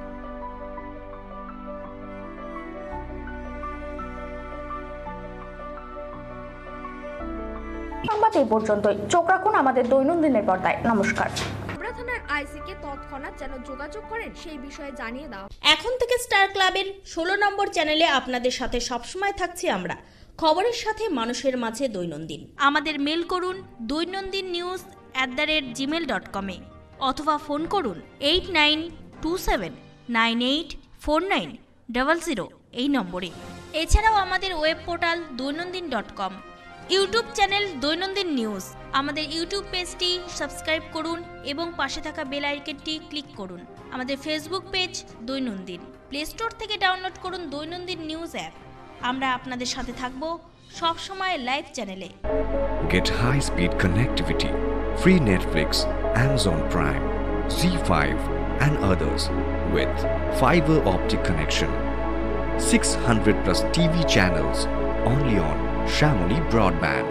Contact 9614168046 and 03522255095. Get high-speed connectivity only on Shamoli Broadband. সমজিয়া গ্রাম পঞ্চায়েত অঙ্গীকারবদ্ধ, প্রতিটি ঘরে ঘরে বিশুদ্ধ পানীয় জল পাইপলাইনের মাধ্যমে পৌঁছাবে। প্রতিটি সংসদে 20 থেকে 21 আর্থিক বৎসরে 10টি দরিদ্র পরিবার চিহ্নিত করে সোলারের মাধ্যমে আলোর ব্যবস্থা গ্রহণ করেছে। নির্মল পঞ্চায়েত উপহার দিতে বঙ্গবাসীর কাছে চিরপ্রতিজ্ঞাবদ্ধ সমজিয়া গ্রাম পঞ্চায়েত। সমজিয়া গ্রাম পঞ্চায়েতের উদ্যোগে রয়েছে আয়ুষ চিকিৎসা শিবির। আপনার এলাকার পরিবেশগত সমস্যা নিজেরাই জানেন, সরাসরি অধিকারে রয়েছি আমরা। 2 নম্বর সমজিয়া গ্রাম পঞ্চায়েত আমরা গ্রামকে নির্মল রাখার জন্য প্রতিজ্ঞাবদ্ধ। গ্রামের সমস্যা পানীয় জল দূর করতে প্রত্যেক গ্রামে গ্রামে বাড়ি বাড়ি জল পৌঁছাতে সমজিয়া গ্রাম পঞ্চায়েত প্রতিজ্ঞাবদ্ধ।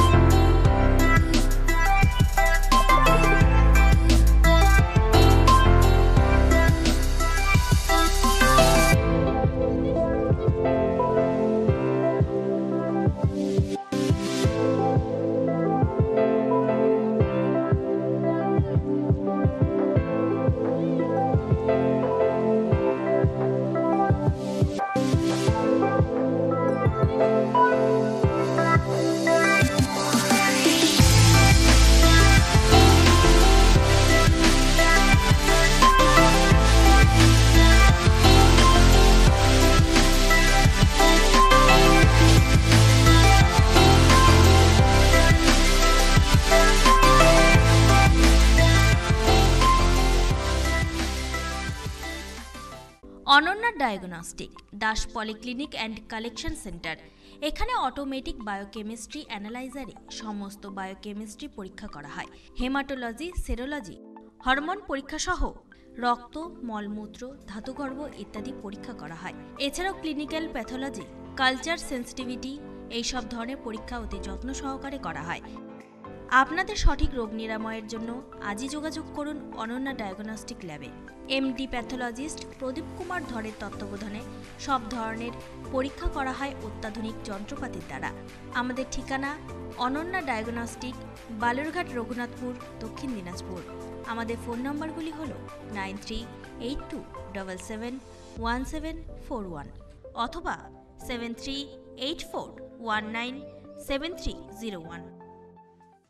বালুরঘাট শহরের দম বিরিয়ানির সেরা ঠিকানা আর যে বিরিয়ানি হাব। এখানে পাবেন mutton biryani, chicken biryani, egg biryani, এছাড়াও পাবেন চিকেন চাপ, মাটন চাপ।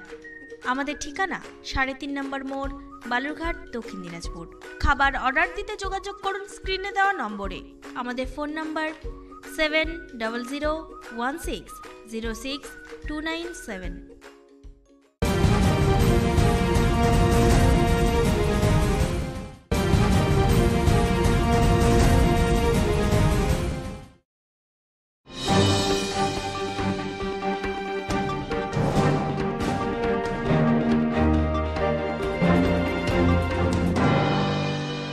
লকডাউনের ফলে মায়ের মৃত্যুবার্ষিকী না মানিয়ে 2500 লোকের ফ্রি বাজার বসালেন মোথাবাড়ির শফিকুল ইসলাম। রাজ্যে যেহেতু লকডাউন চলছে তাই অনুষ্ঠান না করে এবার ফ্রি হাট বসালেন অচিন্তলা হাটের ময়দানে। লকডাউনের ফলে মায়ের মৃত্যুবার্ষিকী না মানিয়ে 2500 লোকে ফ্রি বাজার বসালেন মোথাবাড়ির শফিকুল ইসলাম। রমজান মাসে 17 তারিখ তথা 17 রোজায় নিজের মায়ের মৃত্যুবার্ষিকী পালন করেন বিশাল বড় অনুষ্ঠানের মাধ্যমে। কিন্তু রাজ্যে যেহেতু লকডাউন চলছে তাই অনুষ্ঠান না করে এবার পাশের 3টি অঞ্চলের 2500 লোকের জন্য ফ্রি বাজার বসালেন অচিন্তলা হাটের ময়দানে। এর আগেও সে একটি মোথাবাড়ি গ্রিল মার্কেটের মাঠে একটি ফ্রি হাট বসিয়েছিলেন লকডাউনের মধ্যে। এই ফ্রি হাটে প্রায় 32 রকমের জিনিস মানুষের মধ্যে বিতরণ করেন শফিকুল ইসলাম। এই ফ্রি হাটে ফিতা কেটে উদ্বোধন করেন মালদা জেলা পরিষদের সভাধিপতি গৌরচন্দ্র মণ্ডল সহ উপস্থিত ছিলেন সহকারী সভাধিপতি শ্রীমতী চন্দনা সরকার, কালিয়াচক 2 নম্বর পঞ্চায়েত সমিতির সভাপতি টিঙ্কু রহমান বিশ্বাস, জেলা পরিষদের সদস্য চম্পা মণ্ডল, আরিফুর রহমান মিয়া, পঞ্চায়েত সমিতির বনভূমি কর্মদক্ষ রিঙ্কু সহ এলাকার বিশিষ্ট। বাজারের উদ্যোক্তা শফিকুল ইসলাম জানান, প্রায় 2500 পরিবারকে দিলাম ফ্রি বাজার। যখন থেকে আমাদের লকডাউন চালু হয়েছে, যেহেতু আমাদের রাজ্যের মুখ্যমন্ত্রী ছুটে বেড়াচ্ছে, সব মুখ্যমন্ত্রীরা ঘুমিয়ে আছে, বিজেপি মুখ্যমন্ত্রীগুলো।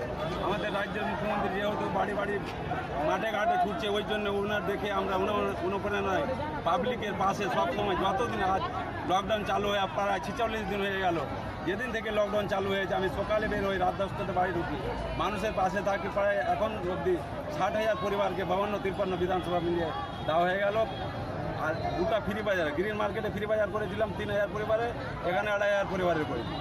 প্রায় 32 রকম জিনিস আছে, তেল থেকে চালু করে লবণ, আটা, যেহেতু চাল অনেক আমরা দিয়েছি এর আগে, ওই জন্য চালটা এবার দিদি, আটা, শসা, সয়াবিন, যাকে বুদিয়া বলে রোজা ইফতারির জন্য লাগে, গাজর, অনেকগুলো প্রায় 32টা আইটেম আছে। এগুলো দিলাম, এই জন্য দিলাম যে আমাদের রাজ্যের করোনা আক্রান্ত প্রায় এখন অবধি মালদাতে 3 থেকে বেড়ে 9টা হয়ে গেছে। ওই জন্যে আমি মানুষকে বাড়ি বসে খাক ওই হিসাবে 15 দিনের আমি জিনিস মানুষের হাতে তুলে দিলাম। দৈনন্দিন ডেস্ক, মালদা।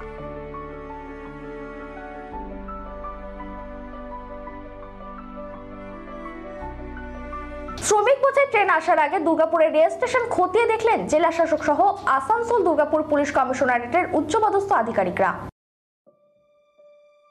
শ্রমিক বোঝাই ট্রেন আসার আগে দুর্গাপুরের রেল স্টেশন খতিয়ে দেখলেন জেলা শাসক সহ আসানসোল দুর্গাপুর কমিশনারেটের উচ্চপদস্থ আধিকারিকরা। সোমবার বিকেলে জেলা শাসক Purnendu Majhi, police commissioner Suresh Jain, DC Abhishek Gupta সহ প্রশাসনের অন্যান্য আধিকারিকরা।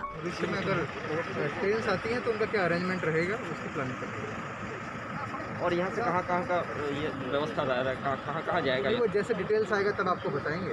फिलहाल हम लोग अरेंजमेंट्स की प्लान करने के लिए यहाँ पे आए हुए हैं। हम आए हुए हैं, डीएम साहब आए हुए हैं, सभी आए हुए हैं, और किस तरह से सोशल डिस्टेंसिंग को मेंटेन करते हुए क्या व्यवस्थाएं यहाँ पे रहेंगी वो देखने के लिए।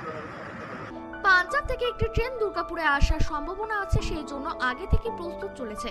কিভাবে শ্রমিকদের ট্রেন থেকে নামানো হবে, কিভাবে নিয়ে যাওয়া হবে, এই সব দিকগুলি এই দিন দেখা হয়। পশ্চিম বর্ধমান জেলা শাসক পূর্ণেন্দু মাঝি জানিয়েছেন, দুর্গাপুরের প্রশাসন তৎপর আছে যে কোনো পরিস্থিতিতে। কি করলেন আপনারা এখানে? আমরা এখানে ট্রেন আসতে পারে সেরকমকে অ্যারেঞ্জমেন্ট রাখছি। যখন লোকজন নামবে তাকে কী করে আমরা কুইক পৌঁছাবো, কী করে মেডিকেল অ্যারেঞ্জমেন্ট করবো যাতে সোশ্যাল ডিস্টেন্সিং মেনটেন হয়, সেগুলো অ্যারেঞ্জমেন্টগুলো আমরা পুলিশ এবং আমরা সবাই মিলে দেখছি। ফলে এগুলো জাস্ট প্রিপেয়ার্ড অ্যারেঞ্জমেন্ট, যখন আসবে তখন যাতে সব কিছু প্ল্যান ঠিক করে আগে থেকে সব দেখে নেওয়া। আচ্ছা বলছি, আজকে কালকে যে ট্রেন আসবে সেখানে কোন শ্রমিক মানে কোন জেলার শ্রমিকরা থাকবে বাঁকুড়া? এখনও কিছু ঠিক নেই। যেটা হচ্ছে কালকে হাওড়াতে আসছে, হাওড়ার প্রায় 400 লোক মতো আমাদের আসবে, সেটা টিম যাবে। ফলে এটা এখনও ফাইনাল হয়নি, যখন হবে আপনারা জানবেন, বাট আগে থেকে আমরা অ্যারেঞ্জমেন্ট রাখছি। স্যার পশ্চিম বর্ধমান জেলা এখন কী পরিস্থিতি? এখন পশ্চিম বর্ধমান খুব ভালো পরিস্থিতি। দুর্গাপুরে আপাতত কয়জন? দুর্গাপুরে আমরা পেয়েছি, সেটা সেশন চলছে, সব কিছু চলছে, এখন সব আন্ডার কন্ট্রোল আছে। আর কোনো কন্টেনমেন্ট জোন হবে কি না কন্ট্রোল করার মতো সেটা সিচুয়েশন নেই এখন আমাদের, ঠিক আছে। যেগুলো পেয়েছি আমরা সেগুলো সব হচ্ছে বাইরে থেকে এসছে, মাইগ্রেন্ট লেবার এসছে, ফলে যা যা প্রিপারেশন আমরা সব নিয়ে ফেলেছি। পশ্চিম বর্ধমান থেকে সনাতন করাই রিপোর্ট, দৈনন্দিন। ঔরঙ্গাবাদের পুনরাবৃত্তি ঘটার আগে রেল লাইন থেকে রাজ্যের পরিযায়ী দম্পতি শ্রমিকদের উদ্ধার করে বাড়ি ফেরালেন হাবড়া থানার পুলিশ এবং প্রশাসন। পুলিশের ভূমিকায় খুশি গোটা হাওড়াবাসী। ঔরঙ্গাবাদের পুনরাবৃত্তি ঘটার আগে রেল লাইন থেকে রাজ্যের পরিযায়ী দম্পতি শ্রমিকদের উদ্ধার করে বাড়ি ফেরালেন হাবড়া থানার পুলিশ এবং প্রশাসন। পুলিশের ভূমিকায় খুশি গোটা হাবড়াবাসী। ঘটনাটি হাবড়া থানার 31 নম্বর রেলগেট সংলগ্ন গোয়ালবাটি এলাকায়। লকডাউন থাকায় রেল লাইন ধরে পায়ে হেঁটে বাড়ি ফেরার পথে মহারাষ্ট্রের ঔরঙ্গাবাদে মালবাহী ট্রেনের ধাক্কায় মৃত্যু হলো 17 পরিযায়ী শ্রমিকদের। ঠিক তারপরেই ফের বাড়ি ফেরার পথে মধ্যপ্রদেশের ট্রাক উল্টে মৃত্যু হয় 5 পরিযায়ী শ্রমিকের। এবার সেই ঘটনার পুনরাবৃত্তি ঘটার আগেই হাবড়া পুলিশের তৎপরতায় রাজ্যের এক দম্পতি পরিযায়ী শ্রমিকের রেল লাইন থেকে উদ্ধার করে বাড়ি ফেরানোর ব্যবস্থা করলেন পুলিশ।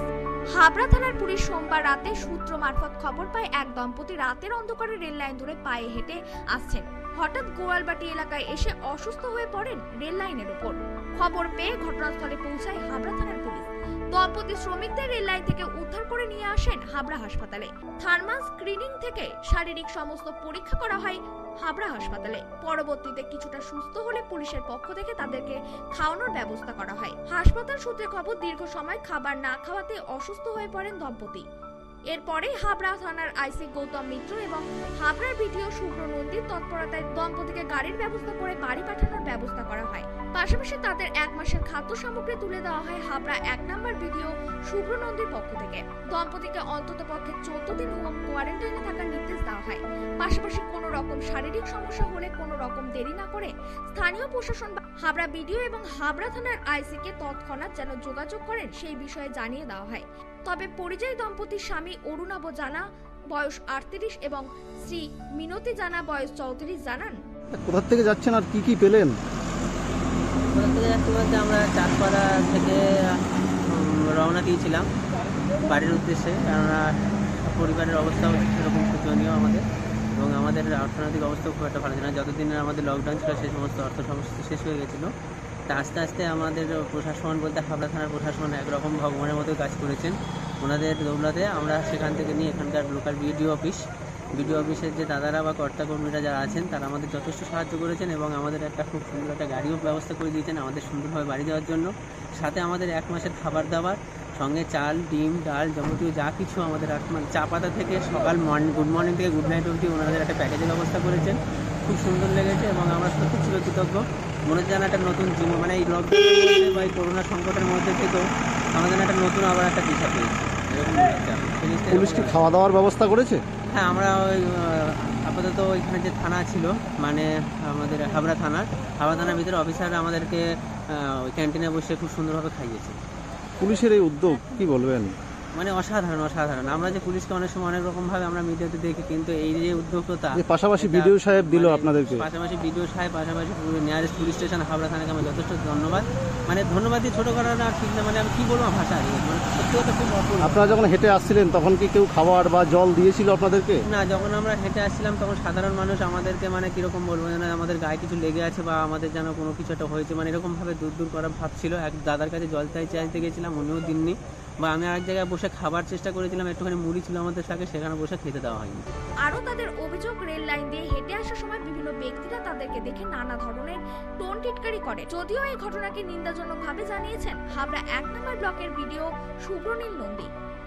পাশাপাশি তিনি আরও জানান, এরা আমাদের কাছে আজকে খবর আসে পুলিশের মারফত যে এরকম দুজন মানুষ রেল লাইন ধরে বাড়ি ফেরার চেষ্টা করছেন। তো তাদেরকে পুলিশ উদ্ধার করে রেল লাইনে। তারা চাঁদপাড়া থেকে হেঁটে বারাসাতে তাদের বাড়ি, সেখানে তারা ফেরার চেষ্টা করছিল। কাজ এই মুহূর্তে তাদের বন্ধ থাকার জন্য কিছু যেহেতু উপায় নেই, কোনোভাবে ফিরতে পারছিলেন না।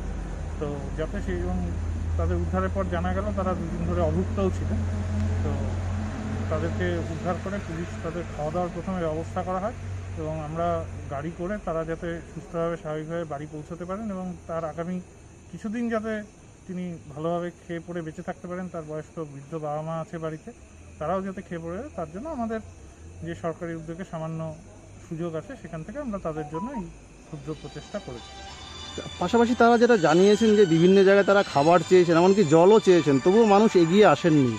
কি বলবেন? এটা মানুষ এই সময় বহু মানুষ বহুভাবে মানুষকে সহযোগিতা করছে, এটা সত্যিই দুর্ভাগ্যজনক যেটা ওনারা বললেন, কিন্তু এটার সাথে এটাই সামগ্রিক চিত্র নয়। এখানে বহু মানুষকে সহযোগিতার কাজও করছেন, সেটাও হচ্ছে। হয়তো এটা একটা বিচ্ছিন্ন ঘটনা, এটাই আমরা আশা করব, কারণ এই বিপদে মানুষের পাশে যদি না দাঁড়ায় তাহলে সভ্যতা বা সমাজ আমরা এগিয়ে রাখতে পারবো না, বেঁচে থাকাটাও খুব কঠিন হয়ে যাবে। সেই দিনে দাঁড়িয়ে হয়তো ওনাদের সাথে যেটা ঘটেছে কিছু ক্ষেত্রে দুর্ভাগ্যজনক, কিন্তু তারপরে শেষ যেটা হলো সেটা আশা করি ওনাদের পক্ষে ওনারাও সেটা ভালোভাবে নিয়েছেন। উত্তর 24 পরগনা থেকে শান্তনু বিশ্বাসের রিপোর্ট, দৈনন্দিন।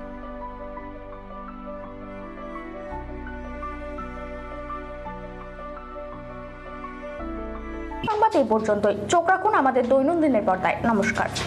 থানার আইসিকে তৎক্ষণাৎ যেন যোগাযোগ করেন সেই বিষয়ে জানিয়ে দাও। এখন থেকে স্টার ক্লাবের 16 নম্বর চ্যানেলে আপনাদের সাথে সবসময় থাকছি আমরা, খবরের সাথে মানুষের মাঝে দৈনন্দিন। আমাদের মেল করুন doinandinnews@gmail.com অথবা ফোন করুন 8927984900 এই নম্বরে। এছাড়াও আমাদের web portal doinandin.com, YouTube channel দৈনন্দিন নিউজ। আমাদের ইউটিউব পেজটি সাবস্ক্রাইব করুন এবং পাশে থাকা বেল আইকনটি ক্লিক করুন। আমাদের ফেসবুক পেজ দৈনন্দিন। প্লে স্টোর থেকে ডাউনলোড করুন দৈনন্দিন নিউজ অ্যাপ। আমরা আপনাদের সাথে থাকব সব সময় লাইভ চ্যানেলে। Get high-speed connectivity, free Netflix, Amazon Prime, Z5 and others with fiber optic connection. 600 plus TV channels only on Shamoli Broadband. Contact 9614168046 and 0352225595. Get high-speed connectivity only on Shamoli Broadband. সমজিয়া গ্রাম পঞ্চায়েত অঙ্গীকারবদ্ধ, প্রতিটি ঘরে ঘরে বিশুদ্ধ পানীয় জল পাইপলাইনের মাধ্যমে পৌঁছাবে। প্রতিটি সংসদে 20 থেকে 21 আর্থিক বৎসরে 10টি দরিদ্র পরিবার চিহ্নিত করে সোলারের মাধ্যমে আলোর ব্যবস্থা গ্রহণ করেছে। নির্মল পঞ্চায়েত উপহার দিতে বঙ্গবাসীর কাছে চিরপ্রতিজ্ঞাবদ্ধ সমজিয়া গ্রাম পঞ্চায়েত। নাম্বার সমজিয়া গ্রাম পঞ্চায়েতের উদ্যোগে রয়েছে আয়ুষ চিকিৎসা শিবির। আপনার এলাকার পরিবেশগত সমস্যা নিজেরাই জানবেন। সরাসরি প্রতিকারে রয়েছি আমরা। 2 নম্বর সমজিয়া গ্রাম পঞ্চায়েত আমরা গ্রামকে নির্মল রাখার জন্য প্রতিজ্ঞাবদ্ধ। গ্রামের সমস্যা পানীয় জল দূর করতে প্রত্যেক গ্রামে গ্রামে বাড়ি বাড়ি জল পৌঁছাতে সমজিয়া গ্রাম পঞ্চায়েত প্রতিজ্ঞাবদ্ধ।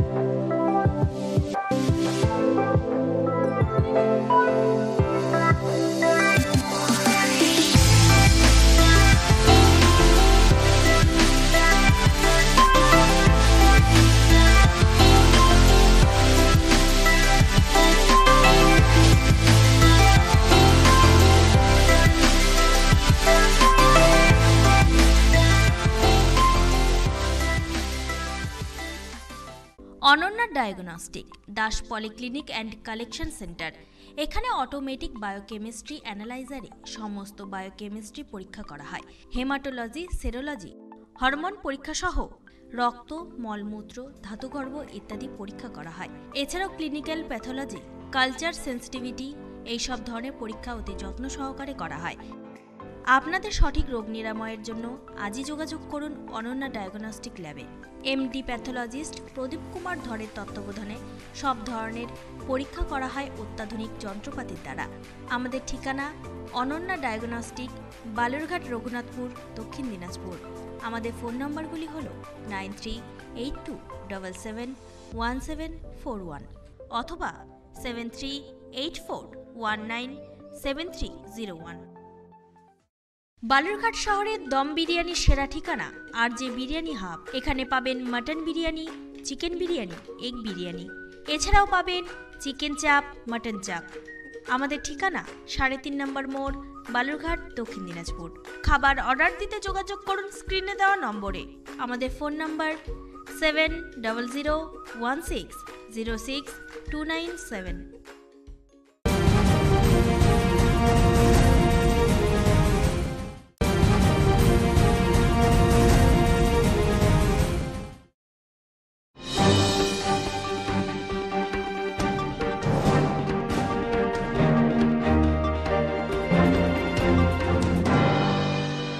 লকডাউনের ফলে মায়ের মৃত্যুবার্ষিকী না মানিয়ে 2500 লোকের ফ্রি বাজার বসালেন মোথাবাড়ির শফিকুল ইসলাম।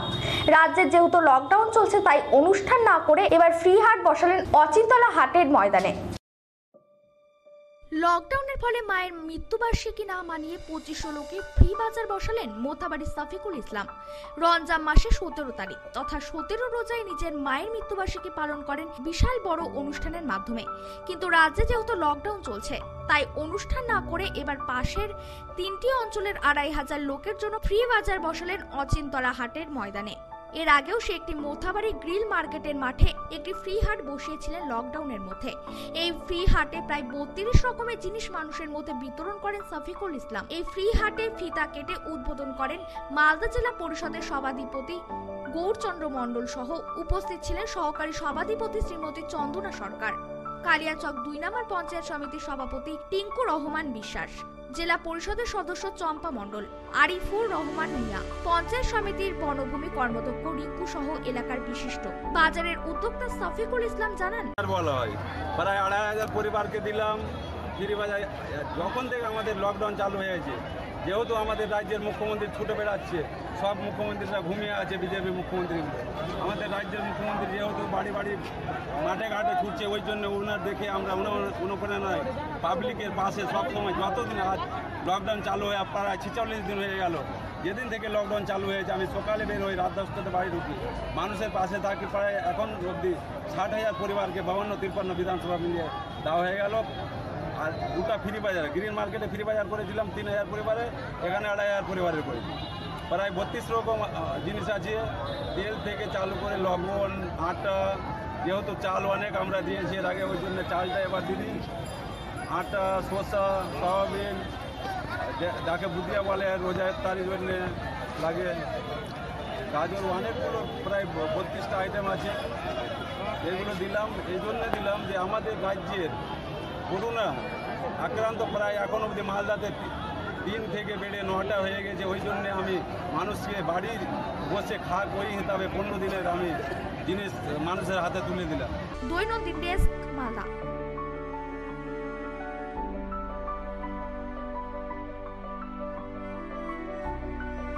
শ্রমিক বোঝাই ট্রেন আসার আগে দুর্গাপুরের রেল স্টেশন খতিয়ে দেখলেন জেলা শাসক সহ আসানসোল দুর্গাপুর পুলিশ কমিশনারেটের উচ্চপদস্থ আধিকারিকরা। শ্রমিক বোঝাই ট্রেন আসার আগে দুর্গাপুরের রেল স্টেশন খতিয়ে দেখলেন জেলা শাসক সহ আসানসোল দুর্গাপুর কমিশনারেটের উচ্চপদস্থ আধিকারিকরা। সোমবার বিকেলে জেলা শাসক Purnendu Majhi, police commissioner Suresh Jain, DC Abhishek Gupta সহ প্রশাসনের অন্যান্য আধিকারিকরা।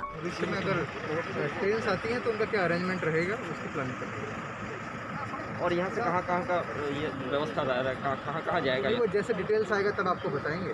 फिलहाल हम लोग अरेंजमेंट्स की प्लान करने के लिए यहाँ पे आए हुए हैं। हम आए हुए हैं, डीएम साहब आए हुए हैं, सभी आए हुए हैं, और किस तरह से सोशल डिस्टेंसिंग को मेंटेन करते हुए क्या व्यवस्थाएं यहाँ पे रहेंगी वो देखने के लिए। থেকে একটি ট্রেন দুর্গাপুরে আসার সম্ভাবনা আছে, সেই জন্য আগে থেকে প্রস্তুত চলেছে। কিভাবে শ্রমিকদের ট্রেন থেকে নামানো হবে, কিভাবে নিয়ে যাওয়া হবে, এই সব দিকগুলি এই দিন দেখা হয়। পশ্চিম বর্ধমান জেলা শাসক পূর্ণেন্দু মাঝি জানিয়েছেন, দুর্গাপুরের প্রশাসন তৎপর আছে যে কোনো পরিস্থিতিতে। কি করলেন আপনারা এখানে? আমরা এখানে ট্রেন আসতে পারে সেরকমটা অ্যারেঞ্জমেন্ট রাখছি। যখন লোকজন নামবে তাকে কী করে আমরা কুইক পৌঁছাবো, কী করে মেডিকেল অ্যারেঞ্জমেন্ট করবো যাতে সোশ্যাল ডিস্টেন্সিং মেনটেন হয়, সেগুলো অ্যারেঞ্জমেন্টগুলো আমরা পুলিশ এবং আমরা সবাই মিলে দেখছি। ফলে এগুলো জাস্ট প্রিপেয়ার্ড অ্যারেঞ্জমেন্ট, যখন আসবে তখন যাতে সব কিছু প্ল্যান ঠিক করে আগে থেকে সব দেখে নেওয়া। আচ্ছা বলছি, আজকে কালকে যে ট্রেন আসবে সেখানে কোন শ্রমিক মানে কোন জেলার শ্রমিকরা থাকবে বাঁকুড়া? এখনও কিছু ঠিক নেই। যেটা হচ্ছে কালকে হাওড়াতে আসছে, হাওড়ার প্রায় 400 লোক মতো আমাদের আসবে, সেটা 3 যাবে। ফলে এটা এখনও ফাইনাল হয়নি, যখন হবে আপনারা জানবেন, বাট আগে থেকে আমরা অ্যারেঞ্জমেন্ট রাখছি। স্যার পশ্চিম বর্ধমান জেলা এখন কী পরিস্থিতি? এখন পশ্চিম বর্ধমান খুব ভালো পরিস্থিতি। দুর্গাপুরে আপাতত কয়জন? দুর্গাপুরে আমরা পেয়েছি, সেটা টেস্টিং চলছে, সব কিছু চলছে, এখন আন্ডার কন্ট্রোল আছে। কোনো কন্টেনমেন্ট জোন হবে কি না, কন্ট্রোল করার মতো সেটা সিচুয়েশন নিয়ে এখন আমাদের, ঠিক আছে। যেগুলো পেয়েছি আমরা সেগুলো সব হচ্ছে বাইরে থেকে এসছে, মাইগ্রেন্ট লেবার এসছে, ফলে যা যা প্রিপারেশন আমরা সব নিয়ে ফেলেছি। পশ্চিম বর্ধমান থেকে সনাতন করাই রিপোর্ট, দৈনন্দিন। ঔরঙ্গাবাদের পুনরাবৃত্তি ঘটার আগে রেল লাইন থেকে রাজ্যের পরিযায়ী দম্পতি শ্রমিকদের উদ্ধার করে বাড়ি ফেরালেন হাবড়া থানার পুলিশ এবং প্রশাসন। পুলিশের ভূমিকায় খুশি গোটা হাওড়াবাসী। ঔরঙ্গাবাদের পুনরাবৃত্তি ঘটার আগে রেল লাইন থেকে রাজ্যের পরিযায়ী দম্পতি শ্রমিকদের উদ্ধার করে বাড়ি ফেরালেন হাবড়া থানার পুলিশ এবং প্রশাসন। পুলিশের ভূমিকায় খুশি গোটা হাবড়াবাসী। ঘটনাটি হাবড়া থানার 31 নম্বর রেলগেট সংলগ্ন গোয়ালবাটি এলাকায়। লকডাউন থাকায় রেল লাইন ধরে পায়ে হেঁটে বাড়ি ফেরার পথে মহারাষ্ট্রের ঔরঙ্গাবাদে মালবাহী ট্রেনের ধাক্কায় মৃত্যু হলো 17 পরিযায়ী শ্রমিকদের। ঠিক তারপরেই ফের বাড়ি ফেরার পথে মধ্যপ্রদেশের ট্রাক উল্টে মৃত্যু হয় 5 পরিযায়ী শ্রমিকের। এবার সেই ঘটনার পুনরাবৃত্তি ঘটার আগেই হাবড়া পুলিশের তৎপরতায় রাজ্যের এক দম্পতি পরিযায়ী শ্রমিকের রেল লাইন থেকে উদ্ধার করে বাড়ি ফেরানোর ব্যবস্থা করলেন পুলিশ।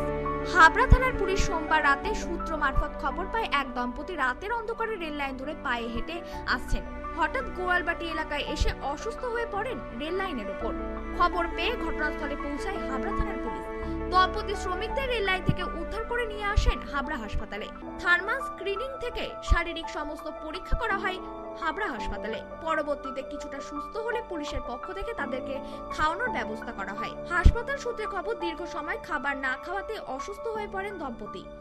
এরপরে হাবড়া থানার আইসি গৌতম মিত্র এবং হাবড়ার বিডিও শুভ্র নন্দীর তৎপরতায় দম্পতিকে গাড়ির ব্যবস্থা করে বাড়ি পাঠানোর ব্যবস্থা করা হয়। পাশাপাশি তাদের 1 মাসের খাদ্য সামগ্রী তুলে দেওয়া হয় হাবড়া 1 নম্বর বিডিও শুভ্র নন্দীর পক্ষ থেকে।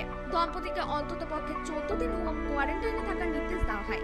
পাশাপাশি কোনো রকম শারীরিক সমস্যা হলে কোনো রকম দেরি না করে স্থানীয় প্রশাসন হাবড়া বিডিও এবং হাবড়া থানার আইসিকে তৎক্ষণাৎ যেন যোগাযোগ করেন সেই বিষয়ে জানিয়ে দেওয়া হয়। তবে পরিযায়ী দম্পতির স্বামী অরুণাভ জানা বয়স 38 এবং শ্রী মিনতি জানা বয়স 34 জানান, কোথা থেকে যাচ্ছেন আর কি কি পেলেন? কোথা থেকে যাচ্ছি বলতে আমরা চাঁদপাড়া থেকে রওনা দিয়েছিলাম বাড়ির উদ্দেশ্যে, কেননা পরিবারের অবস্থাও সেরকম শোচনীয় আমাদের, এবং আমাদের অর্থনৈতিক অবস্থাও খুব একটা ভালো ছিল না। যতদিন আমাদের লকডাউন ছিল সেই সমস্ত অর্থ সমস্যা শেষ হয়ে গেছিলো। তা আস্তে আস্তে আমাদের প্রশাসন বলতে হাবড়া থানার প্রশাসন একরকম ভগবানের মতো কাজ করেছেন। ওনাদের দৌলতে আমরা সেখান থেকে নিয়ে এখানকার লোকাল বিডিও অফিসের যে দাদারা বা কর্তাকর্মীরা যারা আছেন তারা আমাদের যথেষ্ট সাহায্য করেছেন এবং আমাদের একটা খুব সুন্দর একটা গাড়িও ব্যবস্থা করে দিয়েছেন আমাদের সুন্দরভাবে বাড়ি দেওয়ার জন্য। সাথে আমাদের 1 মাসের খাবার দাবার সঙ্গে চাল, ডিম, ডাল যাবতীয় যা কিছু আমাদের মানে চা পাতা থেকে সকাল গুড মর্নিং থেকে গুড নাইট অবধি ওনাদের একটা প্যাকেজের ব্যবস্থা করেছেন। খুব সুন্দর লেগেছে এবং আমরা সত্যি চিরকৃতজ্ঞ। মনে হচ্ছে যেন একটা নতুন জীবন, মানে এই লকডাউনের বা এই করোনা সংকটের মধ্যে থেকেও আমাদের একটা নতুন আবার একটা দিশা পেয়েছি এরকম মনে হচ্ছে। পুলিশ কি খাওয়া দাওয়ার ব্যবস্থা করেছে? হ্যাঁ, আমরা ওই আপাতত ওইখানে যে থানা ছিল মানে আমাদের হাবড়া থানার ভিতরে অফিসাররা আমাদেরকে ওই ক্যান্টিনে বসে খুব সুন্দরভাবে খাইয়েছে। পুলিশের এই উদ্যোগ কি বলবেন? মানে অসাধারণ। আমরা যে পুলিশকে অনেক সময় অনেক রকমভাবে আমরা মিডিয়াতে দেখি, কিন্তু এই যে উদ্যোগটা পাশাপাশি বিডিও সাহেব দিল আপনাদেরকে, পাশাপাশি নিয়ারেস্ট পুলিশ স্টেশন হাবড়া থানাকে আমার যথেষ্ট ধন্যবাদ।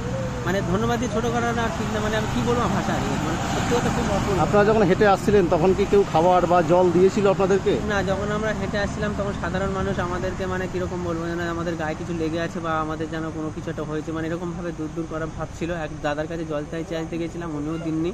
বা আমি আরেক জায়গায় বসে খাবার চেষ্টা করেছিলাম, একটুখানি মুড়ি ছিল আমাদের সাথে, সেখানে বসে খেতে দেওয়া হয়নি। আরও তাদের অভিযোগ, রেল লাইন দিয়ে হেঁটে আসার সময় বিভিন্ন ব্যক্তিরা তাদেরকে দেখে নানা ধরনের টোন টিটকারি করে। যদিও এই ঘটনাকে নিন্দাজনকভাবে জানিয়েছেন হাবড়া 1 নম্বর ব্লকের বিডিও সুব্রনীল নন্দী। পাশাপাশি তিনি আরও জানান, এরা আমাদের কাছে আজকে খবর আসে পুলিশের মারফত যে এরকম দুজন মানুষ রেল লাইন ধরে বাড়ি ফেরার চেষ্টা করছেন। তো তাদেরকে পুলিশ উদ্ধার করে রেল লাইনে।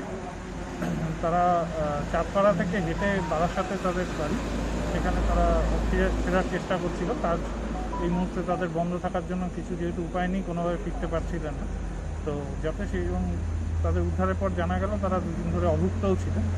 তো তাদেরকে উদ্ধার করে পুলিশ তাদের খাওয়া দাওয়ার প্রথমে ব্যবস্থা করা হয় এবং আমরা গাড়ি করে তারা যাতে সুস্থভাবে স্বাভাবিকভাবে বাড়ি পৌঁছতে পারেন এবং তার আগামী কিছুদিন যাতে তিনি ভালোভাবে খেয়ে পড়ে বেঁচে থাকতে পারেন। তার বয়স্ক বৃদ্ধ বাবা মা আছে বাড়িতে, তারাও যাতে খেয়ে পড়ে, তার জন্য আমাদের যে সরকারি উদ্যোগে সামান্য সুযোগ আছে সেখান থেকে আমরা তাদের জন্য এই ক্ষুদ্র প্রচেষ্টা করেছি। পাশাপাশি তারা যেটা জানিয়েছেন যে বিভিন্ন জায়গায় তারা খাবার চেয়েছেন, এমনকি জলও চেয়েছেন, তবুও মানুষ এগিয়ে আসেননি। কি বলবেন? এটা মানুষ এই সময় বহু মানুষ বহুভাবে মানুষকে সহযোগিতা করছে, এটা সত্যিই দুর্ভাগ্যজনক যেটা ওনারা বললেন, কিন্তু এটার সাথে এটাই সামগ্রিক চিত্র নয়।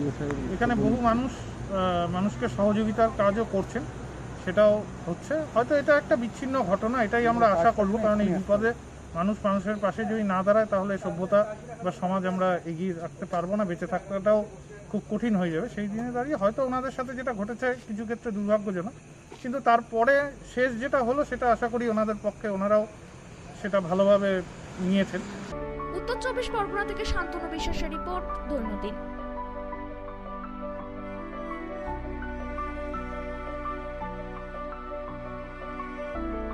সংবাদ এই পর্যন্তই। চোখ রাখুন আমাদের দৈনন্দিনের পর্দায়। নমস্কার। থানার আইসিকে তৎক্ষণাৎ যেন যোগাযোগ করেন সেই বিষয়ে জানিয়ে দাও। এখন থেকে স্টার ক্লাবের 16 নম্বর চ্যানেলে আপনাদের সাথে সবসময় থাকছি আমরা, খবরের সাথে মানুষের মাঝে দৈনন্দিন। আমাদের মেল করুন doinandinnews@gmail.com অথবা ফোন করুন 8927984900 এই নম্বরে। এছাড়াও আমাদের web portal doinandin.com, YouTube channel দৈনন্দিন নিউজ। আমাদের ইউটিউব পেজটি সাবস্ক্রাইব করুন এবং পাশে থাকা বেল আইকনটি ক্লিক করুন। আমাদের ফেসবুক পেজ দৈনন্দিন। প্লে স্টোর থেকে ডাউনলোড করুন দৈনন্দিন নিউজ অ্যাপ। আমরা আপনাদের সাথে থাকব সব সময় লাইভ চ্যানেলে। Get high-speed connectivity, free Netflix, Amazon Prime, Z5 and others with fiber optic connection. 600 plus TV channels only on Shamoli Broadband. Contact 9614168046 and 0352225595. Get high-speed connectivity only on Shamoli Broadband. সমজিয়া গ্রাম পঞ্চায়েত অঙ্গীকারবদ্ধ, প্রতিটি ঘরে ঘরে বিশুদ্ধ পানীয় জল পাইপলাইনের মাধ্যমে পৌঁছাবে। প্রতিটি সংসদে 20 থেকে 21 আর্থিক বৎসরে 10টি দরিদ্র পরিবার চিহ্নিত করে সোলারের মাধ্যমে আলোর ব্যবস্থা গ্রহণ করেছে। নির্মল পঞ্চায়েত উপহার দিতে বঙ্গবাসীর কাছে চিরপ্রতিজ্ঞাবদ্ধ সমজিয়া গ্রাম পঞ্চায়েত। নাম্বার সমজিয়া গ্রাম পঞ্চায়েতের উদ্যোগে রয়েছে আয়ুষ চিকিৎসা শিবির। আপনার এলাকার পরিবেশগত সমস্যা নিজেরাই জানেন, সরাসরি প্রতিকারে রয়েছি আমরা। 2 নম্বর সমজিয়া গ্রাম পঞ্চায়েত আমরা গ্রামকে নির্মল রাখার জন্য প্রতিজ্ঞাবদ্ধ। গ্রামের সমস্যা পানীয় জল দূর করতে প্রত্যেক গ্রামে গ্রামে বাড়ি বাড়ি জল পৌঁছাতে সমজিয়া গ্রাম পঞ্চায়েত প্রতিজ্ঞাবদ্ধ।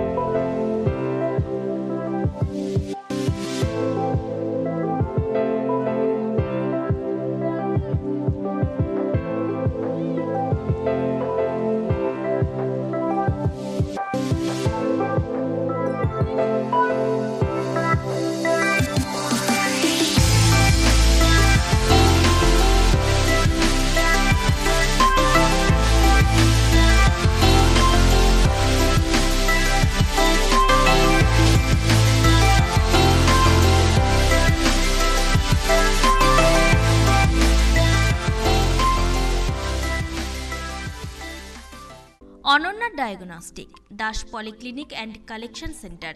এখানে অটোমেটিক বায়োকেমিস্ট্রি অ্যানালাইজারে সমস্ত বায়োকেমিস্ট্রি পরীক্ষা করা হয়। হেমাটোলজি, সেরোলজি, হরমোন পরীক্ষা সহ রক্ত, মলমূত্র, ধাতুগর্ভ ইত্যাদি পরীক্ষা করা হয়। এছাড়াও ক্লিনিক্যাল প্যাথোলজি, কালচার সেন্সিটিভিটি এইসব ধরনের পরীক্ষা অতি যত্ন সহকারে করা হয়। আপনাদের সঠিক রোগ নিরাময়ের জন্য আজই যোগাযোগ করুন অনন্যা ডায়াগনস্টিক ল্যাবে। এমডি প্যাথোলজিস্ট প্রদীপ কুমার ধরের তত্ত্বাবধানে সব ধরনের পরীক্ষা করা হয় অত্যাধুনিক যন্ত্রপাতির দ্বারা। আমাদের ঠিকানা অনন্যা ডায়াগনস্টিক, বালুরঘাট, রঘুনাথপুর, দক্ষিণ দিনাজপুর। আমাদের ফোন নম্বরগুলি হল 9382771741 অথবা 7384197301। বালুরঘাট শহরের দম বিরিয়ানির সেরা ঠিকানা আর যে বিরিয়ানি হাব। এখানে পাবেন mutton biryani, chicken biryani, egg biryani, এছাড়াও পাবেন চিকেন চাপ, মাটন চাপ। আমাদের ঠিকানা 3.5 নম্বর মোড়, বালুরঘাট, দক্ষিণ দিনাজপুর। খাবার অর্ডার দিতে যোগাযোগ করুন স্ক্রিনে দেওয়া নম্বরে। আমাদের ফোন নম্বর 7001606297।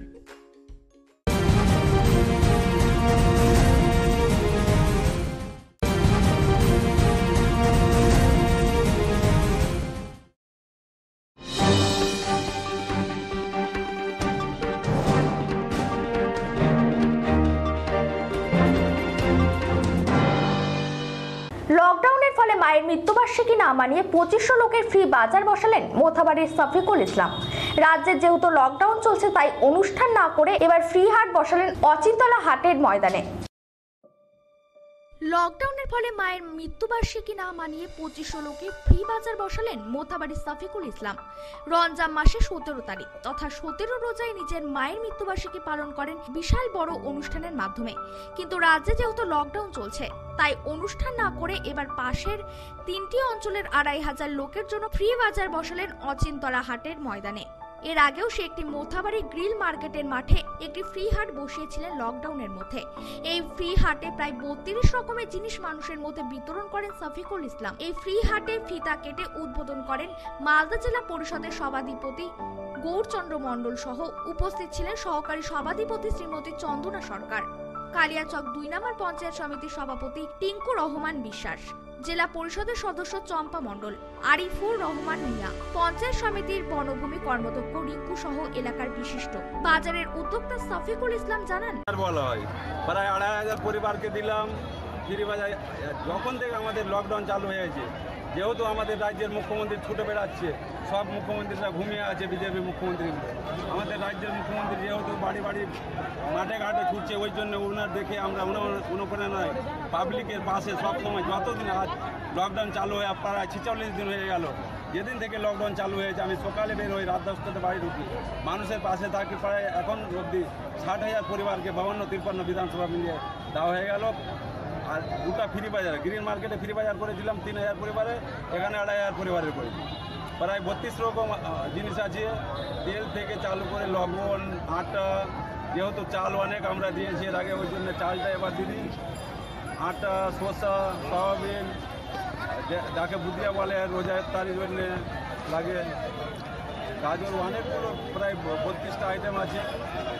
এগুলো দিলাম এই জন্য দিলাম যে আমাদের রাজ্যের করোনা আক্রান্ত প্রায় এখন অবধি মালদাতে 3 থেকে বেড়ে 9টা হয়ে গেছে। ওই জন্য আমি মানুষকে বাড়ি বসে খাক ওই হিসাবে 15 দিনের আমি জিনিস মানুষের হাতে তুলে দিলাম। দৈনন্দিন ডেস্ক, মালদা।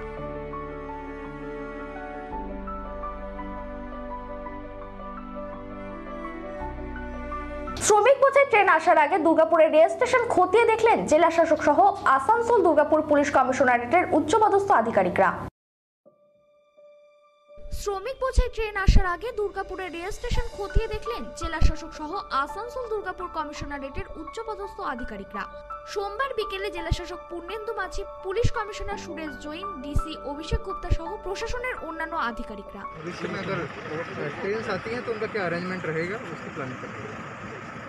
और यहाँ से कहाँ का ये व्यवस्था कहाँ जाएगा? जैसे डिटेल्स आएगा तब आपको बताएंगे। फिलहाल हम लोग अरेंजमेंट्स की प्लान करने के लिए यहाँ पे आए हुए हैं। हम आए हुए हैं, डीएम साहब आए हुए हैं, सभी आए हुए हैं, और किस तरह से सोशल डिस्टेंसिंग को मेंटेन करते हुए क्या व्यवस्था यहाँ पे रहेंगी वो देखने के लिए।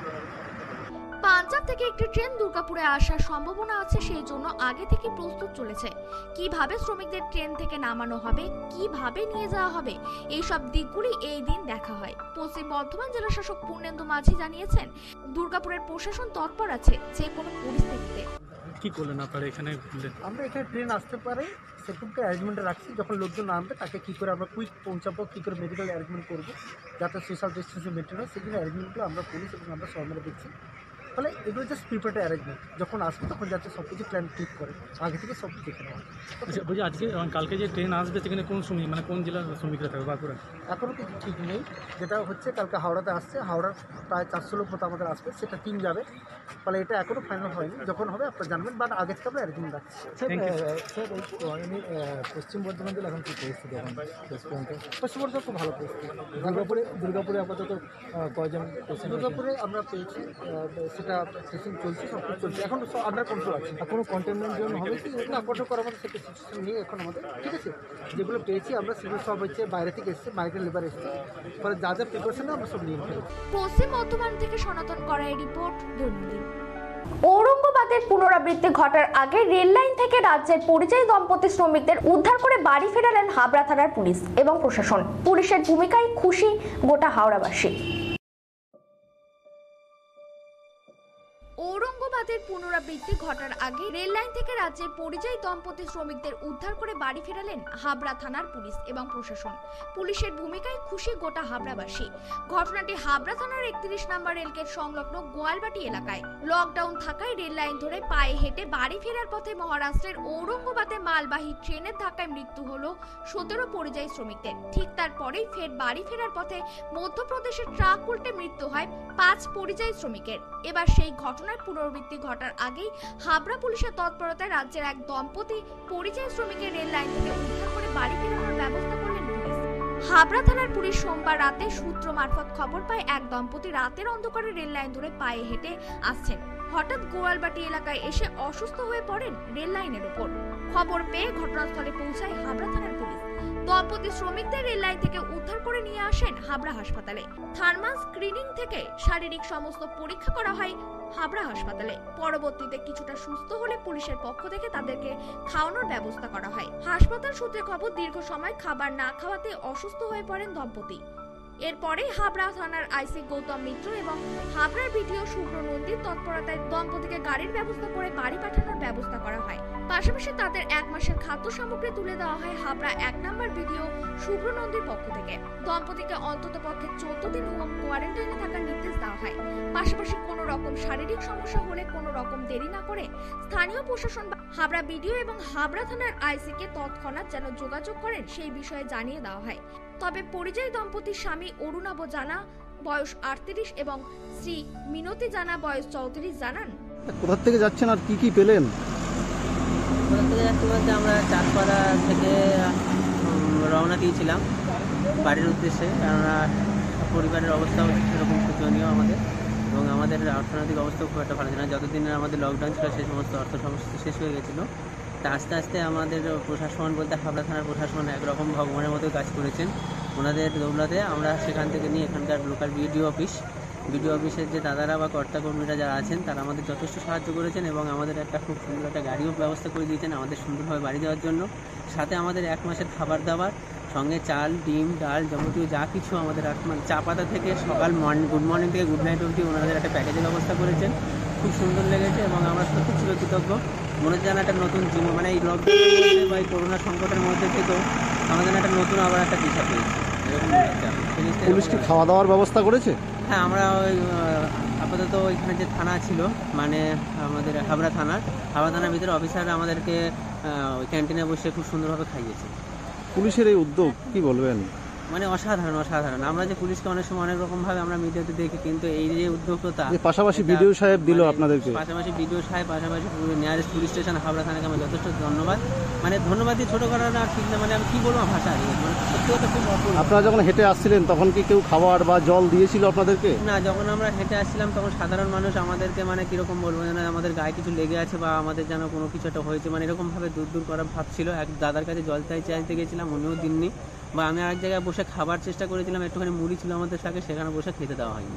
আরও তাদের অভিযোগ, রেল লাইন দিয়ে হেঁটে আসার সময় বিভিন্ন ব্যক্তিরা তাদেরকে দেখে নানা ধরনের টোন টিটকারি করে। যদিও এই ঘটনাকে নিন্দাজনকভাবে জানিয়েছেন হাবড়া 1 নম্বর ব্লকের বিডিও সুব্রনীল নন্দী। পাশাপাশি তিনি আরও জানান, এরা আমাদের কাছে আজকে খবর আসে পুলিশের মারফত যে এরকম দুজন মানুষ রেল লাইন ধরে বাড়ি ফেরার চেষ্টা করছেন।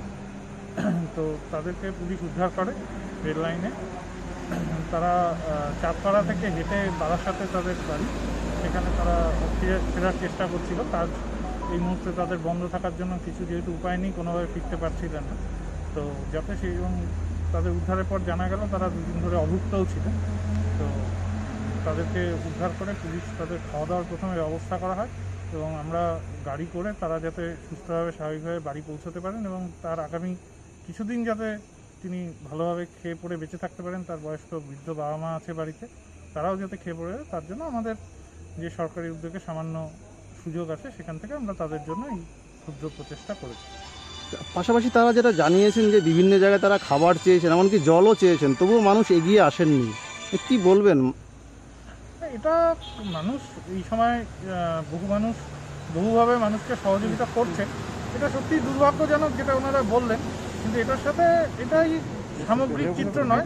এখানে বহু মানুষ মানুষকে সহযোগিতার কাজও করছেন, সেটাও হচ্ছে। হয়তো এটা একটা বিচ্ছিন্ন ঘটনা, এটাই আমরা আশা করব, কারণ এই বিপদে মানুষ মানুষের পাশে যদি না দাঁড়ায় তাহলে সভ্যতা বা সমাজ আমরা এগিয়ে রাখতে পারবো না, বেঁচে থাকাটাও খুব কঠিন হয়ে যাবে। সেই দিনে দাঁড়িয়ে হয়তো ওনাদের সাথে যেটা ঘটেছে কিছু ক্ষেত্রে দুর্ভাগ্যজনক, কিন্তু তারপরে শেষ যেটা হলো সেটা আশা করি ওনাদের পক্ষে ওনারাও সেটা ভালোভাবে নিয়েছেন। উত্তর 24 পরগনা থেকে শান্তনু বিশ্বাসের রিপোর্ট, দৈনন্দিন।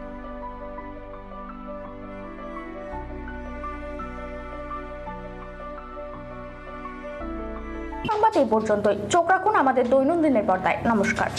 থানার আইসিকে তৎক্ষণাৎ যেন যোগাযোগ করেন সেই বিষয়ে জানিয়ে দাও। এখন থেকে স্টার ক্লাবের 16 নম্বর চ্যানেলে আপনাদের সাথে সবসময় থাকছি আমরা, খবরের সাথে মানুষের মাঝে দৈনন্দিন। আমাদের মেল করুন doinandinnews@gmail.com অথবা ফোন করুন 8927984900 এই নম্বরে। এছাড়াও আমাদের web portal doinandin.com, YouTube channel দৈনন্দিন নিউজ। আমাদের ইউটিউব পেজটি সাবস্ক্রাইব করুন এবং পাশে থাকা বেল আইকনটি ক্লিক করুন। আমাদের ফেসবুক পেজ দৈনন্দিন। প্লে স্টোর থেকে ডাউনলোড করুন দৈনন্দিন নিউজ অ্যাপ। আমরা আপনাদের সাথে থাকব সব সময় লাইভ চ্যানেলে।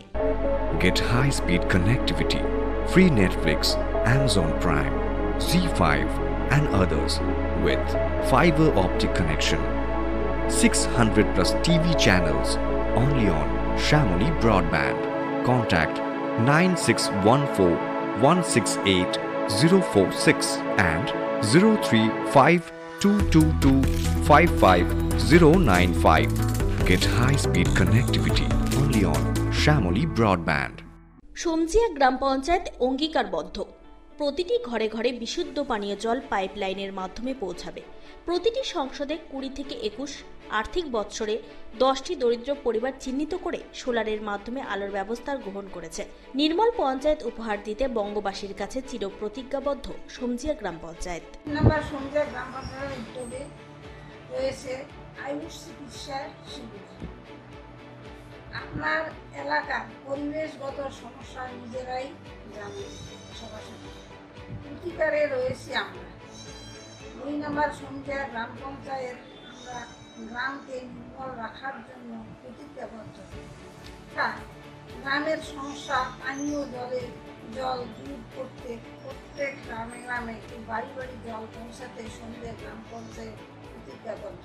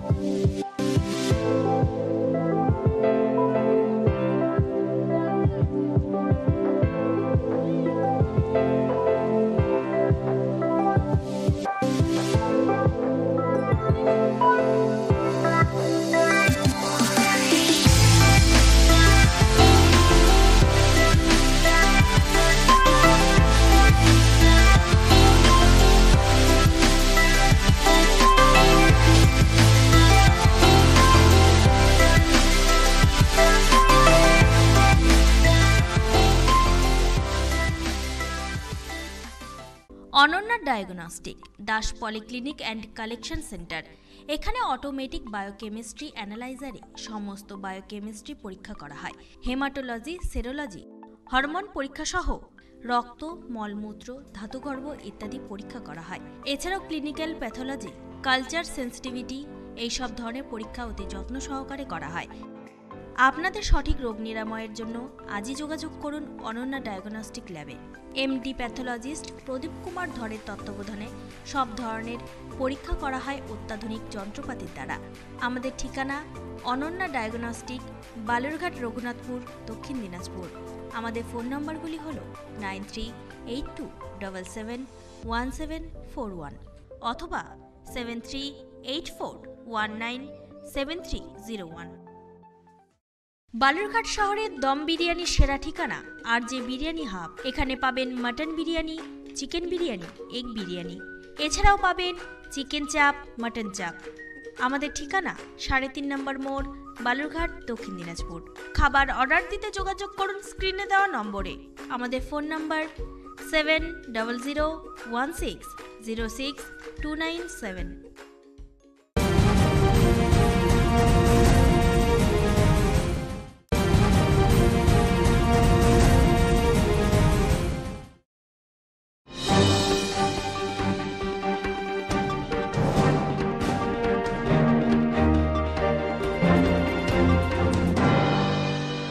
লকডাউনের ফলে মায়ের মৃত্যুবার্ষিকী না মানিয়ে 2500 লোকের ফ্রি বাজার বসালেন মোথাবাড়ির শফিকুল ইসলাম। রাজ্যে যেহেতু লকডাউন চলছে তাই অনুষ্ঠান না করে এবার ফ্রি হাট বসালেন অচিন্তলা হাটের ময়দানে। লকডাউনের ফলে মায়ের মৃত্যুবার্ষিকী না মানিয়ে 2500 লোকে ফ্রি বাজার বসালেন মোথাবাড়ির শফিকুল ইসলাম।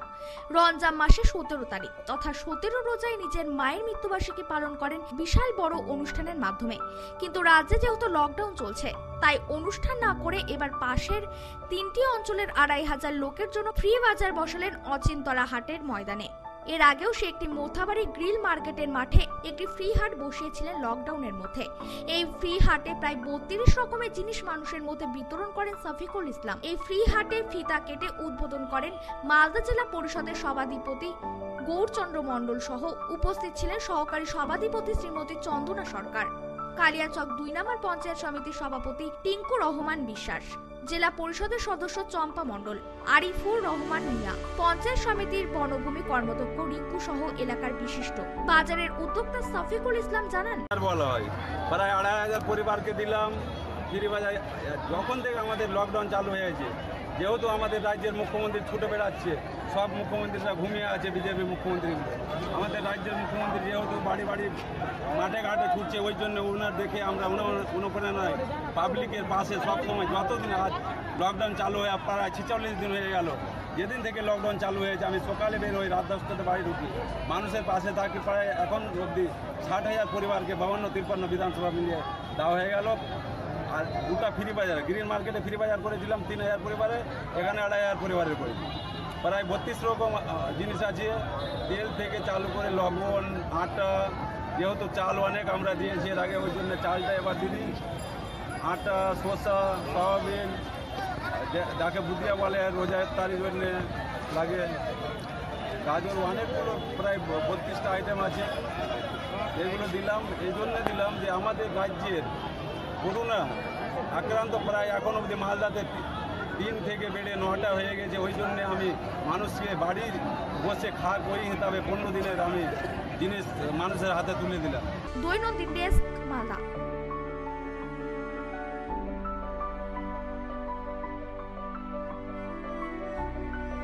শ্রমিক বোঝাই ট্রেন আসার আগে দুর্গাপুরের রেল স্টেশন খতিয়ে দেখলেন জেলা শাসক সহ আসানসোল দুর্গাপুর পুলিশ কমিশনারেটের উচ্চপদস্থ আধিকারিকরা। শ্রমিক বোঝাই ট্রেন আসার আগে দুর্গাপুরের রেল স্টেশন খতিয়ে দেখলেন জেলা শাসক সহ আসানসোল দুর্গাপুর কমিশনারেটের উচ্চপদস্থ আধিকারিকরা। সোমবার বিকেলে জেলা শাসক Purnendu Majhi, police commissioner Suresh Jain, DC Abhishek Gupta সহ প্রশাসনের অন্যান্য আধিকারিকরা।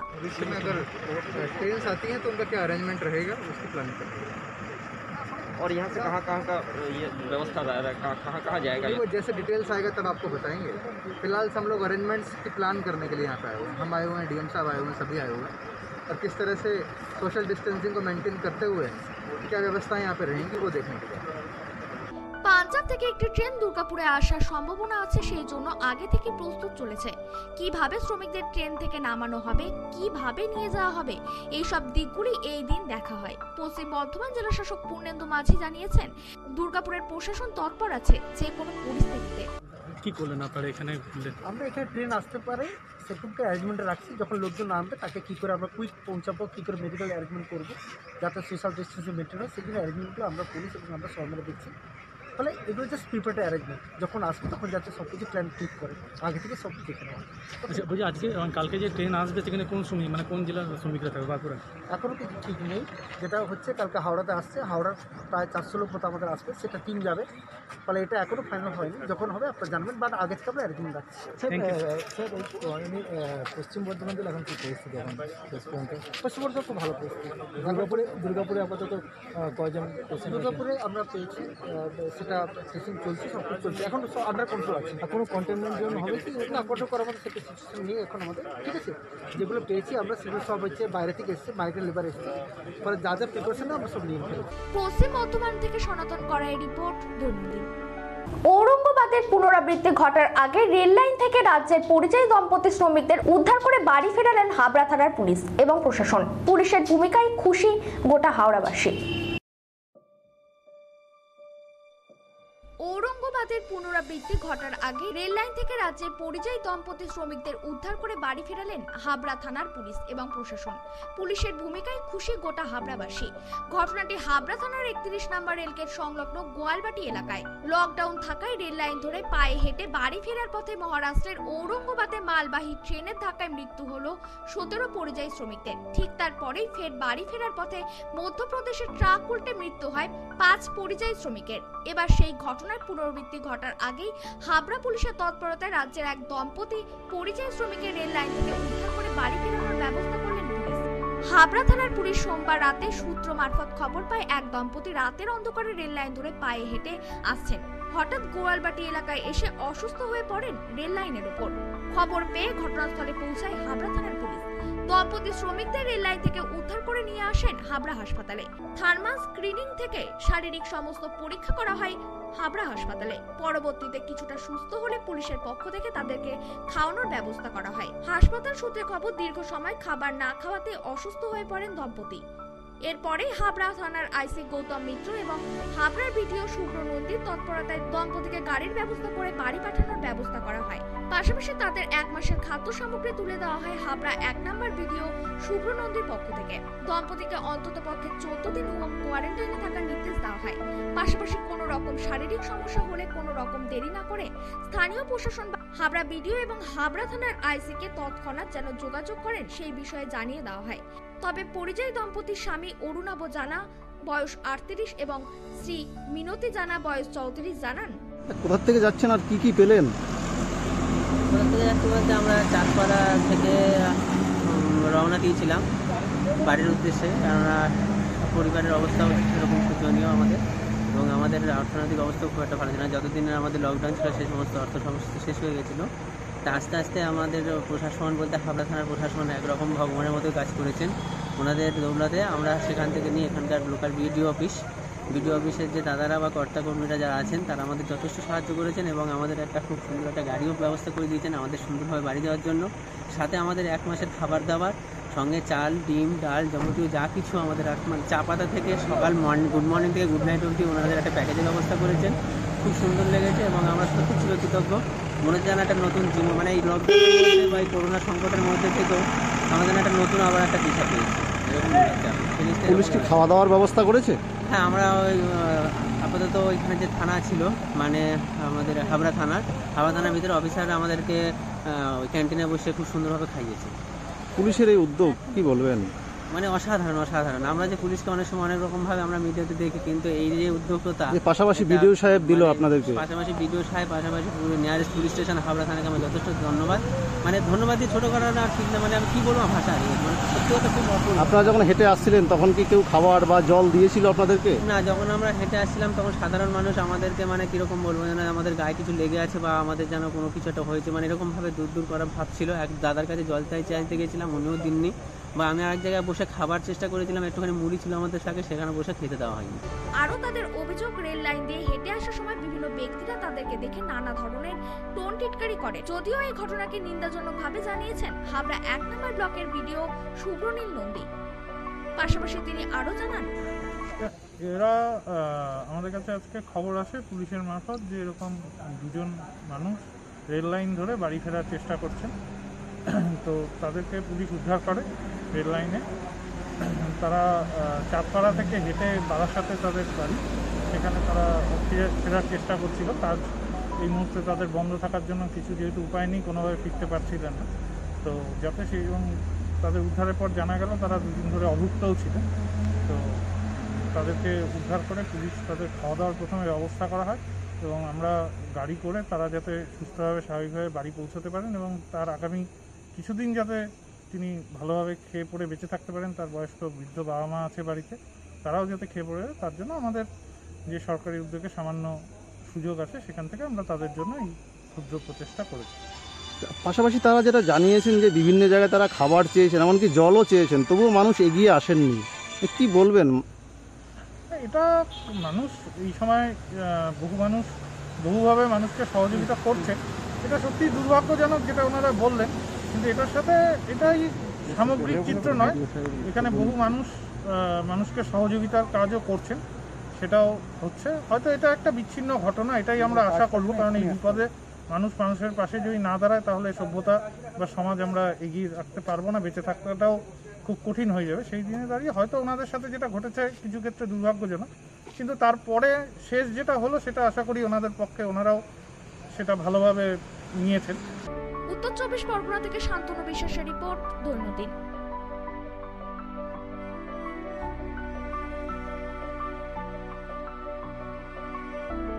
সংবাদ এই পর্যন্তই। চোখ রাখুন আমাদের দৈনন্দিনের পর্দায়। নমস্কার। থানার আইসিকে তৎক্ষণাৎ যেন যোগাযোগ করেন সেই বিষয়ে জানিয়ে দাও। এখন থেকে স্টার ক্লাবের 16 নম্বর চ্যানেলে আপনাদের সাথে সবসময় থাকছি আমরা, খবরের সাথে মানুষের মাঝে দৈনন্দিন। আমাদের মেল করুন doinandinnews@gmail.com এ অথবা ফোন করুন 8927984900 এই নম্বরে। এছাড়াও আমাদের web portal doinandin.com, YouTube channel দৈনন্দিন নিউজ। আমাদের ইউটিউব পেজটি সাবস্ক্রাইব করুন এবং পাশে থাকা বেল আইকনটি ক্লিক করুন। আমাদের ফেসবুক পেজ দৈনন্দিন। প্লে স্টোর থেকে ডাউনলোড করুন দৈনন্দিন নিউজ অ্যাপ। আমরা আপনাদের সাথে থাকব সব সময় লাইভ চ্যানেলে। Get high-speed connectivity, free Netflix, Amazon Prime, Z5 and others with fiber optic connection. 600 plus TV channels only on Shamoli Broadband. Contact 9614168046 and 03522255095. Get high-speed connectivity only on Shamoli Broadband. সমজিয়া গ্রাম পঞ্চায়েত অঙ্গীকারবদ্ধ, প্রতিটি ঘরে ঘরে বিশুদ্ধ পানীয় জল পাইপলাইনের মাধ্যমে পৌঁছাবে। প্রতিটি সংসদে 20 থেকে 21 আর্থিক বৎসরে 10টি দরিদ্র পরিবার চিহ্নিত করে সোলারের মাধ্যমে আলোর ব্যবস্থা গ্রহণ করেছে। নির্মল পঞ্চায়েত উপহার দিতে বঙ্গবাসীর কাছে চিরপ্রতিজ্ঞাবদ্ধ সমজিয়া গ্রাম পঞ্চায়েত। সমজিয়া গ্রাম পঞ্চায়েতের উদ্যোগে রয়েছে আয়ুষ চিকিৎসা শিবির। আপনার এলাকার পরিবেশগত সমস্যা নিজেরাই জানেন, সরাসরি অধিকারে রয়েছি আমরা। 2 নম্বর সমজিয়া গ্রাম পঞ্চায়েত আমরা গ্রামকে নির্মল রাখার জন্য প্রতিজ্ঞাবদ্ধ। গ্রামের সমস্যা পানীয় জল দূর করতে প্রত্যেক গ্রামে গ্রামে বাড়ি বাড়ি জল পৌঁছাতে সমজিয়া গ্রাম পঞ্চায়েত প্রতিজ্ঞাবদ্ধ।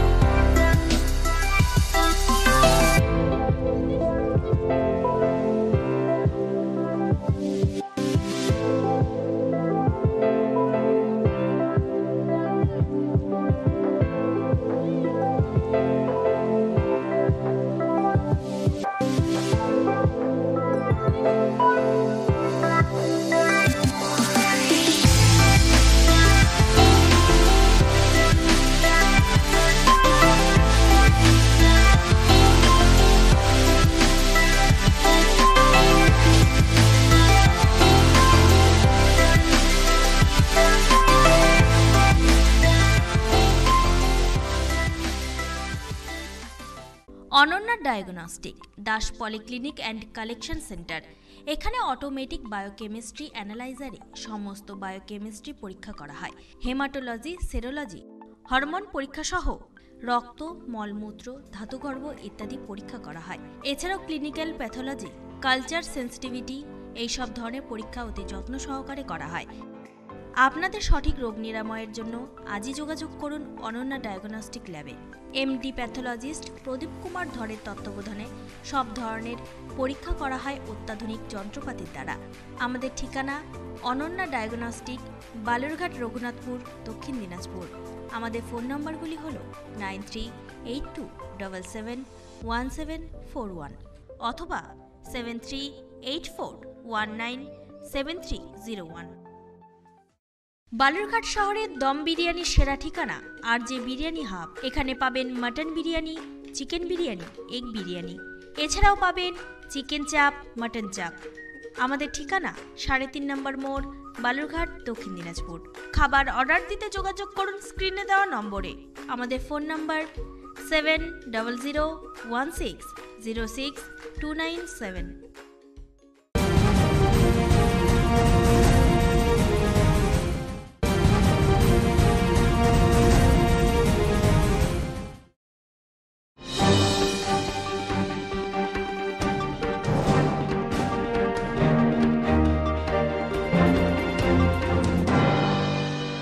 লকডাউনের ফলে মায়ের মৃত্যুবার্ষিকী না মানিয়ে 2500 লোকের ফ্রি বাজার বসালেন মোথাবাড়ির শফিকুল ইসলাম। রাজ্যে যেহেতু লকডাউন চলছে তাই অনুষ্ঠান না করে এবার ফ্রি হাট বসালেন অচিন্তলা হাটের ময়দানে। লকডাউনের ফলে মায়ের মৃত্যুবার্ষিকী না মানিয়ে 2500 লোকে ফ্রি বাজার বসালেন মোথাবাড়ির শফিকুল ইসলাম। রমজান মাসে 17 তারিখ তথা 17 রোজায় নিজের মায়ের মৃত্যুবার্ষিকী পালন করেন বিশাল বড় অনুষ্ঠানের মাধ্যমে।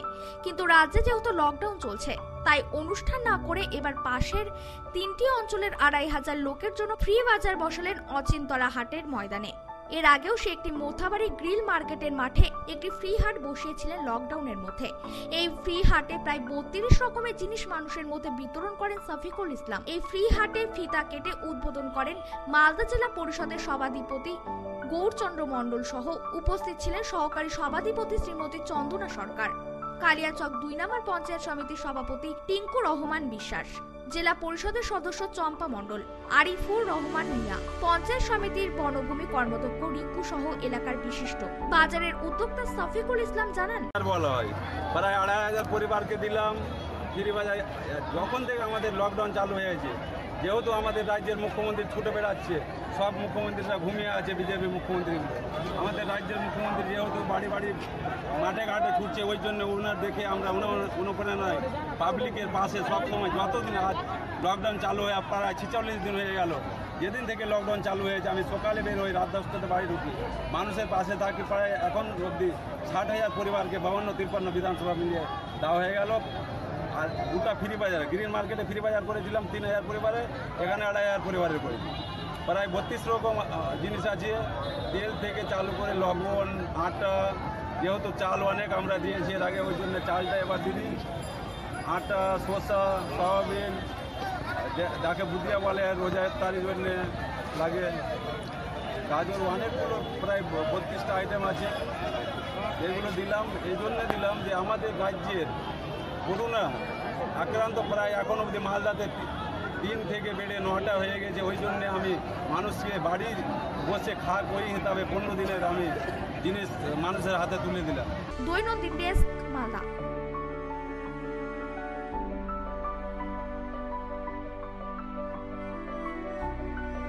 শ্রমিক বোঝাই ট্রেন আসার আগে দুর্গাপুরের রেল স্টেশন খতিয়ে দেখলেন জেলা শাসক সহ আসানসোল দুর্গাপুর পুলিশ কমিশনারেটের উচ্চপদস্থ আধিকারিকরা।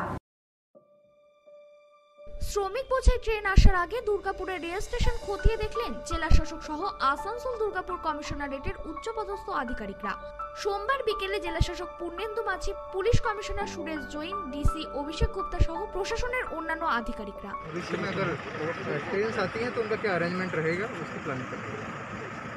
और यहाँ से कहाँ कहाँ का ये व्यवस्था कहाँ कहाँ जाएगा? वो जैसे डिटेल्स आएगा तब आपको बताएंगे। फिलहाल हम लोग अरेंजमेंट्स की प्लान करने के लिए यहाँ पे आए हुए हैं। हम आए हुए हैं, डीएम साहब आए हुए हैं, सभी आए हुए हैं, और किस तरह से सोशल डिस्टेंसिंग को मेंटेन करते हुए क्या व्यवस्थाएं यहाँ पे रहेंगी वो देखने के लिए। পাঞ্জাব থেকে একটি ট্রেন দুর্গাপুরে আসার সম্ভাবনা আছে, সেই জন্য আগে থেকে প্রস্তুত চলেছে। কিভাবে শ্রমিকদের ট্রেন থেকে নামানো হবে, কিভাবে নিয়ে যাওয়া হবে, এই সব দিকগুলি এই দিন দেখা হয়। পশ্চিম বর্ধমান জেলা শাসক পূর্ণেন্দু মাঝি জানিয়েছেন, দুর্গাপুরের প্রশাসন তৎপর আছে যে কোনো পরিস্থিতিতে। কি করলেন আপনারা এখানে? আমরা এখানে ট্রেন আসতে পারে সেরকমটা অ্যারেঞ্জমেন্ট রাখছি। যখন লোকজন নামবে তাকে কী করে আমরা কুইক পৌঁছাবো, কী করে মেডিকেল অ্যারেঞ্জমেন্ট করবো যাতে সোশ্যাল ডিস্টেন্সিং মেনটেন হয়, সেগুলো অ্যারেঞ্জমেন্টগুলো আমরা পুলিশ এবং আমরা সবাই মিলে দেখছি। ফলে এগুলো জাস্ট প্রিপেয়ার্ড অ্যারেঞ্জমেন্ট, যখন আসবে তখন যাতে সব কিছু প্ল্যান ঠিক করে আগে থেকে সব দেখে নেওয়া। বলছি আজকে কালকে যে ট্রেন আসবে সেখানে কোন শ্রমিক মানে কোন জেলার শ্রমিকরা থাকবে বাঁকুড়া? এখনও কিছু ঠিক নেই। যেটা হচ্ছে কালকে হাওড়াতে আসছে, হাওড়ার প্রায় 400 লোক মতো আমাদের আসবে, সেটা টিম যাবে। ফলে এটা এখনও ফাইনাল হয়নি, যখন হবে আপনারা জানবেন, বাট আগে থেকে আমরা অ্যারেঞ্জমেন্ট রাখছি। স্যার পশ্চিম বর্ধমান জেলা এখন কী পরিস্থিতি? এখন পশ্চিম বর্ধমান খুব ভালো পরিস্থিতি। দুর্গাপুরে আপাতত কয়জন? দুর্গাপুরে আমরা পেয়েছি, সেটা টেস্টিং চলছে, সব কিছু চলছে, এখন সব আন্ডার কন্ট্রোল আছে। আর কোনো কন্টেনমেন্ট জোন হবে কি না? কন্ট্রোল করার মতো সেটা সিচুয়েশন নেই এখন আমাদের, ঠিক আছে। যেগুলো পেয়েছি আমরা সেগুলো সব হচ্ছে বাইরে থেকে এসছে, মাইগ্রেন্ট লেবার এসছে, ফলে যা যা প্রিপারেশন আমরা সব নিয়ে ফেলেছি। পশ্চিম বর্ধমান থেকে সনাতন করাই রিপোর্ট, দৈনন্দিন। ঔরঙ্গাবাদের পুনরাবৃত্তি ঘটার আগে রেল লাইন থেকে রাজ্যের পরিযায়ী দম্পতি শ্রমিকদের উদ্ধার করে বাড়ি ফেরালেন হাবড়া থানার পুলিশ এবং প্রশাসন। পুলিশের ভূমিকায় খুশি গোটা হাওড়াবাসী। ঔরঙ্গাবাদের পুনরাবৃত্তি ঘটার আগে রেল লাইন থেকে রাজ্যের পরিযায়ী দম্পতি শ্রমিকদের উদ্ধার করে বাড়ি ফেরালেন হাবড়া থানার পুলিশ এবং প্রশাসন। পুলিশের ভূমিকায় খুশি গোটা হাবড়াবাসী। ঘটনাটি হাবড়া থানার 31 নম্বর রেলগেট সংলগ্ন গোয়ালবাটি এলাকায়। লকডাউন থাকায় রেল লাইন ধরে পায়ে হেঁটে বাড়ি ফেরার পথে মহারাষ্ট্রের ঔরঙ্গাবাদে মালবাহী ট্রেনের ধাক্কায় মৃত্যু হলো 17 পরিযায়ী শ্রমিকদের। ঠিক তারপরেই ফের বাড়ি ফেরার পথে মধ্যপ্রদেশের ট্রাক উল্টে মৃত্যু হয় 5 পরিযায়ী শ্রমিকের। এবার সেই ঘটনার পুনরাবৃত্তি ঘটার আগেই হাবড়া পুলিশের তৎপরতায় রাজ্যের এক দম্পতি পরিযায়ী শ্রমিকের রেল লাইন থেকে উদ্ধার করে বাড়ি ফেরানোর ব্যবস্থা করলেন পুলিশ। হাবড়া থানার পুলিশ সোমবার রাতে সূত্র মারফত খবর পায় এক দম্পতি রাতের অন্ধকারে রেল লাইন ধরে পায়ে হেঁটে আসছেন। হঠাৎ গোয়ালবাটি এলাকায় এসে অসুস্থ হয়ে পড়েন রেল লাইনের উপর। খবর পেয়ে ঘটনাস্থলে পৌঁছায় হাবড়া থানার পুলিশ। দম্পতি শ্রমিকদের রেল লাইন থেকে উদ্ধার করে নিয়ে আসেন হাবড়া হাসপাতালে। থার্মাল স্ক্রিনিং থেকে শারীরিক সমস্ত পরীক্ষা করা হয় হাবড়া হাসপাতালে। পরবর্তীতে কিছুটা সুস্থ হলে পুলিশের পক্ষ থেকে তাদেরকে খাওয়ানোর ব্যবস্থা করা হয়। হাসপাতাল সূত্রে খবর, দীর্ঘ সময় খাবার না খাওয়াতে অসুস্থ হয়ে পড়েন দম্পতি। এরপরে হাবড়া থানার আইসি গৌতম মিত্র এবং হাবড়ার বিডিও শুভ্র নন্দীর তৎপরতায় দম্পতিকে গাড়ির ব্যবস্থা করে বাড়ি পাঠানোর ব্যবস্থা করা হয়। পাশাপাশি তাদের 1 মাসের খাদ্য সামগ্রী তুলে দেওয়া হয় হাবড়া 1 নম্বর বিডিও শুভ্র নন্দীর পক্ষ থেকে। দম্পতিকে অন্ততপক্ষে 14 দিন হোম কোয়ারেন্টাইনে থাকার নির্দেশ দেওয়া হয়। পাশাপাশি কোনো রকম শারীরিক সমস্যা হলে কোনো রকম দেরি না করে স্থানীয় প্রশাসন হাবড়া বিডিও এবং হাবড়া থানার আইসিকে তৎক্ষণাৎ যেন যোগাযোগ করেন সেই বিষয়ে জানিয়ে দেওয়া হয়। তবে পরিযায়ী দম্পতির স্বামী অরুণাভ জানা বয়স 38 এবং শ্রী মিনতি জানা বয়স 34 জানান, কোথা থেকে যাচ্ছেন আর কি কি পেলেন? কোথা থেকে যাচ্ছি বলতে আমরা চাঁদপাড়া থেকে রওনা দিয়েছিলাম বাড়ির উদ্দেশ্যে, কেননা পরিবারের অবস্থাও সেরকম শোচনীয় আমাদের, এবং আমাদের অর্থনৈতিক অবস্থাও খুব একটা ভালো ছিল না। যতদিন আমাদের লকডাউন ছিল সেই সমস্ত অর্থ সমস্যা শেষ হয়ে গেছিলো। তা আস্তে আস্তে আমাদের প্রশাসন বলতে হাবড়া থানার প্রশাসন একরকম ভগবানের মতোই কাজ করেছেন। ওনাদের দৌলতে আমরা সেখান থেকে নিয়ে এখানকার লোকাল বিডিও অফিসের যে দাদারা বা কর্তাকর্মীরা যারা আছেন তারা আমাদের যথেষ্ট সাহায্য করেছেন এবং আমাদের একটা খুব সুন্দর একটা গাড়িও ব্যবস্থা করে দিয়েছেন আমাদের সুন্দরভাবে বাড়ি যাওয়ার জন্য। সাথে আমাদের 1 মাসের খাবার দাবার সঙ্গে চাল, ডিম, ডাল যাবতীয় যা কিছু আমাদের মানে চা পাতা থেকে সকাল গুড মর্নিং থেকে গুড নাইট অবধি ওনাদের একটা প্যাকেজের ব্যবস্থা করেছেন। খুব সুন্দর লেগেছে এবং আমরা সত্যি ছিল কৃতজ্ঞ। মনে হচ্ছে যেন একটা নতুন জীবন, মানে এই লকডাউনের মধ্যে বা এই করোনা সংকটের মধ্যে থেকেও আমাদের একটা নতুন আবার একটা দিশা পেয়েছি এরকম মনে হচ্ছে। পুলিশ কি খাওয়া দাওয়ার ব্যবস্থা করেছে? হ্যাঁ, আমরা ওই আপাতত ওইখানে যে থানা ছিল মানে আমাদের হাবড়া থানার ভিতরে অফিসাররা আমাদেরকে ওই ক্যান্টিনে বসে খুব সুন্দরভাবে খাইয়েছে। পুলিশের এই উদ্যোগ কি বলবেন? মানে অসাধারণ। আমরা যে পুলিশকে অনেক সময় অনেক রকমভাবে আমরা মিডিয়াতে দেখি, কিন্তু এই যে উদ্যোগটা পাশাপাশি বিডিও সাহেব দিল আপনাদেরকে, পাশাপাশি নিয়ারেস্ট পুলিশ স্টেশন হাবড়া থানাকে আমরা যথেষ্ট ধন্যবাদ, মানে ধন্যবাদই ছোটো করার না ঠিক না, মানে আমি কী বলবো ভাষা মানে সত্যি কথা খুব অপূর্ব। আপনারা যখন হেঁটে আসছিলেন তখন কি কেউ খাবার বা জল দিয়েছিল আপনাদেরকে? না, যখন আমরা হেঁটে আসছিলাম তখন সাধারণ মানুষ আমাদেরকে মানে কীরকম বলবো যেন আমাদের গায়ে কিছু লেগে আছে বা আমাদের যেন কোনো কিছু একটা হয়েছে, মানে এরকমভাবে দূর করা ভাবছিল। এক দাদার কাছে জল চাইতে গেছিলাম, উনিও দিননি। বা আমি আরেক জায়গায় বসে খাবার চেষ্টা করেছিলাম, একটুখানি মুড়ি ছিল আমাদের সাথে, সেখানে বসে খেতে দেওয়া হয়নি। আরও তাদের অভিযোগ, রেল লাইন দিয়ে হেঁটে আসার সময় বিভিন্ন ব্যক্তিরা তাদেরকে দেখে নানা ধরনের টোন টিটকারি করে। যদিও এই ঘটনাকে নিন্দাজনকভাবে জানিয়েছেন হাবড়া 1 নম্বর ব্লকের বিডিও সুব্রনীল নন্দী। পাশাপাশি তিনি আরও জানান, এরা আমাদের কাছে আজকে খবর আসে পুলিশের মারফত যে এরকম দুজন মানুষ রেল লাইন ধরে বাড়ি ফেরার চেষ্টা করছেন। তো তাদেরকে পুলিশ উদ্ধার করে রেল লাইনে। তারা চাঁদপাড়া থেকে হেঁটে বারাসাতে তাদের বাড়ি, সেখানে তারা ফেরার চেষ্টা করছিল। কাজ এই মুহূর্তে তাদের বন্ধ থাকার জন্য কিছু যেহেতু উপায় নেই, কোনোভাবে ফিরতে পারছিলেন না। তো যাতে সেই এবং তাদের উদ্ধারের পর জানা গেল তারা দুদিন ধরে অভুক্তও ছিলেন। তো তাদেরকে উদ্ধার করে পুলিশ তাদের খাওয়া দাওয়ার প্রথমে ব্যবস্থা করা হয় এবং আমরা গাড়ি করে তারা যাতে সুস্থভাবে স্বাভাবিকভাবে বাড়ি পৌঁছতে পারেন এবং তার আগামী কিছুদিন যাতে তিনি ভালোভাবে খেয়ে পড়ে বেঁচে থাকতে পারেন। তার বয়স্ক বৃদ্ধ বাবা মা আছে বাড়িতে, তারাও যাতে খেয়ে পড়ে, তার জন্য আমাদের যে সরকারি উদ্যোগে সামান্য সুযোগ আছে সেখান থেকে আমরা তাদের জন্য এই ক্ষুদ্র প্রচেষ্টা করেছি। পাশাপাশি তারা যেটা জানিয়েছেন যে বিভিন্ন জায়গায় তারা খাবার চেয়েছেন, এমনকি জলও চেয়েছেন, তবুও মানুষ এগিয়ে আসেননি। কি বলবেন? এটা মানুষ এই সময় বহু মানুষ বহুভাবে মানুষকে সহযোগিতা করছে, এটা সত্যি দুর্ভাগ্যজনক যেটা ওনারা বললেন, কিন্তু এটার সাথে এটাই সামগ্রিক চিত্র নয়। এখানে বহু মানুষ মানুষকে সহযোগিতার কাজও করছেন, সেটাও হচ্ছে। হয়তো এটা একটা বিচ্ছিন্ন ঘটনা, এটাই আমরা আশা করব, কারণ এই বিপদে মানুষ মানুষের পাশে যদি না দাঁড়ায় তাহলে সভ্যতা বা সমাজ আমরা এগিয়ে রাখতে পারবো না, বেঁচে থাকাটাও খুব কঠিন হয়ে যাবে। সেই দিনে দাঁড়িয়ে হয়তো ওনাদের সাথে যেটা ঘটেছে কিছু ক্ষেত্রে দুর্ভাগ্যজনক, কিন্তু তারপরে শেষ যেটা হলো সেটা আশা করি ওনাদের পক্ষে ওনারাও সেটা ভালোভাবে নিয়েছেন। উত্তর 24 পরগনা থেকে শান্তনু বিশ্বাসের রিপোর্ট, দৈনন্দিন।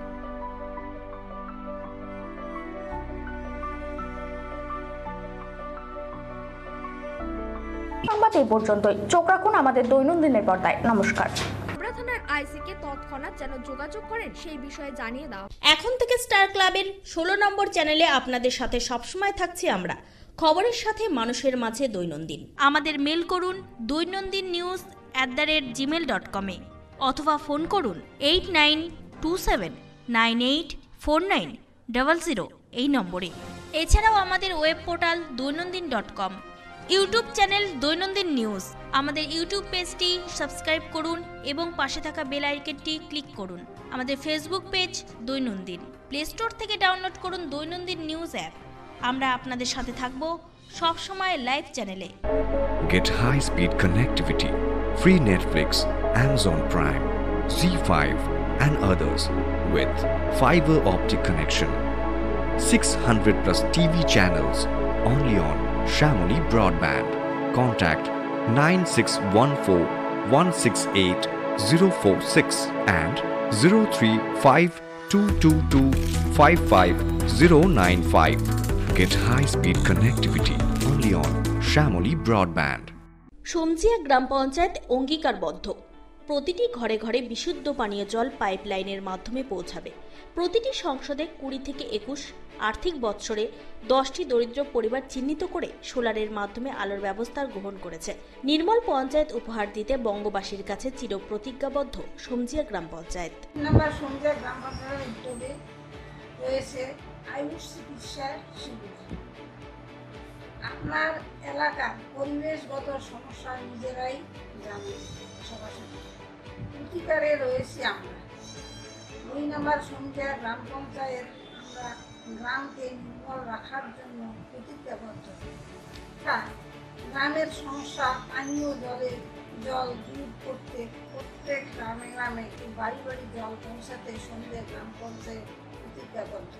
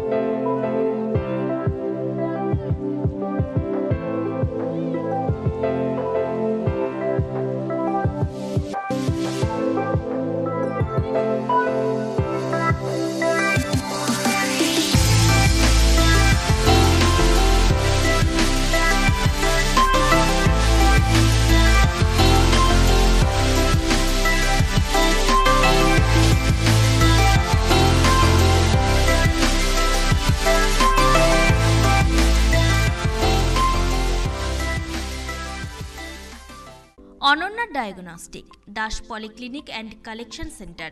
এখানে অটোমেটিক বায়োকেমিস্ট্রি অ্যানালাইজারে সমস্ত বায়োকেমিস্ট্রি পরীক্ষা করা হয়। হেমাটোলজি, সেরোলজি, হরমোন পরীক্ষা সহ রক্ত, মলমূত্র, ধাতুগর্ভ ইত্যাদি পরীক্ষা করা হয়। এছাড়াও ক্লিনিক্যাল প্যাথোলজি, কালচার সেন্সিটিভিটি এইসব ধরনের পরীক্ষা অতি যত্ন সহকারে করা হয়। আপনাদের সঠিক রোগ নিরাময়ের জন্য আজই যোগাযোগ করুন অনন্যা ডায়াগনস্টিক ল্যাবে। এমডি প্যাথোলজিস্ট প্রদীপ কুমার ধরের তত্ত্বাবধানে সব ধরনের পরীক্ষা করা হয় অত্যাধুনিক যন্ত্রপাতির দ্বারা। আমাদের ঠিকানা অনন্যা ডায়াগনস্টিক, বালুরঘাট, রঘুনাথপুর, দক্ষিণ দিনাজপুর। আমাদের ফোন নম্বরগুলি হল 9382771741 অথবা 7384197301।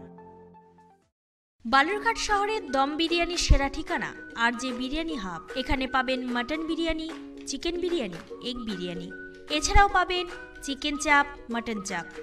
আমাদের ঠিকানা 3.5 নম্বর মোড়, বালুরঘাট, দক্ষিণ দিনাজপুর। খাবার অর্ডার দিতে যোগাযোগ করুন স্ক্রিনে দেওয়া নম্বরে। আমাদের ফোন নম্বর 7001606297।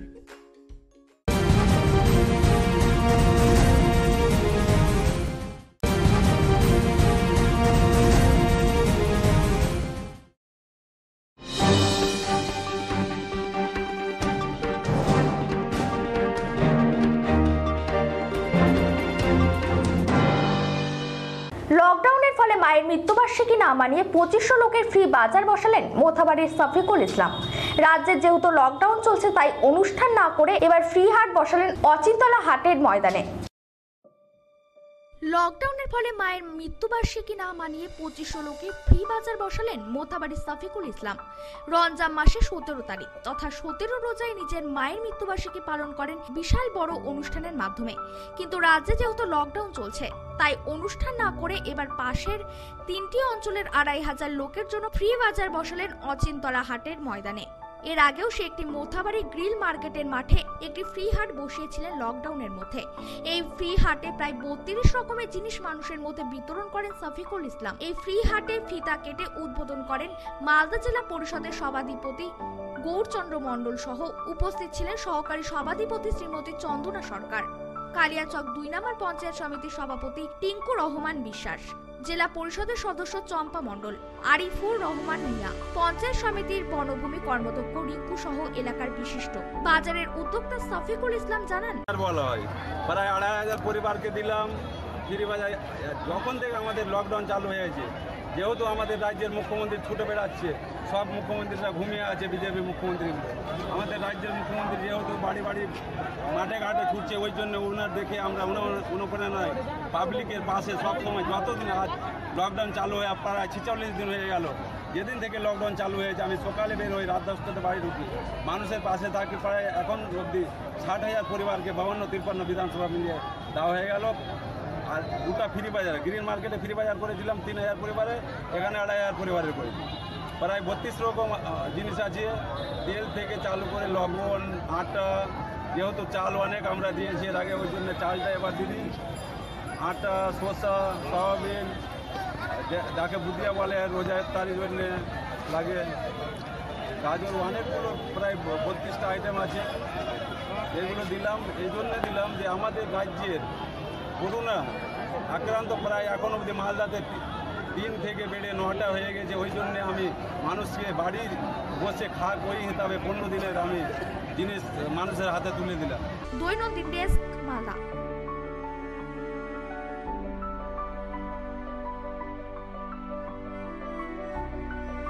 শ্রমিক বোঝাই ট্রেন আসার আগে দুর্গাপুরের রেল স্টেশন খতিয়ে দেখলেন জেলা শাসক সহ আসানসোল দুর্গাপুর পুলিশ কমিশনারেটের উচ্চপদস্থ আধিকারিকরা।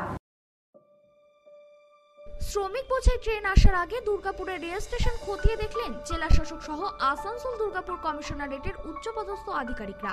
সোমবার বিকেলে জেলা শাসক Purnendu Majhi, police commissioner Suresh Jain, DC Abhishek Gupta সহ প্রশাসনের অন্যান্য আধিকারিকরা। ट्रेन आती हैं तो उनका क्या अरेंजमेंट रहेगा, उसकी प्लानिंग करते हैं। और यहाँ से कहाँ कहाँ का ये व्यवस्था कहाँ कहाँ जाएगा? वो जैसे डिटेल्स आएगा तब आपको बताएंगे। फिलहाल हम लोग अरेंजमेंट्स की प्लान करने के लिए यहाँ पे आए हुए हैं। हम आए हुए हैं, डीएम साहब आए हुए हैं, सभी आए हुए हैं, और किस तरह से सोशल डिस्टेंसिंग को मेंटेन करते हुए क्या व्यवस्था यहाँ पे रहेंगी वो देखने के लिए। পাঞ্জাব থেকে একটি ট্রেন দুর্গাপুরে আসার সম্ভাবনা আছে, সেই জন্য আগে থেকে প্রস্তুত চলেছে। কিভাবে শ্রমিকদের ট্রেন থেকে নামানো হবে, কিভাবে নিয়ে যাওয়া হবে, এই সব দিকগুলি এই দিন দেখা হয়। পশ্চিম বর্ধমান জেলা শাসক পূর্ণেন্দু মাঝি জানিয়েছেন, দুর্গাপুরের প্রশাসন তৎপর আছে যে কোনো পরিস্থিতিতে। কি করলেন আপনারা এখানে? আমরা এখানে ট্রেন আসতে পারে সেরকমকে অ্যারেঞ্জমেন্ট রাখছি, যখন লোকজন নামবে তাকে কী করে আমরা কুইক পৌঁছাবো, কী করে মেডিকেল অ্যারেঞ্জমেন্ট করবো যাতে সোশ্যাল ডিস্টেন্সিং মেনটেন হয়, সেগুলো অ্যারেঞ্জমেন্টগুলো আমরা পুলিশ এবং আমরা সবাই মিলে দেখছি। ফলে এগুলো জাস্ট প্রিপেয়ার্ড অ্যারেঞ্জমেন্ট, যখন আসবে তখন যাতে সব কিছু প্ল্যান ঠিক করে আগে থেকে সব দেখে নেওয়া। আচ্ছা বলছি, আজকে কালকে যে ট্রেন আসবে সেখানে কোন শ্রমিক মানে কোন জেলার শ্রমিকরা থাকবে বাঁকুড়া? এখনও কিছু ঠিক নেই। যেটা হচ্ছে কালকে হাওড়াতে আসছে, হাওড়ার প্রায় 400 লোক মতো আমাদের আসবে, সেটা 3 যাবে। ফলে এটা এখনও ফাইনাল হয়নি, যখন হবে আপনারা জানবেন, বাট আগে থেকে আমরা অ্যারেঞ্জমেন্ট রাখছি। স্যার পশ্চিম বর্ধমান জেলা এখন কী পরিস্থিতি? এখন পশ্চিম বর্ধমান খুব ভালো পরিস্থিতি। দুর্গাপুরে আপাতত কয়জন? দুর্গাপুরে আমরা পেয়েছি, সেটা সেশন চলছে, সব কিছু চলছে, এখন সব আন্ডার কন্ট্রোল আছে। কোনো কন্টেনমেন্ট জোন হবে কি? না, কন্ট্রোল করার মতো সেটা সিচুয়েশন নেই এখন আমাদের, ঠিক আছে। যেগুলো পেয়েছি আমরা সেগুলো সব হচ্ছে বাইরে থেকে এসছে, মাইগ্রেন্ট লেবার এসছে, ফলে যা যা প্রিপারেশন আমরা সব নিয়ে ফেলেছি। পশ্চিম বর্ধমান থেকে সনাতন করাই রিপোর্ট, দৈনন্দিন। ঔরঙ্গাবাদের পুনরাবৃত্তি ঘটার আগে রেল লাইন থেকে রাজ্যের পরিযায়ী দম্পতি শ্রমিকদের উদ্ধার করে বাড়ি ফেরালেন হাবড়া থানার পুলিশ এবং প্রশাসন। পুলিশের ভূমিকায় খুশি গোটা হাওড়াবাসী। ঔরঙ্গাবাদের পুনরাবৃত্তি ঘটার আগে রেল লাইন থেকে রাজ্যের পরিযায়ী দম্পতি শ্রমিকদের উদ্ধার করে বাড়ি ফেরালেন হাবড়া থানার পুলিশ এবং প্রশাসন। পুলিশের ভূমিকায় খুশি গোটা হাবড়াবাসী। ঘটনাটি হাবড়া থানার 31 নম্বর রেলগেট সংলগ্ন গোয়ালবাটি এলাকায়। লকডাউন থাকায় রেল লাইন ধরে পায়ে হেঁটে বাড়ি ফেরার পথে মহারাষ্ট্রের ঔরঙ্গাবাদে মালবাহী ট্রেনের ধাক্কায় মৃত্যু হলো 17 পরিযায়ী শ্রমিকদের। ঠিক তারপরেই ফের বাড়ি ফেরার পথে মধ্যপ্রদেশের ট্রাক উল্টে মৃত্যু হয় 5 পরিযায়ী শ্রমিকের। এবার সেই ঘটনার পুনরাবৃত্তি ঘটার আগেই হাবড়া পুলিশের তৎপরতায় রাজ্যের এক দম্পতি পরিযায়ী শ্রমিকের রেল লাইন থেকে উদ্ধার করে বাড়ি ফেরানোর ব্যবস্থা করলেন পুলিশ। হাবড়া থানার পুলিশ সোমবার রাতে সূত্র মারফত খবর পায় এক দম্পতি রাতের অন্ধকারে রেল লাইন ধরে পায়ে হেঁটে আসছেন। হঠাৎ গোয়ালবাটি এলাকায় এসে অসুস্থ হয়ে পড়েন রেল লাইনের উপর। খবর পেয়ে ঘটনাস্থলে পৌঁছায় হাবড়া থানার পুলিশ। দম্পতি শ্রমিকদের রেল লাইন থেকে উদ্ধার করে নিয়ে আসেন হাবড়া হাসপাতালে। থার্মাল স্ক্রিনিং থেকে শারীরিক সমস্ত পরীক্ষা করা হয় হাবড়া হাসপাতালে। পরবর্তীতে কিছুটা সুস্থ হলে পুলিশের পক্ষ থেকে তাদেরকে খাওয়ানোর ব্যবস্থা করা হয়। হাসপাতাল সূত্রে খবর, দীর্ঘ সময় খাবার না খাওয়াতে অসুস্থ হয়ে পড়েন দম্পতি। এরপরে হাবড়া থানার আইসি গৌতম মিত্র এবং হাবড়ার বিডিও শুভ্র নন্দীর তৎপরতায় দম্পতিকে গাড়ির ব্যবস্থা করে বাড়ি পাঠানোর ব্যবস্থা করা হয়। পাশাপাশি তাদের 1 মাসের খাদ্য সামগ্রী তুলে দেওয়া হয় হাবড়া 1 নম্বর বিডিও শুভ্র নন্দীর পক্ষ থেকে। দম্পতিকে অন্তত পক্ষে 14 দিন হোম কোয়ারেন্টাইনে থাকার নির্দেশ দেওয়া হয়। পাশাপাশি কোনো রকম শারীরিক সমস্যা হলে কোনো রকম দেরি না করে স্থানীয় প্রশাসন হাবড়া বিডিও এবং হাবড়া থানার আইসিকে তৎক্ষণাৎ যেন যোগাযোগ করেন সেই বিষয়ে জানিয়ে দেওয়া হয়। তবে পরিযায়ী দম্পতির স্বামী অরুণাভ জানা বয়স 38 এবং শ্রী মিনতি জানা বয়স 34 জানান, কোথা থেকে যাচ্ছেন আর কি কি পেলেন? কোথা থেকে যাচ্ছি বলতে আমরা চাঁদপাড়া থেকে রওনা দিয়েছিলাম বাড়ির উদ্দেশ্যে, কেননা পরিবারের অবস্থাও সেরকম শোচনীয় আমাদের, এবং আমাদের অর্থনৈতিক অবস্থাও খুব একটা ভালো ছিল না। যতদিনের আমাদের লকডাউন ছিল সেই সমস্ত অর্থ সমস্যা শেষ হয়ে গেছিলো।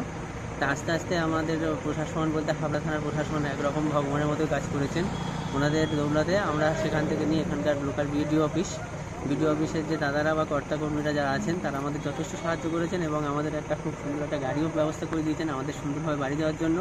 সাথে আমাদের 1 মাসের খাবার দাবার সঙ্গে চাল, ডিম, ডাল যাবতীয় যা কিছু আমাদের চা পাতা থেকে সকাল গুড মর্নিং থেকে গুড নাইট অবধি ওনাদের একটা প্যাকেজের ব্যবস্থা করেছেন। খুব সুন্দর লেগেছে এবং আমরা সত্যি কৃতজ্ঞ।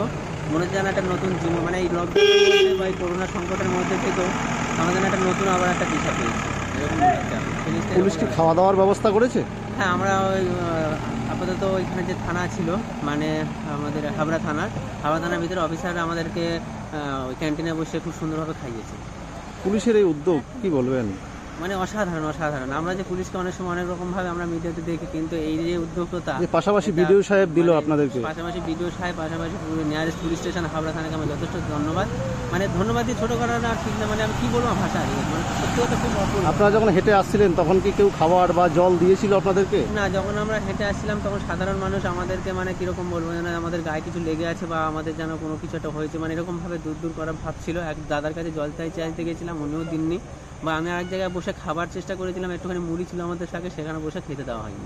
আরও তাদের অভিযোগ, রেল লাইন দিয়ে হেঁটে আসার সময় বিভিন্ন ব্যক্তিরা তাদেরকে দেখে নানা ধরনের টোন টিটকারি করে। যদিও এই ঘটনাকে নিন্দাজনকভাবে জানিয়েছেন হাবড়া 1 নম্বর ব্লকের বিডিও সুব্রনীল নন্দী।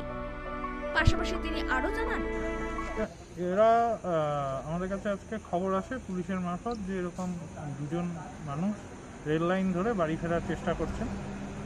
তো তাদেরকে পুলিশ উদ্ধার করে রেল লাইনে। তারা চাঁদপাড়া থেকে হেঁটে বারাসাতে তাদের বাড়ি, সেখানে তারা ফেরার চেষ্টা করছিল। কাজ এই মুহূর্তে তাদের বন্ধ থাকার জন্য কিছু যেহেতু উপায় নেই, কোনোভাবে ফিরতে পারছিলেন না। তো যাতে সেই এবং তাদের উদ্ধারের পর জানা গেল তারা দুদিন ধরে অভুক্তও ছিলেন। তো তাদেরকে উদ্ধার করে পুলিশ তাদের খাওয়া দাওয়ার প্রথমে ব্যবস্থা করা হয় এবং আমরা গাড়ি করে তারা যাতে সুস্থভাবে স্বাভাবিকভাবে বাড়ি পৌঁছতে পারেন এবং তার আগামী কিছুদিন যাতে তিনি ভালোভাবে খেয়ে পড়ে বেঁচে থাকতে পারেন। তার বয়স্ক বৃদ্ধ বাবা মা আছে বাড়িতে, তারাও যাতে খেয়ে পড়ে, তার জন্য আমাদের যে সরকারি উদ্যোগে সামান্য সুযোগ আছে সেখান থেকে আমরা তাদের জন্য এই ক্ষুদ্র প্রচেষ্টা করেছি। পাশাপাশি তারা যেটা জানিয়েছেন যে বিভিন্ন জায়গায় তারা খাবার চেয়েছেন, এমনকি জলও চেয়েছেন, তবুও মানুষ এগিয়ে আসেননি। কি বলবেন? এটা মানুষ এই সময় বহু মানুষ বহুভাবে মানুষকে সহযোগিতা করছে, এটা সত্যি দুর্ভাগ্যজনক যেটা ওনারা বললেন, কিন্তু এটার সাথে এটাই সামগ্রিক চিত্র নয়। এখানে বহু মানুষকে সহযোগিতার কাজও করছেন, সেটাও হচ্ছে। হয়তো এটা একটা বিচ্ছিন্ন ঘটনা, এটাই আমরা আশা করব, কারণ এই বিপদে মানুষের পাশে যদি না দাঁড়ায় তাহলে সভ্যতা বা সমাজ আমরা এগিয়ে রাখতে পারবো না, বেঁচে থাকাটাও খুব কঠিন হয়ে যাবে। সেই দিনে দাঁড়িয়ে হয়তো ওনাদের সাথে যেটা ঘটেছে কিছু ক্ষেত্রে দুর্ভাগ্যজনক, কিন্তু তারপরে শেষ যেটা হলো সেটা আশা করি ওনাদের পক্ষে ওনারাও সেটা ভালোভাবে নিয়েছেন। উত্তর 24 পরগনা থেকে শান্তনু বিশ্বাসের রিপোর্ট, দৈনন্দিন।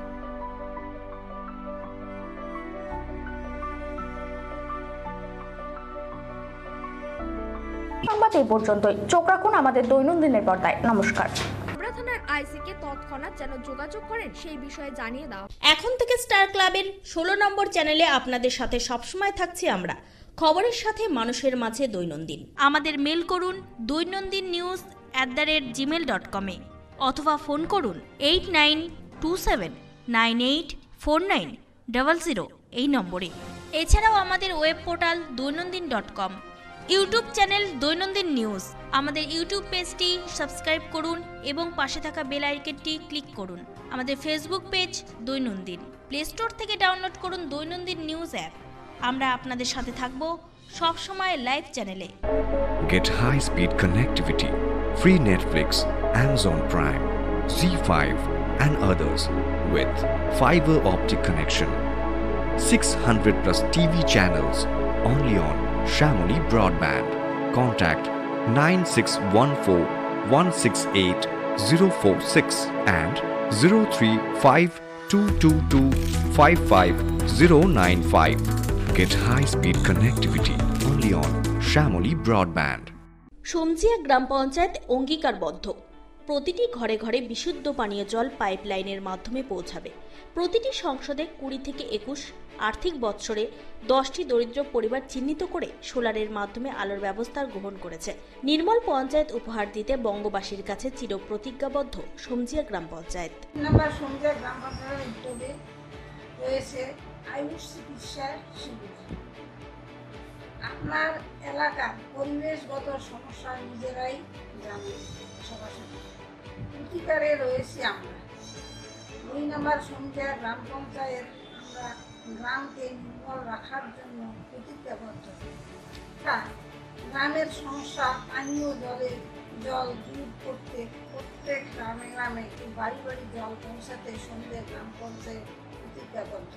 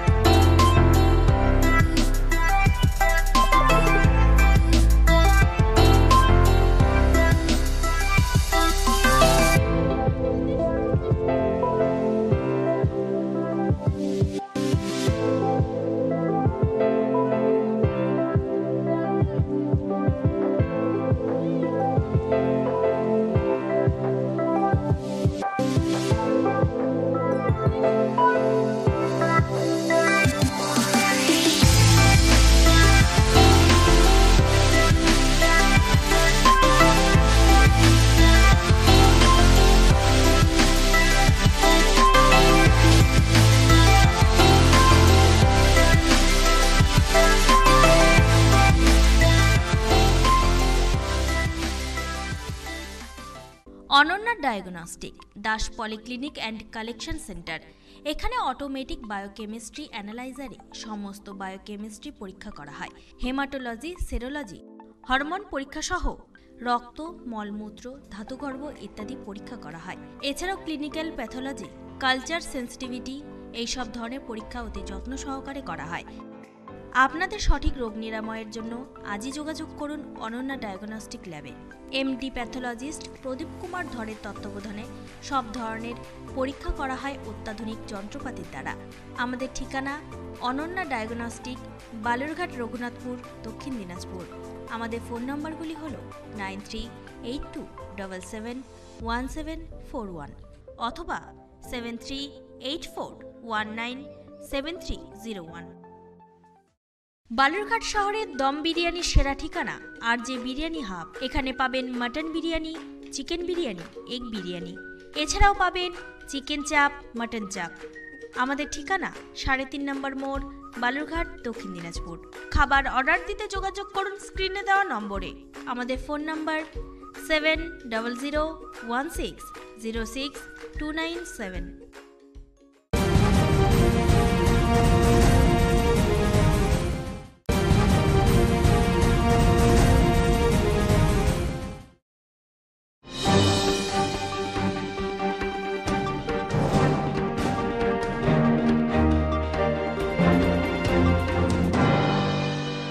লকডাউনের ফলে মায়ের মৃত্যুবার্ষিকী না মানিয়ে 2500 লোকের ফ্রি বাজার বসালেন মোথাবাড়ির শফিকুল ইসলাম। রাজ্যে যেহেতু লকডাউন চলছে তাই অনুষ্ঠান না করে এবার ফ্রি হাট বসালেন অচিন্তলা হাটের ময়দানে। লকডাউনের ফলে মায়ের মৃত্যুবার্ষিকী না মানিয়ে 2500 লোকে ফ্রি বাজার বসালেন মোথাবাড়ির শফিকুল ইসলাম। রমজান মাসে 17 তারিখ তথা 17 রোজায় নিজের মায়ের মৃত্যুবার্ষিকী পালন করেন বিশাল বড় অনুষ্ঠানের মাধ্যমে। কিন্তু রাজ্যে যেহেতু লকডাউন চলছে তাই অনুষ্ঠান না করে এবার পাশের 3টি অঞ্চলের 2500 লোকের জন্য ফ্রি বাজার বসালেন অচিন্তলা হাটের ময়দানে। এর আগেও সে একটি মোথাবাড়ি গ্রিল মার্কেটের মাঠে একটি ফ্রি হাট বসিয়েছিলেন লকডাউনের মধ্যে। এই ফ্রি হাটে প্রায় 32 রকমের জিনিস মানুষের মধ্যে বিতরণ করেন শফিকুল ইসলাম। এই ফ্রি হাটে ফিতা কেটে উদ্বোধন করেন মালদা জেলা পরিষদের সভাধিপতি গৌরচন্দ্র মণ্ডল সহ উপস্থিত ছিলেন সহকারী সভাধিপতি শ্রীমতী চন্দনা সরকার, কালিয়াচক 2 নম্বর পঞ্চায়েত সমিতির সভাপতি টিঙ্কু রহমান বিশ্বাস, জেলা পরিষদের সদস্য চম্পা মণ্ডল, আরিফুর রহমান মিয়া, পঞ্চায়েত সমিতির বনভূমি কর্মদক্ষ রিঙ্কু সহ এলাকার বিশিষ্ট। বাজারের উদ্যোক্তা শফিকুল ইসলাম জানান, বলা হয় প্রায় 2500 পরিবারকে দিলাম ফ্রি বাজার। যখন থেকে আমাদের লকডাউন চালু হয়েছে, যেহেতু আমাদের রাজ্যের মুখ্যমন্ত্রী ছুটে বেড়াচ্ছে, সব মুখ্যমন্ত্রীরা ঘুমিয়ে আছে, বিজেপি মুখ্যমন্ত্রীগুলো। আমাদের রাজ্যের মুখ্যমন্ত্রী যেহেতু বাড়ি বাড়ি মাঠে ঘাটে ছুটছে, ওই জন্য ওনার দেখে আমরা অনুপ্রেরণায় পাবলিকের পাশে সবসময়, যতদিন আজ লকডাউন চালু হয়ে প্রায় 46 দিন হয়ে গেল, যেদিন থেকে লকডাউন চালু হয়েছে আমি সকালে বের হই, রাত 10টাতে বাড়ি ঢুকি, মানুষের পাশে থাকি। প্রায় এখন অবধি 60,000 পরিবারকে 52-53 বিধানসভা মিলিয়ে দেওয়া হয়ে গেল। আর দুটা ফ্রি বাজার, গ্রিন মার্কেটে ফ্রি বাজার করেছিলাম 3000 পরিবারে, এখানে 2500 পরিবারের করেছি। প্রায় 32 রকম জিনিস আছে, তেল থেকে চালু করে লবণ, আটা, যেহেতু চাল অনেক আমরা দিয়েছি এর আগে, ওই জন্য চালটা এবার দিদি, আটা, শসা, সয়াবিন, যাকে বুদিয়া বলে রোজার তারির জন্য লাগে, গাজর, অনেকগুলো প্রায় 32টা আইটেম আছে। এগুলো দিলাম, এই জন্য দিলাম যে আমাদের রাজ্যের করোনা আক্রান্ত প্রায় এখন অবধি মালদাতে 3 থেকে বেড়ে 9টা হয়ে গেছে। ওই জন্যে আমি মানুষকে বাড়ি বসে খাক ওই হিসাবে 15 দিনের আমি জিনিস মানুষের হাতে তুলে দিলাম। দৈনন্দিন ডেস্ক, মালদা।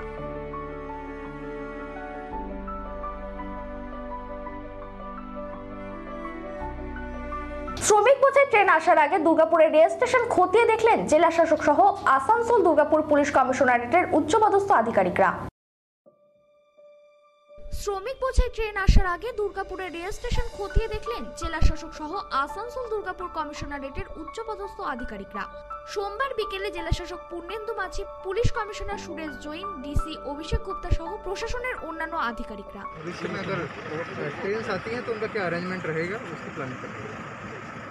और यहाँ से कहाँ कहाँ का ये व्यवस्था कहाँ कहाँ जाएगा? वो जैसे डिटेल्स आएगा तब आपको बताएंगे। फिलहाल हम लोग अरेंजमेंट्स की प्लान करने के लिए यहाँ पे आए हुए हैं। हम आए हुए हैं, डीएम साहब आए हुए हैं, सभी आए हुए हैं, और किस तरह से सोशल डिस्टेंसिंग को मेंटेन करते हुए क्या व्यवस्थाएं यहाँ पे रहेंगी वो देखने के लिए। পাঞ্জাব থেকে একটি ট্রেন দুর্গাপুরে আসার সম্ভাবনা আছে, সেই জন্য আগে থেকে প্রস্তুত চলেছে। কিভাবে শ্রমিকদের ট্রেন থেকে নামানো হবে, কিভাবে নিয়ে যাওয়া হবে, এই সব দিকগুলি এই দিন দেখা হয়। পশ্চিম বর্ধমান জেলা শাসক পূর্ণেন্দু মাঝি জানিয়েছেন, দুর্গাপুরের প্রশাসন তৎপর আছে যে কোনো পরিস্থিতিতে। কি করলেন আপনারা এখানে? আমরা এখানে ট্রেন আসতে পারে সেরকমটা অ্যারেঞ্জমেন্ট রাখছি। যখন লোকজন নামবে তাকে কী করে আমরা কুইক পৌঁছাবো, কী করে মেডিকেল অ্যারেঞ্জমেন্ট করবো যাতে সোশ্যাল ডিস্টেন্সিং মেনটেন হয়, সেগুলো অ্যারেঞ্জমেন্টগুলো আমরা পুলিশ এবং আমরা সবাই মিলে দিচ্ছি। ফলে এগুলো জাস্ট প্রিপেয়ার্ড অ্যারেঞ্জমেন্ট, যখন আসবে তখন যাতে সব কিছু প্ল্যান ঠিক করে আগে থেকে সব দেখে নেওয়া। আচ্ছা বলছি, আজকে কালকে যে ট্রেন আসবে সেখানে কোন শ্রমিক মানে কোন জেলার শ্রমিকরা থাকবে বাঁকুড়া? এখনও কিছু ঠিক নেই। যেটা হচ্ছে কালকে হাওড়াতে আসছে, হাওড়ার প্রায় 400 লোক মতো আমাদের আসবে, সেটা 3 যাবে। ফলে এটা এখনও ফাইনাল হয়নি, যখন হবে আপনারা জানবেন, বাট আগে থেকে আমরা অ্যারেঞ্জমেন্ট রাখছি। স্যার পশ্চিম বর্ধমান জেলা এখন কী পরিস্থিতি? এখন পশ্চিম বর্ধমান খুব ভালো পরিস্থিতি। দুর্গাপুরে আপাতত কয়জন? দুর্গাপুরে আমরা পেয়েছি, সেটা টেস্টিং চলছে, সব কিছু চলছে, এখন আন্ডার কন্ট্রোল আছে। কোনো কন্টেনমেন্ট জোন হবে কি না? কন্ট্রোল করার মতো সেটা সিচুয়েশন নিয়ে এখন আমাদের, ঠিক আছে। যেগুলো পেয়েছি আমরা সেগুলো সব হচ্ছে বাইরে থেকে এসছে, মাইগ্রেন্ট লেবার এসছে, ফলে যা যা প্রিপারেশন আমরা সব নিয়ে ফেলেছি। পশ্চিম বর্ধমান থেকে সনাতন করাই রিপোর্ট, দৈনন্দিন। ঔরঙ্গাবাদের পুনরাবৃত্তি ঘটার আগে রেল লাইন থেকে রাজ্যের পরিযায়ী দম্পতি শ্রমিকদের উদ্ধার করে বাড়ি ফেরালেন হাবড়া থানার পুলিশ এবং প্রশাসন। পুলিশের ভূমিকায় খুশি গোটা হাওড়াবাসী। ঔরঙ্গাবাদের পুনরাবৃত্তি ঘটার আগে রেল লাইন থেকে রাজ্যের পরিযায়ী দম্পতি শ্রমিকদের উদ্ধার করে বাড়ি ফেরালেন হাবড়া থানার পুলিশ এবং প্রশাসন। পুলিশের ভূমিকায় খুশি গোটা হাবড়াবাসী।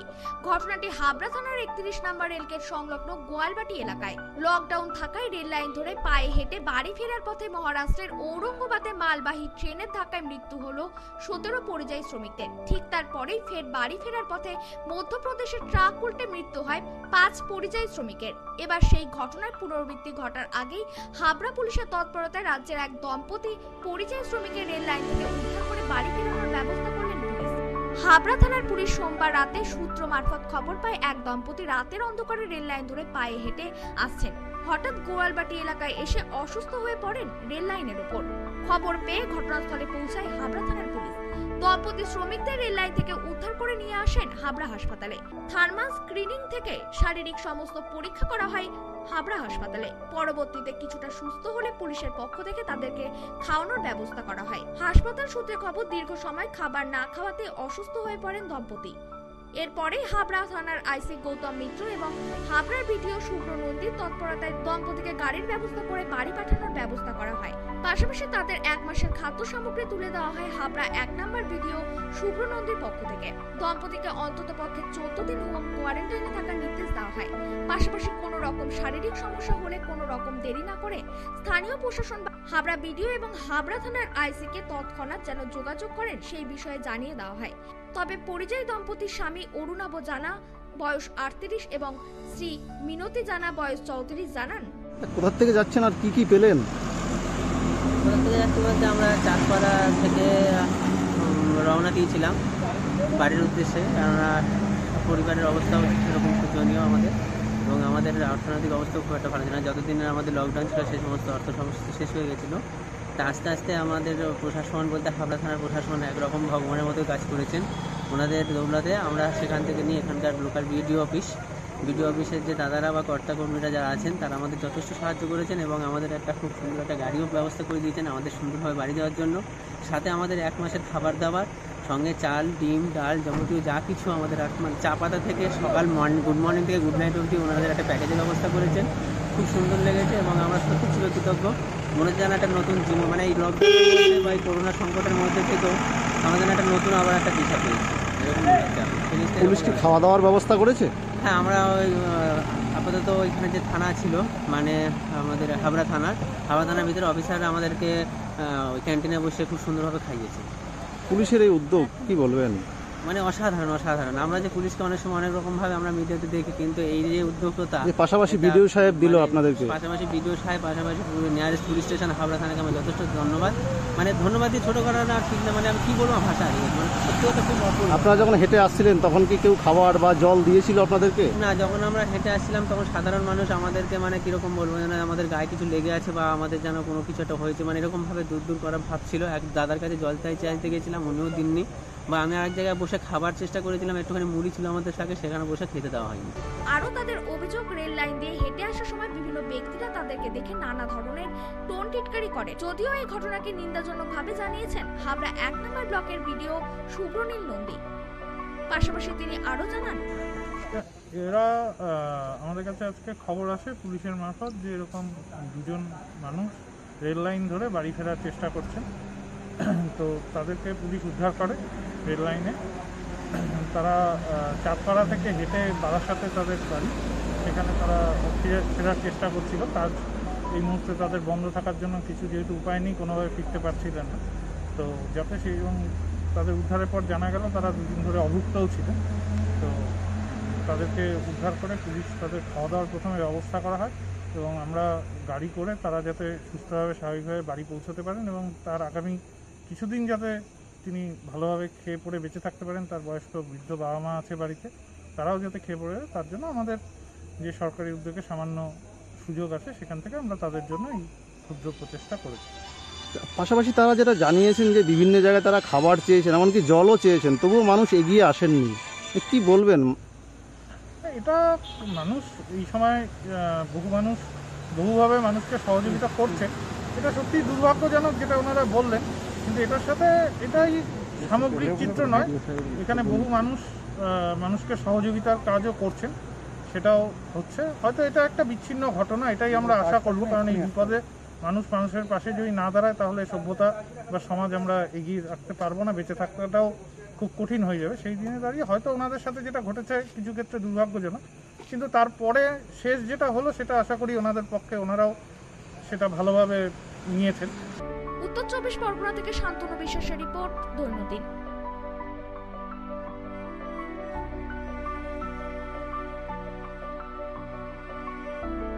সংবাদ এই পর্যন্তই। চোখ রাখুন আমাদের দৈনন্দিনের পর্দায়। নমস্কার।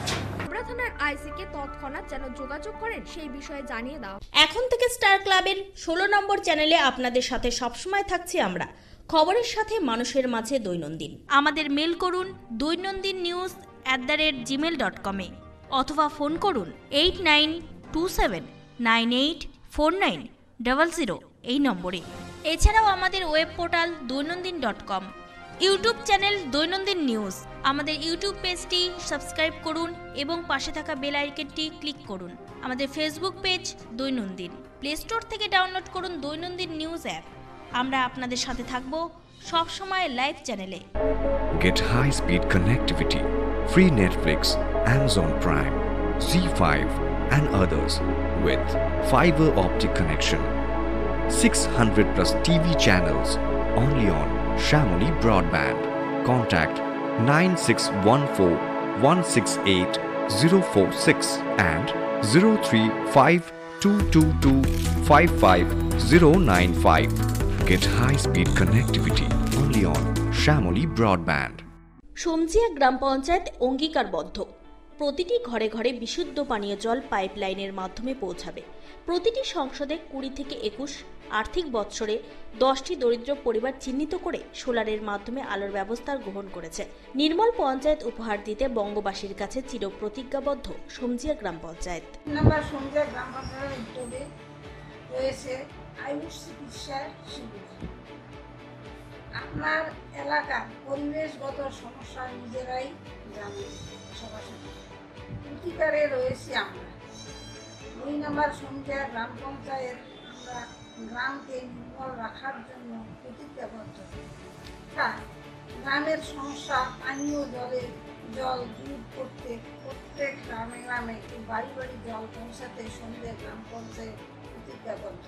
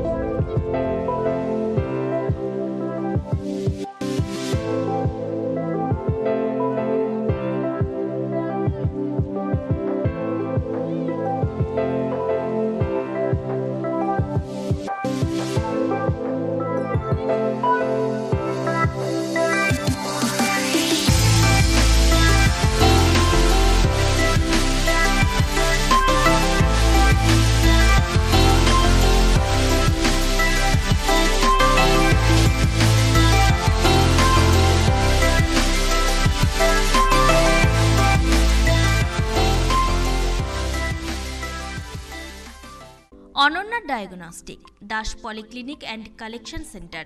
এখানে অটোমেটিক বায়োকেমিস্ট্রি অ্যানালাইজারে সমস্ত বায়োকেমিস্ট্রি পরীক্ষা করা হয়। হেমাটোলজি, সেরোলজি, হরমোন পরীক্ষা সহ রক্ত, মলমূত্র, ধাতুগর্ভ ইত্যাদি পরীক্ষা করা হয়। এছাড়াও ক্লিনিক্যাল প্যাথোলজি, কালচার সেন্সিটিভিটি এইসব ধরনের পরীক্ষা অতি যত্ন সহকারে করা হয়। আপনাদের সঠিক রোগ নিরাময়ের জন্য আজই যোগাযোগ করুন অনন্যা ডায়াগনস্টিক ল্যাবে। এমডি প্যাথোলজিস্ট প্রদীপ কুমার ধরের তত্ত্বাবধানে সব ধরনের পরীক্ষা করা হয় অত্যাধুনিক যন্ত্রপাতির দ্বারা। আমাদের ঠিকানা অনন্যা ডায়াগনস্টিক, বালুরঘাট, রঘুনাথপুর, দক্ষিণ দিনাজপুর। আমাদের ফোন নম্বরগুলি হল 9382771741 অথবা 7384197301। বালুরঘাট শহরের দম বিরিয়ানির সেরা ঠিকানা আর যে বিরিয়ানি হাব। এখানে পাবেন mutton biryani, chicken biryani, egg biryani, এছাড়াও পাবেন চিকেন চাপ, মাটন চাপ। আমাদের ঠিকানা 3.5 নম্বর মোড়, বালুরঘাট, দক্ষিণ দিনাজপুর। খাবার অর্ডার দিতে যোগাযোগ করুন স্ক্রিনে দেওয়া নম্বরে। আমাদের ফোন নম্বর 7001606297।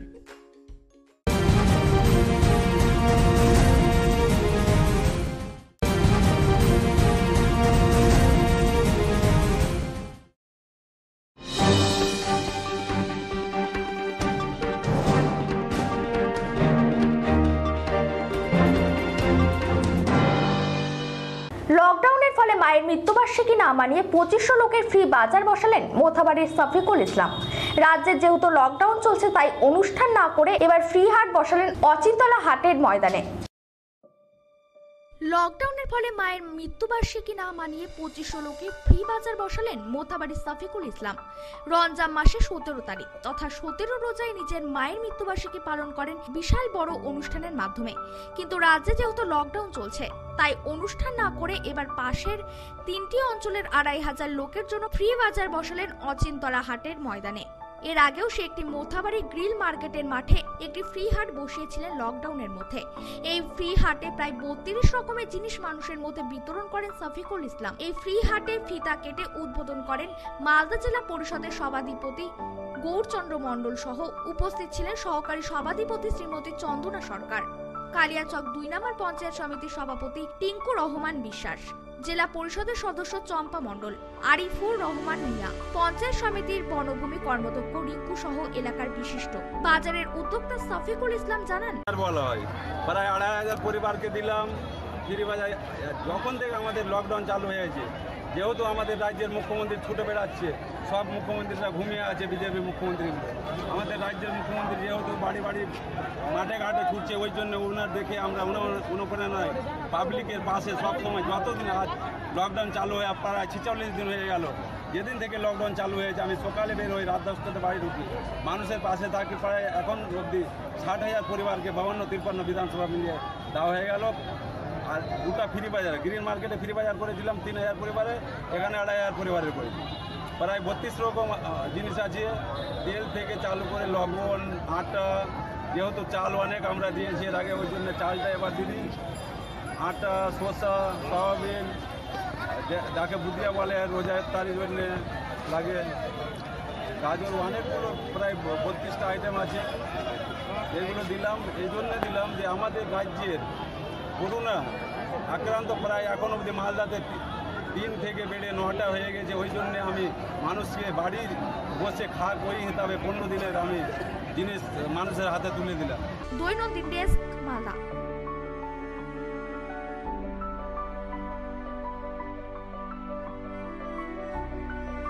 শ্রমিক বোঝাই ট্রেন আসার আগে দুর্গাপুরের রেল স্টেশন খতিয়ে দেখলেন জেলা শাসক সহ আসানসোল দুর্গাপুর পুলিশ কমিশনারেটের উচ্চপদস্থ আধিকারিকরা। শ্রমিক বোঝাই ট্রেন আসার আগে দুর্গাপুরের রেল স্টেশন খতিয়ে দেখলেন জেলা শাসক সহ আসানসোল দুর্গাপুর কমিশনারেটের উচ্চপদস্থ আধিকারিকরা। সোমবার বিকেলে জেলা শাসক Purnendu Majhi, police commissioner Suresh Jain, DC Abhishek Gupta সহ প্রশাসনের অন্যান্য আধিকারিকরা।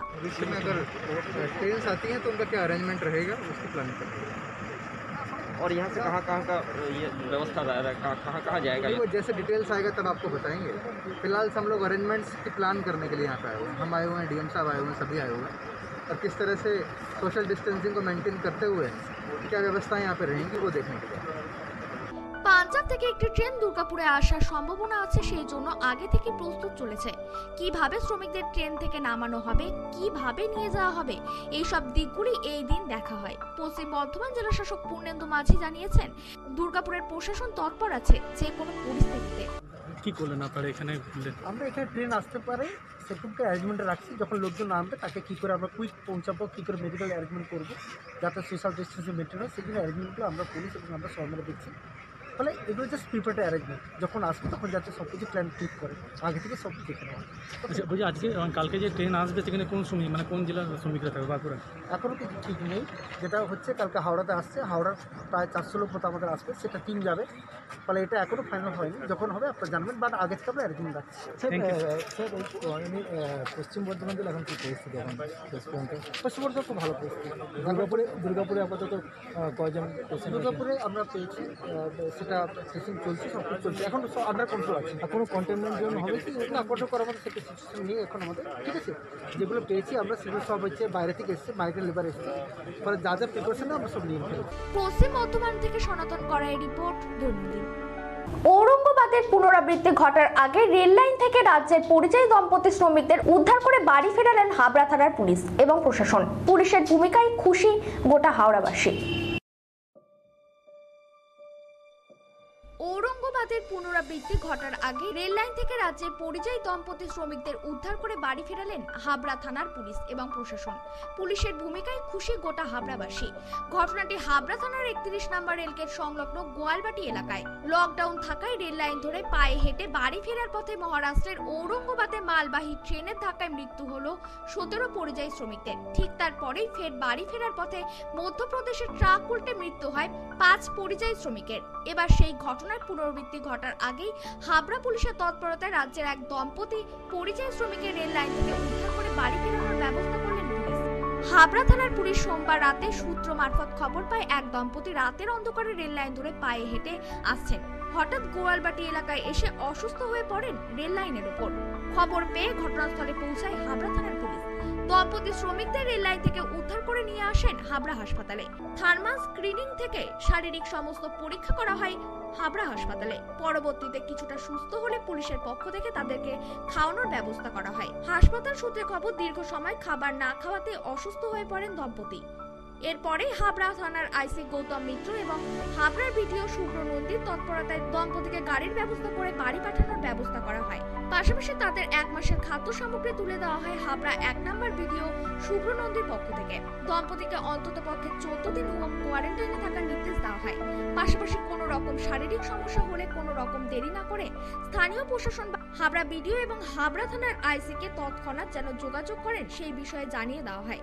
তবে পরিযায়ী দম্পতির স্বামী অরুণাব জানা বয়স 38 এবং শ্রী মিনতি জানা বয়স 34 জানান, কোথা থেকে যাচ্ছেন আর কি কি পেলেন?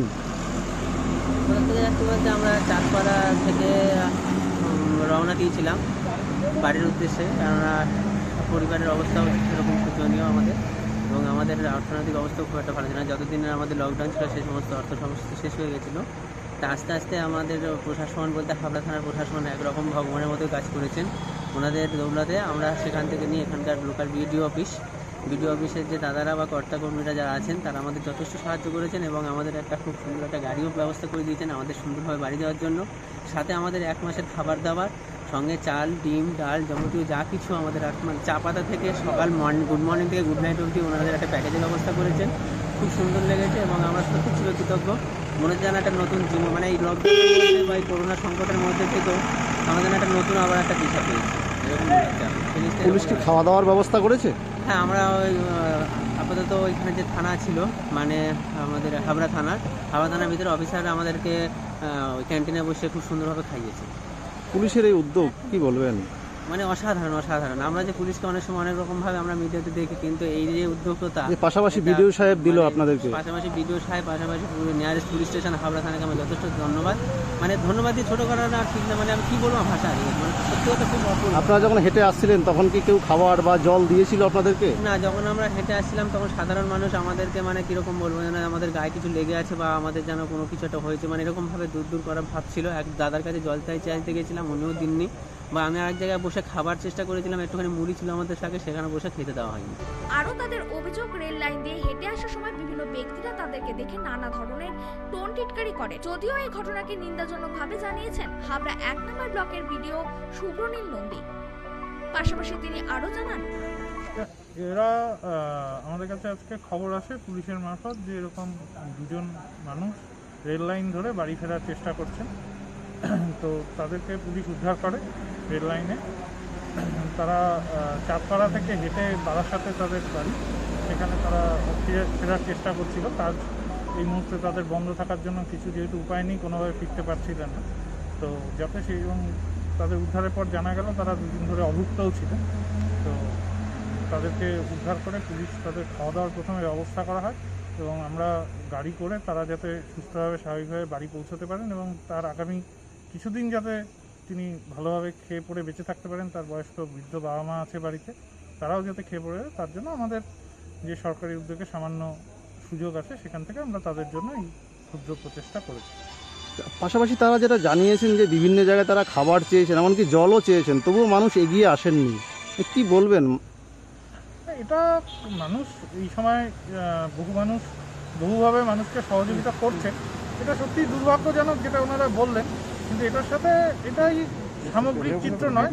এখানে বহু মানুষ মানুষকে সহযোগিতার কাজও করছেন, সেটাও হচ্ছে। হয়তো এটা একটা বিচ্ছিন্ন ঘটনা, এটাই আমরা আশা করব, কারণ এই বিপদে মানুষ মানুষের পাশে যদি না দাঁড়ায় তাহলে সভ্যতা বা সমাজ আমরা এগিয়ে রাখতে পারবো না, বেঁচে থাকাটাও খুব কঠিন হয়ে যাবে। সেই দিনে দাঁড়িয়ে হয়তো ওনাদের সাথে যেটা ঘটেছে কিছু ক্ষেত্রে দুর্ভাগ্যজনক, কিন্তু তারপরে শেষ যেটা হলো সেটা আশা করি ওনাদের পক্ষে ওনারাও সেটা ভালোভাবে নিয়েছেন।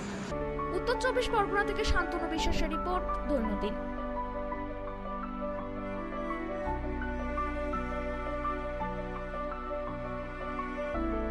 সংবাদ এই পর্যন্তই। চোখ রাখুন আমাদের দৈনন্দিনের পর্দায়। নমস্কার।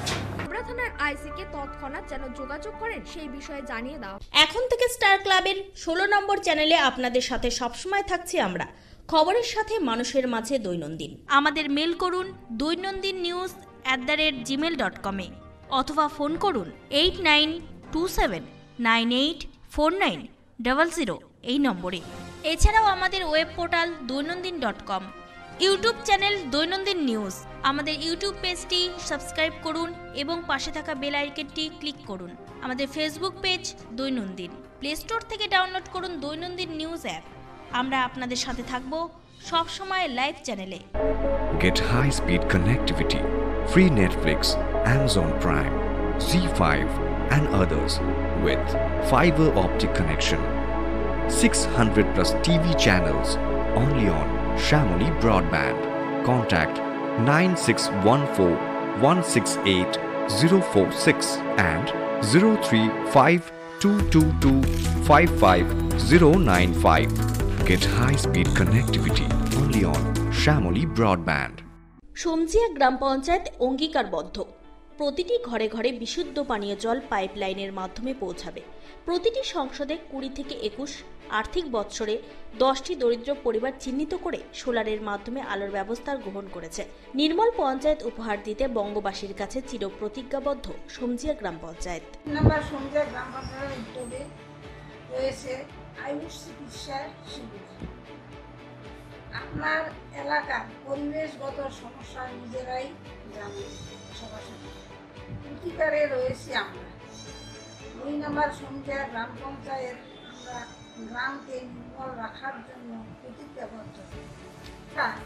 গ্রামের সমস্যা পানীয় জল দূর করতে প্রত্যেক গ্রামে গ্রামে বাড়ি বাড়ি জল পৌঁছাতে সমজিয়া গ্রাম পঞ্চায়েত প্রতিজ্ঞাবদ্ধ।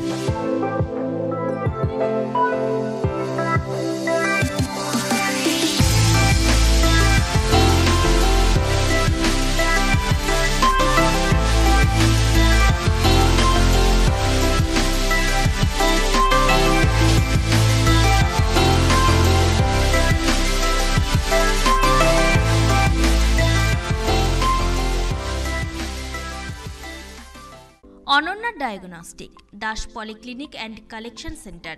এখানে অটোমেটিক বায়োকেমিস্ট্রি অ্যানালাইজারে সমস্ত বায়োকেমিস্ট্রি পরীক্ষা করা হয়। হেমাটোলজি, সেরোলজি, হরমোন পরীক্ষা সহ রক্ত, মলমূত্র, ধাতুগর্ভ ইত্যাদি পরীক্ষা করা হয়। এছাড়াও ক্লিনিক্যাল প্যাথোলজি, কালচার সেন্সিটিভিটি এইসব ধরনের পরীক্ষা অতি যত্ন সহকারে করা হয়। আপনাদের সঠিক রোগ নিরাময়ের জন্য আজই যোগাযোগ করুন অনন্যা ডায়াগনস্টিক ল্যাবে। এমডি প্যাথোলজিস্ট প্রদীপ কুমার ধরের তত্ত্বাবধানে সব ধরনের পরীক্ষা করা হয় অত্যাধুনিক যন্ত্রপাতির দ্বারা। আমাদের ঠিকানা অনন্যা ডায়াগনস্টিক, বালুরঘাট, রঘুনাথপুর, দক্ষিণ দিনাজপুর। আমাদের ফোন নম্বরগুলি হল 9382771741 অথবা 7384197301। বালুরঘাট শহরের দম বিরিয়ানির সেরা ঠিকানা আর যে বিরিয়ানি হাব। এখানে পাবেন mutton biryani, chicken biryani, egg biryani, এছাড়াও পাবেন চিকেন চাপ, মাটন চাপ। আমাদের ঠিকানা 3.5 নম্বর মোড়, বালুরঘাট, দক্ষিণ দিনাজপুর। খাবার অর্ডার দিতে যোগাযোগ করুন স্ক্রিনে দেওয়া নম্বরে।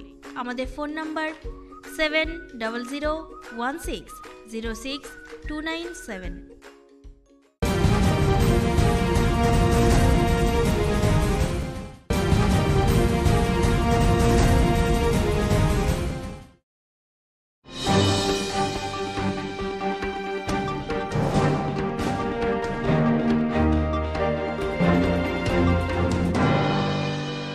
লকডাউনের ফলে মায়ের মৃত্যুবার্ষিকী না মানিয়ে 2500 লোকের ফ্রি বাজার বসালেন মোথাবাড়ির শফিকুল ইসলাম। রাজ্যের যেহেতু লকডাউন চলছে তাই অনুষ্ঠান না করে এবার ফ্রি হাট বসালেন অচিন্তলা হাটের ময়দানে। লকডাউনের ফলে মায়ের মৃত্যুবার্ষিকী না মানিয়ে 2500 লোকে ফ্রি বাজার বসালেন মোথাবাড়ির শফিকুল ইসলাম। রমজান মাসে 17 তারিখ তথা 17 রোজায় নিজের মায়ের মৃত্যুবার্ষিকী পালন করেন বিশাল বড় অনুষ্ঠানের মাধ্যমে। কিন্তু রাজ্যে যেহেতু লকডাউন চলছে তাই অনুষ্ঠান না করে এবার পাশের 3টি অঞ্চলের 2500 লোকের জন্য ফ্রি বাজার বসালেন অচিন্তলা হাটের ময়দানে। এর আগেও সে একটি মোথাবাড়ি গ্রিল মার্কেটের মাঠে একটি ফ্রি হাট বসিয়েছিলেন লকডাউনের মধ্যে। এই ফ্রি হাটে প্রায় 32 রকমের জিনিস মানুষের মধ্যে বিতরণ করেন শফিকুল ইসলাম। এই ফ্রি হাটে ফিতা কেটে উদ্বোধন করেন মালদা জেলা পরিষদের সভাধিপতি গৌরচন্দ্র মণ্ডল সহ উপস্থিত ছিলেন সহকারী সভাধিপতি শ্রীমতী চন্দনা সরকার, কালিয়াচক 2 নম্বর পঞ্চায়েত সমিতির সভাপতি টিঙ্কু রহমান বিশ্বাস, জেলা পরিষদের সদস্য চম্পা মণ্ডল, আরিফুর রহমান মিয়া, পঞ্চায়েত সমিতির বনভূমি কর্মদক্ষ রিঙ্কু সহ এলাকার বিশিষ্ট বাজারের উদ্যোক্তা শফিকুল ইসলাম জানান, বলা হয় প্রায় 2500 পরিবারকে দিলাম ফ্রি বাজার। যখন থেকে আমাদের লকডাউন চালু হয়েছে, যেহেতু আমাদের রাজ্যের মুখ্যমন্ত্রী ছুটে বেড়াচ্ছে, সব মুখ্যমন্ত্রীরা ঘুমিয়ে আছে, বিজেপি মুখ্যমন্ত্রীগুলো। আমাদের রাজ্যের মুখ্যমন্ত্রী যেহেতু বাড়ি বাড়ি মাঠে ঘাটে ছুটছে, ওই জন্য ওনার দেখে আমরা অনুপ্রেরণায় পাবলিকের পাশে সবসময়, যতদিন আজ লকডাউন চালু হয়ে প্রায় 46 দিন হয়ে গেল, যেদিন থেকে লকডাউন চালু হয়েছে আমি সকালে বের হই, রাত 10টাতে বাড়ি ঢুকি, মানুষের পাশে থাকি। প্রায় এখন অবধি 60,000 পরিবারকে 52-53 বিধানসভা মিলিয়ে দেওয়া হয়ে গেল। আর 2টা ফ্রি বাজার, গ্রিন মার্কেটে ফ্রি বাজার করেছিলাম 3000 পরিবারে, এখানে 2500 পরিবারের করেছি। প্রায় 32 রকম জিনিস আছে, তেল থেকে চালু করে লবণ, আটা, যেহেতু চাল অনেক আমরা দিয়েছি এর আগে, ওই জন্য চালটা এবার দিদি, আটা, শসা, সয়াবিন, যাকে বুদিয়া বলে রোজার তারিখ জন্য লাগে, গাজর, অনেকগুলো প্রায় 32টা আইটেম আছে। এগুলো দিলাম, এই জন্য দিলাম যে আমাদের রাজ্যের করোনা আক্রান্ত প্রায় এখন অবধি মালদাতে 3 থেকে বেড়ে 9টা হয়ে গেছে। ওই জন্যে আমি মানুষকে বাড়ির বসে খাক ওই হিসাবে 15 দিনের আমি জিনিস মানুষের হাতে তুলে দিলাম। দৈনন্দিন ডেস্ক, মালদা।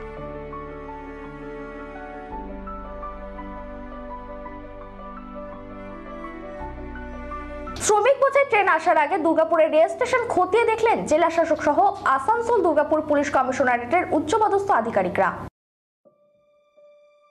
শ্রমিক বোঝাই ট্রেন আসার আগে দুর্গাপুরের রেল স্টেশন খতিয়ে দেখলেন জেলা শাসক সহ আসানসোল দুর্গাপুর কমিশনারেটের উচ্চপদস্থ আধিকারিকরা।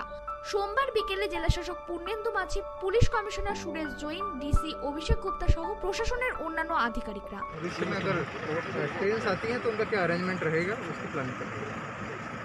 और यहाँ से कहाँ का ये व्यवस्था कहाँ जाएगा? वो जैसे डिटेल्स आएगा तब आपको बताएंगे।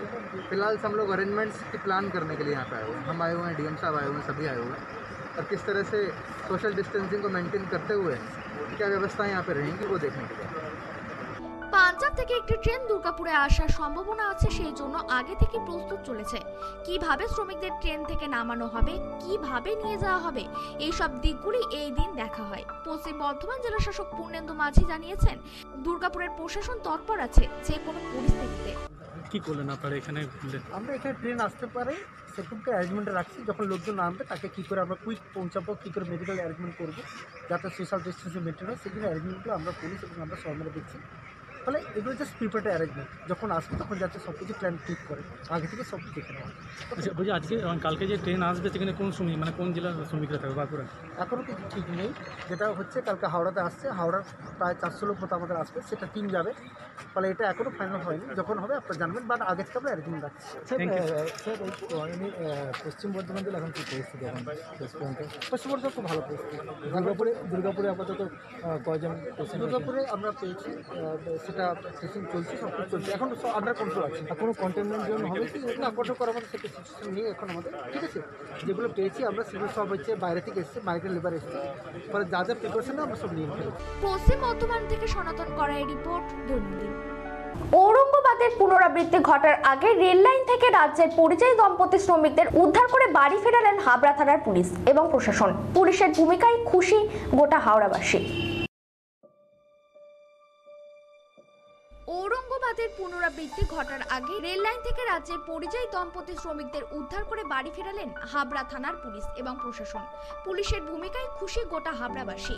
ঘটনাটি হাবড়া থানার 31 নম্বর রেলগেট সংলগ্ন গোয়ালবাটি এলাকায়। লকডাউন থাকায় রেল লাইন ধরে পায়ে হেঁটে বাড়ি ফেরার পথে মহারাষ্ট্রের ঔরঙ্গাবাদে মালবাহী ট্রেনের ধাক্কায় মৃত্যু হলো 17 পরিযায়ী শ্রমিকদের। ঠিক তারপরেই ফের বাড়ি ফেরার পথে মধ্যপ্রদেশের ট্রাক উল্টে মৃত্যু হয় 5 পরিযায়ী শ্রমিকের।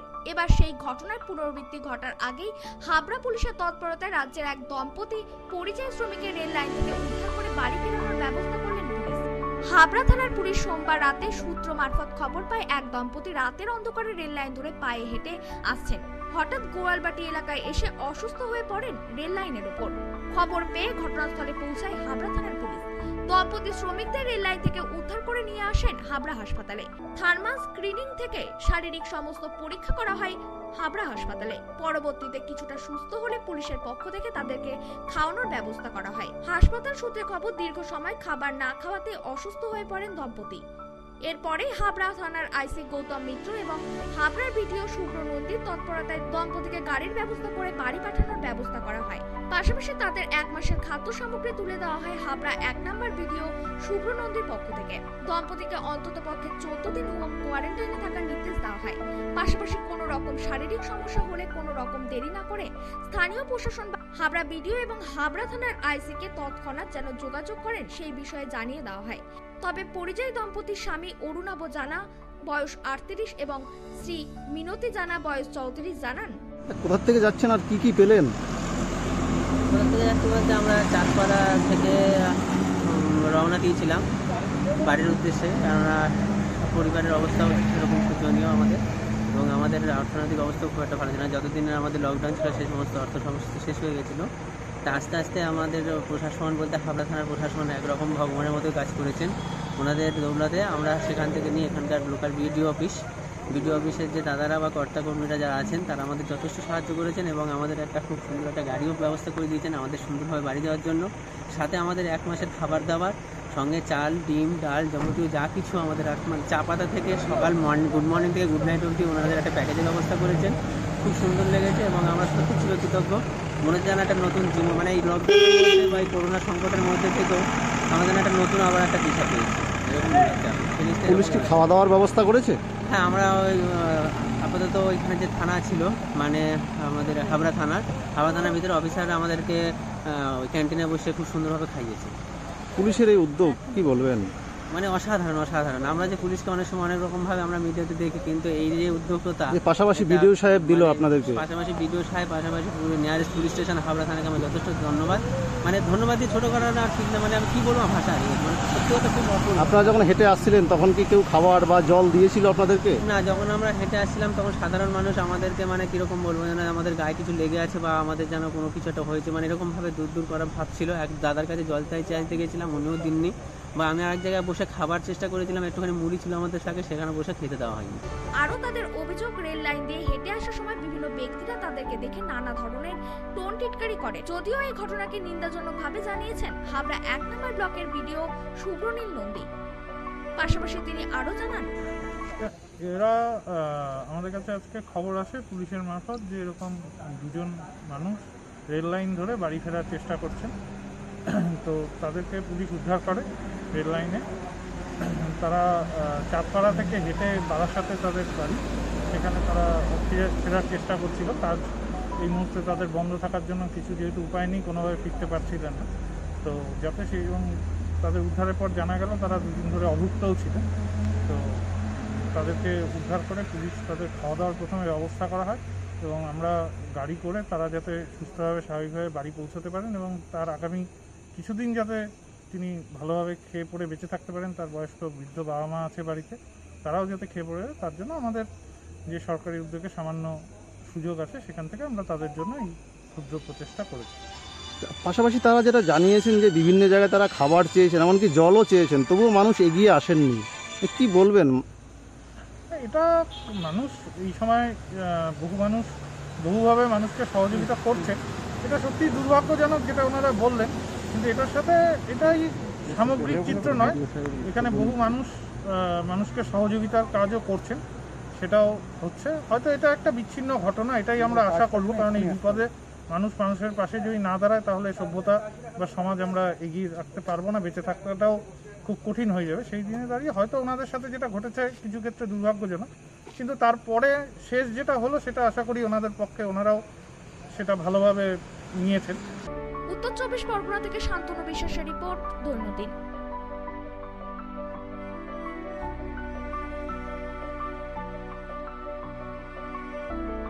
সংবাদ এই পর্যন্তই। চোখ রাখুন আমাদের দৈনন্দিনের পর্দায়। নমস্কার। থানার আইসিকে তৎক্ষণাৎ যেন যোগাযোগ করেন সেই বিষয়ে জানিয়ে দাও। এখন থেকে স্টার ক্লাবের 16 নম্বর চ্যানেলে আপনাদের সাথে সবসময় থাকছি আমরা, খবরের সাথে মানুষের মাঝে দৈনন্দিন। আমাদের মেল করুন doinandinnews@gmail.com অথবা ফোন করুন 8927984900 এই নম্বরে। এছাড়াও আমাদের web portal doinandin.com, YouTube channel দৈনন্দিন নিউজ। আমাদের ইউটিউব পেজটি সাবস্ক্রাইব করুন এবং পাশে থাকা বেল আইকনটি ক্লিক করুন। আমাদের ফেসবুক পেজ দৈনন্দিন। প্লে স্টোর থেকে ডাউনলোড করুন দৈনন্দিন নিউজ অ্যাপ। আমরা আপনাদের সাথে থাকব সব সময় লাইভ চ্যানেলে। Get high-speed connectivity, free Netflix, Amazon Prime, Z5 and others with fiber optic connection. 600 plus TV channels only on Shamoli Broadband. Contact 9614168046 and 03522255095. Get high-speed connectivity only on Shamoli Broadband. সমজিয়া গ্রাম পঞ্চায়েত অঙ্গীকারবদ্ধ, প্রতিটি ঘরে ঘরে বিশুদ্ধ পানীয় জল পাইপলাইনের মাধ্যমে পৌঁছাবে। প্রতিটি সংসদে 20 থেকে 21 আর্থিক বৎসরে 10টি দরিদ্র পরিবার চিহ্নিত করে সোলারের মাধ্যমে আলোর ব্যবস্থা গ্রহণ করেছে। নির্মল পঞ্চায়েত উপহার দিতে বঙ্গবাসীর কাছে চিরপ্রতিজ্ঞাবদ্ধ সমজিয়া গ্রাম পঞ্চায়েত। নাম্বার সমজিয়া গ্রাম পঞ্চায়েতের উদ্যোগে রয়েছে আয়ুষ চিকিৎসার শিবির। আপনার এলাকার পরিবেশগত সমস্যা নিজেরাই জানেন, সরাসরি অধিকারে রয়েছি আমরা। 2 নম্বর সমজিয়া গ্রাম পঞ্চায়েত আমরা গ্রামকে নির্মল রাখার জন্য প্রতিজ্ঞাবদ্ধ। গ্রামের সমস্যা পানীয় জল দূর করতে প্রত্যেক গ্রামে গ্রামে বাড়ি বাড়ি জল পৌঁছাতে সমজিয়া গ্রাম পঞ্চায়েত প্রতিজ্ঞাবদ্ধ।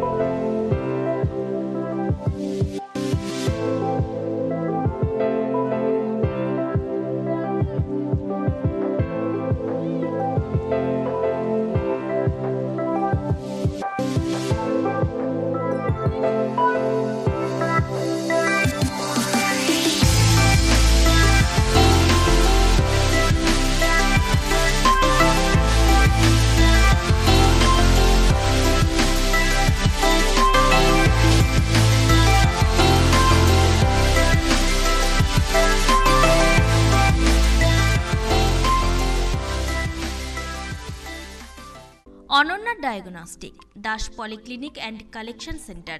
এখানে অটোমেটিক বায়োকেমিস্ট্রি অ্যানালাইজারে সমস্ত বায়োকেমিস্ট্রি পরীক্ষা করা হয়। হেমাটোলজি, সেরোলজি, হরমোন পরীক্ষা সহ রক্ত, মলমূত্র, ধাতুগর্ভ ইত্যাদি পরীক্ষা করা হয়। এছাড়াও ক্লিনিক্যাল প্যাথোলজি, কালচার সেন্সিটিভিটি এইসব ধরনের পরীক্ষা অতি যত্ন সহকারে করা হয়। আপনাদের সঠিক রোগ নিরাময়ের জন্য আজই যোগাযোগ করুন অনন্যা ডায়াগনস্টিক ল্যাবে। এমডি প্যাথোলজিস্ট প্রদীপ কুমার ধরের তত্ত্বাবধানে সব ধরনের পরীক্ষা করা হয় অত্যাধুনিক যন্ত্রপাতির দ্বারা। আমাদের ঠিকানা অনন্যা ডায়াগনস্টিক, বালুরঘাট, রঘুনাথপুর, দক্ষিণ দিনাজপুর। আমাদের ফোন নম্বরগুলি হল 9382771741 অথবা 7384197301। বালুরঘাট শহরের দম বিরিয়ানির সেরা ঠিকানা আর যে বিরিয়ানি হাব। এখানে পাবেন mutton biryani, chicken biryani, egg biryani, এছাড়াও পাবেন চিকেন চাপ, মাটন চাপ। আমাদের ঠিকানা 3.5 নম্বর মোড়, বালুরঘাট, দক্ষিণ দিনাজপুর। খাবার অর্ডার দিতে যোগাযোগ করুন স্ক্রিনে দেওয়া নম্বরে। আমাদের ফোন নম্বর 7001606297।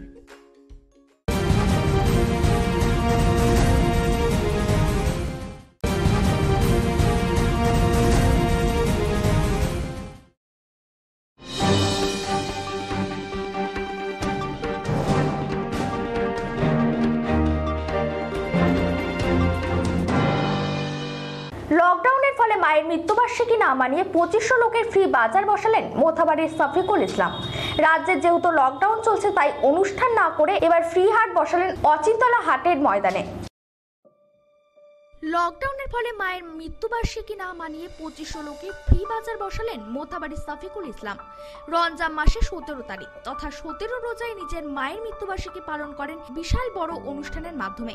কিন্তু রাজ্যে যেহেতু লকডাউন চলছে তাই অনুষ্ঠান না করে এবার পাশের 3টি অঞ্চলের 2500 লোকের জন্য ফ্রি বাজার বসালেন অচিন্তলা হাটের ময়দানে।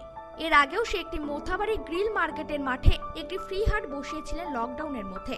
এই ফ্রি হাটে প্রায় 32 রকমের জিনিস মানুষের মধ্যে বিতরণ করেন শফিকুল ইসলাম। এই ফ্রি হাটে ফিতা কেটে উদ্বোধন করেন মালদা জেলা পরিষদের সভাধিপতি গৌরচন্দ্র মণ্ডল সহ উপস্থিত ছিলেন সহকারী সভাধিপতি শ্রীমতী চন্দনা সরকার, কালিয়াচক 2 নম্বর পঞ্চায়েত সমিতির সভাপতি টিঙ্কু রহমান বিশ্বাস, জেলা পরিষদের সদস্য চম্পা মণ্ডল, আরিফুর রহমান মিয়া, পঞ্চায়েত সমিতির বনভূমি কর্মদক্ষ রিঙ্কু সহ এলাকার বিশিষ্ট। বাজারের উদ্যোক্তা শফিকুল ইসলাম জানান, বলা হয় প্রায় 2500 পরিবারকে দিলাম ফ্রি বাজার। যখন থেকে আমাদের লকডাউন চালু হয়েছে, যেহেতু আমাদের রাজ্যের মুখ্যমন্ত্রী ছুটে বেড়াচ্ছে, সব মুখ্যমন্ত্রীরা ঘুমিয়ে আছে, বিজেপি মুখ্যমন্ত্রী। আমাদের রাজ্যের মুখ্যমন্ত্রী যেহেতু বাড়ি বাড়ি মাঠে ঘাটে ছুটছে, ওই জন্য ওনার দেখে আমরা অনুপ্রেরণায় পাবলিকের পাশে সবসময়, যতদিন আজ লকডাউন চালু হয়ে প্রায় 46 দিন হয়ে গেল, যেদিন থেকে লকডাউন চালু হয়েছে আমি সকালে বের হই, রাত 10টাতে বাড়ি ঢুকি, মানুষের পাশে থাকি। প্রায় এখন অবধি 60,000 পরিবারকে 52-53 বিধানসভা মিলিয়ে দেওয়া হয়ে গেল। আর দুটা ফ্রি বাজার, গ্রিন মার্কেটে ফ্রি বাজার করেছিলাম 3000 পরিবারে, এখানে 2500 পরিবারের করেছি। প্রায় 32 রকম জিনিস আছে, তেল থেকে চালু করে লবণ, আটা, যেহেতু চাল অনেক আমরা দিয়েছি এর আগে, ওই জন্য চালটা এবার দিদি, আটা, শসা, সয়াবিন, যাকে বুদিয়া বলে রোজা ইফতারির জন্য লাগে, গাজর, অনেকগুলো প্রায় 32টা আইটেম আছে। এগুলো দিলাম, এই জন্য দিলাম যে আমাদের রাজ্যের করোনা আক্রান্ত প্রায় এখন অবধি মালদাতে 3 থেকে বেড়ে 9টা হয়ে গেছে। ওই জন্যে আমি মানুষকে বাড়ির বসে খাক ওই হিসাবে 15 দিনের আমি জিনিস মানুষের হাতে তুলে দিলাম। দৈনন্দিন ডেস্ক, মালদা।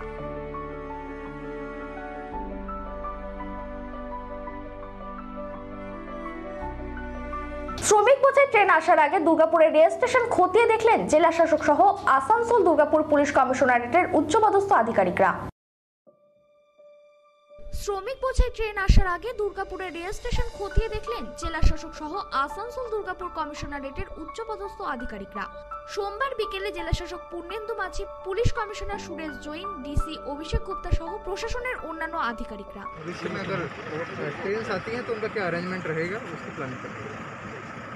और यहाँ से कहाँ कहाँ का ये व्यवस्था कहाँ कहाँ जाएगा? वो जैसे डिटेल्स आएगा तब आपको बताएंगे।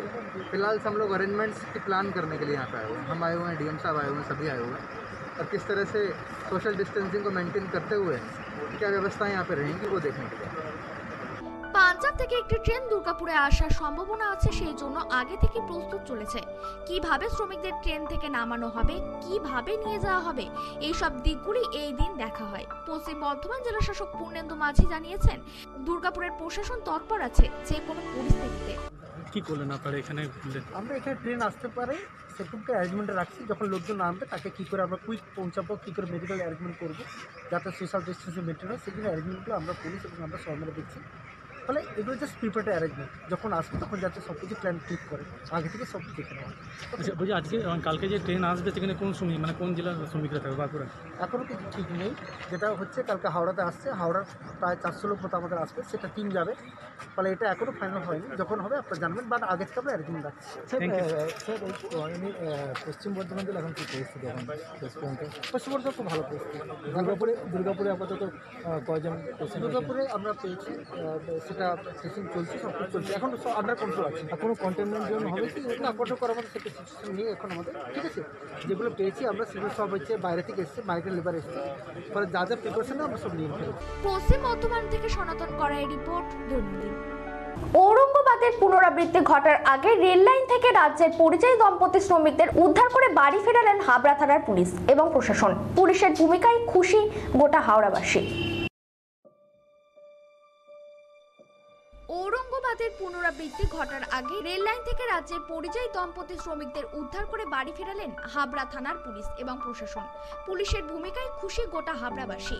ঘটনাটি হাবড়া থানার 31 নম্বর রেলগেট সংলগ্ন গোয়ালবাটি এলাকায়। লকডাউন থাকায় রেল লাইন ধরে পায়ে হেঁটে বাড়ি ফেরার পথে মহারাষ্ট্রের ঔরঙ্গাবাদে মালবাহী ট্রেনের ধাক্কায় মৃত্যু হলো 17 পরিযায়ী শ্রমিকদের। ঠিক তারপরেই ফের বাড়ি ফেরার পথে মধ্যপ্রদেশের ট্রাক উল্টে মৃত্যু হয় 5 পরিযায়ী শ্রমিকের। এবার সেই ঘটনার পুনরাবৃত্তি ঘটার আগেই হাবড়া পুলিশের তৎপরতায় রাজ্যের এক দম্পতি পরিযায়ী শ্রমিকের রেল লাইন থেকে উদ্ধার করে বাড়ি ফেরানোর ব্যবস্থা করলেন পুলিশ। হাবড়া থানার পুলিশ সোমবার রাতে সূত্র মারফত খবর পায় এক দম্পতি রাতের অন্ধকারে রেল লাইন ধরে পায়ে হেঁটে আসছেন। হঠাৎ গোয়ালবাটি এলাকায় এসে অসুস্থ হয়ে পড়েন রেল লাইনের উপর। খবর পেয়ে ঘটনাস্থলে পৌঁছায় হাবড়া থানার পুলিশ। দম্পতি শ্রমিকদের রেল লাইন থেকে উদ্ধার করে নিয়ে আসেন হাবড়া হাসপাতালে। থার্মাল স্ক্রিনিং থেকে শারীরিক সমস্ত পরীক্ষা করা হয় হাবড়া হাসপাতালে। পরবর্তীতে কিছুটা সুস্থ হলে পুলিশের পক্ষ থেকে তাদেরকে খাওয়ানোর ব্যবস্থা করা হয়। হাসপাতাল সূত্রে খবর, দীর্ঘ সময় খাবার না খাওয়াতে অসুস্থ হয়ে পড়েন দম্পতি। এরপরে হাবড়া থানার আইসি গৌতম মিত্র এবং হাবড়ার বিডিও শুভ্র নন্দীর তৎপরতায় দম্পতিকে গাড়ির ব্যবস্থা করে বাড়ি পাঠানোর ব্যবস্থা করা হয়। পাশাপাশি তাদের 1 মাসের খাদ্য সামগ্রী তুলে দেওয়া হয় হাবড়া 1 নম্বর বিডিও শুভ্র নন্দীর পক্ষ থেকে। দম্পতিকে অন্ততপক্ষে 14 দিন হোম কোয়ারেন্টাইনে থাকার নির্দেশ দেওয়া হয়। পাশাপাশি কোনো রকম শারীরিক সমস্যা হলে কোনো রকম দেরি না করে স্থানীয় প্রশাসন হাবড়া বিডিও এবং হাবড়া থানার আইসিকে তৎক্ষণাৎ যেন যোগাযোগ করেন সেই বিষয়ে জানিয়ে দেওয়া হয়। তবে পরিযায়ী দম্পতির স্বামী অরুণাভ জানা বয়স 38 এবং শ্রী মিনতি জানা বয়স 34 জানান, কোথা থেকে যাচ্ছেন আর কি কি পেলেন? কোথা থেকে যাচ্ছি বলতে আমরা চাঁদপাড়া থেকে রওনা দিয়েছিলাম বাড়ির উদ্দেশ্যে, কেননা পরিবারের অবস্থাও সেরকম শোচনীয় আমাদের, এবং আমাদের অর্থনৈতিক অবস্থাও খুব একটা ভালো ছিল না। যতদিন আমাদের লকডাউন ছিল সেই সমস্ত অর্থ সমস্যা শেষ হয়ে গেছিলো। তা আস্তে আস্তে আমাদের প্রশাসন বলতে হাবড়া থানার প্রশাসন একরকম ভগবানের মতোই কাজ করেছেন। ওনাদের দৌলতে আমরা সেখান থেকে নিয়ে এখানকার লোকাল বিডিও অফিসের যে দাদারা বা কর্তাকর্মীরা যারা আছেন তারা আমাদের যথেষ্ট সাহায্য করেছেন এবং আমাদের একটা খুব সুন্দর একটা গাড়িও ব্যবস্থা করে দিয়েছেন আমাদের সুন্দরভাবে বাড়ি যাওয়ার জন্য। সাথে আমাদের 1 মাসের খাবার দাবার সঙ্গে চাল, ডিম, ডাল যাবতীয় যা কিছু আমাদের চা পাতা থেকে সকাল গুড মর্নিং থেকে গুড নাইট অবধি ওনাদের একটা প্যাকেজের ব্যবস্থা করেছেন। খুব সুন্দর লেগেছে এবং আমরা সত্যি ছিল কৃতজ্ঞ। মনে হচ্ছে যেন একটা নতুন জীবন, মানে এই লকডাউনের মধ্যে বা এই করোনা সংকটের মধ্যে থেকেও আমাদের একটা নতুন আবার একটা দিশা পেয়েছি এরকম একটা। পুলিশ কি খাওয়া দাওয়ার ব্যবস্থা করেছে? হ্যাঁ, আমরা ওই আপাতত ওইখানে যে থানা ছিল মানে আমাদের হাবড়া থানার ভিতরে অফিসাররা আমাদেরকে ওই ক্যান্টিনে বসে খুব সুন্দরভাবে খাইয়েছে। পুলিশের এই উদ্যোগ কি বলবেন? মানে অসাধারণ। আমরা যে পুলিশকে অনেক সময় অনেক রকমভাবে আমরা মিডিয়াতে দেখি, কিন্তু এই যে উদ্যোগটা পাশাপাশি বিডিও সাহেব দিল আপনাদেরকে, পাশাপাশি নিয়ারেস্ট পুলিশ স্টেশন হাবড়া থানাকে আমরা যথেষ্ট ধন্যবাদ, মানে ধন্যবাদই ছোটো করার আর ঠিক না, মানে আমি কী বলবো ভাষা মানে সত্যি কথা খুব অপূর্ব। আপনারা যখন হেঁটে আসছিলেন তখন কি কেউ খাবার বা জল দিয়েছিল আপনাদেরকে? না, যখন আমরা হেঁটে আসছিলাম তখন সাধারণ মানুষ আমাদেরকে মানে কীরকম বলবো, যেন আমাদের গায়ে কিছু লেগে আছে বা আমাদের যেন কোনো কিছু একটা হয়েছে, মানে এরকমভাবে দূর করা ভাবছিল। এক দাদার কাছে জল চাইতে গেছিলাম, উনিও দিননি। বা আমি আরেক জায়গায় বসে খাবার চেষ্টা করেছিলাম, একটুখানি মুড়ি ছিল আমাদের সাথে, সেখানে বসে খেতে দেওয়া হয়নি। আরও তাদের অভিযোগ, রেল লাইন দিয়ে হেঁটে আসার সময় বিভিন্ন ব্যক্তিরা তাদেরকে দেখে নানা ধরনের টোন টিটকারি করে। যদিও এই ঘটনাকে নিন্দাজনকভাবে জানিয়েছেন হাবড়া 1 নম্বর ব্লকের বিডিও সুব্রনীল নন্দী। পাশাপাশি তিনি আরও জানান, এরা আমাদের কাছে আজকে খবর আসে পুলিশের মারফত যে এরকম দুজন মানুষ রেল লাইন ধরে বাড়ি ফেরার চেষ্টা করছেন। তো তাদেরকে পুলিশ উদ্ধার করে রেল লাইনে। তারা চাঁদপাড়া থেকে হেঁটে বারাসাতে তাদের বাড়ি, সেখানে তারা ফেরার চেষ্টা করছিল। কাজ এই মুহূর্তে তাদের বন্ধ থাকার জন্য কিছু যেহেতু উপায় নেই, কোনোভাবে ফিরতে পারছিলেন না। তো যাতে সেই এবং তাদের উদ্ধারের পর জানা গেল তারা দুদিন ধরে অভুক্তও ছিলেন। তো তাদেরকে উদ্ধার করে পুলিশ তাদের খাওয়া দাওয়ার প্রথমে ব্যবস্থা করা হয় এবং আমরা গাড়ি করে তারা যাতে সুস্থভাবে স্বাভাবিকভাবে বাড়ি পৌঁছতে পারেন এবং তার আগামী কিছুদিন যাতে তিনি ভালোভাবে খেয়ে পড়ে বেঁচে থাকতে পারেন। তার বয়স্ক বৃদ্ধ বাবা মা আছে বাড়িতে, তারাও যাতে খেয়ে পড়ে, তার জন্য আমাদের যে সরকারি উদ্যোগে সামান্য সুযোগ আছে সেখান থেকে আমরা তাদের জন্য এই ক্ষুদ্র প্রচেষ্টা করেছি। পাশাপাশি তারা যেটা জানিয়েছেন যে বিভিন্ন জায়গায় তারা খাবার চেয়েছেন, এমনকি জলও চেয়েছেন, তবুও মানুষ এগিয়ে আসেননি। কি বলবেন? এটা মানুষ এই সময় বহু মানুষ বহুভাবে মানুষকে সহযোগিতা করছে, এটা সত্যি দুর্ভাগ্যজনক যেটা ওনারা বললেন, কিন্তু এটার সাথে এটাই সামগ্রিক চিত্র নয়। এখানে বহু মানুষ মানুষকে সহযোগিতার কাজও করছেন, সেটাও হচ্ছে। হয়তো এটা একটা বিচ্ছিন্ন ঘটনা, এটাই আমরা আশা করব, কারণ এই বিপদে মানুষ মানুষের পাশে যদি না দাঁড়ায় তাহলে সভ্যতা বা সমাজ আমরা এগিয়ে রাখতে পারবো না, বেঁচে থাকাটাও খুব কঠিন হয়ে যাবে। সেই দিনে দাঁড়িয়ে হয়তো ওনাদের সাথে যেটা ঘটেছে কিছু ক্ষেত্রে দুর্ভাগ্যজনক, কিন্তু তারপরে শেষ যেটা হলো সেটা আশা করি ওনাদের পক্ষে ওনারাও সেটা ভালোভাবে নিয়েছেন। উত্তর 24 পরগনা থেকে শান্তনু বিশ্বাসের রিপোর্ট, দৈনন্দিন।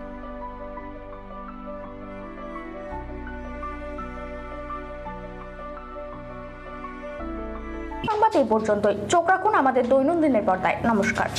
থানার আইসিকে তৎক্ষণাৎ যেন যোগাযোগ করেন সেই বিষয়ে জানিয়ে দাও। এখন থেকে স্টার ক্লাবের 16 নম্বর চ্যানেলে আপনাদের সাথে সবসময় থাকছি আমরা, খবরের সাথে মানুষের মাঝে দৈনন্দিন। আমাদের মেল করুন doinandinnews@gmail.com অথবা ফোন করুন 8927984900 এই নম্বরে।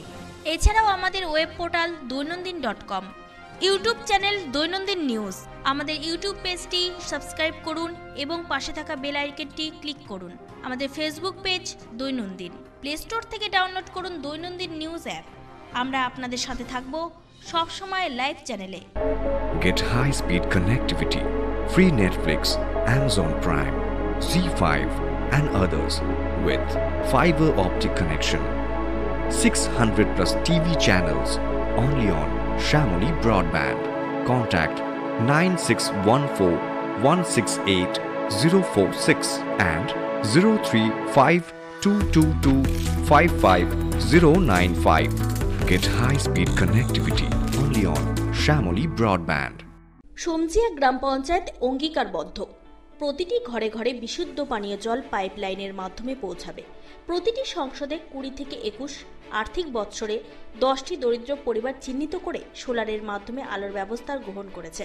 নির্মল পঞ্চায়েত উপহার দিতে বঙ্গবাসীর কাছে চিরপ্রতিজ্ঞাবদ্ধ সমজিয়া গ্রাম পঞ্চায়েত। নাম্বার সমজিয়া গ্রাম পঞ্চায়েতের উদ্যোগে রয়েছে আয়ুষ চিকিৎসার শিবির। আপনার এলাকার পরিবেশগত সমস্যা নিজেরাই জানেন, সবার সাথে প্রতিকারে রয়েছি আমরা। 2 নম্বর সমজিয়া গ্রাম পঞ্চায়েত আমরা গ্রামকে নির্মল রাখার জন্য প্রতিজ্ঞাবদ্ধ।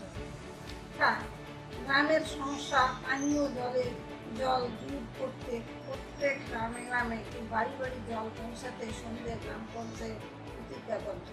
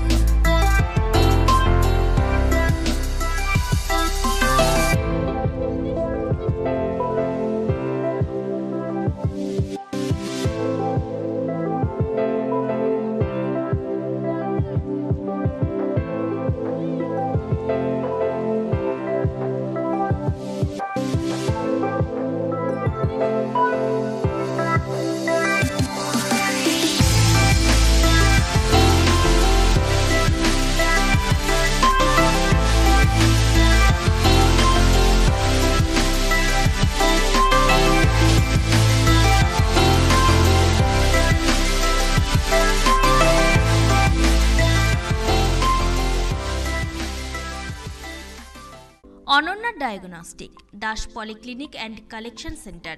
এখানে অটোমেটিক বায়োকেমিস্ট্রি অ্যানালাইজারে সমস্ত বায়োকেমিস্ট্রি পরীক্ষা করা হয়।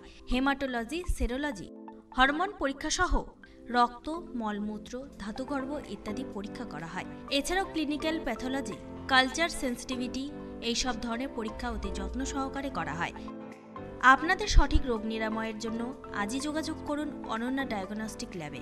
এমডি প্যাথোলজিস্ট প্রদীপ কুমার ধরের তত্ত্বাবধানে সব ধরনের পরীক্ষা করা হয় অত্যাধুনিক যন্ত্রপাতির দ্বারা।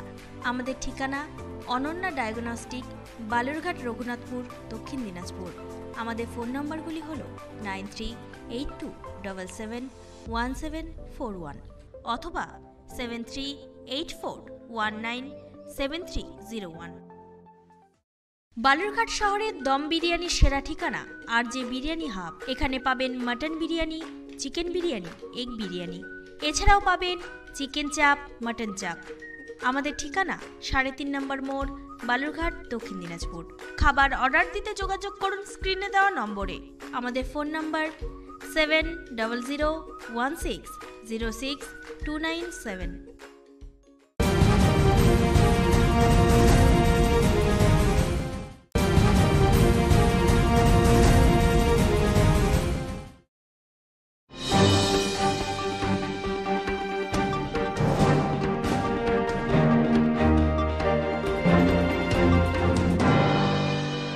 লকডাউনের ফলে মায়ের মৃত্যুবার্ষিকী না মানিয়ে 2500 লোকের ফ্রি বাজার বসালেন মোথাবাড়ির শফিকুল ইসলাম। রাজ্যে যেহেতু লকডাউন চলছে তাই অনুষ্ঠান না করে এবার ফ্রি হাট বসালেন অচিন্তলা হাটের ময়দানে। লকডাউনের ফলে মায়ের মৃত্যুবার্ষিকী না মানিয়ে 2500 লোকে ফ্রি বাজার বসালেন মোথাবাড়ির শফিকুল ইসলাম। রমজান মাসে 17 তারিখ তথা 17 রোজায় নিজের মায়ের মৃত্যুবার্ষিকী পালন করেন বিশাল বড় অনুষ্ঠানের মাধ্যমে। কিন্তু রাজ্যে যেহেতু লকডাউন চলছে তাই অনুষ্ঠান না করে এবার পাশের 3টি অঞ্চলের 2500 লোকের জন্য ফ্রি বাজার বসালেন অচিন্তলা হাটের ময়দানে। এর আগেও সে একটি মোথাবাড়ি গ্রিল মার্কেটের মাঠে একটি ফ্রি হাট বসিয়েছিলেন লকডাউনের মধ্যে। এই ফ্রি হাটে প্রায় 32 রকমের জিনিস মানুষের মধ্যে বিতরণ করেন শফিকুল ইসলাম। এই ফ্রি হাটে ফিতা কেটে উদ্বোধন করেন মালদা জেলা পরিষদের সভাধিপতি গৌরচন্দ্র মণ্ডল সহ উপস্থিত ছিলেন সহকারী সভাধিপতি শ্রীমতী চন্দনা সরকার, কালিয়াচক 2 নম্বর পঞ্চায়েত সমিতির সভাপতি টিঙ্কু রহমান বিশ্বাস, জেলা পরিষদের সদস্য চম্পা মণ্ডল, আরিফুর রহমান মিয়া, পঞ্চায়েত সমিতির বনভূমি কর্মদক্ষ রিঙ্কু সহ এলাকার বিশিষ্ট। বাজারের উদ্যোক্তা শফিকুল ইসলাম জানান, প্রায় 2500 পরিবারকে দিলাম ফ্রি বাজার। যখন থেকে আমাদের লকডাউন চালু হয়েছে, যেহেতু আমাদের রাজ্যের মুখ্যমন্ত্রী ছুটে বেড়াচ্ছে, সব মুখ্যমন্ত্রীরা ঘুমিয়ে আছে, বিজেপি মুখ্যমন্ত্রীগুলো। আমাদের রাজ্যের মুখ্যমন্ত্রী যেহেতু বাড়ি বাড়ি মাঠে ঘাটে ছুটছে, ওই জন্য ওনার দেখে আমরা অনুপ্রেরণায় পাবলিকের পাশে সবসময়, যতদিন আজ লকডাউন চালু হয়ে প্রায় 46 দিন হয়ে গেল, যেদিন থেকে লকডাউন চালু হয়েছে আমি সকালে বের হই, রাত 10টাতে বাড়ি ঢুকি, মানুষের পাশে থাকি। প্রায় এখন অবধি 60,000 পরিবারকে 52-53 বিধানসভা মিলিয়ে দেওয়া হয়ে গেল। আর দুটা ফ্রি বাজার, গ্রিন মার্কেটে ফ্রি বাজার করেছিলাম 3000 পরিবারে, এখানে 2500 পরিবারের করেছি। প্রায় 32 রকম জিনিস আছে, তেল থেকে চালু করে লবণ, আটা, যেহেতু চাল অনেক আমরা দিয়েছি এর আগে, ওই জন্য চালটা এবার দিদি, আটা, শসা, সয়াবিন, যাকে বুদিয়া বলে রোজা ইফতারির জন্য লাগে, গাজর, অনেকগুলো প্রায় 32টা আইটেম আছে। এগুলো দিলাম, এই জন্য দিলাম যে আমাদের রাজ্যের করোনা আক্রান্ত প্রায় এখন অবধি মালদাতে 3 থেকে বেড়ে 9টা হয়ে গেছে। ওই জন্যে আমি মানুষকে বাড়ির বসে খাক ওই হিসাবে 15 দিনের আমি জিনিস মানুষের হাতে তুলে দিলাম। দৈনন্দিন ডেস্ক, মালদা।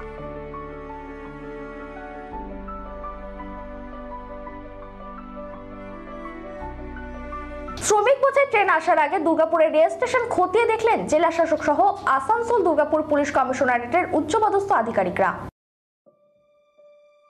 শ্রমিক বোঝাই ট্রেন আসার আগে দুর্গাপুরের রেল স্টেশন খতিয়ে দেখলেন জেলা শাসক সহ আসানসোল দুর্গাপুর কমিশনারেটের উচ্চপদস্থ আধিকারিকরা। সোমবার বিকেলে জেলা শাসক Purnendu Majhi, police commissioner Suresh Jain, DC Abhishek Gupta সহ প্রশাসনের অন্যান্য আধিকারিকরা।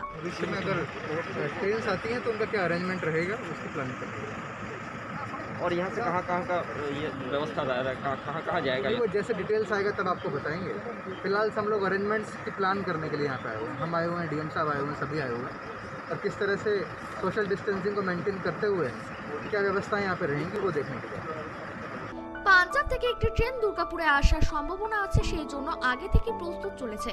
কিভাবে শ্রমিকদের ট্রেন থেকে নামানো হবে, কিভাবে নিয়ে যাওয়া হবে, এই সব দিকগুলি এই দিন দেখা হয়। পশ্চিম বর্ধমান জেলা শাসক পূর্ণেন্দু মাঝি জানিয়েছেন, দুর্গাপুরের প্রশাসন তৎপর আছে যে কোনো পরিস্থিতিতে। কি করলেন আপনারা এখানে? আমরা এখানে ট্রেন আসতে পারে সেরকমকে অ্যারেঞ্জমেন্ট রাখছি, যখন লোকজন নামবে তাকে কী করে আমরা কুইক পৌঁছাবো, কী করে মেডিকেল অ্যারেঞ্জমেন্ট করবো যাতে সোশ্যাল ডিস্টেন্সিং মেনটেন হয়, সেগুলো অ্যারেঞ্জমেন্টগুলো আমরা পুলিশ এবং আমরা সবাই মিলে দেখছি। ফলে এগুলো জাস্ট প্রিপেয়ার্ড অ্যারেঞ্জমেন্ট, যখন আসবে তখন যাতে সব কিছু প্ল্যান ঠিক করে আগে থেকে সব দেখে নেওয়া। আচ্ছা বলছি, আজকে কালকে যে ট্রেন আসবে সেখানে কোন শ্রমিক মানে কোন জেলার শ্রমিকরা থাকবে বাঁকুড়া? এখনও কিছু ঠিক নেই। যেটা হচ্ছে কালকে হাওড়াতে আসছে, হাওড়ার প্রায় 400 লোক মতো আমাদের আসবে, সেটা টিম যাবে। ফলে এটা এখনও ফাইনাল হয়নি, যখন হবে আপনারা জানবেন, বাট আগে থেকে আমরা অ্যারেঞ্জমেন্ট রাখছি। স্যার পশ্চিম বর্ধমান জেলা এখন কী পরিস্থিতি? এখন পশ্চিম বর্ধমান খুব ভালো পরিস্থিতি। দুর্গাপুরে আপাতত কয়জন? দুর্গাপুরে আমরা পেয়েছি, সেটা টেস্টিং চলছে, সব কিছু চলছে, এখন সব আন্ডার কন্ট্রোল আছে। কোনো কন্টেনমেন্ট জোন হবে কি? না, কন্ট্রোল করার মতো সেটা সিচুয়েশন নেই এখন আমাদের, ঠিক আছে। যেগুলো পেয়েছি আমরা সেগুলো সব হচ্ছে বাইরে থেকে এসছে, মাইগ্রেন্ট লেবার এসছে, ফলে যা যা প্রিপারেশন আমরা সব নিয়ে ফেলেছি। পশ্চিম বর্ধমান থেকে সনাতন করাই রিপোর্ট, দৈনন্দিন। ঔরঙ্গাবাদের পুনরাবৃত্তি ঘটার আগে রেল লাইন থেকে রাজ্যের পরিযায়ী দম্পতি শ্রমিকদের উদ্ধার করে বাড়ি ফেরালেন হাবড়া থানার পুলিশ এবং প্রশাসন। পুলিশের ভূমিকায় খুশি গোটা হাওড়াবাসী। ঔরঙ্গাবাদের পুনরাবৃত্তি ঘটার আগে রেল লাইন থেকে রাজ্যের পরিযায়ী দম্পতি শ্রমিকদের উদ্ধার করে বাড়ি ফেরালেন হাবড়া থানার পুলিশ এবং প্রশাসন। পুলিশের ভূমিকায় খুশি গোটা হাবড়াবাসী। ঘটনাটি হাবড়া থানার 31 নম্বর রেলগেট সংলগ্ন গোয়ালবাটি এলাকায়। লকডাউন থাকায় রেল লাইন ধরে পায়ে হেঁটে বাড়ি ফেরার পথে মহারাষ্ট্রের ঔরঙ্গাবাদে মালবাহী ট্রেনের ধাক্কায় মৃত্যু হলো 17 পরিযায়ী শ্রমিকদের। ঠিক তারপরেই ফের বাড়ি ফেরার পথে মধ্যপ্রদেশের ট্রাক উল্টে মৃত্যু হয় 5 পরিযায়ী শ্রমিকের। এবার সেই ঘটনার পুনরাবৃত্তি ঘটার আগেই হাবড়া পুলিশের তৎপরতায় রাজ্যের এক দম্পতি পরিযায়ী শ্রমিকের রেল লাইন থেকে উদ্ধার করে বাড়ি ফেরানোর ব্যবস্থা করলেন পুলিশ। হাবড়া থানার পুলিশ সোমবার রাতে সূত্র মারফত খবর পায় এক দম্পতি রাতের অন্ধকারে রেল লাইন ধরে পায়ে হেঁটে আসছেন। হঠাৎ গোয়ালবাটি এলাকায় এসে অসুস্থ হয়ে পড়েন রেল লাইনের উপর। খবর পেয়ে ঘটনাস্থলে পৌঁছায় হাবড়া থানার পুলিশ। দম্পতি শ্রমিকদের রেল লাইন থেকে উদ্ধার করে নিয়ে আসেন হাবড়া হাসপাতালে। থার্মাল স্ক্রিনিং থেকে শারীরিক সমস্ত পরীক্ষা করা হয় হাবড়া হাসপাতালে। পরবর্তীতে কিছুটা সুস্থ হলে পুলিশের পক্ষ থেকে তাদেরকে খাওয়ানোর ব্যবস্থা করা হয়। হাসপাতাল সূত্রে খবর, দীর্ঘ সময় খাবার না খাওয়াতে অসুস্থ হয়ে পড়েন দম্পতি। এরপরে হাবড়া থানার আইসি গৌতম মিত্র এবং হাবড়ার বিডিও শুভ্র নন্দীর তৎপরতায় দম্পতিকে গাড়ির ব্যবস্থা করে বাড়ি পাঠানোর ব্যবস্থা করা হয়। পাশাপাশি তাদের 1 মাসের খাদ্য সামগ্রী তুলে দেওয়া হয় হাবড়া 1 নম্বর বিডিও শুভ্র নন্দীর পক্ষ থেকে। দম্পতিকে অন্তত পক্ষে 14 দিন হোম কোয়ারেন্টাইনে থাকার নির্দেশ দেওয়া হয়। পাশাপাশি কোনো রকম শারীরিক সমস্যা হলে কোনো রকম দেরি না করে স্থানীয় প্রশাসন হাবড়া বিডিও এবং হাবড়া থানার আইসিকে তৎক্ষণাৎ যেন যোগাযোগ করেন সেই বিষয়ে জানিয়ে দেওয়া হয়। তবে পরিযায়ী দম্পতির স্বামী অরুণাভ জানা বয়স 38 এবং শ্রী মিনতি জানা বয়স 34 জানান, কোথা থেকে যাচ্ছেন আর কি কি পেলেন? কোথা থেকে যাচ্ছি বলতে আমরা চাঁদপাড়া থেকে রওনা দিয়েছিলাম বাড়ির উদ্দেশ্যে, কেননা পরিবারের অবস্থাও সেরকম শোচনীয় আমাদের, এবং আমাদের অর্থনৈতিক অবস্থাও খুব একটা ভালো ছিল না। যতদিনের আমাদের লকডাউন ছিল সেই সমস্ত অর্থ সমস্যা শেষ হয়ে গেছিলো। তা আস্তে আস্তে আমাদের প্রশাসন বলতে হাবড়া থানার প্রশাসন একরকম ভগবানের মতো কাজ করেছেন। ওনাদের দৌলতে আমরা সেখান থেকে নিয়ে এখানকার লোকাল বিডিও অফিসের যে দাদারা বা কর্তাকর্মীরা যারা আছেন তারা আমাদের যথেষ্ট সাহায্য করেছেন এবং আমাদের একটা খুব সুন্দর একটা গাড়িও ব্যবস্থা করে দিয়েছেন আমাদের সুন্দরভাবে বাড়ি যাওয়ার জন্য। সাথে আমাদের 1 মাসের খাবার দাবার সঙ্গে চাল, ডিম, ডাল যাবতীয় যা কিছু আমাদের চা পাতা থেকে সকাল গুড মর্নিং থেকে গুড নাইট অবধি ওনাদের একটা প্যাকেজের ব্যবস্থা করেছেন। খুব সুন্দর লেগেছে এবং আমরা সত্যি ছিল কৃতজ্ঞ।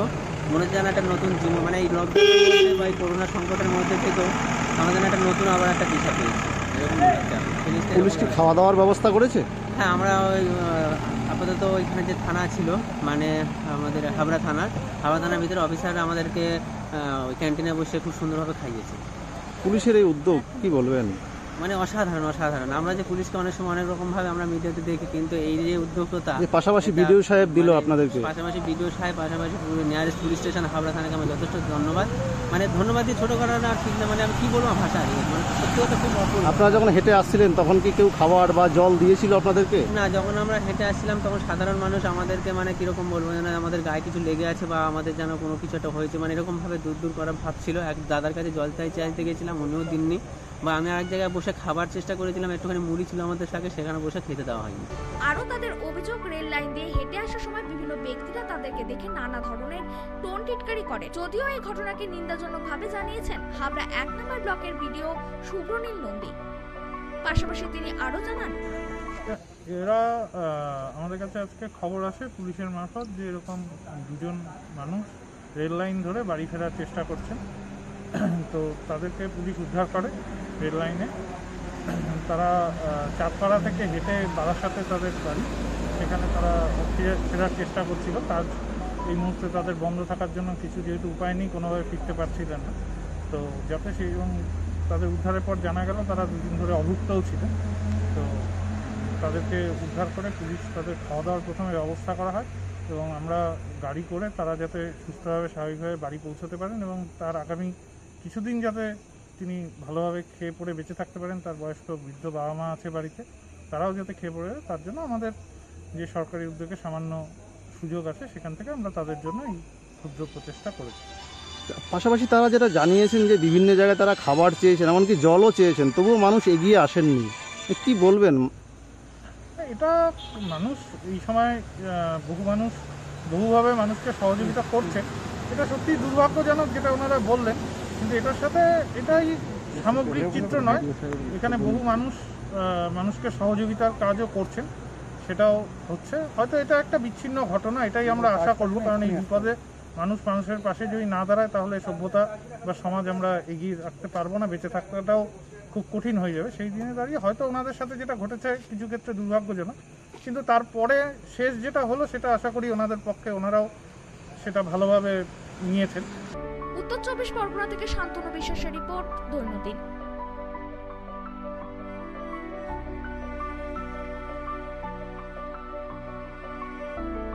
সংবাদ এই পর্যন্তই। চোখ রাখুন আমাদের দৈনন্দিনের পর্দায়। নমস্কার।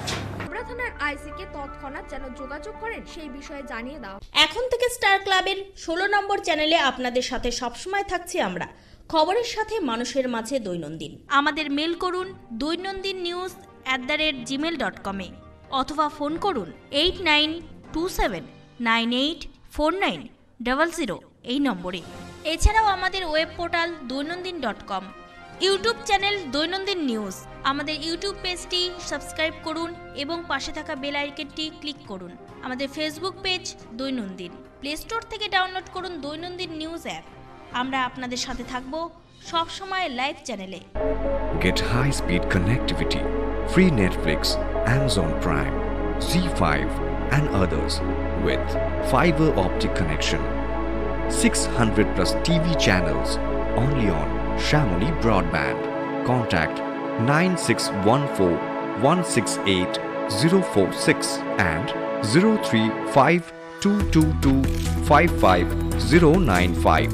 Get high-speed connectivity only on Shamoli Broadband. সমজিয়া গ্রাম পঞ্চায়েত অঙ্গীকারবদ্ধ, প্রতিটি ঘরে ঘরে বিশুদ্ধ পানীয় জল পাইপলাইনের মাধ্যমে পৌঁছাবে। প্রতিটি সংসদে 20 থেকে 21 আর্থিক বৎসরে 10টি দরিদ্র পরিবার চিহ্নিত করে সোলারের মাধ্যমে আলোর ব্যবস্থা গ্রহণ করেছে। নির্মল পঞ্চায়েত উপহার দিতে বঙ্গবাসীর কাছে চিরপ্রতিজ্ঞাবদ্ধ সমজিয়া গ্রাম পঞ্চায়েত। নাম্বার সমজিয়া গ্রাম পঞ্চায়েতের উদ্যোগে রয়েছে আয়ুষ চিকিৎসা শিবির। আপনার এলাকার পরিবেশগত সমস্যা নিজেরাই জানেন, সরাসরি অধিকারে রয়েছি আমরা। 2 নম্বর সমজিয়া গ্রাম পঞ্চায়েত আমরা গ্রামকে নির্মল রাখার জন্য প্রতিজ্ঞাবদ্ধ। তাই গ্রামের সমস্যা পানীয় জল দূর করতে প্রত্যেক গ্রামে গ্রামে বাড়ি বাড়ি জল পৌঁছাতে সমজিয়া গ্রাম পঞ্চায়েত প্রতিজ্ঞাবদ্ধ।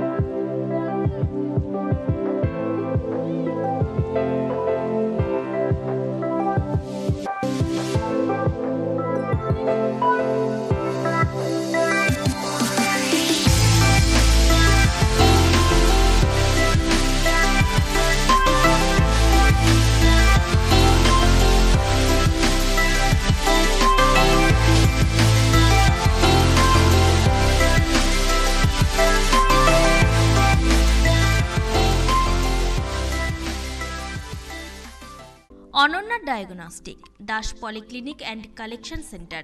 এখানে অটোমেটিক বায়োকেমিস্ট্রি অ্যানালাইজারে সমস্ত বায়োকেমিস্ট্রি পরীক্ষা করা হয়। হেমাটোলজি, সেরোলজি, হরমোন পরীক্ষা সহ রক্ত, মলমূত্র, ধাতুগর্ভ ইত্যাদি পরীক্ষা করা হয়। এছাড়াও ক্লিনিক্যাল প্যাথোলজি, কালচার সেন্সিটিভিটি এইসব ধরনের পরীক্ষা অতি যত্ন সহকারে করা হয়। আপনাদের সঠিক রোগ নিরাময়ের জন্য আজই যোগাযোগ করুন অনন্যা ডায়াগনস্টিক ল্যাবে। এমডি প্যাথোলজিস্ট প্রদীপ কুমার ধরের তত্ত্বাবধানে সব ধরনের পরীক্ষা করা হয় অত্যাধুনিক যন্ত্রপাতির দ্বারা। আমাদের ঠিকানা অনন্যা ডায়াগনস্টিক, বালুরঘাট, রঘুনাথপুর, দক্ষিণ দিনাজপুর। আমাদের ফোন নম্বরগুলি হল 9382771741 অথবা 7384197301। বালুরঘাট শহরের দম বিরিয়ানির সেরা ঠিকানা RJ বিরিয়ানি হাব। এখানে পাবেন mutton biryani, chicken biryani, egg biryani, এছাড়াও পাবেন চিকেন চাপ, মাটন চাপ। আমাদের ঠিকানা 3.5 নম্বর মোড়, বালুরঘাট, দক্ষিণ দিনাজপুর। খাবার অর্ডার দিতে যোগাযোগ করুন স্ক্রিনে দেওয়া নম্বরে। আমাদের ফোন নম্বর 7001606297।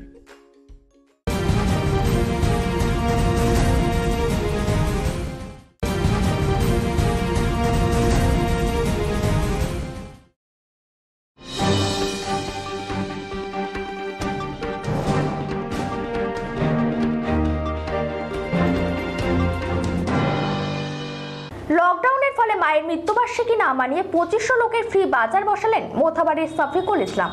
রাজ্যে যেহেতু লকডাউন চলছে তাই অনুষ্ঠান না করে এবার ফ্রি হাট বসালেন অচিন্তলা হাটের ময়দানে। লকডাউনের ফলে মায়ের মৃত্যুবার্ষিকী না মানিয়ে 2500 লোকে ফ্রি বাজার বসালেন মোথাবাড়ির শফিকুল ইসলাম। রমজান মাসে 17 তারিখ তথা 17 রোজায় নিজের মায়ের মৃত্যুবার্ষিকী পালন করেন বিশাল বড় অনুষ্ঠানের মাধ্যমে। কিন্তু রাজ্যে যেহেতু লকডাউন চলছে তাই অনুষ্ঠান না করে এবার পাশের 3টি অঞ্চলের 2500 লোকের জন্য ফ্রি বাজার বসালেন অচিন্তলা হাটের ময়দানে। এর আগেও সে একটি মোথাবাড়ি গ্রিল মার্কেটের মাঠে একটি ফ্রি হাট বসিয়েছিলেন লকডাউনের মধ্যে।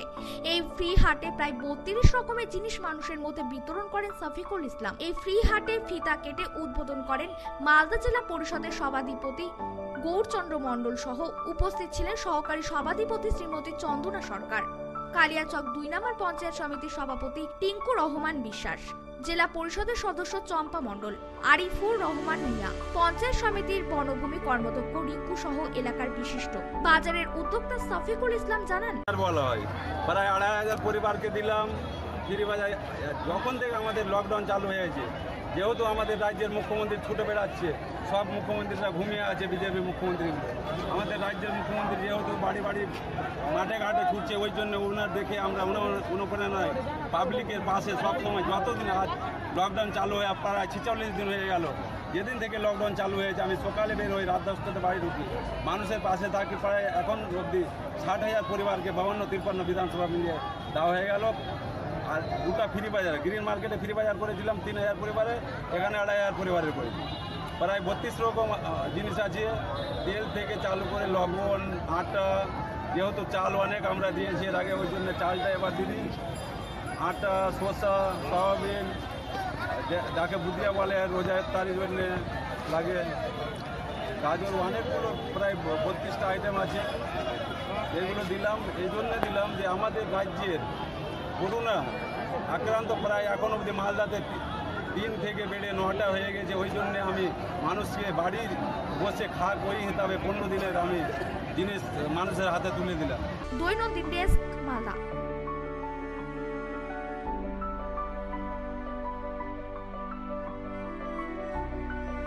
শ্রমিক বোঝাই ট্রেন আসার আগে দুর্গাপুরের রেল স্টেশন খতিয়ে দেখলেন জেলা শাসক সহ আসানসোল দুর্গাপুর পুলিশ কমিশনারেটের উচ্চপদস্থ আধিকারিকরা। শ্রমিক বোঝাই ট্রেন আসার আগে দুর্গাপুরের রেল স্টেশন খতিয়ে দেখলেন জেলা শাসক সহ আসানসোল দুর্গাপুর কমিশনারেটের উচ্চপদস্থ আধিকারিকরা। সোমবার বিকেলে জেলা শাসক Purnendu Majhi, police commissioner Suresh Jain, DC Abhishek Gupta সহ প্রশাসনের অন্যান্য আধিকারিকরা।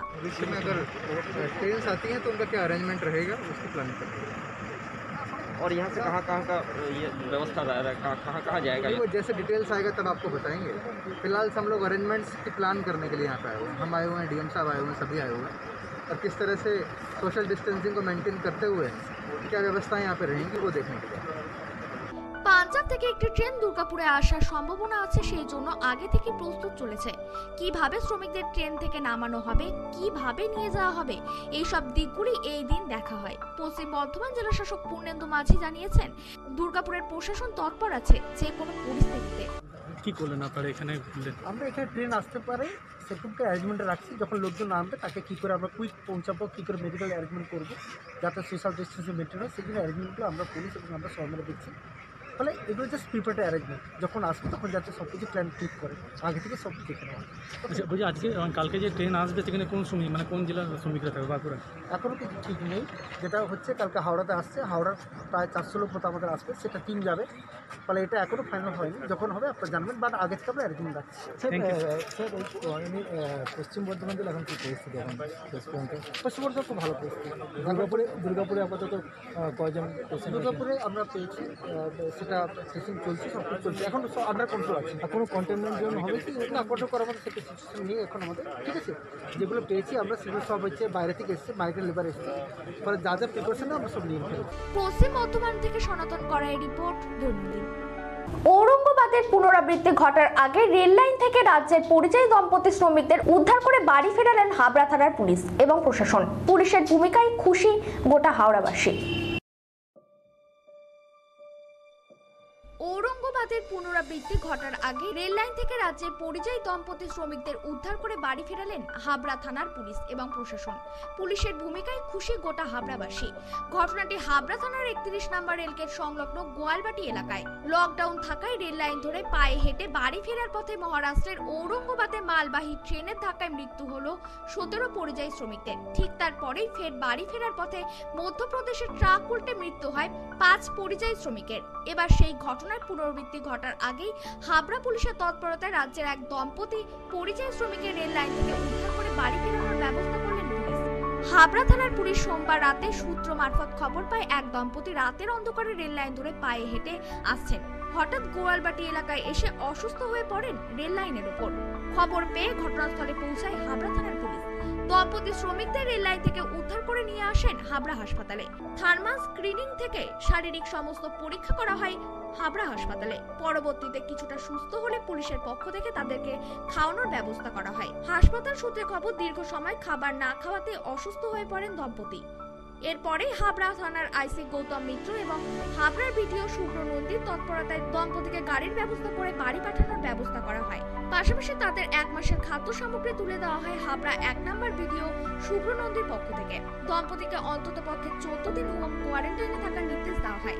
পাশাপাশি কোনো রকম শারীরিক সমস্যা হলে কোনো রকম দেরি না করে স্থানীয় প্রশাসন হাবড়া বিডিও এবং হাবড়া থানার আইসিকে তৎক্ষণাৎ যেন যোগাযোগ করেন সেই বিষয়ে জানিয়ে দেওয়া হয়।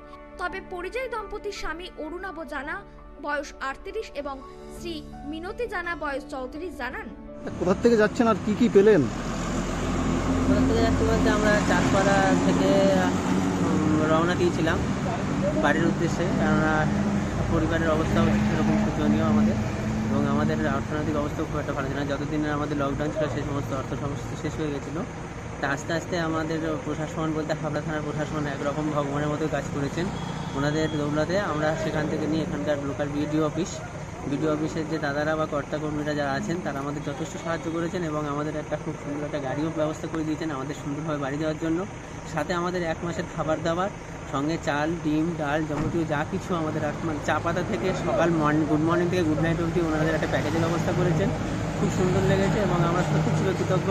মনে হচ্ছে যেন একটা নতুন জীবন, মানে এই লকডাউনের মধ্যে বা এই করোনা সংকটের মধ্যে থেকেও আমাদের একটা নতুন আবার একটা দিশা পেয়েছি, এরকম পুলিশ কি খাওয়া দাওয়ার ব্যবস্থা করেছে?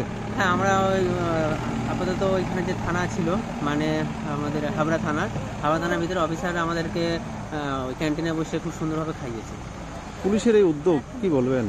মানে অসাধারণ। আমরা যে পুলিশকে অনেক সময় অনেক রকমভাবে আমরা মিডিয়াতে দেখি, কিন্তু এই যে উদ্যোগটা পাশাপাশি বিডিও সাহেব দিল আপনাদেরকে, পাশাপাশি নিয়ারেস্ট পুলিশ স্টেশন হাবড়া থানাকে আমার যথেষ্ট ধন্যবাদ।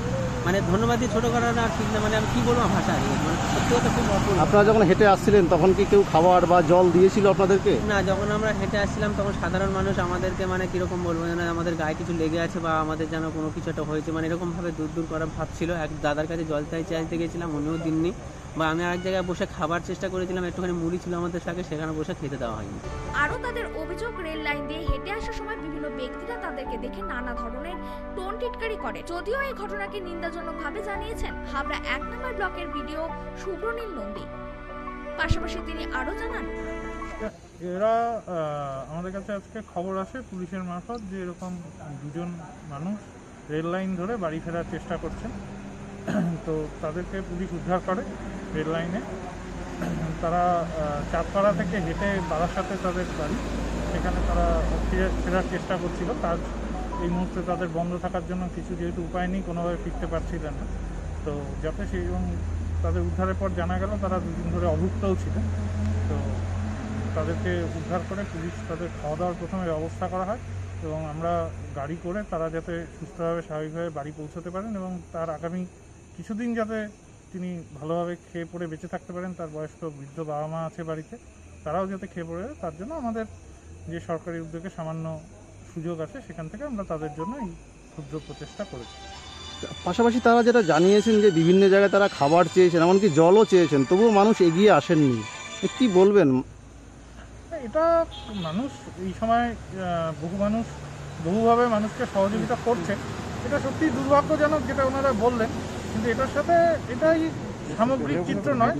এখানে বহু মানুষ মানুষকে সহযোগিতার কাজও করছেন, সেটাও হচ্ছে। হয়তো এটা একটা বিচ্ছিন্ন ঘটনা, এটাই আমরা আশা করব, কারণ এই বিপদে মানুষ মানুষের পাশে যদি না দাঁড়ায় তাহলে সভ্যতা বা সমাজ আমরা এগিয়ে রাখতে পারবো না, বেঁচে থাকাটাও খুব কঠিন হয়ে যাবে। সেই দিনে দাঁড়িয়ে হয়তো ওনাদের সাথে যেটা ঘটেছে কিছু ক্ষেত্রে দুর্ভাগ্যজনক, কিন্তু তারপরে শেষ যেটা হলো সেটা আশা করি ওনাদের পক্ষে ওনারাও সেটা ভালোভাবে নিয়েছেন। উত্তর 24 পরগনা থেকে শান্তনু বিশ্বাসের রিপোর্ট, দৈনন্দিন।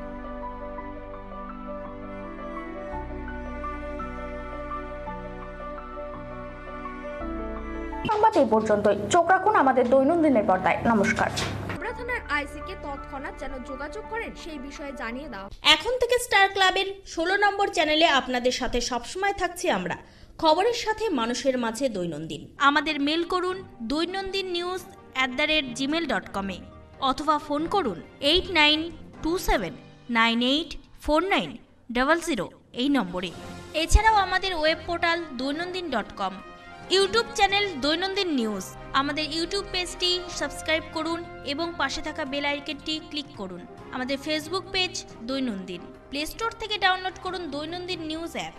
আমরা আপনাদের সাথে থাকব সব সময় লাইভ চ্যানেলে।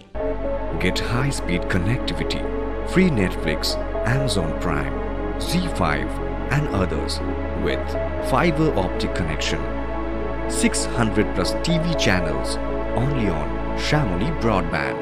Contact 9614168046 and 03522255095. Get high-speed connectivity only on Shamoli Broadband. সমজিয়া গ্রাম পঞ্চায়েত অঙ্গীকারবদ্ধ, প্রতিটি ঘরে ঘরে বিশুদ্ধ পানীয় জল পাইপলাইনের মাধ্যমে পৌঁছাবে।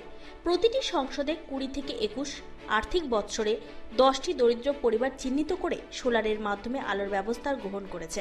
নির্মল পঞ্চায়েত উপহার দিতে বঙ্গবাসীর কাছে চিরপ্রতিজ্ঞাবদ্ধ সমজিয়া গ্রাম পঞ্চায়েত। সমজিয়া গ্রাম পঞ্চায়েতের উদ্যোগে রয়েছে আয়ুষ চিকিৎসার শিবির। আপনার এলাকার পরিবেশগত সমস্যা নিজেরাই জানেন। সরাসরি অধিকারে রয়েছি আমরা। 2 নম্বর সমজিয়া গ্রাম পঞ্চায়েত আমরা গ্রামকে নির্মল রাখার জন্য প্রতিজ্ঞাবদ্ধ। তাই গ্রামের সমস্যা পানীয় জল দূর করতে প্রত্যেক গ্রামে গ্রামে বাড়ি বাড়ি জল পৌঁছাতে সমজিয়া গ্রাম পঞ্চায়েত প্রতিজ্ঞাবদ্ধ।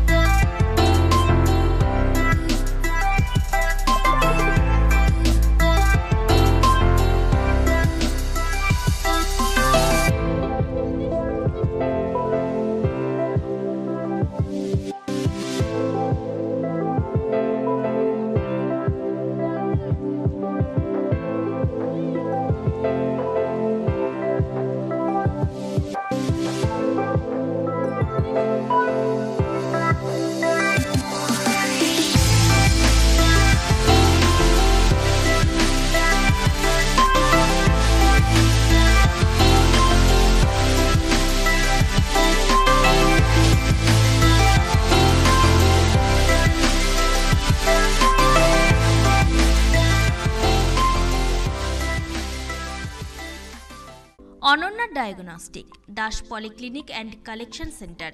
এখানে অটোমেটিক বায়োকেমিস্ট্রি অ্যানালাইজারে সমস্ত বায়োকেমিস্ট্রি পরীক্ষা করা হয়। হেমাটোলজি, সেরোলজি, হরমোন পরীক্ষা সহ রক্ত, মলমূত্র, ধাতুগর্ভ ইত্যাদি পরীক্ষা করা হয়।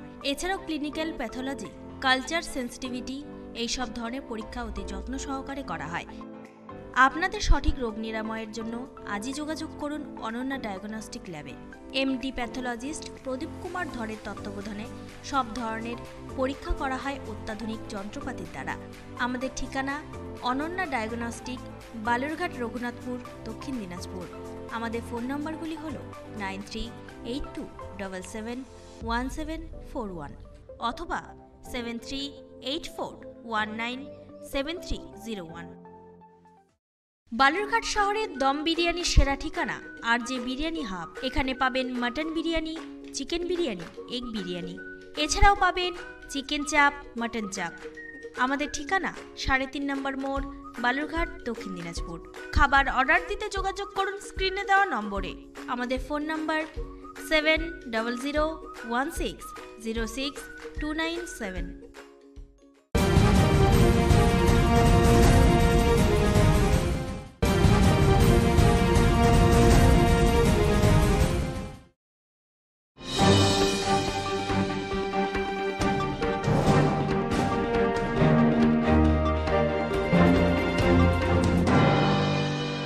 লকডাউনের ফলে মায়ের মৃত্যুবার্ষিকী না মানিয়ে 2500 লোকের ফ্রি বাজার বসালেন মোথাবাড়ির শফিকুল ইসলাম।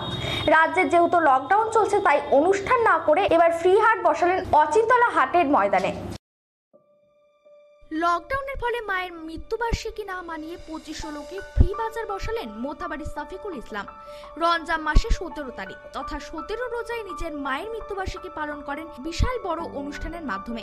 কিন্তু রাজ্যে যেহেতু লকডাউন চলছে তাই অনুষ্ঠান না করে এবার পাশের 3টি অঞ্চলের 2500 লোকের জন্য ফ্রি বাজার বসালেন অচিন্তলা হাটের ময়দানে। এর আগেও সে একটি মোথাবাড়ি গ্রিল মার্কেটের মাঠে একটি ফ্রি হাট বসিয়েছিলেন লকডাউনের মধ্যে। এই ফ্রি হাটে প্রায় 32 রকমের জিনিস মানুষের মধ্যে বিতরণ করেন শফিকুল ইসলাম। এই ফ্রি হাটে ফিতা কেটে উদ্বোধন করেন মালদা জেলা পরিষদের সভাধিপতি গৌরচন্দ্র মণ্ডল সহ উপস্থিত ছিলেন সহকারী সভাধিপতি শ্রীমতী চন্দনা সরকার, কালিয়াচক 2 নম্বর পঞ্চায়েত সমিতির সভাপতি টিঙ্কু রহমান বিশ্বাস, জেলা পরিষদের সদস্য চম্পা মণ্ডল, আরিফুর রহমান মিয়া, পঞ্চায়েত সমিতির বনভূমি কর্মদক্ষ রিঙ্কু সহ এলাকার বিশিষ্ট বাজারের উদ্যোক্তা শফিকুল ইসলাম জানান, বলা হয় প্রায় 2500 পরিবারকে দিলাম ফ্রি বাজার। যখন থেকে আমাদের লকডাউন চালু হয়েছে, যেহেতু আমাদের রাজ্যের মুখ্যমন্ত্রী ছুটে বেড়াচ্ছে, সব মুখ্যমন্ত্রীরা ঘুমিয়ে আছে, বিজেপি মুখ্যমন্ত্রীগুলো। আমাদের রাজ্যের মুখ্যমন্ত্রী যেহেতু বাড়ি বাড়ি মাঠে ঘাটে ছুটছে, ওই জন্য ওনার দেখে আমরা অনুপ্রেরণায় পাবলিকের পাশে সবসময়, যতদিন আজ লকডাউন চালু হয়ে প্রায় 46 দিন হয়ে গেল, যেদিন থেকে লকডাউন চালু হয়েছে আমি সকালে বের হই, রাত 10টাতে বাড়ি ঢুকি, মানুষের পাশে থাকি। প্রায় এখন অবধি 60,000 পরিবারকে 52-53 বিধানসভা মিলিয়ে দেওয়া হয়ে গেল। আর দুটা ফ্রি বাজার, গ্রিন মার্কেটে ফ্রি বাজার করেছিলাম 3000 পরিবারে, এখানে 2500 পরিবারের করেছি। প্রায় 32 রকম জিনিস আছে, তেল থেকে চালু করে লবণ, আটা, যেহেতু চাল অনেক আমরা দিয়েছি এর আগে, ওই জন্য চালটা এবার দিদি, আটা, শসা, সয়াবিন, যাকে বুদিয়া বলে রোজা ইফতারির জন্য লাগে, গাজর, অনেকগুলো প্রায় 32টা আইটেম আছে। এগুলো দিলাম, এই জন্য দিলাম যে আমাদের রাজ্যের করোনা আক্রান্ত প্রায় এখন অবধি মালদাতে 3 থেকে বেড়ে 9টা হয়ে গেছে। ওই জন্য আমি মানুষকে বাড়ি বসে খাওয়া করি হিসাবে 15 দিনের আমি জিনিস মানুষের হাতে তুলে দিলাম। দৈনন্দিন ডেস্ক, মালদা।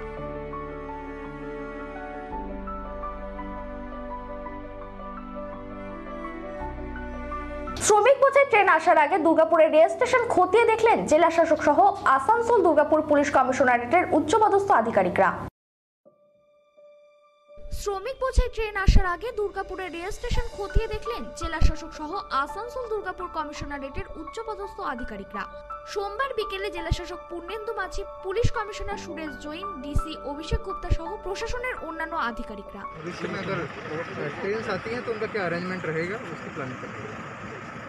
और यहाँ से कहाँ का ये व्यवस्था कहाँ जाएगा? वो जैसे डिटेल्स आएगा तब आपको बताएंगे। फिलहाल हम लोग अरेंजमेंट्स की प्लान करने के लिए यहाँ पे आए हुए हैं। हम आए हुए हैं, डीएम साहब आए हुए हैं, सभी आए हुए हैं, और किस तरह से सोशल डिस्टेंसिंग को मेंटेन करते हुए क्या व्यवस्थाएं यहाँ पे रहेंगी वो देखने के लिए। রাজ্জাম থেকে একটি ট্রেন দুর্গাপুরে আসার সম্ভাবনা আছে, সেই জন্য আগে থেকে প্রস্তুত চলেছে।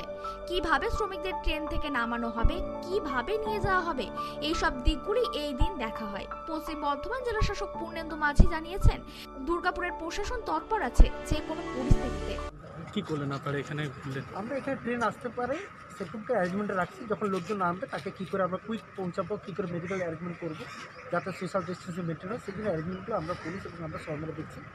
ফলে এগুলো জাস্ট প্রিপারেটরি অ্যারেঞ্জমেন্ট, যখন আসবে তখন যাতে সব কিছু প্ল্যান ঠিক করে আগে থেকে সব দেখে নেওয়া। আচ্ছা বলছি, আজকে কালকে যে ট্রেন আসবে সেখানে কোন শ্রমিক মানে কোন জেলার শ্রমিকরা থাকবে বাঁকুড়া? এখনও কিছু ঠিক নেই।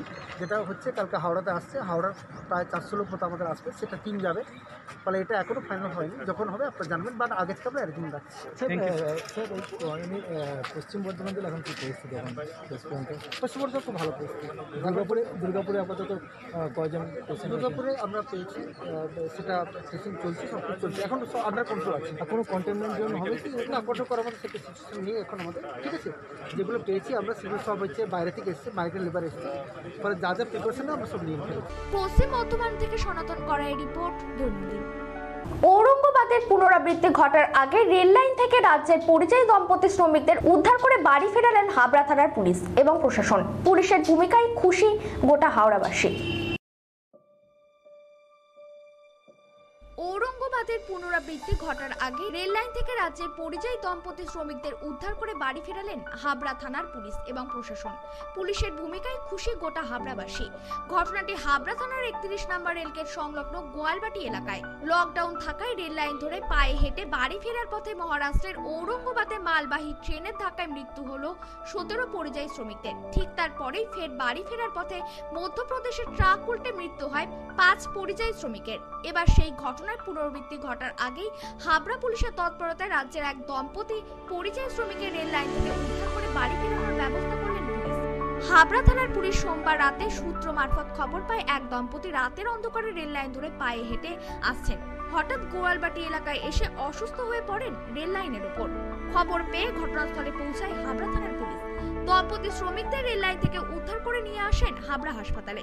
থার্মাল স্ক্রিনিং থেকে শারীরিক সমস্ত পরীক্ষা করা হয় হাবড়া হাসপাতালে। পরবর্তীতে কিছুটা সুস্থ হলে পুলিশের পক্ষ থেকে তাদেরকে খাওয়ানোর ব্যবস্থা করা হয়। হাসপাতাল সূত্রে খবর, দীর্ঘ সময় খাবার না খাওয়াতে অসুস্থ হয়ে পড়েন দম্পতি। এরপরে হাবড়া থানার আইসি গৌতম মিত্র এবং হাবড়ার ভিডিও শুভ্র নন্দীর তৎপরতায় দম্পতিকে গাড়ির ব্যবস্থা করে বাড়ি পাঠানোর ব্যবস্থা করা হয়। পাশাপাশি তাদের 1 মাসের খাদ্য সামগ্রী তুলে দেওয়া হয় হাবড়া 1 নম্বর ভিডিও শুভ্র নন্দীর পক্ষ থেকে। দম্পতিকে অন্ততপক্ষে 14 দিন হোম কোয়ারেন্টাইনে থাকার নির্দেশ দেওয়া হয়। পাশাপাশি কোনো রকম শারীরিক সমস্যা হলে কোনো রকম দেরি না করে স্থানীয় প্রশাসন হাবড়া ভিডিও এবং হাবড়া থানার আইসিকে তৎক্ষণাৎ যেন যোগাযোগ করেন সেই বিষয়ে জানিয়ে দেওয়া হয়। তবে পরিযায়ী দম্পতির স্বামী অরুণাভ জানা বয়স 38 এবং শ্রী মিনতি জানা বয়স 34 জানান, কোথা থেকে যাচ্ছেন আর কি কি পেলেন? কোথা থেকে যাচ্ছি বলতে আমরা চাঁদপাড়া থেকে রওনা দিয়েছিলাম বাড়ির উদ্দেশ্যে, কেননা পরিবারের অবস্থাও সেরকম শোচনীয় আমাদের, এবং আমাদের অর্থনৈতিক অবস্থাও খুব একটা ভালো ছিল না। যতদিনের আমাদের লকডাউন ছিল সেই সমস্ত অর্থ সমস্ত শেষ হয়ে গেছিলো। তা আস্তে আস্তে আমাদের প্রশাসন বলতে হাবড়া থানার প্রশাসন একরকম ভগবানের মতো কাজ করেছেন। ওনাদের দৌলতে আমরা সেখান থেকে নিয়ে এখানকার লোকাল বিডিও অফিসের যে দাদারা বা কর্তাকর্মীরা যারা আছেন তারা আমাদের যথেষ্ট সাহায্য করেছেন এবং আমাদের একটা খুব সুন্দর একটা গাড়িও ব্যবস্থা করে দিয়েছেন আমাদের সুন্দরভাবে বাড়ি যাওয়ার জন্য। সাথে আমাদের 1 মাসের খাবার দাবার সঙ্গে চাল, ডিম, ডাল যাবতীয় যা কিছু আমাদের চা পাতা থেকে সকাল গুড মর্নিং থেকে গুড নাইট অবধি ওনাদের একটা প্যাকেজের ব্যবস্থা করেছেন। খুব সুন্দর লেগেছে এবং আমরা সত্যি ছিল কৃতজ্ঞ। মনে হচ্ছে যেন একটা নতুন জীবন, মানে এই লকডাউনের মধ্যে বা এই করোনা সংকটের মধ্যে থেকেও আমাদের একটা নতুন আবার একটা দিশা পেয়েছি। পুলিশ কি খাওয়া দাওয়ার ব্যবস্থা করেছে? হ্যাঁ, আমরা ওই আপাতত ওইখানে যে থানা ছিল মানে আমাদের হাবড়া থানার ভিতরে অফিসাররা আমাদেরকে ওই ক্যান্টিনে বসে খুব সুন্দরভাবে খাইয়েছে। পুলিশের এই উদ্যোগ কি বলবেন? মানে অসাধারণ। আমরা যে পুলিশকে অনেক সময় অনেক রকম ভাবে আমরা মিডিয়াতে দেখি, কিন্তু এই যে উদ্যোগটা পাশাপাশি বিডিও সাহেব দিল আপনাদেরকে, পাশাপাশি নিয়ারেস্ট পুলিশ স্টেশন হাবড়া থানাকে আমরা যথেষ্ট ধন্যবাদ, মানে ধন্যবাদ দিয়ে ছোটো করা না ঠিক না, মানে আমি কী বলবো ভাষা আছে, মানে সত্যি কথা খুব অপূর্ব। আপনারা যখন হেঁটে আসছিলেন তখন কি কেউ খাবার বা জল দিয়েছিল আপনাদেরকে? না, যখন আমরা হেঁটে আসছিলাম তখন সাধারণ মানুষ আমাদেরকে মানে কীরকম বলবো যেন আমাদের গায়ে কিছু লেগে আছে বা আমাদের যেন কোনো কিছু একটা হয়েছে, মানে এরকমভাবে দূর করা ভাব ছিল। এক দাদার কাছে জল চাইতে গেছিলাম, উনিও দিননি, বা আমি আরেক জায়গায় বসে খাবার চেষ্টা করেছিলাম, একটুখানি মুড়ি ছিল আমাদের সাথে, সেখানে বসে খেতে দেওয়া হয়নি।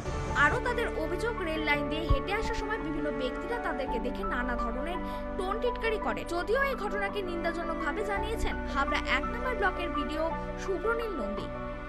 পাশাপাশি তিনি আরো জানান, এরা আমাদের কাছে আজকে খবর আসে পুলিশের মারফত যে এরকম দুজন মানুষ রেল লাইন ধরে বাড়ি ফেরার চেষ্টা করছেন। তো তাদেরকে পুলিশ উদ্ধার করে রেল লাইনে। তারা চাঁদপাড়া থেকে হেঁটে বারাসাতে তাদের বাড়ি, সেখানে তারা ফেরার চেষ্টা করছিল। কাজ এই মুহূর্তে তাদের বন্ধ থাকার জন্য কিছু যেহেতু উপায় নেই, কোনোভাবে ফিরতে পারছিলেন না। তো যাতে সেই এবং তাদের উদ্ধারের পর জানা গেল তারা দুদিন ধরে অভুক্তও ছিলেন। তো তাদেরকে উদ্ধার করে পুলিশ তাদের খাওয়া দাওয়ার প্রথমে ব্যবস্থা করা হয় এবং আমরা গাড়ি করে তারা যাতে সুস্থভাবে স্বাভাবিকভাবে বাড়ি পৌঁছতে পারেন এবং তার আগামী কিছুদিন যাতে তিনি ভালোভাবে খেয়ে পড়ে বেঁচে থাকতে পারেন। তার বয়স্ক বৃদ্ধ বাবা মা আছে বাড়িতে, তারাও যাতে খেয়ে পড়ে, তার জন্য আমাদের যে সরকারি উদ্যোগে সামান্য সুযোগ আছে সেখান থেকে আমরা তাদের জন্য এই ক্ষুদ্র প্রচেষ্টা করেছি। পাশাপাশি তারা যেটা জানিয়েছেন যে বিভিন্ন জায়গায় তারা খাবার চেয়েছেন, এমনকি জলও চেয়েছেন, তবুও মানুষ এগিয়ে আসেননি। কি বলবেন? এটা মানুষ এই সময় বহু মানুষ বহুভাবে মানুষকে সহযোগিতা করছে, এটা সত্যি দুর্ভাগ্যজনক যেটা ওনারা বললেন, কিন্তু এটার সাথে এটাই সামগ্রিক চিত্র নয়। এখানে বহু মানুষ মানুষকে সহযোগিতার কাজও করছেন, সেটাও হচ্ছে। হয়তো এটা একটা বিচ্ছিন্ন ঘটনা, এটাই আমরা আশা করব, কারণ এই বিপদে মানুষ মানুষের পাশে যদি না দাঁড়ায় তাহলে সভ্যতা বা সমাজ আমরা এগিয়ে রাখতে পারবো না, বেঁচে থাকাটাও খুব কঠিন হয়ে যাবে। সেই দিনে দাঁড়িয়ে হয়তো ওনাদের সাথে যেটা ঘটেছে কিছু ক্ষেত্রে দুর্ভাগ্যজনক, কিন্তু তারপরে শেষ যেটা হলো সেটা আশা করি ওনাদের পক্ষে ওনারাও সেটা ভালোভাবে নিয়েছেন। উত্তর 24 পরগনা থেকে শান্তনু বিশ্বাসের রিপোর্ট, দৈনন্দিন।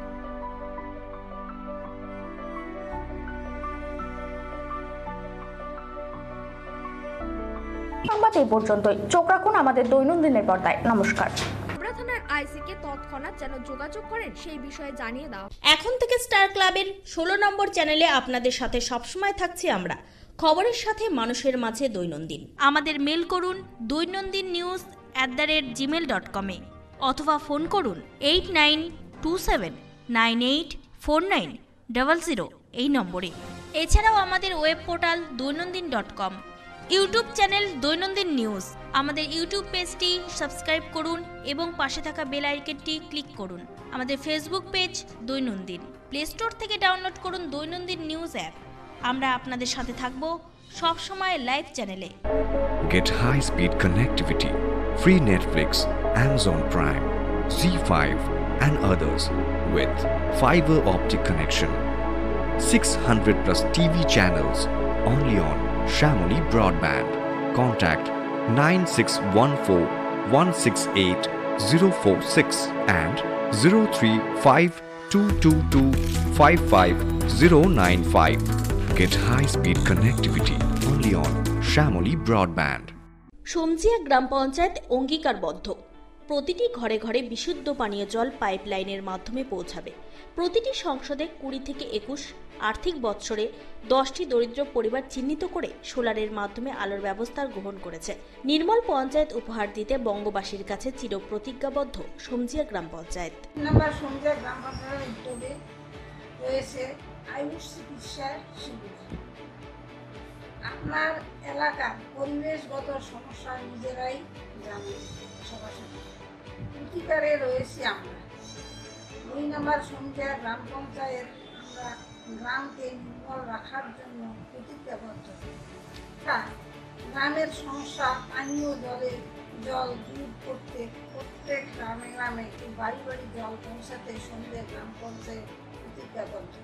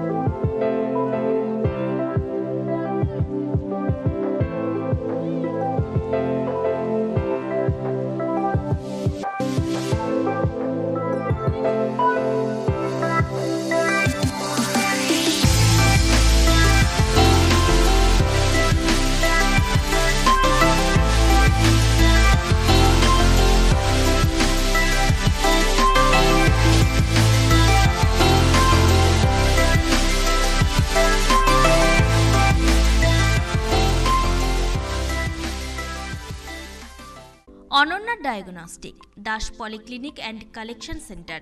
এখানে অটোমেটিক বায়োকেমিস্ট্রি অ্যানালাইজারে সমস্ত বায়োকেমিস্ট্রি পরীক্ষা করা হয়।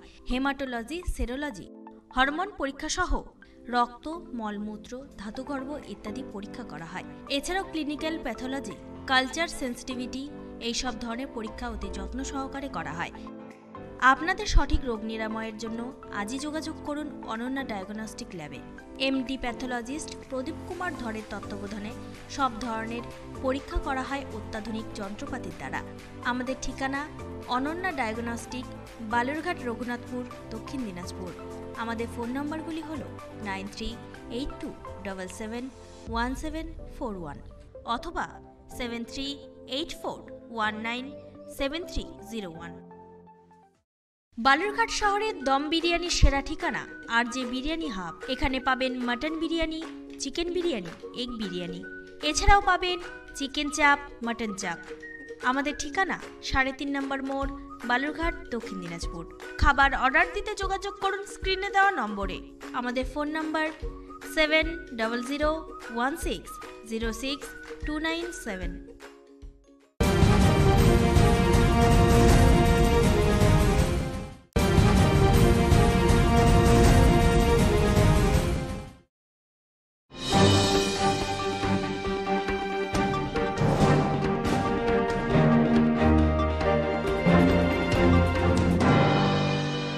লকডাউনের ফলে মায়ের মৃত্যুবার্ষিকী না মানিয়ে 2500 লোকের ফ্রি বাজার বসালেন মোথাবাড়ির শফিকুল ইসলাম।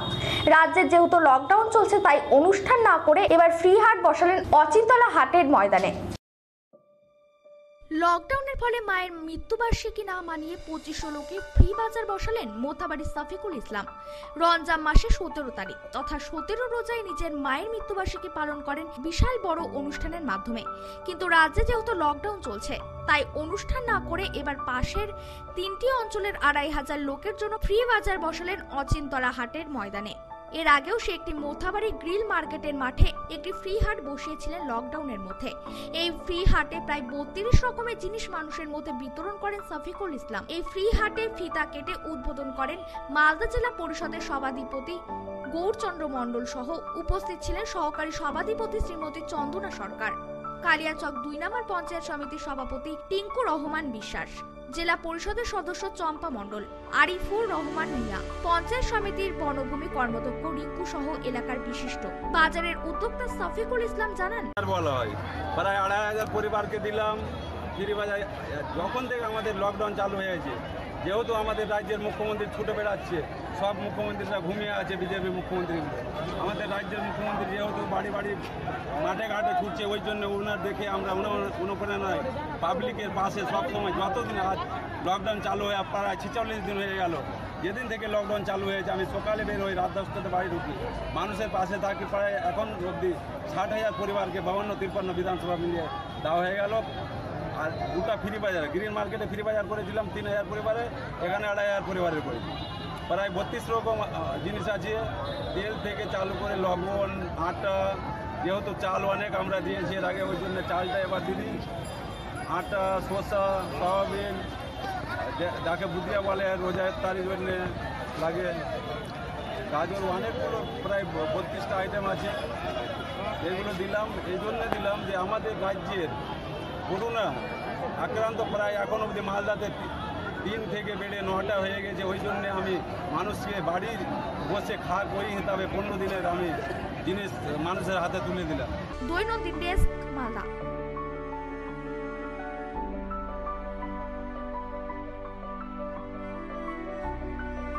শ্রমিক বোঝাই ট্রেন আসার আগে দুর্গাপুরের রেল স্টেশন খতিয়ে দেখলেন জেলা শাসক সহ আসানসোল দুর্গাপুর পুলিশ কমিশনারেটের উচ্চপদস্থ আধিকারিকরা। শ্রমিক বোঝাই ট্রেন আসার আগে দুর্গাপুরের রেল স্টেশন খতিয়ে দেখলেন জেলা শাসক সহ আসানসোল দুর্গাপুর কমিশনারেটের উচ্চপদস্থ আধিকারিকরা। সোমবার বিকেলে জেলা শাসক Purnendu Majhi, police commissioner Suresh Jain, DC Abhishek Gupta সহ প্রশাসনের অন্যান্য আধিকারিকরা।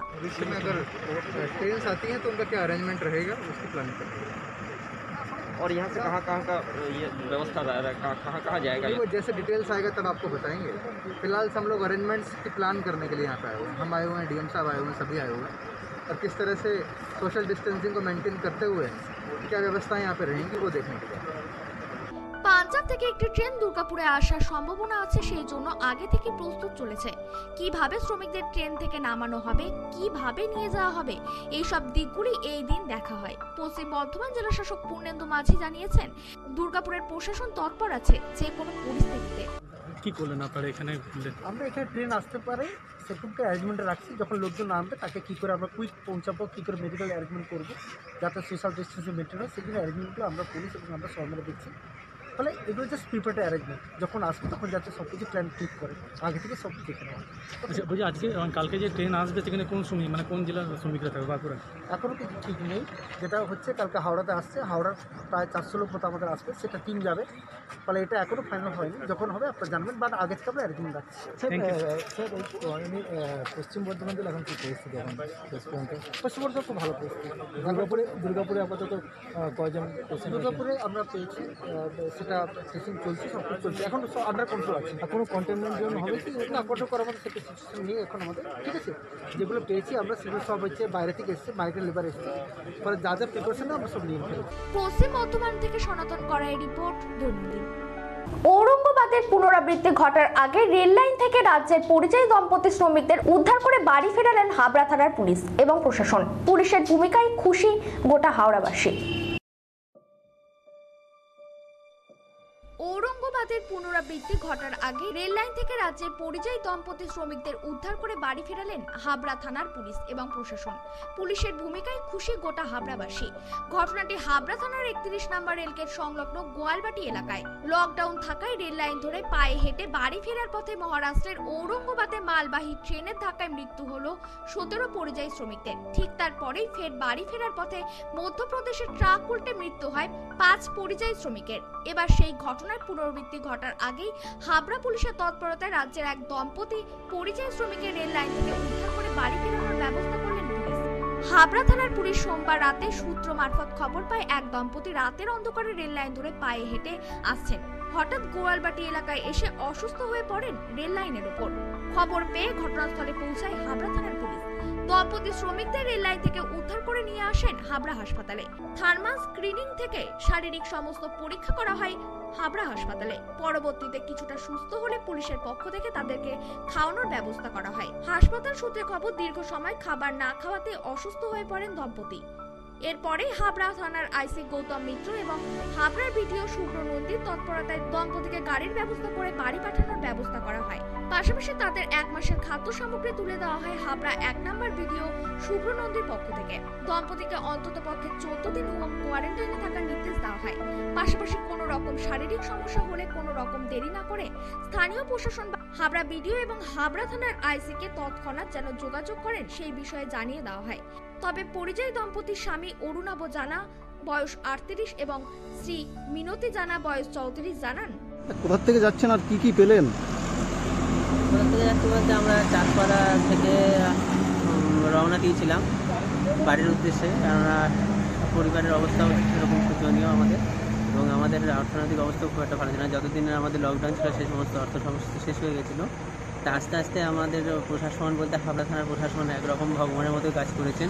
ওনাদের দৌলতে আমরা সেখান থেকে নিয়ে এখানকার লোকাল বিডিও অফিসের যে দাদারা বা কর্তাকর্মীরা যারা আছেন তারা আমাদের যথেষ্ট সাহায্য করেছেন এবং আমাদের একটা খুব সুন্দর একটা গাড়িও ব্যবস্থা করে দিয়েছেন আমাদের সুন্দরভাবে বাড়ি যাওয়ার জন্য। সাথে আমাদের 1 মাসের খাবার দাবার সঙ্গে চাল, ডিম, ডাল যাবতীয় যা কিছু আমাদের চা পাতা থেকে সকাল গুড মর্নিং থেকে গুড নাইট অবধি ওনাদের একটা প্যাকেজের ব্যবস্থা করেছেন। খুব সুন্দর লেগেছে এবং আমরা সত্যি ছিল কৃতজ্ঞ। মনে হচ্ছে যেন একটা নতুন জীবন, মানে এই লকডাউন বা এই করোনা সংকটের মধ্যে থেকেও আমাদের একটা নতুন আবার একটা দিশা পেয়েছি এরকম মনে পুলিশ কি খাওয়া দাওয়ার ব্যবস্থা করেছে? হ্যাঁ, আমরা ওই আপাতত ওইখানে যে থানা ছিল মানে আমাদের হাবড়া থানার ভিতরে অফিসাররা আমাদেরকে ওই ক্যান্টিনে বসে খুব সুন্দরভাবে খাইয়েছে। পুলিশের এই উদ্যোগ কি বলবেন? মানে অসাধারণ। আমরা যে পুলিশকে অনেক সময় অনেক রকমভাবে আমরা মিডিয়াতে দেখি, কিন্তু এই যে উদ্যোগটা পাশাপাশি বিডিও সাহেব দিল আপনাদেরকে, পাশাপাশি নিয়ারেস্ট পুলিশ স্টেশন হাবড়া থানাকে আমরা যথেষ্ট ধন্যবাদ, মানে ধন্যবাদ দিয়ে ছোটো করার না ঠিক না, মানে আমি কী বলবো ভাষা হারিয়ে, মানে সত্যি কথা খুব অপূর্ব। আপনারা যখন হেঁটে আসছিলেন তখন কি কেউ খাবার বা জল দিয়েছিল আপনাদেরকে? না, যখন আমরা হেঁটে আসছিলাম তখন সাধারণ মানুষ আমাদেরকে মানে কীরকম বলবো, যেন আমাদের গায়ে কিছু লেগে আছে বা আমাদের যেন কোনো কিছু একটা হয়েছে, মানে এরকমভাবে দূর করা ভাবছিল। এক দাদার কাছে জল চাইতে গেছিলাম, উনিও দিননি, বা আমি আরেক জায়গায় বসে বসে খাবার চেষ্টা করেছিলাম, একটুখানি মুড়ি ছিল আমাদের সাথে, সেখানে বসে খেতে দেওয়া হয়নি। আরও তাদের অভিযোগ, রেল লাইন দিয়ে হেঁটে আসার সময় বিভিন্ন ব্যক্তিরা তাদেরকে দেখে নানা ধরনের টোন টিটকারি করে। যদিও এই ঘটনাকে নিন্দাজনকভাবে জানিয়েছেন হাবড়া 1 নম্বর ব্লকের বিডিও সুব্রনীল নন্দী। পাশাপাশি তিনি আরও জানান, এরা আমাদের কাছে আজকে খবর আসে পুলিশের মারফত যে এরকম দুজন মানুষ রেল লাইন ধরে বাড়ি ফেরার চেষ্টা করছেন। তো তাদেরকে পুলিশ উদ্ধার করে রেল লাইনে। তারা চাঁদপাড়া থেকে হেঁটে বারাসাতে তাদের বাড়ি, সেখানে তারা ফেরার চেষ্টা করছিল। কাজ এই মুহূর্তে তাদের বন্ধ থাকার জন্য কিছু যেহেতু উপায় নেই, কোনোভাবে ফিরতে পারছিলেন না। তো যাতে সেই তাদের উদ্ধারের পর জানা গেল তারা দুদিন ধরে অভুক্তও ছিলেন। তো তাদেরকে উদ্ধার করে পুলিশ তাদের খাওয়া দাওয়ার প্রথমে ব্যবস্থা করা হয় এবং আমরা গাড়ি করে তারা যাতে সুস্থভাবে স্বাভাবিকভাবে বাড়ি পৌঁছতে পারেন এবং তার আগামী কিছুদিন যাতে তিনি ভালোভাবে খেয়ে পড়ে বেঁচে থাকতে পারেন। তার বয়স্ক বৃদ্ধ বাবা মা আছে বাড়িতে, তারাও যাতে খেয়ে পড়ে, তার জন্য আমাদের যে সরকারি উদ্যোগে সামান্য সুযোগ আছে সেখান থেকে আমরা তাদের জন্য এই ক্ষুদ্র প্রচেষ্টা করেছি। পাশাপাশি তারা যেটা জানিয়েছেন যে বিভিন্ন জায়গায় তারা খাবার চেয়েছেন, এমনকি জলও চেয়েছেন, তবুও মানুষ এগিয়ে আসেননি। কি বলবেন? এটা মানুষ এই সময় বহু মানুষ বহুভাবে মানুষকে সহযোগিতা করছে, এটা সত্যি দুর্ভাগ্যজনক যেটা ওনারা বললেন, কিন্তু এটার সাথে এটাই সামগ্রিক চিত্র নয়। এখানে বহু মানুষ মানুষকে সহযোগিতার কাজও করছেন, সেটাও হচ্ছে। হয়তো এটা একটা বিচ্ছিন্ন ঘটনা, এটাই আমরা আশা করবো, কারণ এই বিপদে মানুষ মানুষের পাশে যদি না দাঁড়ায় তাহলে সভ্যতা বা সমাজ আমরা এগিয়ে রাখতে পারবো না, বেঁচে থাকাটাও খুব কঠিন হয়ে যাবে। সেই দিনে দাঁড়িয়ে হয়তো ওনাদের সাথে যেটা ঘটেছে কিছু ক্ষেত্রে দুর্ভাগ্যজনক, কিন্তু তারপরে শেষ যেটা হলো সেটা আশা করি ওনাদের পক্ষে ওনারাও সেটা ভালোভাবে নিয়েছেন। উত্তর 24 পরগনা থেকে শান্তনু বিশ্বাসের রিপোর্ট, দৈনন্দিন।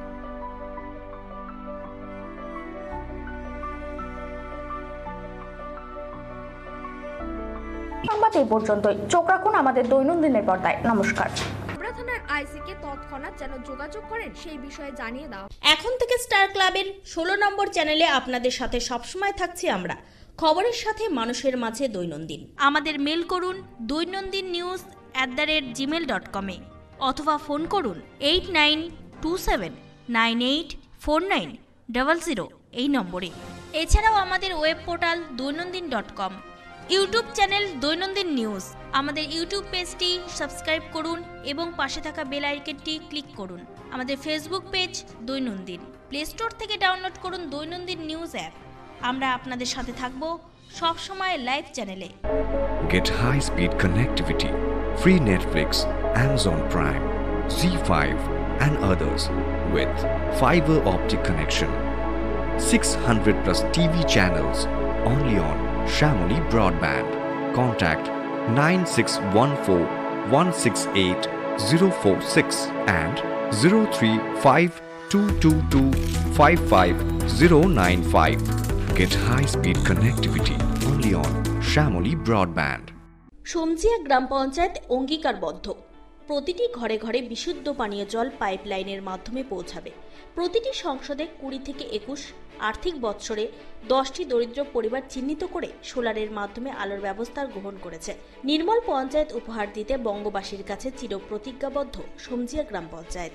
নাম্বার সমজিয়া গ্রাম পঞ্চায়েতের উদ্যোগে রয়েছে আয়ুষ চিকিৎসার শিবির। আপনার এলাকার পরিবেশগত সমস্যা নিজেরাই জানেন, সরাসরি অধিকারে রয়েছি আমরা। 2 নম্বর সমজিয়া গ্রাম পঞ্চায়েত আমরা গ্রামকে নির্মল রাখার জন্য প্রতিজ্ঞাবদ্ধ। গ্রামের সমস্যা পানীয় জল দূর করতে প্রত্যেক গ্রামে গ্রামে বাড়ি বাড়ি জল পৌঁছাতে সমজিয়া গ্রাম পঞ্চায়েত প্রতিজ্ঞাবদ্ধ।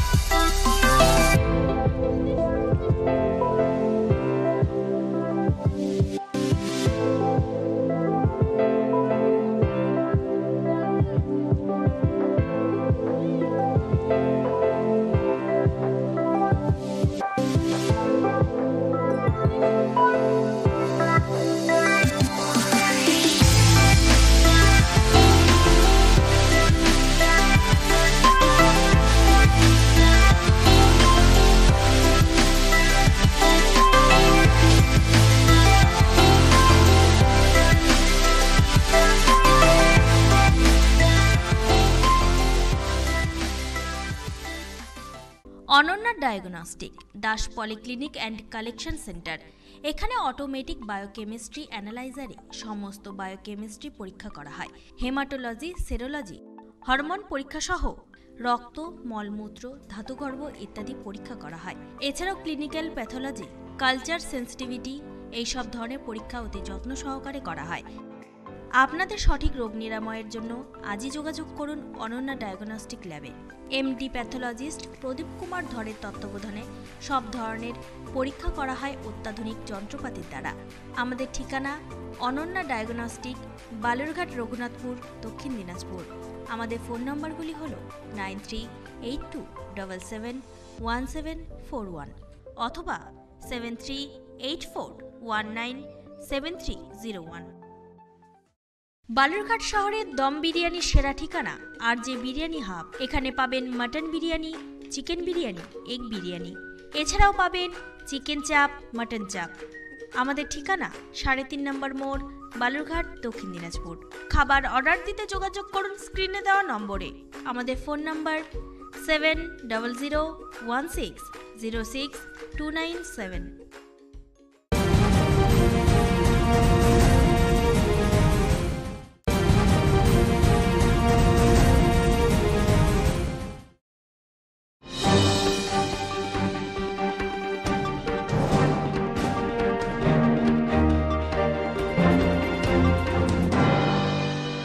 লকডাউনের ফলে মায়ের মৃত্যুবার্ষিকী না মানিয়ে 2500 লোকের ফ্রি বাজার বসালেন মোথাবাড়ির শফিকুল ইসলাম। রাজ্যে যেহেতু লকডাউন চলছে তাই অনুষ্ঠান না করে এবার ফ্রি হাট বসালেন অচিন্তলা হাটের ময়দানে। লকডাউনের ফলে মায়ের মৃত্যুবার্ষিকী না মানিয়ে 2500 লোকে ফ্রি বাজার বসালেন মোথাবাড়ির শফিকুল ইসলাম। রমজান মাসে 17 তারিখ তথা 17 রোজায় নিজের মায়ের মৃত্যুবার্ষিকী পালন করেন বিশাল বড় অনুষ্ঠানের মাধ্যমে। কিন্তু রাজ্যে যেহেতু লকডাউন চলছে তাই অনুষ্ঠান না করে এবার পাশের 3টি অঞ্চলের 2500 লোকের জন্য ফ্রি বাজার বসালেন অচিন্তলা হাটের ময়দানে।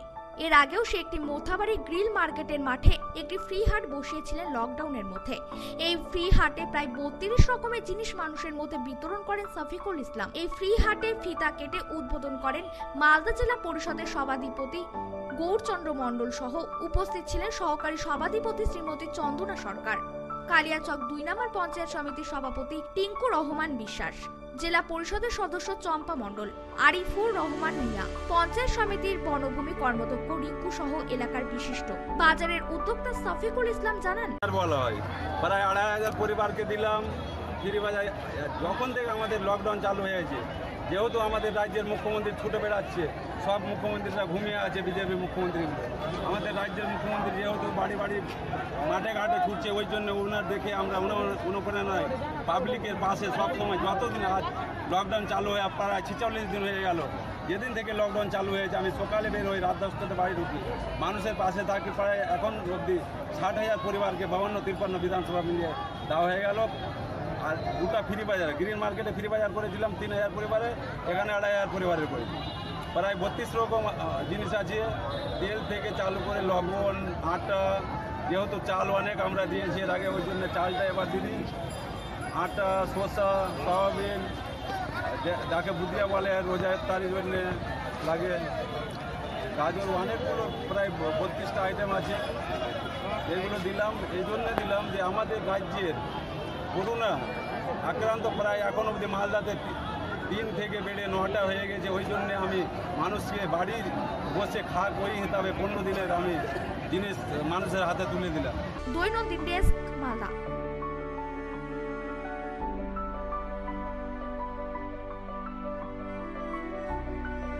শ্রমিক বোঝাই ট্রেন আসার আগে দুর্গাপুরের রেল স্টেশন খতিয়ে দেখলেন জেলা শাসক সহ আসানসোল দুর্গাপুর পুলিশ কমিশনারেটের উচ্চপদস্থ আধিকারিকরা। শ্রমিক বোঝাই ট্রেন আসার আগে দুর্গাপুরের রেল স্টেশন খতিয়ে দেখলেন জেলা শাসক সহ আসানসোল দুর্গাপুর কমিশনারেটের উচ্চপদস্থ আধিকারিকরা। সোমবার বিকেলে জেলা শাসক Purnendu Majhi, police commissioner Suresh Jain, DC Abhishek Gupta সহ প্রশাসনের অন্যান্য আধিকারিকরা।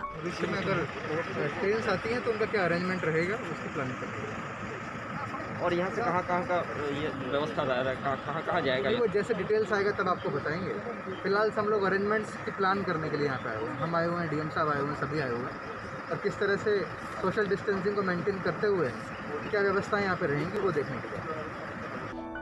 থেকে একটি ট্রেন দুর্গাপুরে আসার সম্ভাবনা আছে, সেই জন্য আগে থেকে প্রস্তুত চলেছে।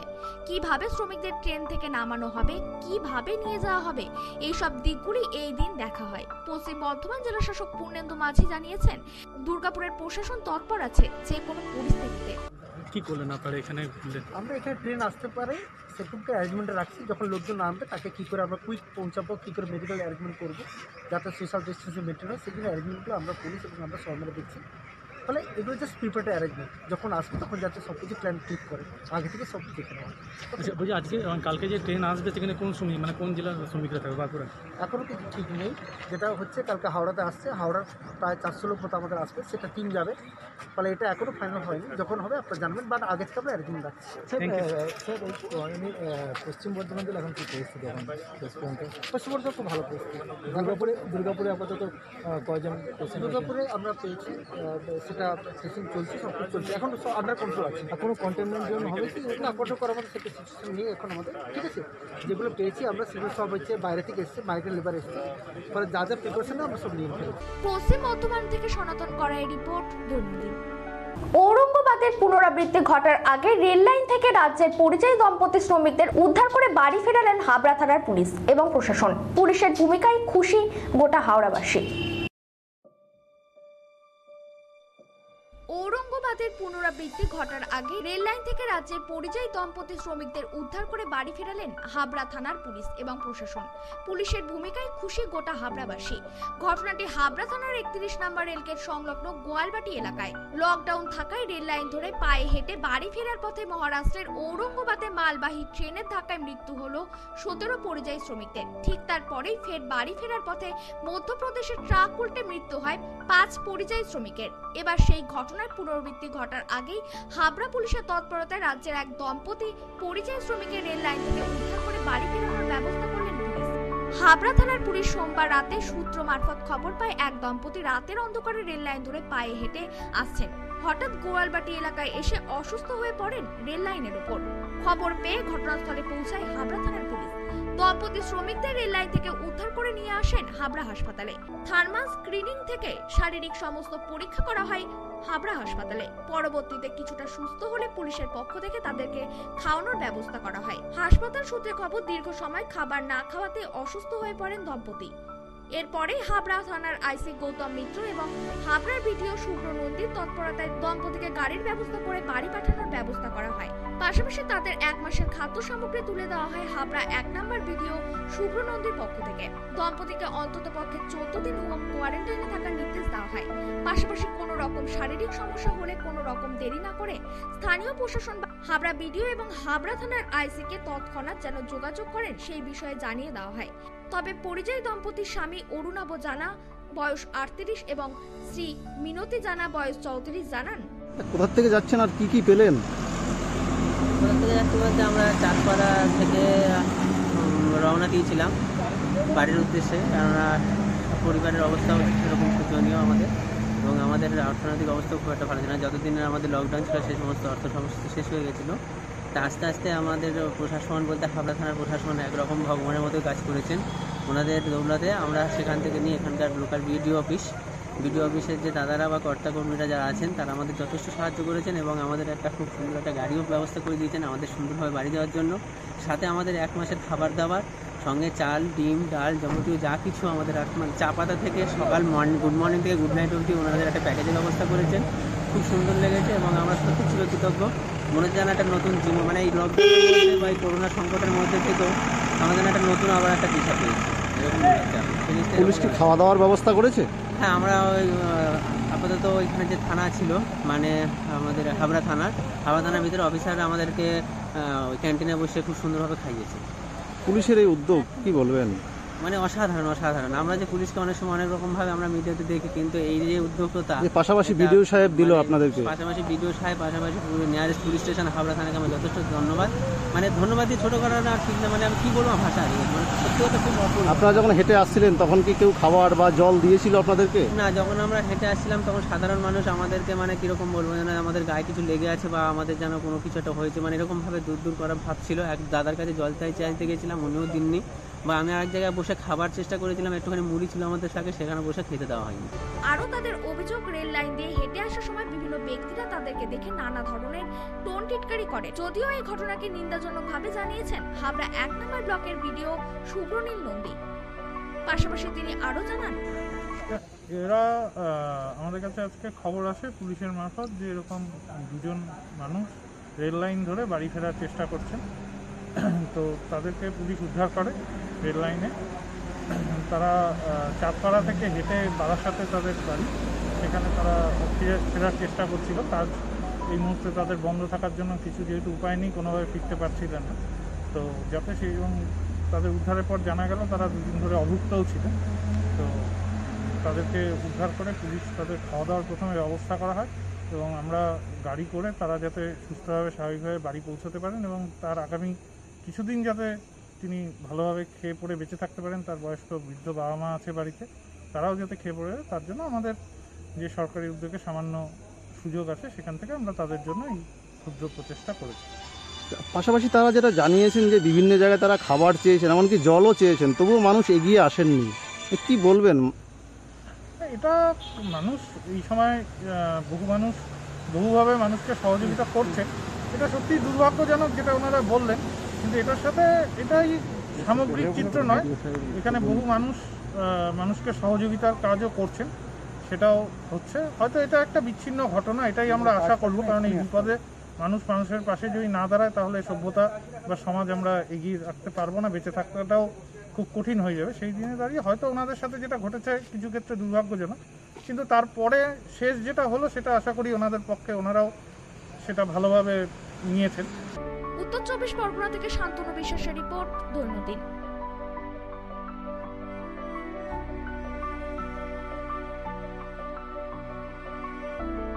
সংবাদ এই পর্যন্তই। চোখ রাখুন আমাদের দৈনন্দিনের পর্দায়। নমস্কার। থানার আইসিকে তৎক্ষণাৎ যেন যোগাযোগ করেন সেই বিষয়ে জানিয়ে দাও। এখন থেকে স্টার ক্লাবের 16 নম্বর চ্যানেলে আপনাদের সাথে সবসময় থাকছি আমরা, খবরের সাথে মানুষের মাঝে দৈনন্দিন। আমাদের মেল করুন doinandin@gmail.com অথবা ফোন করুন 8927984900 এই নম্বরে। এছাড়াও আমাদের web portal doinandin.com, YouTube channel দৈনন্দিন নিউজ। আমাদের ইউটিউব পেজটি সাবস্ক্রাইব করুন এবং পাশে থাকা বেল আইকনটি ক্লিক করুন। আমাদের ফেসবুক পেজ দৈনন্দিন। প্লে স্টোর থেকে ডাউনলোড করুন দৈনন্দিন নিউজ অ্যাপ। আমরা আপনাদের সাথে থাকব সব সময় লাইভ চ্যানেলে। Get high-speed connectivity, free Netflix, Amazon Prime, Z5 and others with fiber optic connection. 600 plus TV channels only on Shamoli Broadband. Contact 9614168046 and 03522255095. Get high-speed connectivity only on Shamoli Broadband. সমজিয়া গ্রাম পঞ্চায়েত অঙ্গীকারবদ্ধ, প্রতিটি ঘরে ঘরে বিশুদ্ধ পানীয় জল পাইপলাইনের মাধ্যমে পৌঁছাবে। প্রতিটি সংসদে 20 থেকে 21 আর্থিক বৎসরে 10টি দরিদ্র পরিবার চিহ্নিত করে সোলারের মাধ্যমে আলোর ব্যবস্থা গ্রহণ করেছে। নির্মল পঞ্চায়েত উপহার দিতে বঙ্গবাসীর কাছে চিরপ্রতিজ্ঞাবদ্ধ সমজিয়া গ্রাম পঞ্চায়েত। নাম্বার সমজিয়া গ্রাম পঞ্চায়েতের উদ্যোগে রয়েছে আয়ুষ চিকিৎসার শিবির। আপনার এলাকার পরিবেশগত সমস্যা নিজেরাই জানেন, সরাসরি প্রতিকারে রয়েছি আমরা। 2 নম্বর সমজিয়া গ্রাম পঞ্চায়েত আমরা গ্রামকে নির্মল রাখার জন্য প্রতিজ্ঞাবদ্ধ। তাই গ্রামের সমস্যা পানীয় জল দূর করতে প্রত্যেক গ্রামে গ্রামে বাড়ি বাড়ি জল পৌঁছাতে সমজিয়া গ্রাম পঞ্চায়েত প্রতিজ্ঞাবদ্ধ।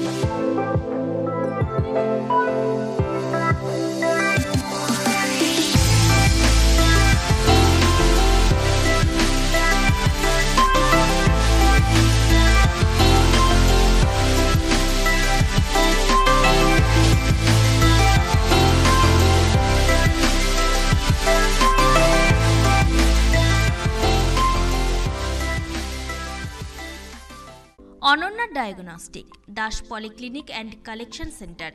এখানে অটোমেটিক বায়োকেমিস্ট্রি অ্যানালাইজারে সমস্ত বায়োকেমিস্ট্রি পরীক্ষা করা হয়। হেমাটোলজি, সেরোলজি, হরমোন পরীক্ষা সহ রক্ত, মলমূত্র, ধাতুগর্ভ ইত্যাদি পরীক্ষা করা হয়। এছাড়াও ক্লিনিক্যাল প্যাথোলজি, কালচার, সেন্সিটিভিটি এইসব ধরনের পরীক্ষা অতি যত্ন সহকারে করা হয়। আপনাদের সঠিক রোগ নিরাময়ের জন্য আজই যোগাযোগ করুন অনন্যা ডায়াগনস্টিক ল্যাবে। এমডি প্যাথোলজিস্ট প্রদীপ কুমার ধরের তত্ত্বাবধানে সব ধরনের পরীক্ষা করা হয় অত্যাধুনিক যন্ত্রপাতির দ্বারা। আমাদের ঠিকানা অনন্যা ডায়াগনস্টিক, বালুরঘাট, রঘুনাথপুর, দক্ষিণ দিনাজপুর। আমাদের ফোন নম্বরগুলি হল 9382771741 অথবা 7384197301। বালুরঘাট শহরের দম বিরিয়ানির সেরা ঠিকানা আর যে বিরিয়ানি হাব। এখানে পাবেন mutton biryani, chicken biryani, egg biryani, এছাড়াও পাবেন চিকেন চাপ, মাটন চাপ। আমাদের ঠিকানা 3.5 নম্বর মোড়, বালুরঘাট, দক্ষিণ দিনাজপুর। খাবার অর্ডার দিতে যোগাযোগ করুন স্ক্রিনে দেওয়া নম্বরে। আমাদের ফোন নম্বর 7001606297।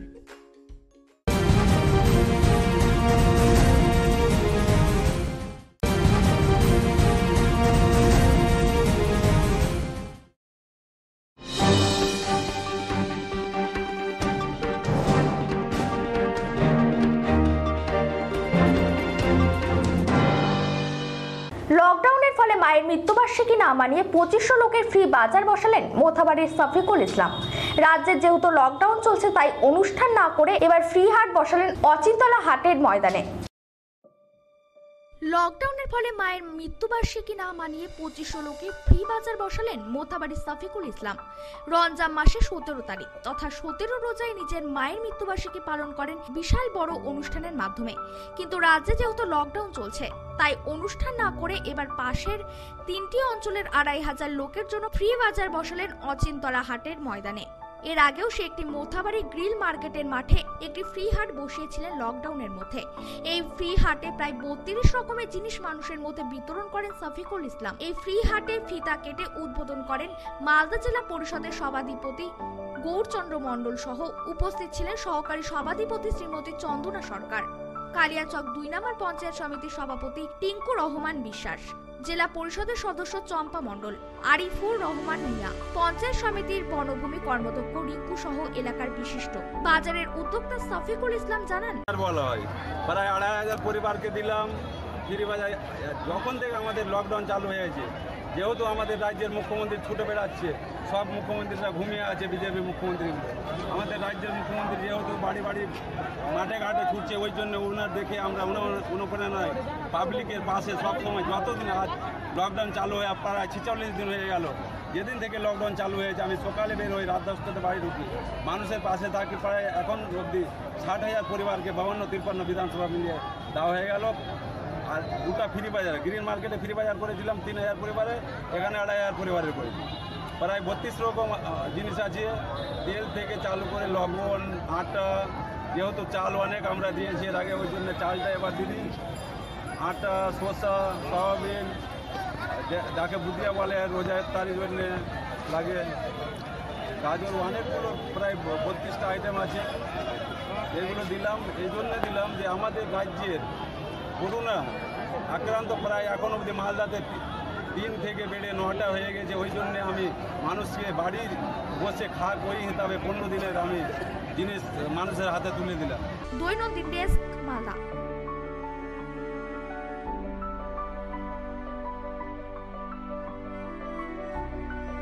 শ্রমিক বোঝাই ট্রেন আসার আগে দুর্গাপুরের রেল স্টেশন খতিয়ে দেখলেন জেলা শাসক সহ আসানসোল দুর্গাপুর পুলিশ কমিশনারেটের উচ্চপদস্থ আধিকারিকরা। শ্রমিক বোঝাই ট্রেন আসার আগে দুর্গাপুরের রেল স্টেশন খতিয়ে দেখলেন জেলা শাসক সহ আসানসোল দুর্গাপুর কমিশনারেটের উচ্চপদস্থ আধিকারিকরা। সোমবার বিকেলে জেলা শাসক Purnendu Majhi, police commissioner Suresh Jain, DC Abhishek Gupta সহ প্রশাসনের অন্যান্য আধিকারিকরা।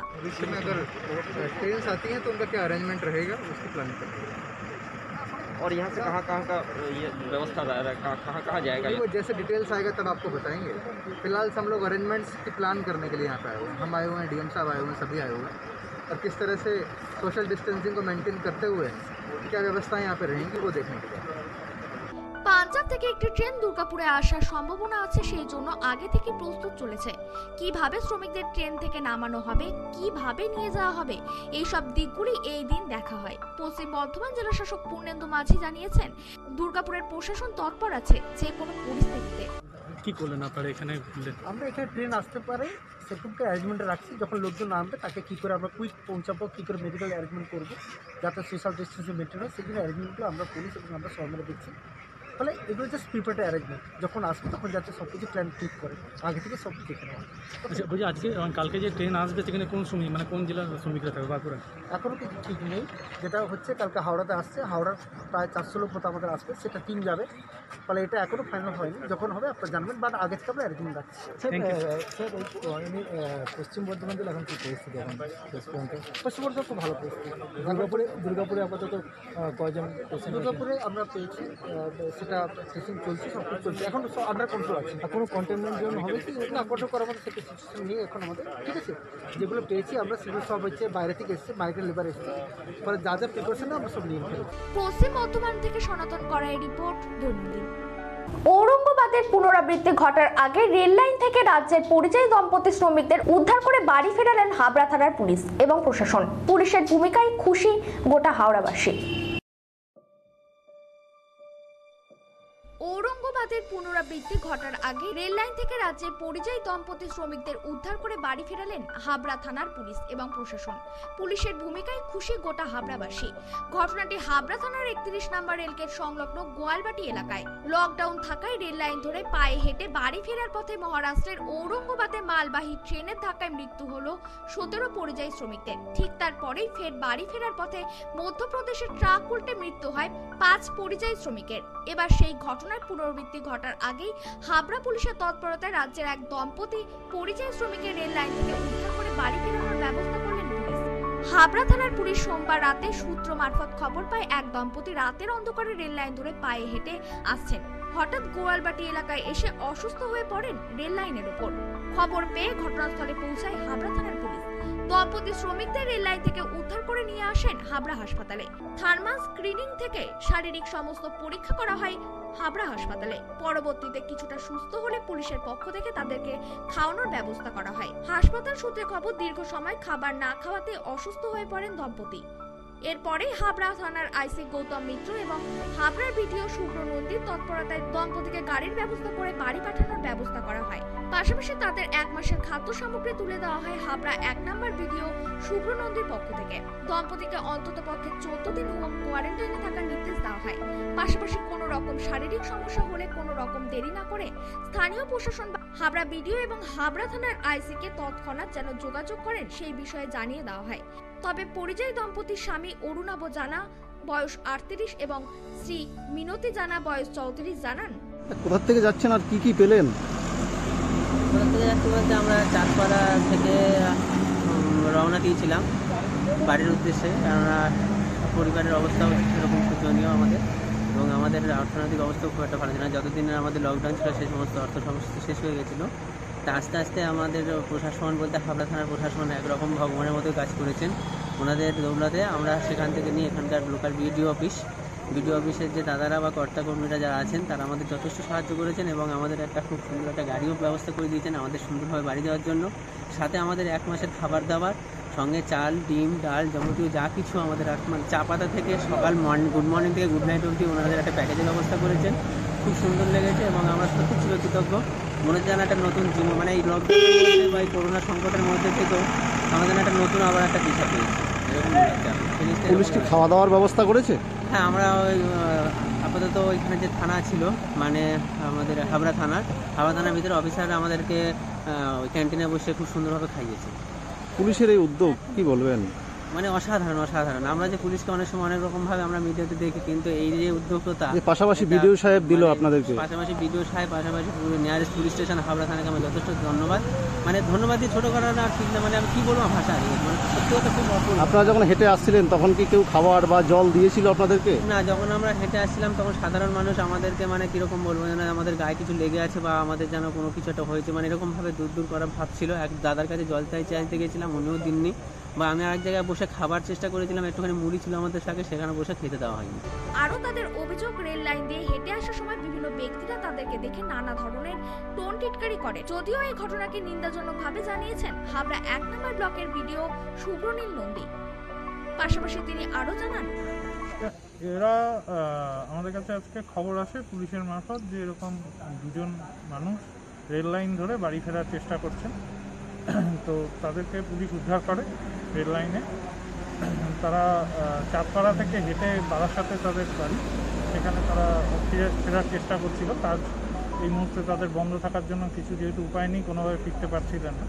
তো যাতে সেই এবং তাদের উদ্ধারের পর জানা গেল তারা দুদিন ধরে অভুক্তও ছিলেন।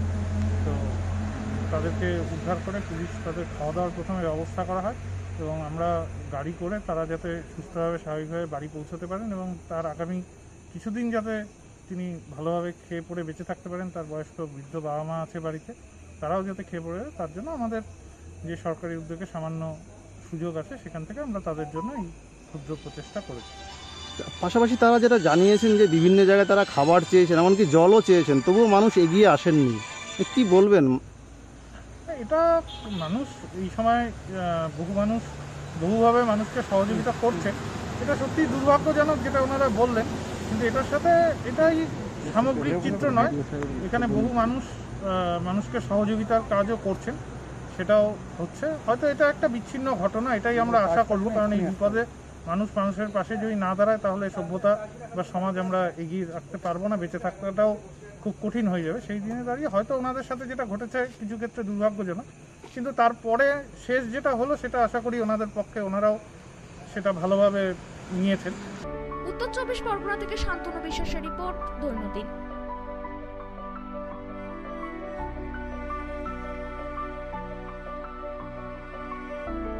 সংবাদ এই পর্যন্তই। চোখ রাখুন আমাদের দৈনন্দিনের পর্দায়। নমস্কার।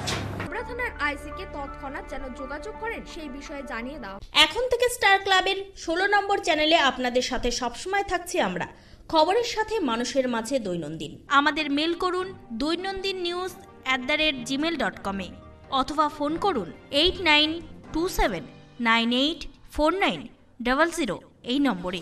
এছাড়াও আমাদের web portal doinandin.com, YouTube channel দৈনন্দিন নিউজ। আমাদের ইউটিউব পেজটি সাবস্ক্রাইব করুন এবং পাশে থাকা বেল আইকনটি ক্লিক করুন। আমাদের ফেসবুক পেজ দৈনন্দিন। প্লে স্টোর থেকে ডাউনলোড করুন দৈনন্দিন নিউজ অ্যাপ। আমরা আপনাদের সাথে থাকব সব সময় লাইভ চ্যানেলে। Get high-speed connectivity, free Netflix, Amazon Prime, Z5 and others with fiber optic connection. 600 plus TV channels only on Shamoli Broadband. Contact 9614168046 and 03522255095. Get high-speed connectivity only on Shamoli Broadband. সমজিয়া গ্রাম পঞ্চায়েত অঙ্গীকারবদ্ধ, প্রতিটি ঘরে ঘরে বিশুদ্ধ পানীয় জল পাইপলাইনের মাধ্যমে পৌঁছাবে। প্রতিটি সংসদে 20 থেকে 21 আর্থিক বৎসরে 10টি দরিদ্র পরিবার চিহ্নিত করে সোলারের মাধ্যমে আলোর ব্যবস্থা গ্রহণ করেছে। নির্মল পঞ্চায়েত উপহার দিতে বঙ্গবাসীর কাছে চিরপ্রতিজ্ঞাবদ্ধ সমজিয়া গ্রাম পঞ্চায়েত। নাম্বার সমজিয়া গ্রাম পঞ্চায়েতের উদ্যোগে রয়েছে আয়ুষ চিকিৎসা শিবির। আপনার এলাকার পরিবেশগত সমস্যা নিজেরাই জানেন, সরাসরি অধিকারে রয়েছি আমরা। 2 নম্বর সমজিয়া গ্রাম পঞ্চায়েত আমরা গ্রামকে নির্মল রাখার জন্য প্রতিজ্ঞাবদ্ধ। গ্রামের সমস্যা পানীয় জল দূর করতে প্রত্যেক গ্রামে গ্রামে বাড়ি বাড়ি জল পৌঁছাতে সমজিয়া গ্রাম পঞ্চায়েত প্রতিজ্ঞাবদ্ধ।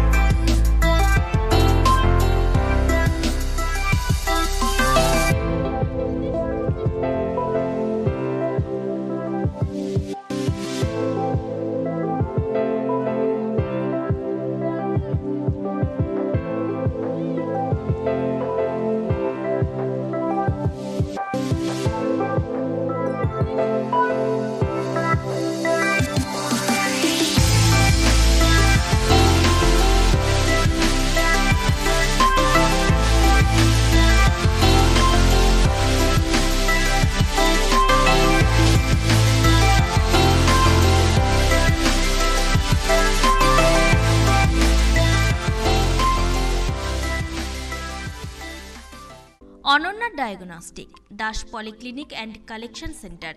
এখানে অটোমেটিক বায়োকেমিস্ট্রি অ্যানালাইজারে সমস্ত বায়োকেমিস্ট্রি পরীক্ষা করা হয়। হেমাটোলজি, সেরোলজি, হরমোন পরীক্ষা সহ রক্ত, মলমূত্র, ধাতুগর্ভ ইত্যাদি পরীক্ষা করা হয়।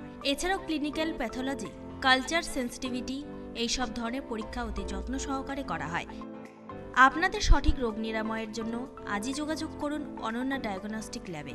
এমডি প্যাথোলজিস্ট প্রদীপ কুমার ধরের তত্ত্বাবধানে সব ধরনের পরীক্ষা করা হয় অত্যাধুনিক যন্ত্রপাতির দ্বারা। আমাদের ঠিকানা অনন্যা ডায়াগনস্টিক, বালুরঘাট, রঘুনাথপুর, দক্ষিণ দিনাজপুর। আমাদের ফোন নম্বরগুলি হল 9382771741 অথবা 7384197301। বালুরঘাট শহরের দম বিরিয়ানির সেরা ঠিকানা RJ বিরিয়ানি হাব। এখানে পাবেন mutton biryani, chicken biryani, egg biryani, এছাড়াও পাবেন চিকেন চাপ, মাটন চাপ। আমাদের ঠিকানা 3.5 নম্বর মোড়, বালুরঘাট, দক্ষিণ দিনাজপুর। খাবার অর্ডার দিতে যোগাযোগ করুন স্ক্রিনে দেওয়া নম্বরে। আমাদের ফোন নম্বর 7001606297।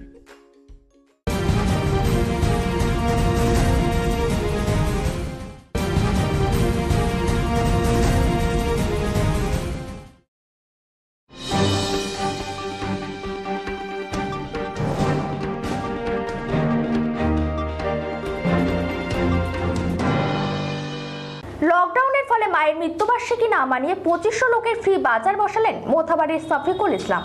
রাজ্যে যেহেতু লকডাউন চলছে তাই অনুষ্ঠান না করে এবার ফ্রি হাট বসালেন অচিন্তলা হাটের ময়দানে। লকডাউনের ফলে মায়ের মৃত্যুবার্ষিকী না মানিয়ে 2500 লোকে ফ্রি বাজার বসালেন মোথাবাড়ির শফিকুল ইসলাম। রমজান মাসে 17 তারিখ তথা 17 রোজায় নিজের মায়ের মৃত্যুবার্ষিকী পালন করেন বিশাল বড় অনুষ্ঠানের মাধ্যমে। কিন্তু রাজ্যে যেহেতু লকডাউন চলছে তাই অনুষ্ঠান না করে এবার পাশের 3টি অঞ্চলের 2500 লোকের জন্য ফ্রি বাজার বসালেন অচিন্তলা হাটের ময়দানে। এর আগেও সে একটি মোথাবাড়ি গ্রিল মার্কেটের মাঠে একটি ফ্রি হাট বসিয়েছিলেন লকডাউনের মধ্যে। এই ফ্রি হাটে প্রায় 32 রকমের জিনিস মানুষের মধ্যে বিতরণ করেন শফিকুল ইসলাম। এই ফ্রি হাটে ফিতা কেটে উদ্বোধন করেন মালদা জেলা পরিষদের সভাধিপতি গৌরচন্দ্র মণ্ডল সহ উপস্থিত ছিলেন সহকারী সভাধিপতি শ্রীমতী চন্দনা সরকার, কালিয়াচক 2 নম্বর পঞ্চায়েত সমিতির সভাপতি টিঙ্কু রহমান বিশ্বাস, জেলা পরিষদের সদস্য চম্পা মণ্ডল, আরিফুর রহমান মিয়া, পঞ্চায়েত সমিতির বনভূমি কর্মদক্ষ রিঙ্কু সহ এলাকার বিশিষ্ট।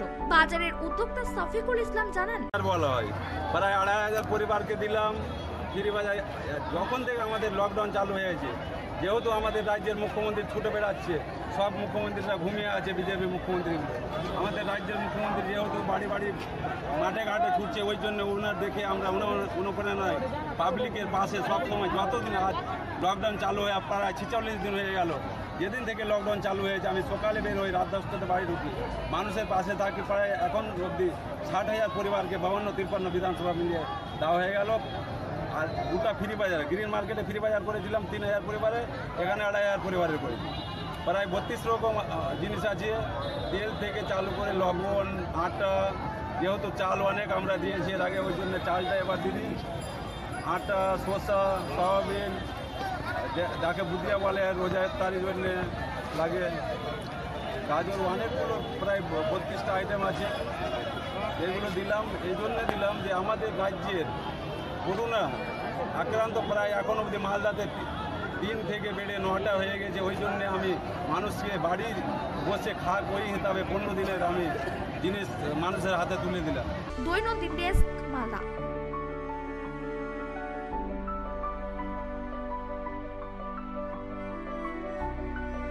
শ্রমিক বোঝাই ট্রেন আসার আগে দুর্গাপুরের রেল স্টেশন খতিয়ে দেখলেন জেলা শাসক সহ আসানসোল দুর্গাপুর পুলিশ কমিশনারেটের উচ্চপদস্থ আধিকারিকরা। শ্রমিক বোঝাই ট্রেন আসার আগে দুর্গাপুরের রেল স্টেশন খতিয়ে দেখলেন জেলা শাসক সহ আসানসোল দুর্গাপুর কমিশনারেটের উচ্চপদস্থ আধিকারিকরা। সোমবার বিকেলে জেলা শাসক Purnendu Majhi, police commissioner Suresh Jain, DC Abhishek Gupta সহ প্রশাসনের অন্যান্য আধিকারিকরা।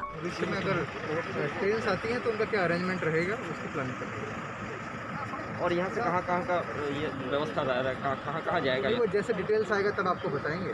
फिलहाल हम लोग अरेंजमेंट्स की प्लान करने के लिए यहाँ पे आए हुए हैं। हम आए हुए हैं, डीएम साहब आए हुए हैं, सभी आए हुए हैं, और किस तरह से सोशल डिस्टेंसिंग को मेंटेन करते हुए क्या व्यवस्था यहाँ पे रहेंगी वो देखने के लिए।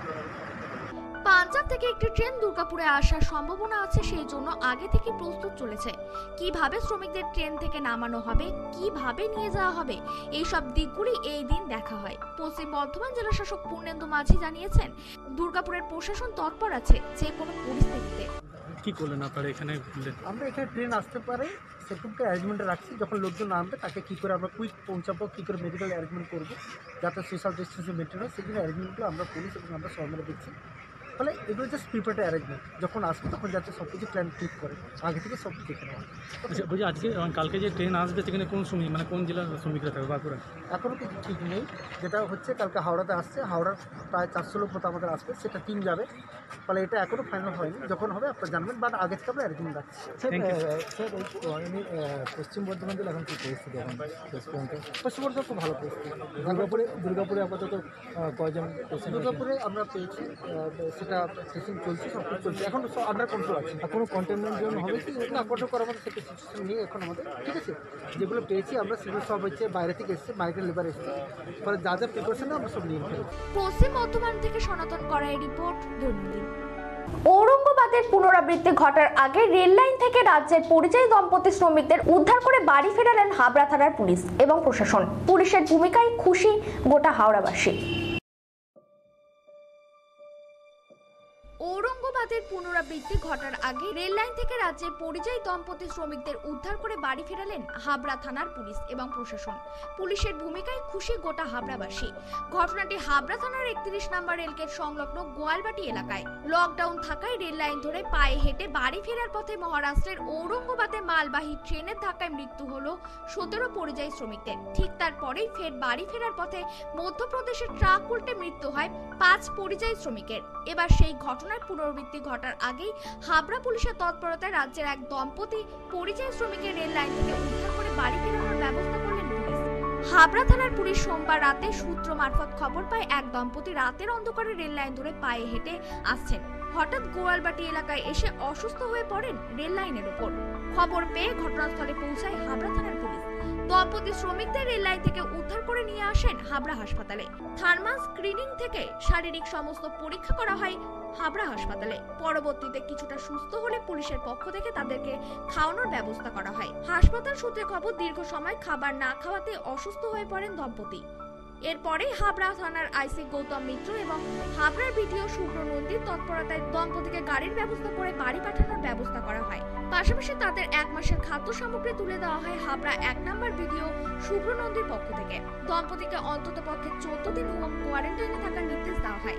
পাশাপাশি কোনো রকম শারীরিক সমস্যা হলে কোনো রকম দেরি না করে স্থানীয় প্রশাসন হাবড়া বিডিও এবং হাবড়া থানার আইসিকে তৎক্ষণাৎ যেন যোগাযোগ করেন সেই বিষয়ে জানিয়ে দেওয়া হয়।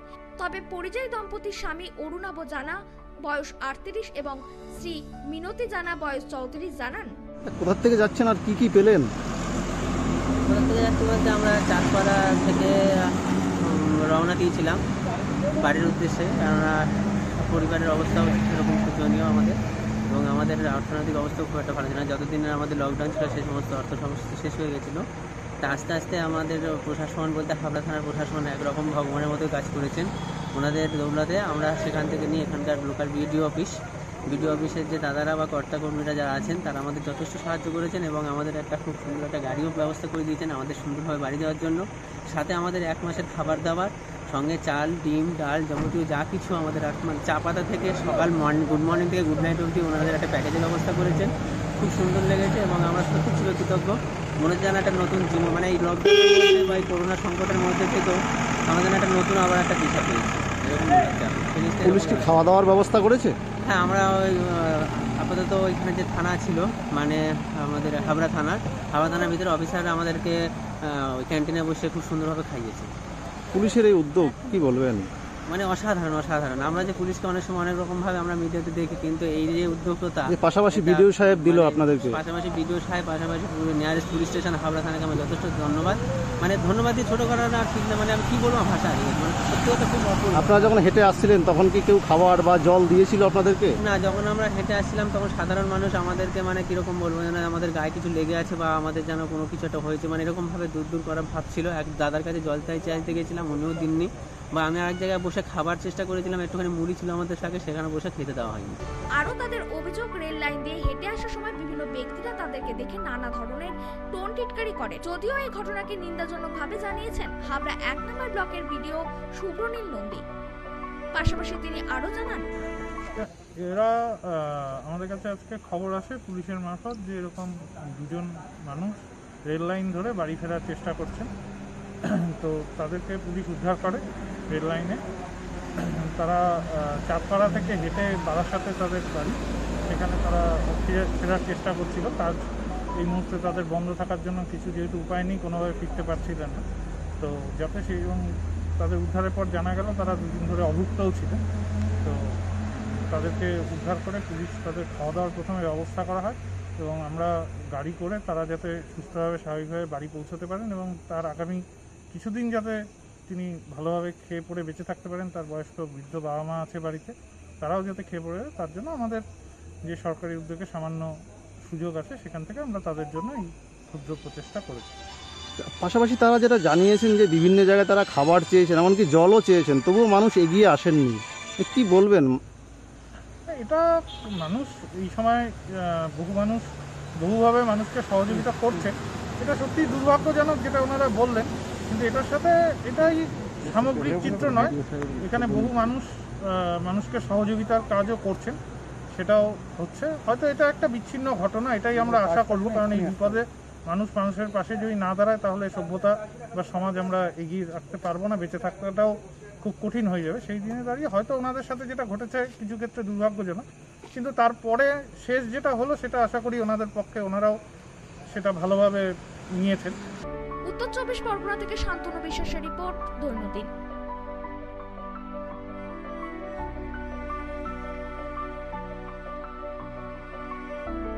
সংবাদ এই পর্যন্তই। চোখ রাখুন আমাদের দৈনন্দিনের পর্দায়। নমস্কার। থানার আইসিকে তৎক্ষণাৎ যেন যোগাযোগ করেন সেই বিষয়ে জানিয়ে দাও। এখন থেকে স্টার ক্লাবের 16 নম্বর চ্যানেলে আপনাদের সাথে সবসময় থাকছি আমরা, খবরের সাথে মানুষের মাঝে দৈনন্দিন। আমাদের মেল করুন doinandinnews@gmail.com অথবা ফোন করুন 8927984900 এই নম্বরে। এছাড়াও আমাদের web portal doinandin.com, YouTube channel দৈনন্দিন নিউজ। আমাদের ইউটিউব পেজটি সাবস্ক্রাইব করুন এবং পাশে থাকা বেল আইকনটি ক্লিক করুন। আমাদের ফেসবুক পেজ দৈনন্দিন। প্লে স্টোর থেকে ডাউনলোড করুন দৈনন্দিন নিউজ অ্যাপ। আমরা আপনাদের সাথে থাকব সব সময় লাইভ চ্যানেলে। Get high-speed connectivity, free Netflix, Amazon Prime, Z5 and others with fiber optic connection. 600 plus TV channels only on Shamoli Broadband. Contact 9614168046 and 03522255095. Get high-speed connectivity only on Shamoli Broadband. সমজিয়া গ্রাম পঞ্চায়েত অঙ্গীকারবদ্ধ, প্রতিটি ঘরে ঘরে বিশুদ্ধ পানীয় জল পাইপলাইনের মাধ্যমে পৌঁছাবে। প্রতিটি সংসদে 20 থেকে 21 আর্থিক বৎসরে 10টি দরিদ্র পরিবার চিহ্নিত করে সোলারের মাধ্যমে আলোর ব্যবস্থা গ্রহণ করেছে। নির্মল পঞ্চায়েত উপহার দিতে বঙ্গবাসীর কাছে চিরপ্রতিজ্ঞাবদ্ধ সমজিয়া গ্রাম পঞ্চায়েত। নাম্বার সমজিয়া গ্রাম পঞ্চায়েতের উদ্যোগে রয়েছে আয়ুষ চিকিৎসা শিবির। আপনার এলাকার পরিবেশগত সমস্যা নিজেরাই জানেন, সবার সাথে অধিকারে রয়েছি আমরা। 2 নম্বর সমজিয়া গ্রাম পঞ্চায়েত আমরা গ্রামকে নির্মল রাখার জন্য প্রতিজ্ঞাবদ্ধ। তাই গ্রামের সমস্যা পানীয় জল দূর করতে প্রত্যেক গ্রামে গ্রামে বাড়ি বাড়ি জল পৌঁছাতে সমজিয়া গ্রাম পঞ্চায়েত প্রতিজ্ঞাবদ্ধ।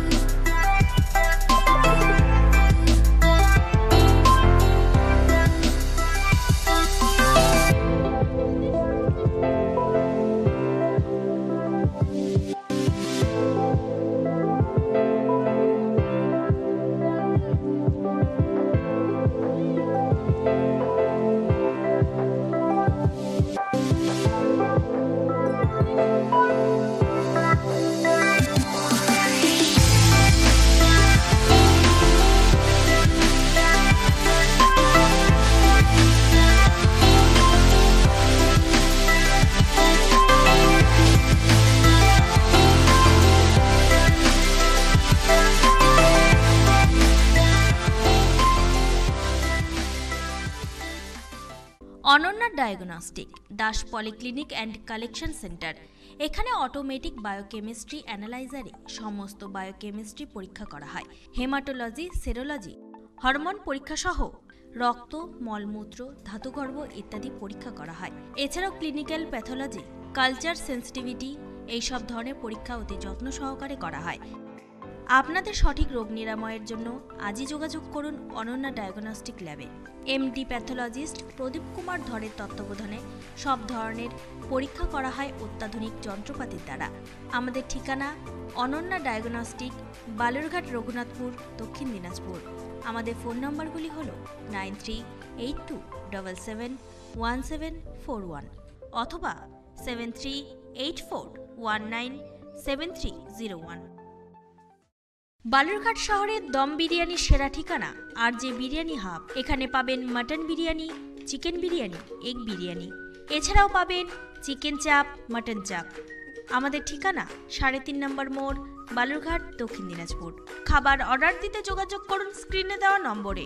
আমাদের ফোন নম্বর 7001606297।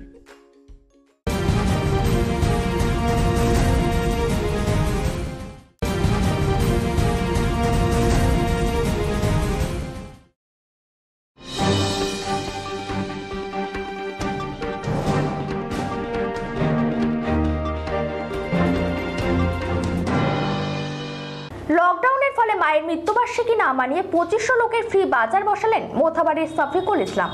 রাজ্যে যেহেতু লকডাউন চলছে তাই অনুষ্ঠান না করে এবার ফ্রি হাট বসালেন অচিন্তলা হাটের ময়দানে। লকডাউনের ফলে মায়ের মৃত্যুবার্ষিকী না মানিয়ে 2500 লোকে ফ্রি বাজার বসালেন মোথাবাড়ির শফিকুল ইসলাম। রমজান মাসে 17 তারিখ তথা 17 রোজায় নিজের মায়ের মৃত্যুবার্ষিকী পালন করেন বিশাল বড় অনুষ্ঠানের মাধ্যমে। কিন্তু রাজ্যে যেহেতু লকডাউন চলছে তাই অনুষ্ঠান না করে এবার পাশের 3টি অঞ্চলের 2500 লোকের জন্য ফ্রি বাজার বসালেন অচিন্তলা হাটের ময়দানে। এর আগেও সে একটি মোথাবাড়ি গ্রিল মার্কেটের মাঠে একটি ফ্রি হাট বসিয়েছিলেন লকডাউনের মধ্যে। এই ফ্রি হাটে প্রায় 32 রকমের জিনিস মানুষের মধ্যে বিতরণ করেন শফিকুল ইসলাম। এই ফ্রি হাটে ফিতা কেটে উদ্বোধন করেন মালদা জেলা পরিষদের সভাধিপতি গৌরচন্দ্র মণ্ডল সহ উপস্থিত ছিলেন সহকারী সভাধিপতি শ্রীমতী চন্দনা সরকার, কালিয়াচক 2 নম্বর পঞ্চায়েত সমিতির সভাপতি টিঙ্কু রহমান বিশ্বাস, জেলা পরিষদের সদস্য চম্পা মণ্ডল, আরিফুর রহমান মিয়া, পঞ্চায়েত সমিতির বনভূমি কর্মদক্ষ রিঙ্কু সহ এলাকার বিশিষ্ট বাজারের উদ্যোক্তা শফিকুল ইসলাম জানান, বলা হয় প্রায় 2500 পরিবারকে দিলাম ফ্রি বাজার। যখন থেকে আমাদের লকডাউন চালু হয়েছে, যেহেতু আমাদের রাজ্যের মুখ্যমন্ত্রী ছুটে বেড়াচ্ছে, সব মুখ্যমন্ত্রীরা ঘুমিয়ে আছে, বিজেপি মুখ্যমন্ত্রীগুলো। আমাদের রাজ্যের মুখ্যমন্ত্রী যেহেতু বাড়ি বাড়ি মাঠে ঘাটে ছুটছে, ওই জন্য ওনার দেখে আমরা অনুপ্রেরণায় পাবলিকের পাশে সবসময়, যতদিন আজ লকডাউন চালু হয়ে প্রায় 46 দিন হয়ে গেল, যেদিন থেকে লকডাউন চালু হয়েছে আমি সকালে বের হই, রাত 10টাতে বাড়ি ঢুকি, মানুষের পাশে থাকি। প্রায় এখন অবধি 60,000 পরিবারকে 52-53 বিধানসভা মিলিয়ে দেওয়া হয়ে গেল। আর দুটা ফ্রি বাজার, গ্রিন মার্কেটে ফ্রি বাজার করেছিলাম 3000 পরিবারে, এখানে 2500 পরিবারের করেছি। প্রায় 32 রকম জিনিস আছে, তেল থেকে চালু করে লবণ, আটা, যেহেতু চাল অনেক আমরা দিয়েছি এর আগে, ওই জন্য চালটা এবার দিদি, আটা, শসা, সয়াবিন, যাকে বুদিয়া বলে রোজার তারির জন্য লাগে, গাজর, অনেকগুলো প্রায় 32টা আইটেম আছে। এগুলো দিলাম, এই জন্য দিলাম যে আমাদের রাজ্যের করোনা আক্রান্ত প্রায় এখন অবধি মালদাতে 3 থেকে বেড়ে 9টা হয়ে গেছে। ওই জন্য আমি মানুষকে বাড়ি বসে খাওয়া করি হিসাবে 15 দিনের আমি জিনিস মানুষের হাতে তুলে দিলাম। দৈনন্দিন ডেস্ক, মালদা।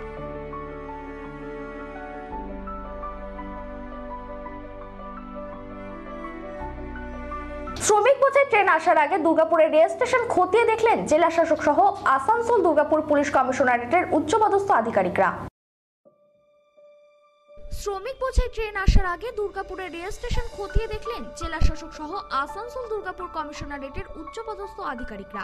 সোমবার বিকেলে জেলা শাসক Purnendu Majhi, police commissioner Suresh Jain, DC Abhishek Gupta সহ প্রশাসনের অন্যান্য আধিকারিকরা।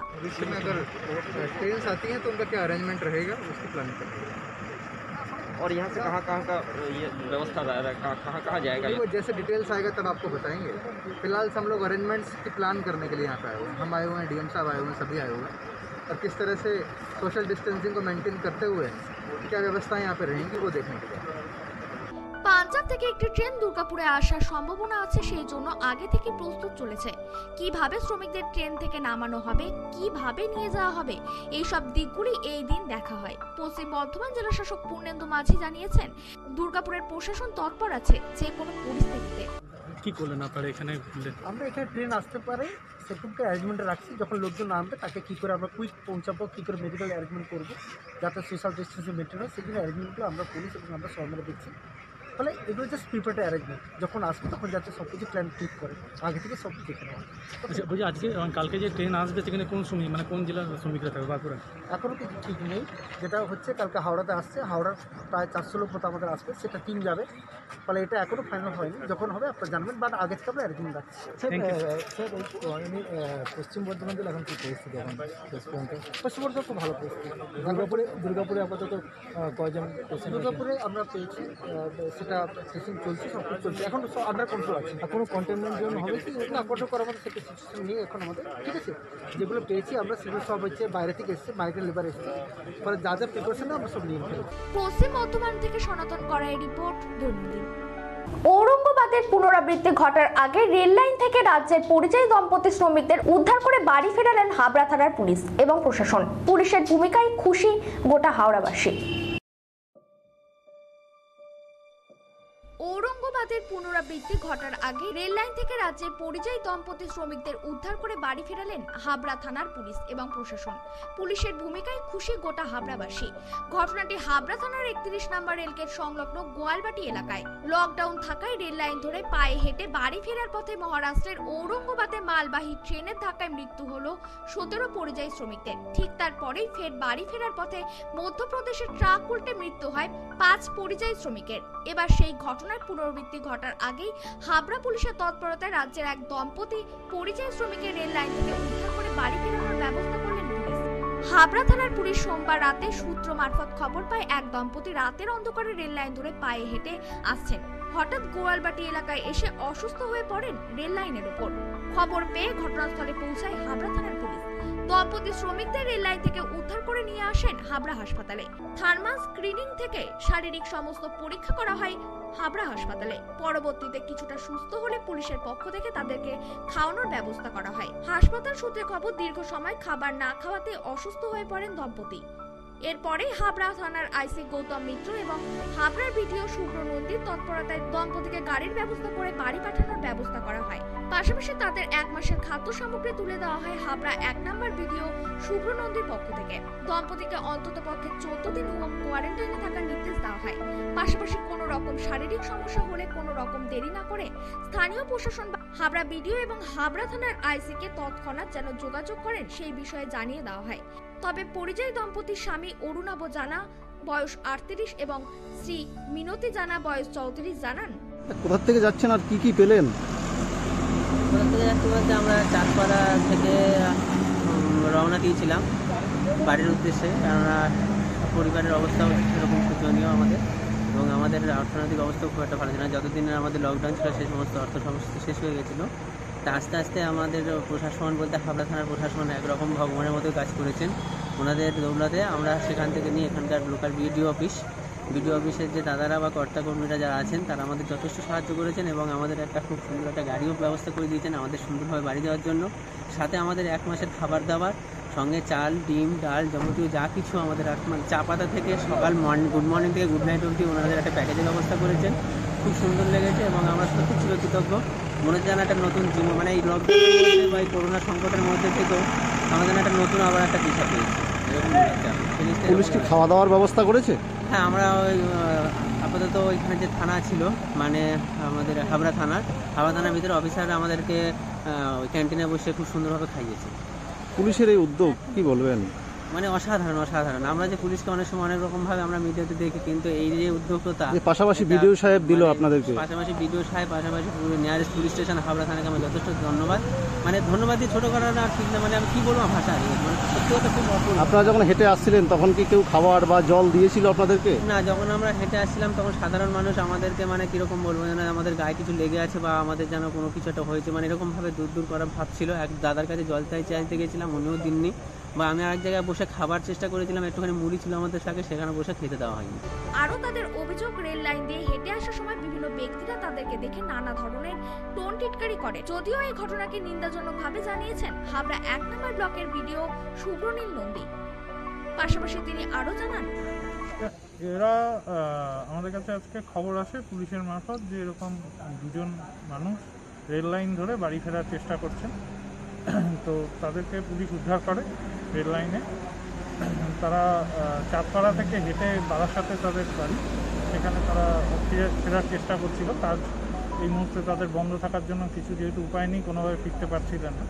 তো যাতে সেই এবং তাদের উদ্ধারের পর জানা গেল তারা দুদিন ধরে অভুক্তও ছিলেন। তো তাদেরকে উদ্ধার করে পুলিশ তাদের খাওয়া দাওয়ার প্রথমে ব্যবস্থা করা হয় এবং আমরা গাড়ি করে তারা যাতে সুস্থভাবে স্বাভাবিকভাবে বাড়ি পৌঁছতে পারেন এবং তার আগামী কিছুদিন যাতে তিনি ভালোভাবে খেয়ে পড়ে বেঁচে থাকতে পারেন। তার বয়স্ক বৃদ্ধ বাবা মা আছে বাড়িতে, তারাও যাতে খেয়ে পড়ে, তার জন্য আমাদের যে সরকারি উদ্যোগে সামান্য সুযোগ আছে সেখান থেকে আমরা তাদের জন্য এই ক্ষুদ্র প্রচেষ্টা করেছি। পাশাপাশি তারা যেটা জানিয়েছেন যে বিভিন্ন জায়গায় তারা খাবার চেয়েছেন, এমনকি জলও চেয়েছেন, তবুও মানুষ এগিয়ে আসেননি। কি বলবেন? এটা মানুষ এই সময় বহু মানুষ বহুভাবে মানুষকে সহযোগিতা করছে, এটা সত্যি দুর্ভাগ্যজনক যেটা ওনারা বললেন, কিন্তু এটার সাথে এটাই সামগ্রিক চিত্র নয়। এখানে বহু মানুষ মানুষকে সহযোগিতার কাজও করছেন, সেটাও হচ্ছে। হয়তো এটা একটা বিচ্ছিন্ন ঘটনা, এটাই আমরা আশা করব, কারণ এই বিপদে মানুষ মানুষের পাশে যদি না দাঁড়ায় তাহলে সভ্যতা বা সমাজ আমরা এগিয়ে রাখতে পারবো না, বেঁচে থাকাটাও খুব কঠিন হয়ে যাবে। সেই দিনে দাঁড়িয়ে হয়তো ওনাদের সাথে যেটা ঘটেছে কিছু ক্ষেত্রে দুর্ভাগ্যজনক, কিন্তু তারপরে শেষ যেটা হলো সেটা আশা করি ওনাদের পক্ষে ওনারাও সেটা ভালোভাবে নিয়েছেন। উত্তর 24 পরগনা থেকে শান্তনু বিশ্বাসের রিপোর্ট, দৈনন্দিন।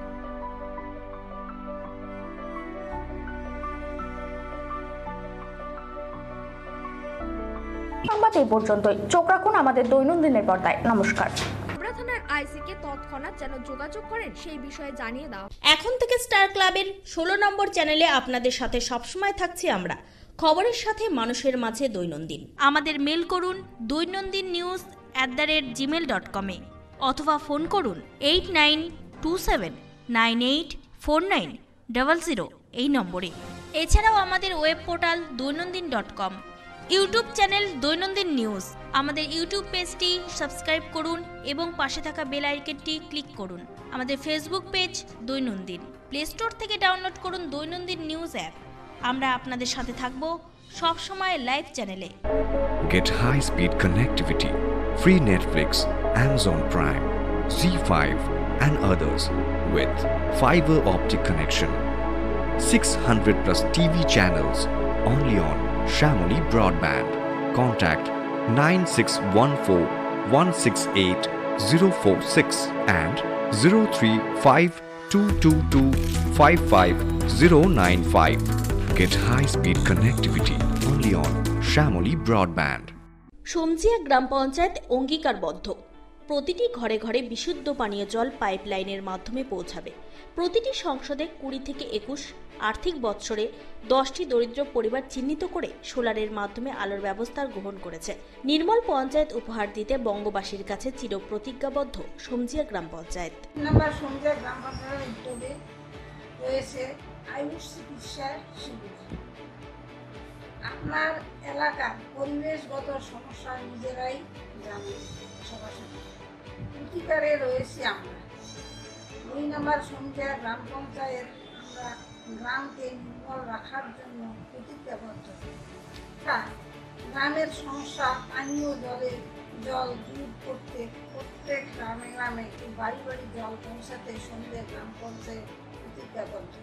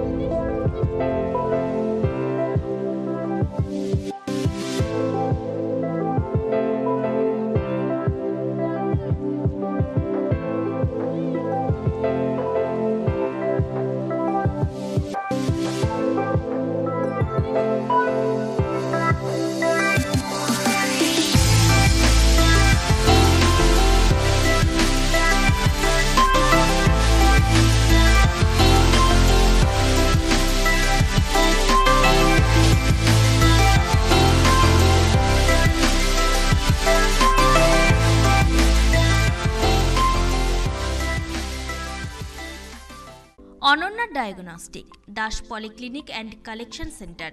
এখানে অটোমেটিক বায়োকেমিস্ট্রি অ্যানালাইজারে সমস্ত বায়োকেমিস্ট্রি পরীক্ষা করা হয়। হেমাটোলজি, সেরোলজি, হরমোন পরীক্ষা সহ রক্ত, মলমূত্র, ধাতুগর্ভ ইত্যাদি পরীক্ষা করা হয়। এছাড়াও ক্লিনিক্যাল প্যাথোলজি, কালচার সেন্সিটিভিটি এইসব ধরনের পরীক্ষা অতি যত্ন সহকারে করা হয়। আপনাদের সঠিক রোগ নিরাময়ের জন্য আজই যোগাযোগ করুন অনন্যা ডায়াগনস্টিক ল্যাবে।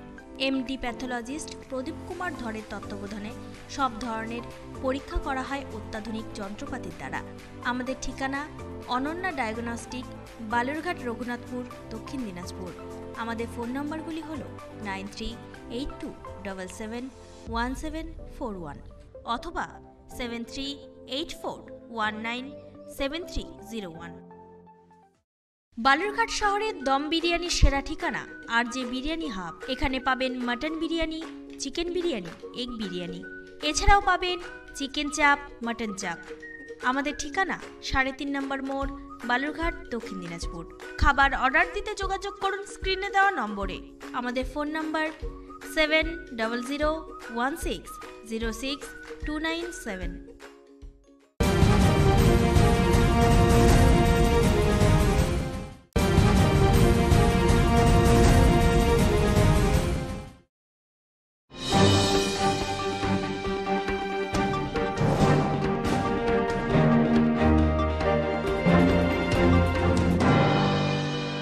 লকডাউনের ফলে মায়ের মৃত্যুবার্ষিকী না মানিয়ে 2500 লোকের ফ্রি বাজার বসালেন মোথাবাড়ির শফিকুল ইসলাম।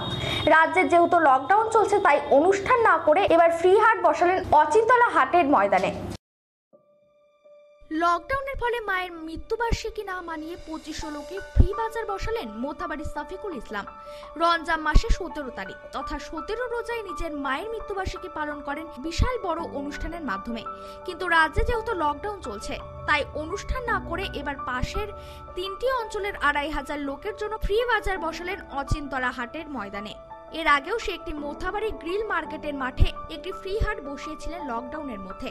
এই ফ্রি হাটে প্রায় 32 রকমের জিনিস মানুষের মধ্যে বিতরণ করেন শফিকুল ইসলাম। এই ফ্রি হাটে ফিতা কেটে উদ্বোধন করেন মালদা জেলা পরিষদের সভাধিপতি গৌরচন্দ্র মণ্ডল সহ উপস্থিত ছিলেন সহকারী সভাধিপতি শ্রীমতী চন্দনা সরকার, কালিয়াচক 2 নম্বর পঞ্চায়েত সমিতির সভাপতি টিঙ্কু রহমান বিশ্বাস, জেলা পরিষদের সদস্য চম্পা মণ্ডল, আরিফুর রহমান মিয়া, পঞ্চায়েত সমিতির বনভূমি কর্মদক্ষ রিঙ্কু সহ এলাকার বিশিষ্ট বাজারের উদ্যোক্তা শফিকুল ইসলাম জানান, বলা হয় প্রায় 2500 পরিবারকে দিলাম ফ্রি বাজার। যখন থেকে আমাদের লকডাউন চালু হয়েছে, যেহেতু আমাদের রাজ্যের মুখ্যমন্ত্রী ছুটে বেড়াচ্ছে, সব মুখ্যমন্ত্রীরা ঘুমিয়ে আছে, বিজেপি মুখ্যমন্ত্রী। আমাদের রাজ্যের মুখ্যমন্ত্রী যেহেতু বাড়ি বাড়ি মাঠে ঘাটে ছুটছে, ওই জন্য ওনার দেখে আমরা অনুপ্রেরণায় পাবলিকের পাশে সবসময়, যতদিন আজ লকডাউন চালু হয়ে প্রায় 46 দিন হয়ে গেল, যেদিন থেকে লকডাউন চালু হয়েছে আমি সকালে বের হই, রাত 10টাতে বাড়ি ঢুকি, মানুষের পাশে থাকি। প্রায় এখন অবধি 60,000 পরিবারকে 52-53 বিধানসভা মিলিয়ে দেওয়া হয়ে গেল। আর দুটা ফ্রি বাজার, গ্রিন মার্কেটে ফ্রি বাজার করেছিলাম 3000 পরিবারে, এখানে 2500 পরিবারের করেছি। প্রায় 32 রকম জিনিস আছে, তেল থেকে চালু করে লবণ, আটা, যেহেতু চাল অনেক আমরা দিয়েছি এর আগে, ওই জন্য চালটা এবার দিদি, আটা, শসা, সয়াবিন, যাকে বুদিয়া বলে রোজার তারিখ জন্য লাগে, গাজর, অনেকগুলো প্রায় 32টা আইটেম আছে। এগুলো দিলাম, এই জন্য দিলাম যে আমাদের রাজ্যের করোনা আক্রান্ত প্রায় এখন অবধি মালদাতে 3 থেকে বেড়ে 9টা হয়ে গেছে। ওই জন্যে আমি মানুষকে বাড়ি বসে খাওয়া করি হিসাবে 15 দিনের আমি জিনিস মানুষের হাতে তুলে দিলাম। দৈনন্দিন ডেস্ক, মালদা।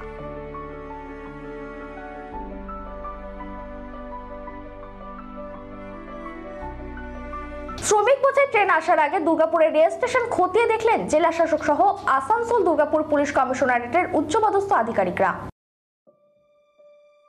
শ্রমিক বোঝাই ট্রেন আসার আগে দুর্গাপুরের রেল স্টেশন খতিয়ে দেখলেন জেলা শাসক সহ আসানসোল দুর্গাপুর কমিশনারেটের উচ্চপদস্থ আধিকারিকরা। সোমবার বিকেলে জেলা শাসক Purnendu Majhi, police commissioner Suresh Jain, DC Abhishek Gupta সহ প্রশাসনের অন্যান্য আধিকারিকরা।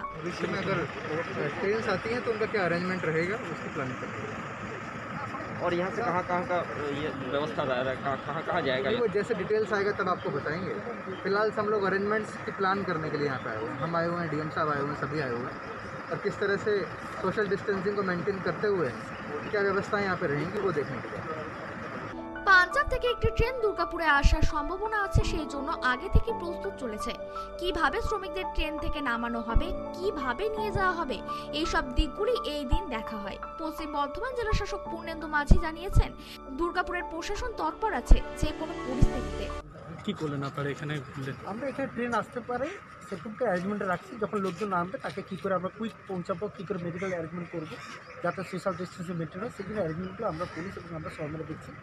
ফলে এগুলো জাস্ট প্রিপেয়ার্ড অ্যারেঞ্জমেন্ট, যখন আসবে তখন যাতে সব কিছু প্ল্যান ঠিক করে আগে থেকে সব দেখে নেওয়া।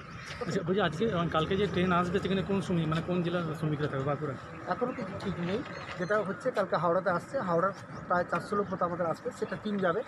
ফলে এটা এখনও ফাইনাল হয়নি, যখন হবে আপনারা জানবেন, বাট আগে থেকে আমরা অ্যারেঞ্জমেন্ট রাখছি। স্যার এই পশ্চিম বর্ধমান জেলা এখন কী পরিস্থিতি? এখন পশ্চিম বর্ধমান খুব ভালো পরিস্থিতি। দুর্গাপুরে আপাতত কয়জন? দুর্গাপুরে আমরা পেয়েছি, সেটা টেস্টিং চলছে, সব কিছু চলছে, এখন সব আন্ডার কন্ট্রোল আছে। কোনো কন্টেনমেন্ট জোন হবে কি? না, কন্ট্রোল করার মতো সেটা সিচুয়েশন নেই এখন আমাদের, ঠিক আছে। যেগুলো পেয়েছি আমরা সেগুলো সব হচ্ছে বাইরে থেকে এসছে, মাইগ্রেন্ট লেবার এসছে, ফলে যা যা প্রিপারেশন আমরা সব নিয়ে ফেলেছি। পশ্চিম বর্ধমান থেকে সনাতন করাই রিপোর্ট, দৈনন্দিন। ঔরঙ্গাবাদের পুনরাবৃত্তি ঘটার আগে রেল লাইন থেকে রাজ্যের পরিযায়ী দম্পতি শ্রমিকদের উদ্ধার করে বাড়ি ফেরালেন হাবড়া থানার পুলিশ এবং প্রশাসন। পুলিশের ভূমিকায় খুশি গোটা হাওড়াবাসী। ঔরঙ্গাবাদের পুনরাবৃত্তি ঘটার আগে রেল লাইন থেকে রাজ্যের পরিযায়ী দম্পতি শ্রমিকদের উদ্ধার করে বাড়ি ফেরালেন হাবড়া থানার পুলিশ এবং প্রশাসন। পুলিশের ভূমিকায় খুশি গোটা হাবড়াবাসী। ঘটনাটি হাবড়া থানার 31 নম্বর রেলগেট সংলগ্ন গোয়ালবাটি এলাকায়। লকডাউন থাকায় রেল লাইন ধরে পায়ে হেঁটে বাড়ি ফেরার পথে মহারাষ্ট্রের ঔরঙ্গাবাদে মালবাহী ট্রেনের ধাক্কায় মৃত্যু হলো 17 পরিযায়ী শ্রমিকদের। ঠিক তারপরেই ফের বাড়ি ফেরার পথে মধ্যপ্রদেশের ট্রাক উল্টে মৃত্যু হয় 5 পরিযায়ী শ্রমিকের। এবার সেই ঘটনার পুনরাবৃত্তি ঘটার আগেই হাবড়া পুলিশের তৎপরতায় রাজ্যের এক দম্পতি পরিযায়ী শ্রমিকের রেল লাইন থেকে উদ্ধার করে বাড়ি ফেরানোর ব্যবস্থা করলেন পুলিশ। হাবড়া থানার পুলিশ সোমবার রাতে সূত্র মারফত খবর পায় এক দম্পতি রাতের অন্ধকারে রেল লাইন ধরে পায়ে হেঁটে আসছেন। হঠাৎ গোয়ালবাটি এলাকায় এসে অসুস্থ হয়ে পড়েন রেল লাইনের উপর। খবর পেয়ে ঘটনাস্থলে পৌঁছায় হাবড়া থানার পুলিশ। দম্পতি শ্রমিকদের রেল লাইন থেকে উদ্ধার করে নিয়ে আসেন হাবড়া হাসপাতালে। থার্মাল স্ক্রিনিং থেকে শারীরিক সমস্ত পরীক্ষা করা হয় হাবড়া হাসপাতালে। পরবর্তীতে কিছুটা সুস্থ হলে পুলিশের পক্ষ থেকে তাদেরকে খাওয়ানোর ব্যবস্থা করা হয়। হাসপাতাল সূত্রে খবর, দীর্ঘ সময় খাবার না খাওয়াতে অসুস্থ হয়ে পড়েন দম্পতি। এরপরে হাবড়া থানার আইসি গৌতম মিত্র এবং হাবড়ার বিডিও শুভ্র নন্দীর তৎপরতায় দম্পতিকে গাড়ির ব্যবস্থা করে বাড়ি পাঠানোর ব্যবস্থা করা হয়। পাশাপাশি তাদের 1 মাসের খাদ্য সামগ্রী তুলে দেওয়া হয় হাবড়া 1 নম্বর বিডিও শুভ্র নন্দীর পক্ষ থেকে। দম্পতিকে অন্ততপক্ষে 14 দিন হোম কোয়ারেন্টাইনে থাকার নির্দেশ দেওয়া হয়। পাশাপাশি কোনো রকম শারীরিক সমস্যা হলে কোনো রকম দেরি না করে স্থানীয় প্রশাসন হাবড়া বিডিও এবং হাবড়া থানার আইসিকে তৎক্ষণাৎ যেন যোগাযোগ করেন সেই বিষয়ে জানিয়ে দেওয়া হয়। তবে পরিযায়ী দম্পতির স্বামী অরুণাভ জানা বয়স 38 এবং শ্রী মিনতি জানা বয়স 34 জানান, কোথা থেকে যাচ্ছেন আর কি কি পেলেন? কোথা থেকে যাচ্ছি বলতে আমরা চাঁদপাড়া থেকে রওনা দিয়েছিলাম বাড়ির উদ্দেশ্যে, কেননা পরিবারের অবস্থাও সেরকম শোচনীয় আমাদের, এবং আমাদের অর্থনৈতিক অবস্থাও খুব একটা ভালো ছিল না। যতদিনের আমাদের লকডাউন ছিল সেই সমস্ত অর্থ সমস্যা শেষ হয়ে গেছিলো। তা আস্তে আস্তে আমাদের প্রশাসন বলতে হাবড়া থানার প্রশাসন একরকম ভগবানের মতো কাজ করেছেন। ওনাদের দৌলতে আমরা সেখান থেকে নিয়ে এখানকার লোকাল বিডিও অফিসের যে দাদারা বা কর্তাকর্মীরা যারা আছেন তারা আমাদের যথেষ্ট সাহায্য করেছেন এবং আমাদের একটা খুব সুন্দর একটা গাড়িও ব্যবস্থা করে দিয়েছেন আমাদের সুন্দরভাবে বাড়ি যাওয়ার জন্য। সাথে আমাদের 1 মাসের খাবার দাবার সঙ্গে চাল, ডিম, ডাল যাবতীয় যা কিছু আমাদের চা পাতা থেকে সকাল গুড মর্নিং থেকে গুড নাইট অবধি ওনাদের একটা প্যাকেজের ব্যবস্থা করেছেন। খুব সুন্দর লেগেছে এবং আমরা সত্যি চিরকৃতজ্ঞ। মনে হচ্ছে যেন একটা নতুন জীবন, মানে এই লকডাউনের বা এই করোনা সংকটের মধ্যে থেকেও আমাদের একটা নতুন আবার একটা দিশা পেয়েছি এরকম মনে হচ্ছে। পুলিশ কি খাওয়া দাওয়ার ব্যবস্থা করেছে? হ্যাঁ, আমরা ওই আপাতত ওইখানে যে থানা ছিল মানে আমাদের হাবড়া থানার ভিতরে অফিসাররা আমাদেরকে ওই ক্যান্টিনে বসে খুব সুন্দরভাবে খাইয়েছে। পুলিশের এই উদ্যোগ কি বলবেন?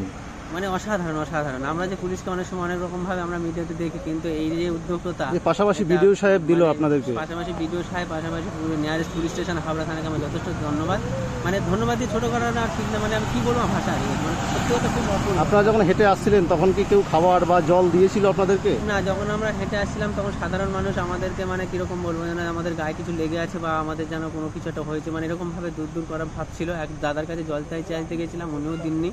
বা আমি আরেক জায়গায় বসে খাবার চেষ্টা করেছিলাম, একটুখানি মুড়ি ছিল আমাদের সাথে, সেখানে বসে খেতে দেওয়া হয়নি।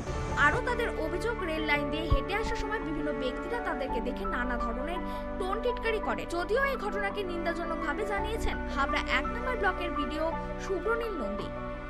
পাশাপাশি তিনি আরও জানান, এরা আমাদের কাছে আজকে খবর আসে পুলিশের মারফত যে এরকম দুজন মানুষ রেল লাইন ধরে বাড়ি ফেরার চেষ্টা করছেন। তো তাদেরকে পুলিশ উদ্ধার করে রেল লাইনে। তারা চাঁদপাড়া থেকে হেঁটে বারাসাতে তাদের বাড়ি, সেখানে তারা ফেরার চেষ্টা করছিল। কাজ এই মুহূর্তে তাদের বন্ধ থাকার জন্য কিছু যেহেতু উপায় নেই, কোনোভাবে ফিরতে পারছিলেন না। তো যাতে সেই তাদের উদ্ধারের পর জানা গেল তারা দুদিন ধরে অভুক্তও ছিলেন। তো তাদেরকে উদ্ধার করে পুলিশ তাদের খাওয়া দাওয়ার প্রথমে ব্যবস্থা করা হয় এবং আমরা গাড়ি করে তারা যাতে সুস্থভাবে স্বাভাবিকভাবে বাড়ি পৌঁছতে পারেন এবং তার আগামী কিছুদিন যাতে তিনি ভালোভাবে খেয়ে পড়ে বেঁচে থাকতে পারেন। তার বয়স্ক বৃদ্ধ বাবা মা আছে বাড়িতে, তারাও যাতে খেয়ে পড়ে, তার জন্য আমাদের যে সরকারি উদ্যোগে সামান্য সুযোগ আছে সেখান থেকে আমরা তাদের জন্য এই ক্ষুদ্র প্রচেষ্টা করেছি। পাশাপাশি তারা যেটা জানিয়েছেন যে বিভিন্ন জায়গায় তারা খাবার চেয়েছেন, এমনকি জলও চেয়েছেন, তবুও মানুষ এগিয়ে আসেননি। কি বলবেন? এটা মানুষ এই সময় বহু মানুষ বহুভাবে মানুষকে সহযোগিতা করছে, এটা সত্যি দুর্ভাগ্যজনক যেটা ওনারা বললেন, কিন্তু এটার সাথে এটাই সামগ্রিক চিত্র নয়।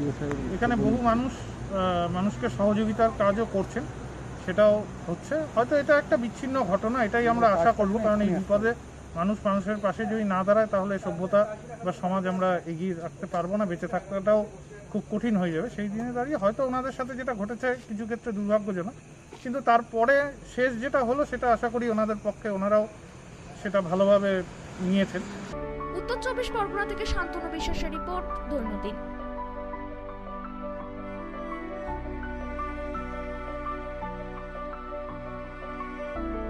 সংবাদ এই পর্যন্তই। চোখ রাখুন আমাদের দৈনন্দিনের পর্দায়। নমস্কার।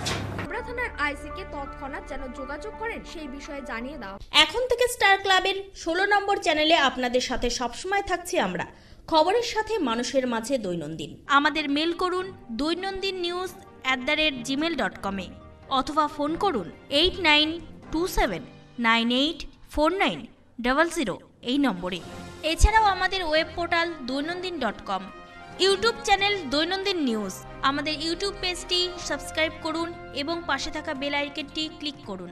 আমাদের ফেসবুক পেজ দৈনন্দিন। প্লে স্টোর থেকে ডাউনলোড করুন দৈনন্দিন নিউজ অ্যাপ। আমরা আপনাদের সাথে থাকব সব সময় লাইভ চ্যানেলে।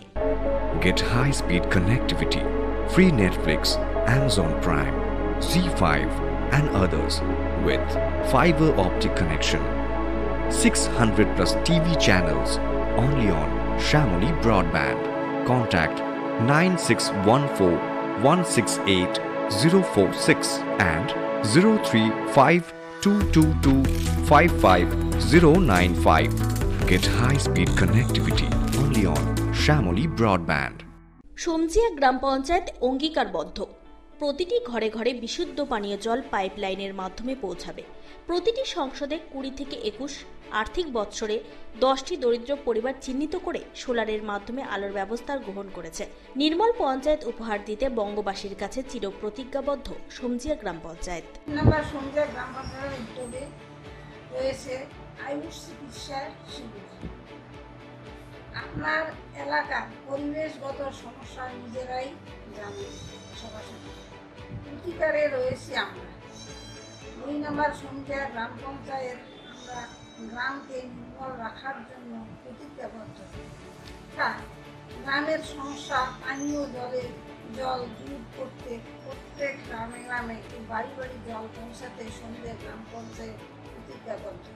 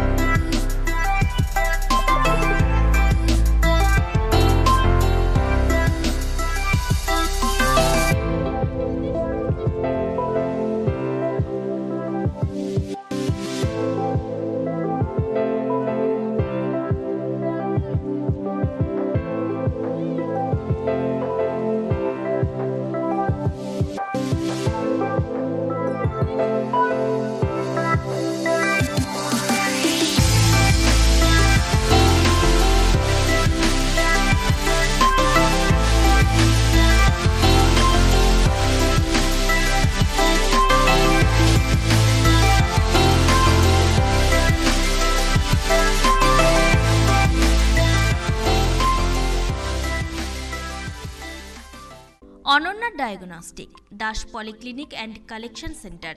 এখানে অটোমেটিক বায়োকেমিস্ট্রি অ্যানালাইজারে সমস্ত বায়োকেমিস্ট্রি পরীক্ষা করা হয়।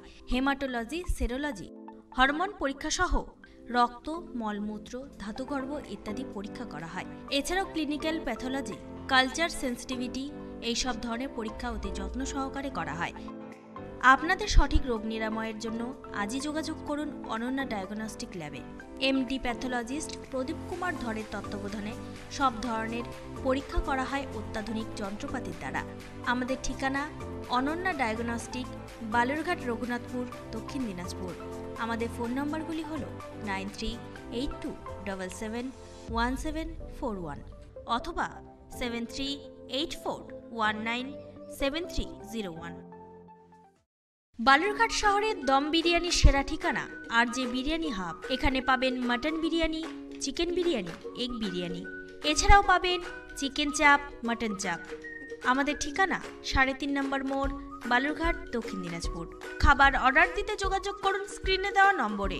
আমাদের ফোন নম্বর 7001606297।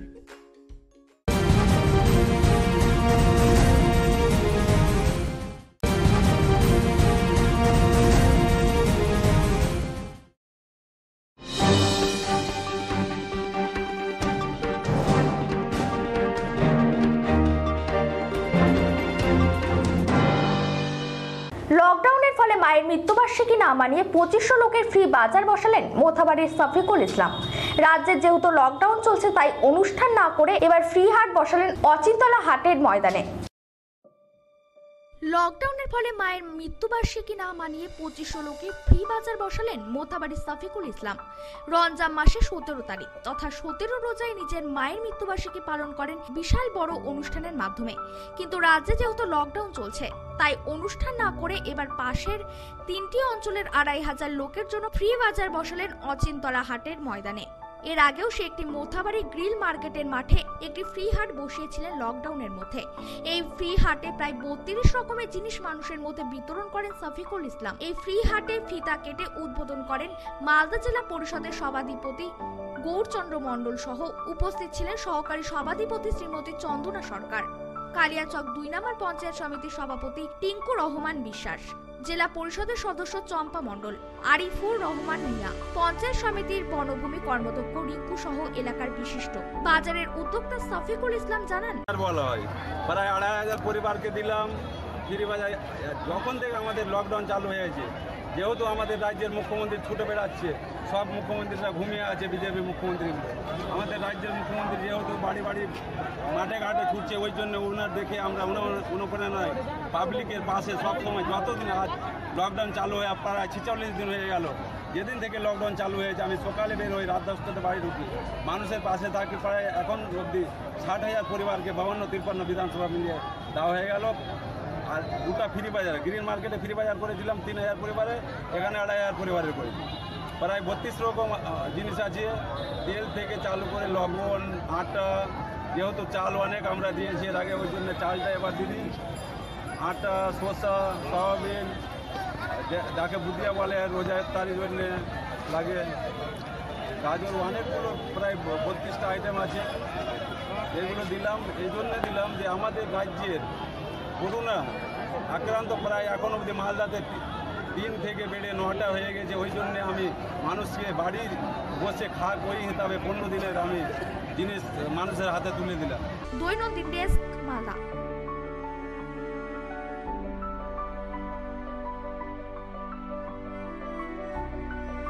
শ্রমিক বোঝাই ট্রেন আসার আগে দুর্গাপুরের রেল স্টেশন খতিয়ে দেখলেন জেলা শাসক সহ আসানসোল দুর্গাপুর পুলিশ কমিশনারেটের উচ্চপদস্থ আধিকারিকরা। শ্রমিক বোঝাই ট্রেন আসার আগে দুর্গাপুরের রেল স্টেশন খতিয়ে দেখলেন জেলা শাসক সহ আসানসোল দুর্গাপুর কমিশনারেটের উচ্চপদস্থ আধিকারিকরা। সোমবার বিকেলে জেলা শাসক Purnendu Majhi, police commissioner Suresh Jain, DC Abhishek Gupta সহ প্রশাসনের অন্যান্য আধিকারিকরা।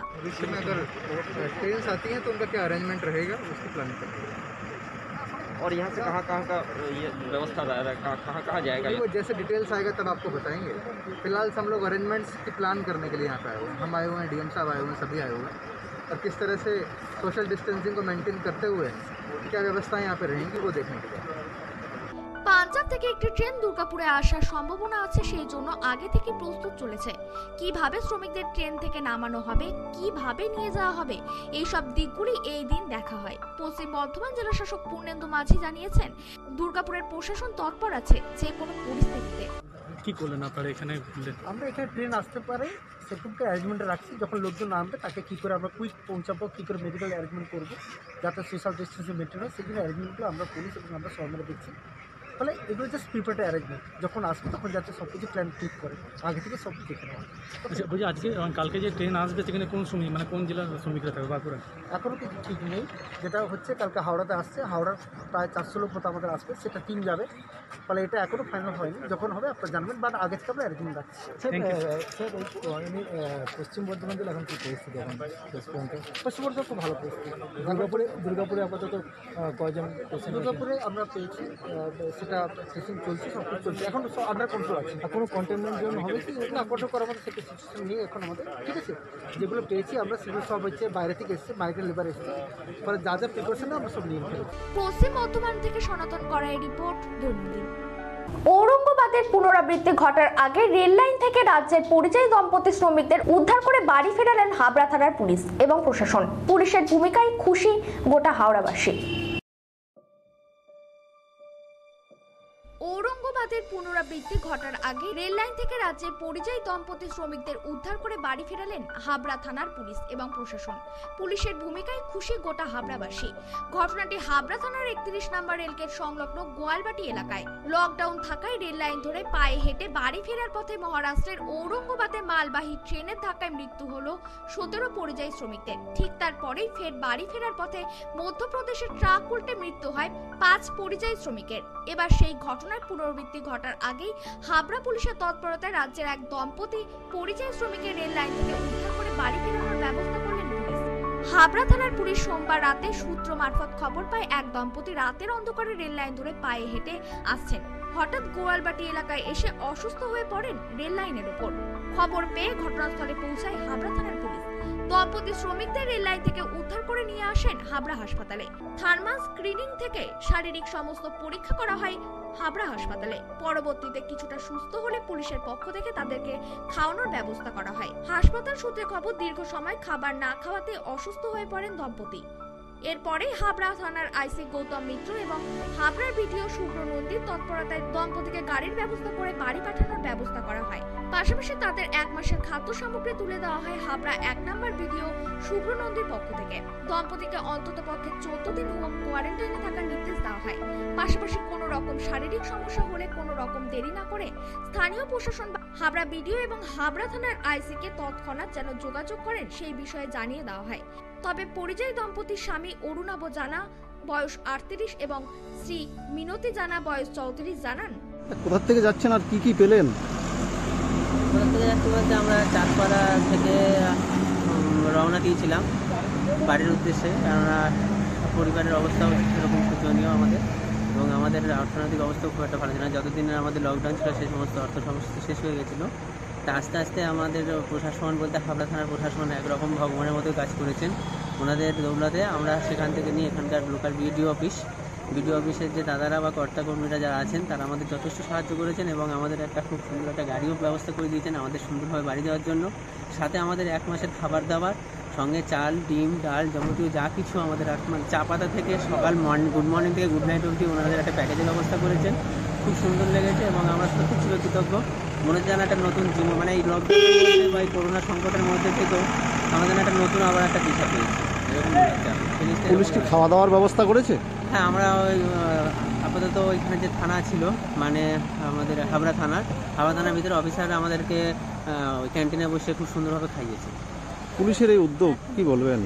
মানে অসাধারণ। আমরা যে পুলিশকে অনেক সময় অনেক রকমভাবে আমরা মিডিয়াতে দেখি, কিন্তু এই যে উদ্যোগটা পাশাপাশি বিডিও সাহেব দিল আপনাদেরকে, পাশাপাশি নিয়ারেস্ট পুলিশ স্টেশন হাবড়া থানাকে আমরা যথেষ্ট ধন্যবাদ, মানে ধন্যবাদ দিয়ে ছোটো করার আর ঠিক না, মানে আমি কী বলবো ভাষা মানে সত্যি কথা খুব অপূর্ব। আপনারা যখন হেঁটে আসছিলেন তখন কি কেউ খাবার বা জল দিয়েছিল আপনাদেরকে? না, যখন আমরা হেঁটে আসছিলাম তখন সাধারণ মানুষ আমাদেরকে মানে কীরকম বলবো যেন আমাদের গায়ে কিছু লেগে আছে বা আমাদের যেন কোনো কিছু একটা হয়েছে, মানে এরকমভাবে দূর করা ভাবছিল। এক দাদার কাছে জল চাইতে গেছিলাম, উনিও দিননি। বা আমি আরেক জায়গায় বসে খাবার চেষ্টা করেছিলাম, একটুখানি মুড়ি ছিল আমাদের সাথে, সেখানে বসে খেতে দেওয়া হয়নি। আরও তাদের অভিযোগ, রেল লাইন দিয়ে হেঁটে আসার সময় বিভিন্ন ব্যক্তিরা তাদেরকে দেখে নানা ধরনের টোন টিটকারি করে। যদিও এই ঘটনাকে নিন্দাজনকভাবে জানিয়েছেন হাবড়া 1 নম্বর ব্লকের বিডিও সুব্রনীল নন্দী। পাশাপাশি তিনি আরও জানান, এরা আমাদের কাছে আজকে খবর আসে পুলিশের মারফত যে এরকম দুজন মানুষ রেল লাইন ধরে বাড়ি ফেরার চেষ্টা করছেন। তো তাদেরকে পুলিশ উদ্ধার করে রেল লাইনে। তারা চাঁদপাড়া থেকে হেঁটে বারাসাতে তাদের বাড়ি, সেখানে তারা ফেরার চেষ্টা করছিল। কাজ এই মুহূর্তে তাদের বন্ধ থাকার জন্য কিছু যেহেতু উপায় নেই, কোনোভাবে ফিরতে পারছিলেন না। তো যাতে সেই এবং তাদের উদ্ধারের পর জানা গেল তারা দুদিন ধরে অভুক্তও ছিলেন। তো তাদেরকে উদ্ধার করে পুলিশ তাদের খাওয়া দাওয়ার প্রথমে ব্যবস্থা করা হয় এবং আমরা গাড়ি করে তারা যাতে সুস্থভাবে স্বাভাবিকভাবে বাড়ি পৌঁছতে পারেন এবং তার আগামী কিছুদিন যাতে তিনি ভালোভাবে খেয়ে পড়ে বেঁচে থাকতে পারেন। তার বয়স্ক বৃদ্ধ বাবা মা আছে বাড়িতে, তারাও যাতে খেয়ে পড়ে, তার জন্য আমাদের যে সরকারি উদ্যোগে সামান্য সুযোগ আছে সেখান থেকে আমরা তাদের জন্য এই ক্ষুদ্র প্রচেষ্টা করেছি। পাশাপাশি তারা যেটা জানিয়েছেন যে বিভিন্ন জায়গায় তারা খাবার চেয়েছেন, এমনকি জলও চেয়েছেন, তবুও মানুষ এগিয়ে আসেননি। কি বলবেন? এটা মানুষ এই সময় বহু মানুষ বহুভাবে মানুষকে সহযোগিতা করছে, এটা সত্যি দুর্ভাগ্যজনক যেটা ওনারা বললেন, কিন্তু এটার সাথে এটাই সামগ্রিক চিত্র নয়। এখানে বহু মানুষ মানুষকে সহযোগিতার কাজও করছেন, সেটাও হচ্ছে। হয়তো এটা একটা বিচ্ছিন্ন ঘটনা, এটাই আমরা আশা করব, কারণ এই বিপদে মানুষ মানুষের পাশে যদি না দাঁড়ায় তাহলে সভ্যতা বা সমাজ আমরা এগিয়ে রাখতে পারবো না, বেঁচে থাকাটাও খুব কঠিন হয়ে যাবে। সেই দিনে দাঁড়িয়ে হয়তো ওনাদের সাথে যেটা ঘটেছে কিছু ক্ষেত্রে দুর্ভাগ্যজনক, কিন্তু তারপরে শেষ যেটা হলো সেটা আশা করি ওনাদের পক্ষে ওনারাও সেটা ভালোভাবে নিয়েছেন। উত্তর 24 পরগনা থেকে শান্তনু বিশ্বাসের রিপোর্ট, দৈনন্দিন।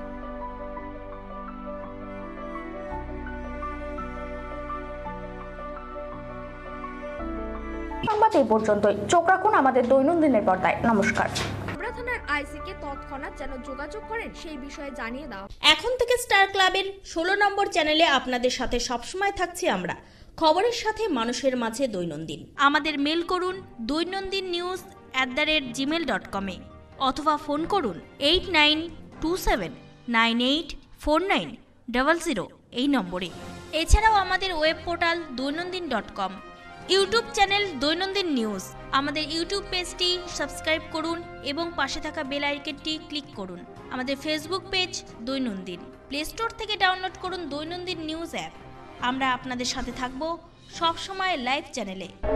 Get high-speed connectivity, free Netflix, Amazon Prime, Z5 and others with fiber optic connection. 600 plus TV channels only on Shamoli Broadband. Contact 9614168046 and 03522255095. Get high-speed connectivity only on Shamoli Broadband. সমজিয়া গ্রাম পঞ্চায়েত অঙ্গীকারবদ্ধ, প্রতিটি ঘরে ঘরে বিশুদ্ধ পানীয় জল পাইপলাইনের মাধ্যমে পৌঁছাবে। প্রতিটি সংসদে 20 থেকে 21 আর্থিক বৎসরে 10টি দরিদ্র পরিবার চিহ্নিত করে সোলারের মাধ্যমে আলোর ব্যবস্থা গ্রহণ করেছে। নির্মল পঞ্চায়েত উপহার দিতে বঙ্গবাসীর কাছে চিরপ্রতিজ্ঞাবদ্ধ সমজিয়া গ্রাম পঞ্চায়েত। নাম্বার সমজিয়া গ্রাম পঞ্চায়েতের উদ্যোগে রয়েছে আয়ুষ চিকিৎসার শিবির। আপনার এলাকার পরিবেশগত সমস্যা নিজেরাই জানেন, সরাসরি প্রতিকারে রয়েছি আমরা। 2 নম্বর সমজিয়া গ্রাম পঞ্চায়েত আমরা গ্রামকে নির্মল রাখার জন্য প্রতিজ্ঞাবদ্ধ।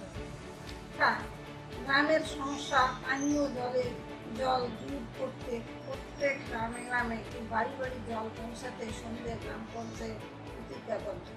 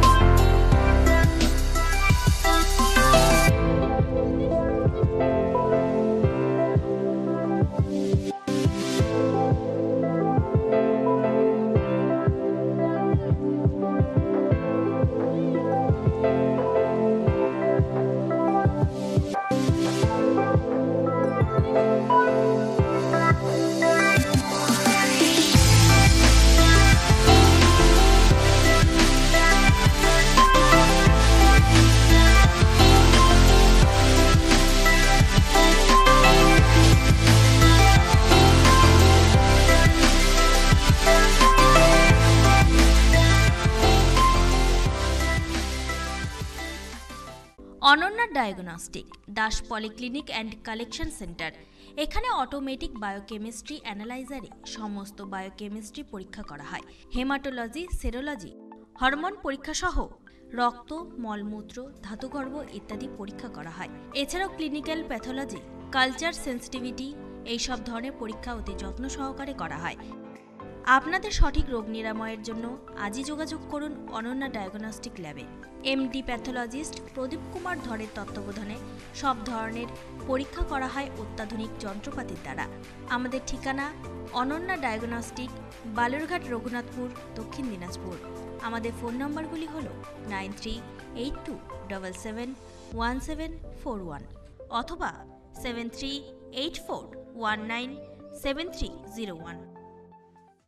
বালুরঘাট শহরের দম বিরিয়ানির সেরা ঠিকানা আর যে বিরিয়ানি হাব। এখানে পাবেন mutton biryani, chicken biryani, egg biryani, এছাড়াও পাবেন চিকেন চাপ, মাটন চাপ। আমাদের ঠিকানা 3.5 নম্বর মোড়, বালুরঘাট, দক্ষিণ দিনাজপুর। খাবার অর্ডার দিতে যোগাযোগ করুন স্ক্রিনে দেওয়া নম্বরে।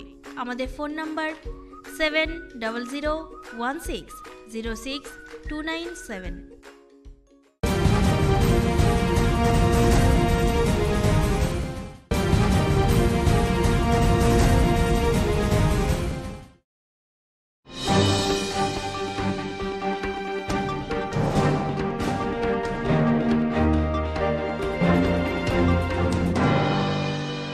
লকডাউনের ফলে মায়ের মৃত্যুবার্ষিকী না মানিয়ে 2500 লোকের ফ্রি বাজার বসালেন মোথাবাড়ির শফিকুল ইসলাম। রাজ্যে যেহেতু লকডাউন চলছে তাই অনুষ্ঠান না করে এবার ফ্রি হাট বসালেন অচিন্তলা হাটের ময়দানে। লকডাউনের ফলে মায়ের মৃত্যুবার্ষিকী না মানিয়ে 2500 লোকে ফ্রি বাজার বসালেন মোথাবাড়ির শফিকুল ইসলাম। রমজান মাসে 17 তারিখ তথা 17 রোজায় নিজের মায়ের মৃত্যুবার্ষিকী পালন করেন বিশাল বড় অনুষ্ঠানের মাধ্যমে। কিন্তু রাজ্যে যেহেতু লকডাউন চলছে তাই অনুষ্ঠান না করে এবার পাশের 3টি অঞ্চলের 2500 লোকের জন্য ফ্রি বাজার বসালেন অচিন্তলা হাটের ময়দানে। এর আগেও সে একটি মোথাবাড়ি গ্রিল মার্কেটের মাঠে একটি ফ্রি হাট বসিয়েছিলেন লকডাউনের মধ্যে। এই ফ্রি হাটে প্রায় 32 রকমের জিনিস মানুষের মধ্যে বিতরণ করেন শফিকুল ইসলাম। এই ফ্রি হাটে ফিতা কেটে উদ্বোধন করেন মালদা জেলা পরিষদের সভাধিপতি গৌরচন্দ্র মণ্ডল সহ উপস্থিত ছিলেন সহকারী সভাধিপতি শ্রীমতী চন্দনা সরকার, কালিয়াচক 2 নম্বর পঞ্চায়েত সমিতির সভাপতি টিঙ্কু রহমান বিশ্বাস, জেলা পরিষদের সদস্য চম্পা মণ্ডল, আরিফুর রহমান মিয়া, পঞ্চায়েত সমিতির বনভূমি কর্মদক্ষ রিঙ্কু সহ এলাকার বিশিষ্ট। বাজারের উদ্যোক্তা শফিকুল ইসলাম জানান, বলা হয় প্রায় 2500 পরিবারকে দিলাম ফ্রি বাজার। যখন থেকে আমাদের লকডাউন চালু হয়েছে, যেহেতু আমাদের রাজ্যের মুখ্যমন্ত্রী ছুটে বেড়াচ্ছে, সব মুখ্যমন্ত্রীরা ঘুমিয়ে আছে, বিজেপি মুখ্যমন্ত্রীগুলো। আমাদের রাজ্যের মুখ্যমন্ত্রী যেহেতু বাড়ি বাড়ি মাঠে ঘাটে ছুটছে, ওই জন্য ওনার দেখে আমরা অনুপ্রেরণায় পাবলিকের পাশে সবসময়, যতদিন আজ লকডাউন চালু হয়ে প্রায় 46 দিন হয়ে গেল, যেদিন থেকে লকডাউন চালু হয়েছে আমি সকালে বের হই, রাত 10টাতে বাড়ি ঢুকি, মানুষের পাশে থাকি। প্রায় এখন অবধি 60,000 পরিবারকে 52-53 বিধানসভা মিলিয়ে দেওয়া হয়ে গেল। আর 2টা ফ্রি বাজার, গ্রিন মার্কেটে ফ্রি বাজার করেছিলাম 3000 পরিবারে, এখানে 2500 পরিবারের করেছি। প্রায় 32 রকম জিনিস আছে, তেল থেকে চালু করে লবণ, আটা, যেহেতু চাল অনেক আমরা দিয়েছি এর আগে, ওই জন্য চালটা এবার দিদি, আটা, শসা, সয়াবিন, যাকে বুদিয়া বলে রোজার তারির জন্য লাগে, গাজর, অনেকগুলো প্রায় 32টা আইটেম আছে। এগুলো দিলাম, এই জন্য দিলাম যে আমাদের রাজ্যের করোনা আক্রান্ত প্রায় এখন অবধি মালদাতে 3 থেকে বেড়ে 9টা হয়ে গেছে। ওই জন্যে আমি মানুষকে বাড়ি বসে খাক ওই হিসাবে 15 দিনের আমি জিনিস মানুষের হাতে তুলে দিলাম। দৈনন্দিন ডেস্ক, মালদা।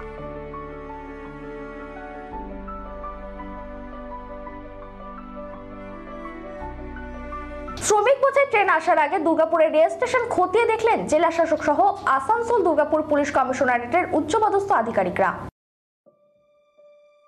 শ্রমিক বোঝাই ট্রেন আসার আগে দুর্গাপুরের রেল স্টেশন খতিয়ে দেখলেন জেলা শাসক সহ আসানসোল দুর্গাপুর কমিশনারেটের উচ্চপদস্থ আধিকারিকরা। সোমবার বিকেলে জেলা শাসক Purnendu Majhi, police commissioner Suresh Jain, DC Abhishek Gupta সহ প্রশাসনের অন্যান্য আধিকারিকরা।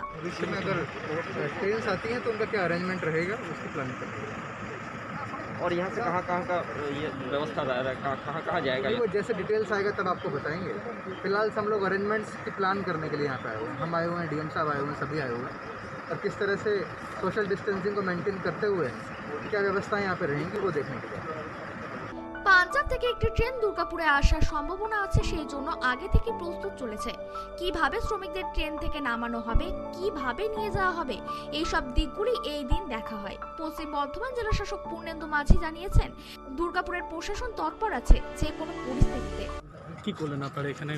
আমরা এখানে ট্রেন আসতে পারে সেরকমটা অ্যারেঞ্জমেন্ট রাখছি। যখন লোকজন নামবে তাকে কী করে আমরা কুইক পৌঁছাবো, কী করে মেডিকেল অ্যারেঞ্জমেন্ট করবো যাতে সোশ্যাল ডিস্টেন্সিং মেনটেন হয়, সেগুলো অ্যারেঞ্জমেন্টগুলো আমরা পুলিশ এবং আমরা সবাই মিলে দিচ্ছি। ফলে এগুলো জাস্ট প্রিপেয়ার্ড অ্যারেঞ্জমেন্ট, যখন আসবে তখন যাতে সব কিছু প্ল্যান ঠিক করে আগে থেকে সব দেখে নেওয়া। আচ্ছা বলছি, আজকে কালকে যে ট্রেন আসবে সেখানে কোন শ্রমিক মানে কোন জেলার শ্রমিকরা থাকবে বাঁকুড়া? এখনও কিছু ঠিক নেই। যেটা হচ্ছে কালকে হাওড়াতে আসছে, হাওড়ার প্রায় 400 লোক মতো আমাদের আসবে, সেটা 3 যাবে। ফলে এটা এখনও ফাইনাল হয়নি, যখন হবে আপনারা জানবেন, বাট আগে থেকে আমরা অ্যারেঞ্জমেন্ট রাখছি। স্যার পশ্চিম বর্ধমান জেলা এখন কী পরিস্থিতি? এখন পশ্চিম বর্ধমান খুব ভালো পরিস্থিতি। দুর্গাপুরে আপাতত কয়জন? দুর্গাপুরে আমরা পেয়েছি, সেটা টেস্টিং চলছে, সব কিছু চলছে, এখন আন্ডার কন্ট্রোল আছে। কোনো কন্টেনমেন্ট জোন হবে কি? না, কন্ট্রোল করার মতো সেটা সিচুয়েশন নেই এখন আমাদের, ঠিক আছে। যেগুলো পেয়েছি আমরা সেগুলো সব হচ্ছে বাইরে থেকে এসছে, মাইগ্রেন্ট লেবার এসছে, ফলে যা যা প্রিপারেশন আমরা সব নিয়ে ফেলেছি। পশ্চিম বর্ধমান থেকে সনাতন করাই রিপোর্ট, দৈনন্দিন। ঔরঙ্গাবাদের পুনরাবৃত্তি ঘটার আগে রেল লাইন থেকে রাজ্যের পরিযায়ী দম্পতি শ্রমিকদের উদ্ধার করে বাড়ি ফেরালেন হাবড়া থানার পুলিশ এবং প্রশাসন। পুলিশের ভূমিকায় খুশি গোটা হাওড়াবাসী। ঔরঙ্গাবাদের পুনরাবৃত্তি ঘটার আগে রেল লাইন থেকে রাজ্যের পরিযায়ী দম্পতি শ্রমিকদের উদ্ধার করে বাড়ি ফেরালেন হাবড়া থানার পুলিশ এবং প্রশাসন। পুলিশের ভূমিকায় খুশি গোটা হাবড়াবাসী। ঘটনাটি হাবড়া থানার 31 নম্বর রেলগেট সংলগ্ন গোয়ালবাটি এলাকায়। লকডাউন থাকায় রেল লাইন ধরে পায়ে হেঁটে বাড়ি ফেরার পথে মহারাষ্ট্রের ঔরঙ্গাবাদে মালবাহী ট্রেনের ধাক্কায় মৃত্যু হলো 17 পরিযায়ী শ্রমিকদের। ঠিক তারপরেই ফের বাড়ি ফেরার পথে মধ্যপ্রদেশের ট্রাক উল্টে মৃত্যু হয় 5 পরিযায়ী শ্রমিকের। এবার সেই ঘটনার পুনরাবৃত্তি ঘটার আগেই হাবড়া পুলিশের তৎপরতায় রাজ্যের এক দম্পতি পরিযায়ী শ্রমিকের রেল লাইন থেকে উদ্ধার করে বাড়ি ফেরানোর ব্যবস্থা করলেন পুলিশ। হাবড়া থানার পুলিশ সোমবার রাতে সূত্র মারফত খবর পায় এক দম্পতি রাতের অন্ধকারে রেল লাইন ধরে পায়ে হেঁটে আসছেন। হঠাৎ গোয়ালবাটি এলাকায় এসে অসুস্থ হয়ে পড়েন রেল লাইনের উপর। খবর পেয়ে ঘটনাস্থলে পৌঁছায় হাবড়া থানার পুলিশ। দম্পতি শ্রমিকদের রেল লাইন থেকে উদ্ধার করে নিয়ে আসেন হাবড়া হাসপাতালে। থার্মাল স্ক্রিনিং থেকে শারীরিক সমস্ত পরীক্ষা করা হয় হাবড়া হাসপাতালে। পরবর্তীতে কিছুটা সুস্থ হলে পুলিশের পক্ষ থেকে তাদেরকে খাওয়ানোর ব্যবস্থা করা হয়। হাসপাতাল সূত্রে খবর, দীর্ঘ সময় খাবার না খাওয়াতে অসুস্থ হয়ে পড়েন দম্পতি। এরপরে হাবড়া থানার আইসি গৌতম মিত্র এবং হাবড়ার বিডিও শুভ্র নন্দীর তৎপরতায় দম্পতিকে গাড়ির ব্যবস্থা করে বাড়ি পাঠানোর ব্যবস্থা করা হয়। পাশাপাশি তাদের 1 মাসের খাদ্য সামগ্রী তুলে দেওয়া হয় হাবড়া 1 নম্বর বিডিও শুভ্র নন্দীর পক্ষ থেকে। দম্পতিকে অন্তত পক্ষে 14 দিন হোম কোয়ারেন্টাইনে থাকার নির্দেশ দেওয়া হয়। পাশাপাশি কোনো রকম শারীরিক সমস্যা হলে কোনো রকম দেরি না করে স্থানীয় প্রশাসন হাবড়া বিডিও এবং হাবড়া থানার আইসিকে তৎক্ষণাৎ যেন যোগাযোগ করেন সেই বিষয়ে জানিয়ে দেওয়া হয়। তবে পরিযায়ী দম্পতির স্বামী অরুণাভ জানা বয়স 38 এবং শ্রী মিনতি জানা বয়স 34 জানান, কোথা থেকে যাচ্ছেন আর কি কি পেলেন? কোথা থেকে যাচ্ছি বলতে আমরা চাঁদপাড়া থেকে রওনা দিয়েছিলাম বাড়ির উদ্দেশ্যে, কেননা পরিবারের অবস্থাও সেরকম শোচনীয় আমাদের, এবং আমাদের অর্থনৈতিক অবস্থাও খুব একটা ভালো ছিল না। যতদিন আমাদের লকডাউন ছিল সেই সমস্ত অর্থ সমস্যা শেষ হয়ে গেছিলো। তা আস্তে আস্তে আমাদের প্রশাসন বলতে হাবড়া থানার প্রশাসন একরকম ভগবানের মতো কাজ করেছেন। ওনাদের দৌলতে আমরা সেখান থেকে নিয়ে এখানকার লোকাল বিডিও অফিসের যে দাদারা বা কর্তাকর্মীরা যারা আছেন তারা আমাদের যথেষ্ট সাহায্য করেছেন এবং আমাদের একটা খুব সুন্দর একটা গাড়িও ব্যবস্থা করে দিয়েছেন আমাদের সুন্দরভাবে বাড়ি যাওয়ার জন্য। সাথে আমাদের 1 মাসের খাবার দাবার সঙ্গে চাল, ডিম, ডাল যাবতীয় যা কিছু আমাদের মানে চা পাতা থেকে সকাল গুড মর্নিং থেকে গুড নাইট অবধি ওনাদের একটা প্যাকেজের ব্যবস্থা করেছেন। খুব সুন্দর লেগেছে এবং আমরা সত্যি চিরকৃতজ্ঞ। মনে হচ্ছে যেন একটা নতুন জীবন, মানে এই লকডাউনের বা এই করোনা সংকটের মধ্যে থেকেও আমাদের একটা নতুন আবার একটা দিশা পেয়েছি এরকম মনে হচ্ছে। পুলিশ কি খাওয়া দাওয়ার ব্যবস্থা করেছে? হ্যাঁ, আমরা ওই আপাতত ওইখানে যে থানা ছিল মানে আমাদের হাবড়া থানার ভিতরে অফিসাররা আমাদেরকে ওই ক্যান্টিনে বসে খুব সুন্দরভাবে খাইয়েছে। পুলিশের এই উদ্যোগ কি বলবেন?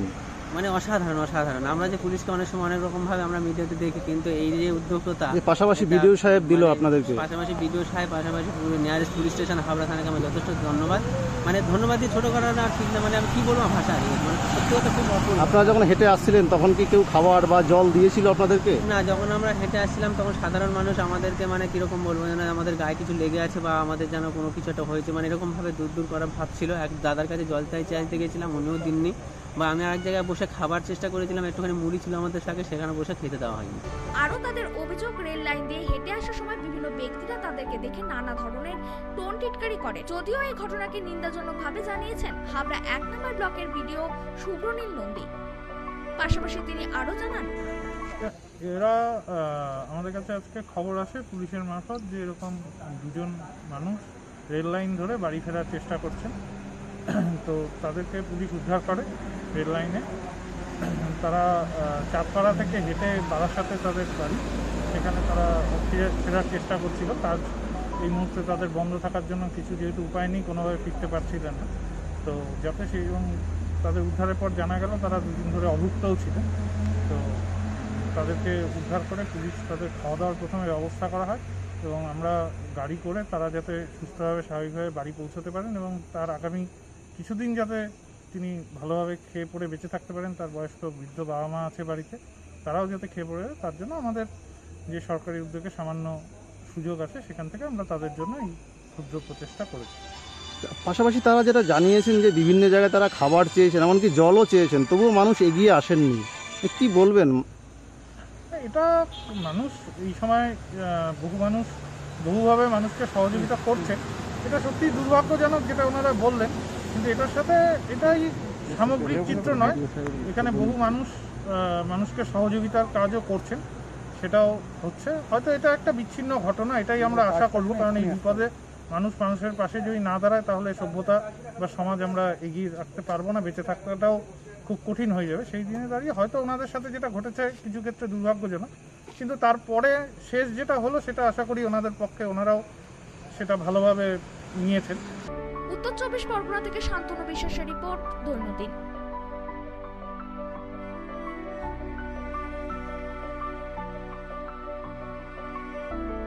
সংবাদ এই পর্যন্তই। চোখ রাখুন আমাদের দৈনন্দিনের পর্দায়। নমস্কার। থানার আইসিকে তৎক্ষণাৎ যেন যোগাযোগ করেন সেই বিষয়ে জানিয়ে দাও। এখন থেকে স্টার ক্লাবের 16 নম্বর চ্যানেলে আপনাদের সাথে সবসময় থাকছি আমরা, খবরের সাথে মানুষের মাঝে দৈনন্দিন। আমাদের মেল করুন doinandinnews@gmail.com অথবা ফোন করুন 8927984900 এই নম্বরে। এছাড়াও আমাদের web portal doinandin.com, YouTube channel দৈনন্দিন নিউজ। আমাদের ইউটিউব পেজটি সাবস্ক্রাইব করুন এবং পাশে থাকা বেল আইকনটি ক্লিক করুন। আমাদের ফেসবুক পেজ দৈনন্দিন। প্লে স্টোর থেকে ডাউনলোড করুন দৈনন্দিন নিউজ অ্যাপ। আমরা আপনাদের সাথে থাকব সব সময় লাইভ চ্যানেলে। Get high-speed connectivity, free Netflix, Amazon Prime, Z5 and others with fiber optic connection. 600 plus TV channels only on Shamoli Broadband. Contact 9614168046 and 0352225595. Get high-speed connectivity only on Shamoli Broadband. সমজিয়া গ্রাম পঞ্চায়েত অঙ্গীকারবদ্ধ, প্রতিটি ঘরে ঘরে বিশুদ্ধ পানীয় জল পাইপলাইনের মাধ্যমে পৌঁছাবে। প্রতিটি সংসদে 20 থেকে 21 আর্থিক বৎসরে 10টি দরিদ্র পরিবার চিহ্নিত করে সোলারের মাধ্যমে আলোর ব্যবস্থা গ্রহণ করেছে। নির্মল পঞ্চায়েত উপহার দিতে বঙ্গবাসীর কাছে চিরপ্রতিজ্ঞাবদ্ধ সমজিয়া গ্রাম পঞ্চায়েত। নাম্বার সমজিয়া গ্রাম পঞ্চায়েতের উদ্যোগে রয়েছে আয়ুষ চিকিৎসার শিবির। আপনার এলাকার পরিবেশগত সমস্যা নিজেরাই জানেন, সরাসরি প্রতিকারে রয়েছি আমরা। 2 নম্বর সমজিয়া গ্রাম পঞ্চায়েত আমরা গ্রামকে নির্মল রাখার জন্য প্রতিজ্ঞাবদ্ধ। গ্রামের সমস্যা পানীয় জল দূর করতে প্রত্যেক গ্রামে গ্রামে বাড়ি বাড়ি জল পৌঁছাতে সমজিয়া গ্রাম পঞ্চায়েত প্রতিজ্ঞাবদ্ধ।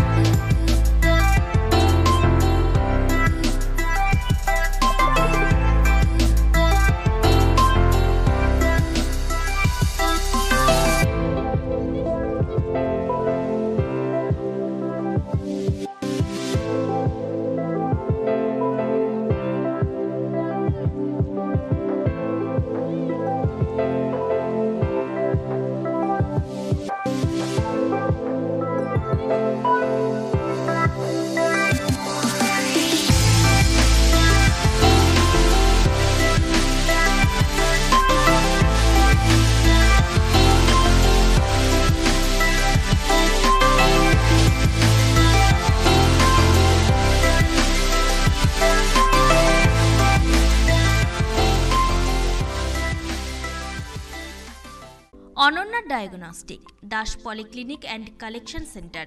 এখানে অটোমেটিক বায়োকেমিস্ট্রি অ্যানালাইজারে সমস্ত বায়োকেমিস্ট্রি পরীক্ষা করা হয়। হেমাটোলজি, সেরোলজি, হরমোন পরীক্ষা সহ রক্ত, মলমূত্র, ধাতুগর্ভ ইত্যাদি পরীক্ষা করা হয়। এছাড়াও ক্লিনিক্যাল প্যাথোলজি, কালচার সেন্সিটিভিটি এইসব ধরনের পরীক্ষা অতি যত্ন সহকারে করা হয়। আপনাদের সঠিক রোগ নিরাময়ের জন্য আজই যোগাযোগ করুন অনন্যা ডায়াগনস্টিক ল্যাবে। এমডি প্যাথোলজিস্ট প্রদীপ কুমার ধরের তত্ত্বাবধানে সব ধরনের পরীক্ষা করা হয় অত্যাধুনিক যন্ত্রপাতির দ্বারা। আমাদের ঠিকানা অনন্যা ডায়াগনস্টিক, বালুরঘাট, রঘুনাথপুর, দক্ষিণ দিনাজপুর। আমাদের ফোন নম্বরগুলি হল 9382771741 অথবা 7384197301। বালুরঘাট শহরের দম বিরিয়ানির সেরা ঠিকানা আর যে বিরিয়ানি হাব। এখানে পাবেন mutton biryani, chicken biryani, egg biryani, এছাড়াও পাবেন চিকেন চাপ, মাটন চাপ। আমাদের ঠিকানা 3.5 নম্বর মোড়, বালুরঘাট, দক্ষিণ দিনাজপুর। খাবার অর্ডার দিতে যোগাযোগ করুন স্ক্রিনে দেওয়া নম্বরে। আমাদের ফোন নম্বর 7001606297।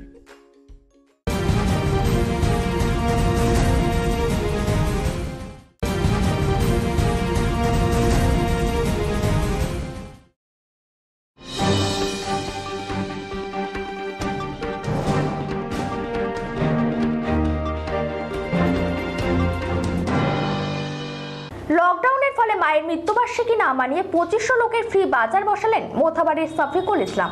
রাজ্যে যেহেতু লকডাউন চলছে তাই অনুষ্ঠান না করে এবার ফ্রি হাট বসালেন অচিন্তলা হাটের ময়দানে। লকডাউনের ফলে মায়ের মৃত্যুবার্ষিকী না মানিয়ে 2500 লোকে ফ্রি বাজার বসালেন মোথাবাড়ির শফিকুল ইসলাম। রমজান মাসে 17 তারিখ তথা 17 রোজায় নিজের মায়ের মৃত্যুবার্ষিকী পালন করেন বিশাল বড় অনুষ্ঠানের মাধ্যমে। কিন্তু রাজ্যে যেহেতু লকডাউন চলছে তাই অনুষ্ঠান না করে এবার পাশের 3টি অঞ্চলের 2500 লোকের জন্য ফ্রি বাজার বসালেন অচিন্তলা হাটের ময়দানে। এর আগেও সে একটি মোথাবাড়ি গ্রিল মার্কেটের মাঠে একটি ফ্রি হাট বসিয়েছিলেন লকডাউনের মধ্যে। এই ফ্রি হাটে প্রায় 32 রকমের জিনিস মানুষের মধ্যে বিতরণ করেন শফিকুল ইসলাম। এই ফ্রি হাটে ফিতা কেটে উদ্বোধন করেন মালদা জেলা পরিষদের সভাধিপতি গৌরচন্দ্র মণ্ডল সহ উপস্থিত ছিলেন সহকারী সভাধিপতি শ্রীমতী চন্দনা সরকার, কালিয়াচক 2 নম্বর পঞ্চায়েত সমিতির সভাপতি টিঙ্কু রহমান বিশ্বাস, জেলা পরিষদের সদস্য চম্পা মণ্ডল, আরিফুর রহমান মিয়া, পঞ্চায়েত সমিতির বনভূমি কর্মদক্ষ রিঙ্কু সহ এলাকার বিশিষ্ট। বাজারের উদ্যোক্তা শফিকুল ইসলাম জানান, বলা হয় প্রায় 2500 পরিবারকে দিলাম ফ্রি বাজার। যখন থেকে আমাদের লকডাউন চালু হয়েছে, যেহেতু আমাদের রাজ্যের মুখ্যমন্ত্রী ছুটে বেড়াচ্ছে, সব মুখ্যমন্ত্রীরা ঘুমিয়ে আছে, বিজেপি মুখ্যমন্ত্রীগুলো। আমাদের রাজ্যের মুখ্যমন্ত্রী যেহেতু বাড়ি বাড়ি মাঠে ঘাটে ছুটছে, ওই জন্য ওনার দেখে আমরা অনুপ্রেরণায় পাবলিকের পাশে সবসময়, যতদিন আজ লকডাউন চালু হয়ে প্রায় 46 দিন হয়ে গেল, যেদিন থেকে লকডাউন চালু হয়েছে আমি সকালে বের হই, রাত 10টাতে বাড়ি ঢুকি, মানুষের পাশে থাকি। প্রায় এখন অবধি 60,000 পরিবারকে 52-53 বিধানসভা মিলিয়ে দেওয়া হয়ে গেল। আর দুটা ফ্রি বাজার, গ্রিন মার্কেটে ফ্রি বাজার করেছিলাম 3000 পরিবারে, এখানে 2500 পরিবারের করেছি। প্রায় 32 রকম জিনিস আছে, তেল থেকে চালু করে লবণ, আটা, যেহেতু চাল অনেক আমরা দিয়েছি এর আগে, ওই জন্য চালটা এবার দিদি, আটা, শসা, সয়াবিন, যাকে বুদিয়া বলে রোজার তারিখ জন্য লাগে, গাজর, অনেকগুলো প্রায় 32টা আইটেম আছে। এগুলো দিলাম, এই জন্য দিলাম যে আমাদের রাজ্যের করোনা আক্রান্ত প্রায় এখন অবধি মালদাতে 3 থেকে বেড়ে 9টা হয়ে গেছে। ওই জন্য আমি মানুষকে বাড়ি বসে খাক ওই হিসাবে 15 দিনের আমি জিনিস মানুষের হাতে তুলে দিলাম। দৈনন্দিন ডেস্ক, মালদা।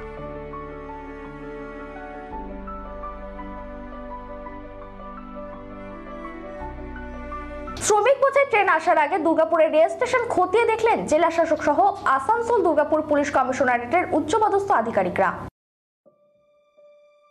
শ্রমিক বোঝাই ট্রেন আসার আগে দুর্গাপুরের রেল স্টেশন খতিয়ে দেখলেন জেলা শাসক সহ আসানসোল দুর্গাপুর কমিশনারেটের উচ্চপদস্থ আধিকারিকরা।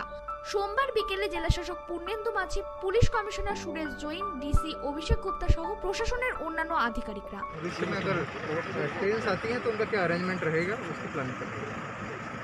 और यहाँ से कहाँ का ये व्यवस्था कहाँ जाएगा? जैसे डिटेल्स आएगा तब आपको बताएंगे। फिलहाल हम लोग अरेंजमेंट्स की प्लान करने के लिए यहाँ पे आए हुए हैं। हम आए हुए हैं, डीएम साहब आए हुए हैं, सभी आए हुए हैं। और किस तरह से सोशल डिस्टेंसिंग को मेंटेन करते हुए क्या व्यवस्था यहाँ पे रहेंगी वो देखने के लिए। পাঞ্জাব থেকে একটি ট্রেন দুর্গাপুরে আসার সম্ভাবনা আছে, সেই জন্য আগে থেকে প্রস্তুত চলেছে। কিভাবে শ্রমিকদের ট্রেন থেকে নামানো হবে, কিভাবে নিয়ে যাওয়া হবে, এই সব দিকগুলি এই দিন দেখা হয়। পশ্চিম বর্ধমান জেলা শাসক পূর্ণেন্দু মাঝি জানিয়েছেন, দুর্গাপুরের প্রশাসন তৎপর আছে যে কোনো পরিস্থিতিতে। কি করলেন আপনারা এখানে? আমরা এখানে ট্রেন আসতে পারে সেরকমটা অ্যারেঞ্জমেন্টে রাখছি, যখন লোকজন নামবে তাকে কী করে আমরা কুইক পৌঁছাবো, কী করে মেডিকেল অ্যারেঞ্জমেন্ট করবো যাতে সোশ্যাল ডিস্টেন্সিং মেনটেন হয়, সেগুলো অ্যারেঞ্জমেন্টগুলো আমরা পুলিশ এবং আমরা সরকারে দেখছি। ফলে এগুলো জাস্ট প্রিপেয়ার্ড অ্যারেঞ্জমেন্ট, যখন আসবে তখন যাতে সব কিছু প্ল্যান ঠিক করে আগে থেকে সব দেখে নেওয়া। আচ্ছা বলছি, আজকে কালকে যে ট্রেন আসবে সেখানে কোন শ্রমিক মানে কোন জেলার শ্রমিকরা থাকবে বাঁকুড়া? এখনও কিছু ঠিক নেই। যেটা হচ্ছে কালকে হাওড়াতে আসছে, হাওড়ার প্রায় 400 লোক মতো আমাদের আসবে, সেটা টিম যাবে। ফলে এটা এখনও ফাইনাল হয়নি, যখন হবে আপনারা জানবেন, বাট আগে থেকে আমরা অ্যারেঞ্জমেন্ট রাখছি। স্যার পশ্চিম বর্ধমান জেলা এখন কী পরিস্থিতি? এখন পশ্চিম বর্ধমান খুব ভালো পরিস্থিতি। দুর্গাপুরে আপাতত কয়জন? দুর্গাপুরে আমরা পেয়েছি, সেটা টেস্টিং চলছে, সব কিছু চলছে, এখন সব আন্ডার কন্ট্রোল আছে। কোনো কন্টেনমেন্ট জোন হবে কি? না, কন্ট্রোল করার মতো সেটা সিচুয়েশন নেই এখন আমাদের, ঠিক আছে। যেগুলো পেয়েছি আমরা সেগুলো সব হচ্ছে বাইরে থেকে এসছে, মাইগ্রেন্ট লেবার এসছে, ফলে যা যা প্রিপারেশন আমরা সব নিয়ে ফেলেছি। পশ্চিম বর্ধমান থেকে সনাতন করাই রিপোর্ট, দৈনন্দিন। ঔরঙ্গাবাদের পুনরাবৃত্তি ঘটার আগে রেল লাইন থেকে রাজ্যের পরিযায়ী দম্পতি শ্রমিকদের উদ্ধার করে বাড়ি ফেরালেন হাবড়া থানার পুলিশ এবং প্রশাসন। পুলিশের ভূমিকায় খুশি গোটা হাওড়াবাসী। ঔরঙ্গাবাদের পুনরাবৃত্তি ঘটার আগে রেল লাইন থেকে রাজ্যের পরিযায়ী দম্পতি শ্রমিকদের উদ্ধার করে বাড়ি ফেরালেন হাবড়া থানার পুলিশ এবং প্রশাসন। পুলিশের ভূমিকায় খুশি গোটা হাবড়াবাসী। ঘটনাটি হাবড়া থানার 31 নম্বর রেলগেট সংলগ্ন গোয়ালবাটি এলাকায়। লকডাউন থাকায় রেল লাইন ধরে পায়ে হেঁটে বাড়ি ফেরার পথে মহারাষ্ট্রের ঔরঙ্গাবাদে মালবাহী ট্রেনের ধাক্কায় মৃত্যু হলো 17 পরিযায়ী শ্রমিকদের। ঠিক তারপরেই ফের বাড়ি ফেরার পথে মধ্যপ্রদেশের ট্রাক উল্টে মৃত্যু হয় 5 পরিযায়ী শ্রমিকের। এবার সেই ঘটনার পুনরাবৃত্তি ঘটার আগেই হাবড়া পুলিশের তৎপরতায় রাজ্যের এক দম্পতি পরিযায়ী শ্রমিকের রেল লাইন থেকে উদ্ধার করে বাড়ি ফেরানোর ব্যবস্থা করলেন পুলিশ। হাবড়া থানার পুলিশ সোমবার রাতে সূত্র মারফত খবর পায় এক দম্পতি রাতের অন্ধকারে রেল লাইন ধরে পায়ে হেঁটে আসছেন। হঠাৎ গোয়ালবাটি এলাকায় এসে অসুস্থ হয়ে পড়েন রেল লাইনের উপর। খবর পেয়ে ঘটনাস্থলে পৌঁছায় হাবড়া থানার পুলিশ। দম্পতি শ্রমিকদের রেল লাইন থেকে উদ্ধার করে নিয়ে আসেন হাবড়া হাসপাতালে। থার্মাল স্ক্রিনিং থেকে শারীরিক সমস্ত পরীক্ষা করা হয় হাবড়া হাসপাতালে। পরবর্তীতে কিছুটা সুস্থ হলে পুলিশের পক্ষ থেকে তাদেরকে খাওয়ানোর ব্যবস্থা করা হয়। হাসপাতাল সূত্রে খবর, দীর্ঘ সময় খাবার না খাওয়াতে অসুস্থ হয়ে পড়েন দম্পতি। এরপরে হাবড়া থানার আইসি গৌতম মিত্র এবং হাবড়ার বিডিও শুভ্র নন্দীর তৎপরতায় দম্পতিকে গাড়ির ব্যবস্থা করে বাড়ি পাঠানোর ব্যবস্থা করা হয়। পাশাপাশি তাদের 1 মাসের খাদ্য সামগ্রী তুলে দেওয়া হয় হাবড়া 1 নম্বর বিডিও শুভ্র নন্দীর পক্ষ থেকে। দম্পতিকে অন্ততপক্ষে 14 দিন হোম কোয়ারেন্টাইনে থাকার নির্দেশ দেওয়া হয়। পাশাপাশি কোনো রকম শারীরিক সমস্যা হলে কোনো রকম দেরি না করে স্থানীয় প্রশাসন হাবড়া বিডিও এবং হাবড়া থানার আইসিকে তৎক্ষণাৎ যেন যোগাযোগ করেন সেই বিষয়ে জানিয়ে দেওয়া হয়। তবে পরিযায়ী দম্পতির স্বামী অরুণাব জানা বয়স 38 এবং শ্রী মিনতি জানা বয়স 34 জানান, কোথা থেকে যাচ্ছেন আর কি কি পেলেন? কোথা থেকে যাচ্ছি বলতে আমরা চাঁদপাড়া থেকে রওনা দিয়েছিলাম বাড়ির উদ্দেশ্যে, কেননা পরিবারের অবস্থাও সেরকম শোচনীয় আমাদের, এবং আমাদের অর্থনৈতিক অবস্থাও খুব একটা ভালো ছিল না। যতদিন আমাদের লকডাউন ছিল সেই সমস্ত অর্থ সমস্যা শেষ হয়ে গেছিলো। তা আস্তে আস্তে আমাদের প্রশাসন বলতে হাবড়া থানার প্রশাসন একরকম ভগবানের মতো কাজ করেছেন। ওনাদের দৌলতে আমরা সেখান থেকে নিয়ে এখানকার লোকাল বিডিও অফিসের যে দাদারা বা কর্তাকর্মীরা যারা আছেন তারা আমাদের যথেষ্ট সাহায্য করেছেন এবং আমাদের একটা খুব সুন্দর একটা গাড়িও ব্যবস্থা করে দিয়েছেন আমাদের সুন্দরভাবে বাড়ি যাওয়ার জন্য। সাথে আমাদের 1 মাসের খাবার দাবার সঙ্গে চাল, ডিম, ডাল যাবতীয় যা কিছু আমাদের মানে চা পাতা থেকে সকাল গুড মর্নিং থেকে গুড নাইট অবধি ওনাদের একটা প্যাকেজের ব্যবস্থা করেছেন। খুব সুন্দর লেগেছে এবং আমরা সত্যি চিরকৃতজ্ঞ। মনে হচ্ছে যেন একটা নতুন জীবন, মানে এই লকডাউনের বা এই করোনা সংকটের মধ্যে থেকেও আমাদের একটা নতুন আবার একটা দিশা পেয়েছি এরকম মনে পুলিশ কি খাওয়া দাওয়ার ব্যবস্থা করেছে? হ্যাঁ, আমরা ওই আপাতত ওইখানে যে থানা ছিল মানে আমাদের হাবড়া থানার ভিতরে অফিসাররা আমাদেরকে ওই ক্যান্টিনে বসে খুব সুন্দরভাবে খাইয়েছে। পুলিশের এই উদ্যোগ কি বলবেন? মানে অসাধারণ। আমরা যে পুলিশকে অনেক সময় অনেক রকমভাবে আমরা মিডিয়াতে দেখি, কিন্তু এই যে উদ্যোগটা পাশাপাশি বিডিও সাহেব দিল আপনাদেরকে, পাশাপাশি নিয়ারেস্ট পুলিশ স্টেশন হাবড়া থানাকে আমরা যথেষ্ট ধন্যবাদ। মানে ধন্যবাদই ছোটো করা না ঠিক না, মানে আমি কী বলবো ভাষা হারিয়ে, মানে সত্যি কথা খুব অপূর্ব। আপনারা যখন হেঁটে আসছিলেন তখন কি কেউ খাবার বা জল দিয়েছিল আপনাদেরকে? না, যখন আমরা হেঁটে আসছিলাম তখন সাধারণ মানুষ আমাদেরকে মানে কীরকম বলবো, যেন আমাদের গায়ে কিছু লেগে আছে বা আমাদের যেন কোনো কিছু একটা হয়েছে, মানে এরকমভাবে দূর করা ভাবছিল। এক দাদার কাছে জল চাইতে গেছিলাম, উনিও দিননি। বা আমি আরেক জায়গায় বসে খাবার চেষ্টা করেছিলাম, একটুখানি মুড়ি ছিল আমাদের সাথে, সেখানে বসে খেতে দেওয়া হয়নি। আরও তাদের অভিযোগ, রেল লাইন দিয়ে হেঁটে আসার সময় বিভিন্ন ব্যক্তিরা তাদেরকে দেখে নানা ধরনের টোন টিটকারি করে। যদিও এই ঘটনাকে নিন্দাজনকভাবে জানিয়েছেন হাবড়া 1 নম্বর ব্লকের বিডিও সুব্রনীল নন্দী। পাশাপাশি তিনি আরও জানান, এরা আমাদের কাছে আজকে খবর আসে পুলিশের মারফত যে এরকম দুজন মানুষ রেল লাইন ধরে বাড়ি ফেরার চেষ্টা করছেন। তো তাদেরকে পুলিশ উদ্ধার করে রেল লাইনে। তারা চাঁদপাড়া থেকে হেঁটে বারাসাতে তাদের বাড়ি, সেখানে তারা ফেরার চেষ্টা করছিল। কাজ এই মুহূর্তে তাদের বন্ধ থাকার জন্য কিছু যেহেতু উপায় নেই, কোনোভাবে ফিরতে পারছিলেন না। তো যাতে সেই তাদের উদ্ধারের পর জানা গেল তারা দুদিন ধরে অভুক্তও ছিলেন। তো তাদেরকে উদ্ধার করে পুলিশ তাদের খাওয়া দাওয়ার প্রথমে ব্যবস্থা করা হয় এবং আমরা গাড়ি করে তারা যাতে সুস্থভাবে স্বাভাবিকভাবে বাড়ি পৌঁছতে পারেন এবং তার আগামী কিছুদিন যাতে তিনি ভালোভাবে খেয়ে পড়ে বেঁচে থাকতে পারেন। তার বয়স্ক বৃদ্ধ বাবা মা আছে বাড়িতে, তারাও যাতে খেয়ে পড়ে, তার জন্য আমাদের যে সরকারি উদ্যোগে সামান্য সুযোগ আছে সেখান থেকে আমরা তাদের জন্য এই ক্ষুদ্র প্রচেষ্টা করেছি। পাশাপাশি তারা যেটা জানিয়েছেন যে বিভিন্ন জায়গায় তারা খাবার চেয়েছেন, এমনকি জলও চেয়েছেন, তবুও মানুষ এগিয়ে আসেননি। কি বলবেন? এটা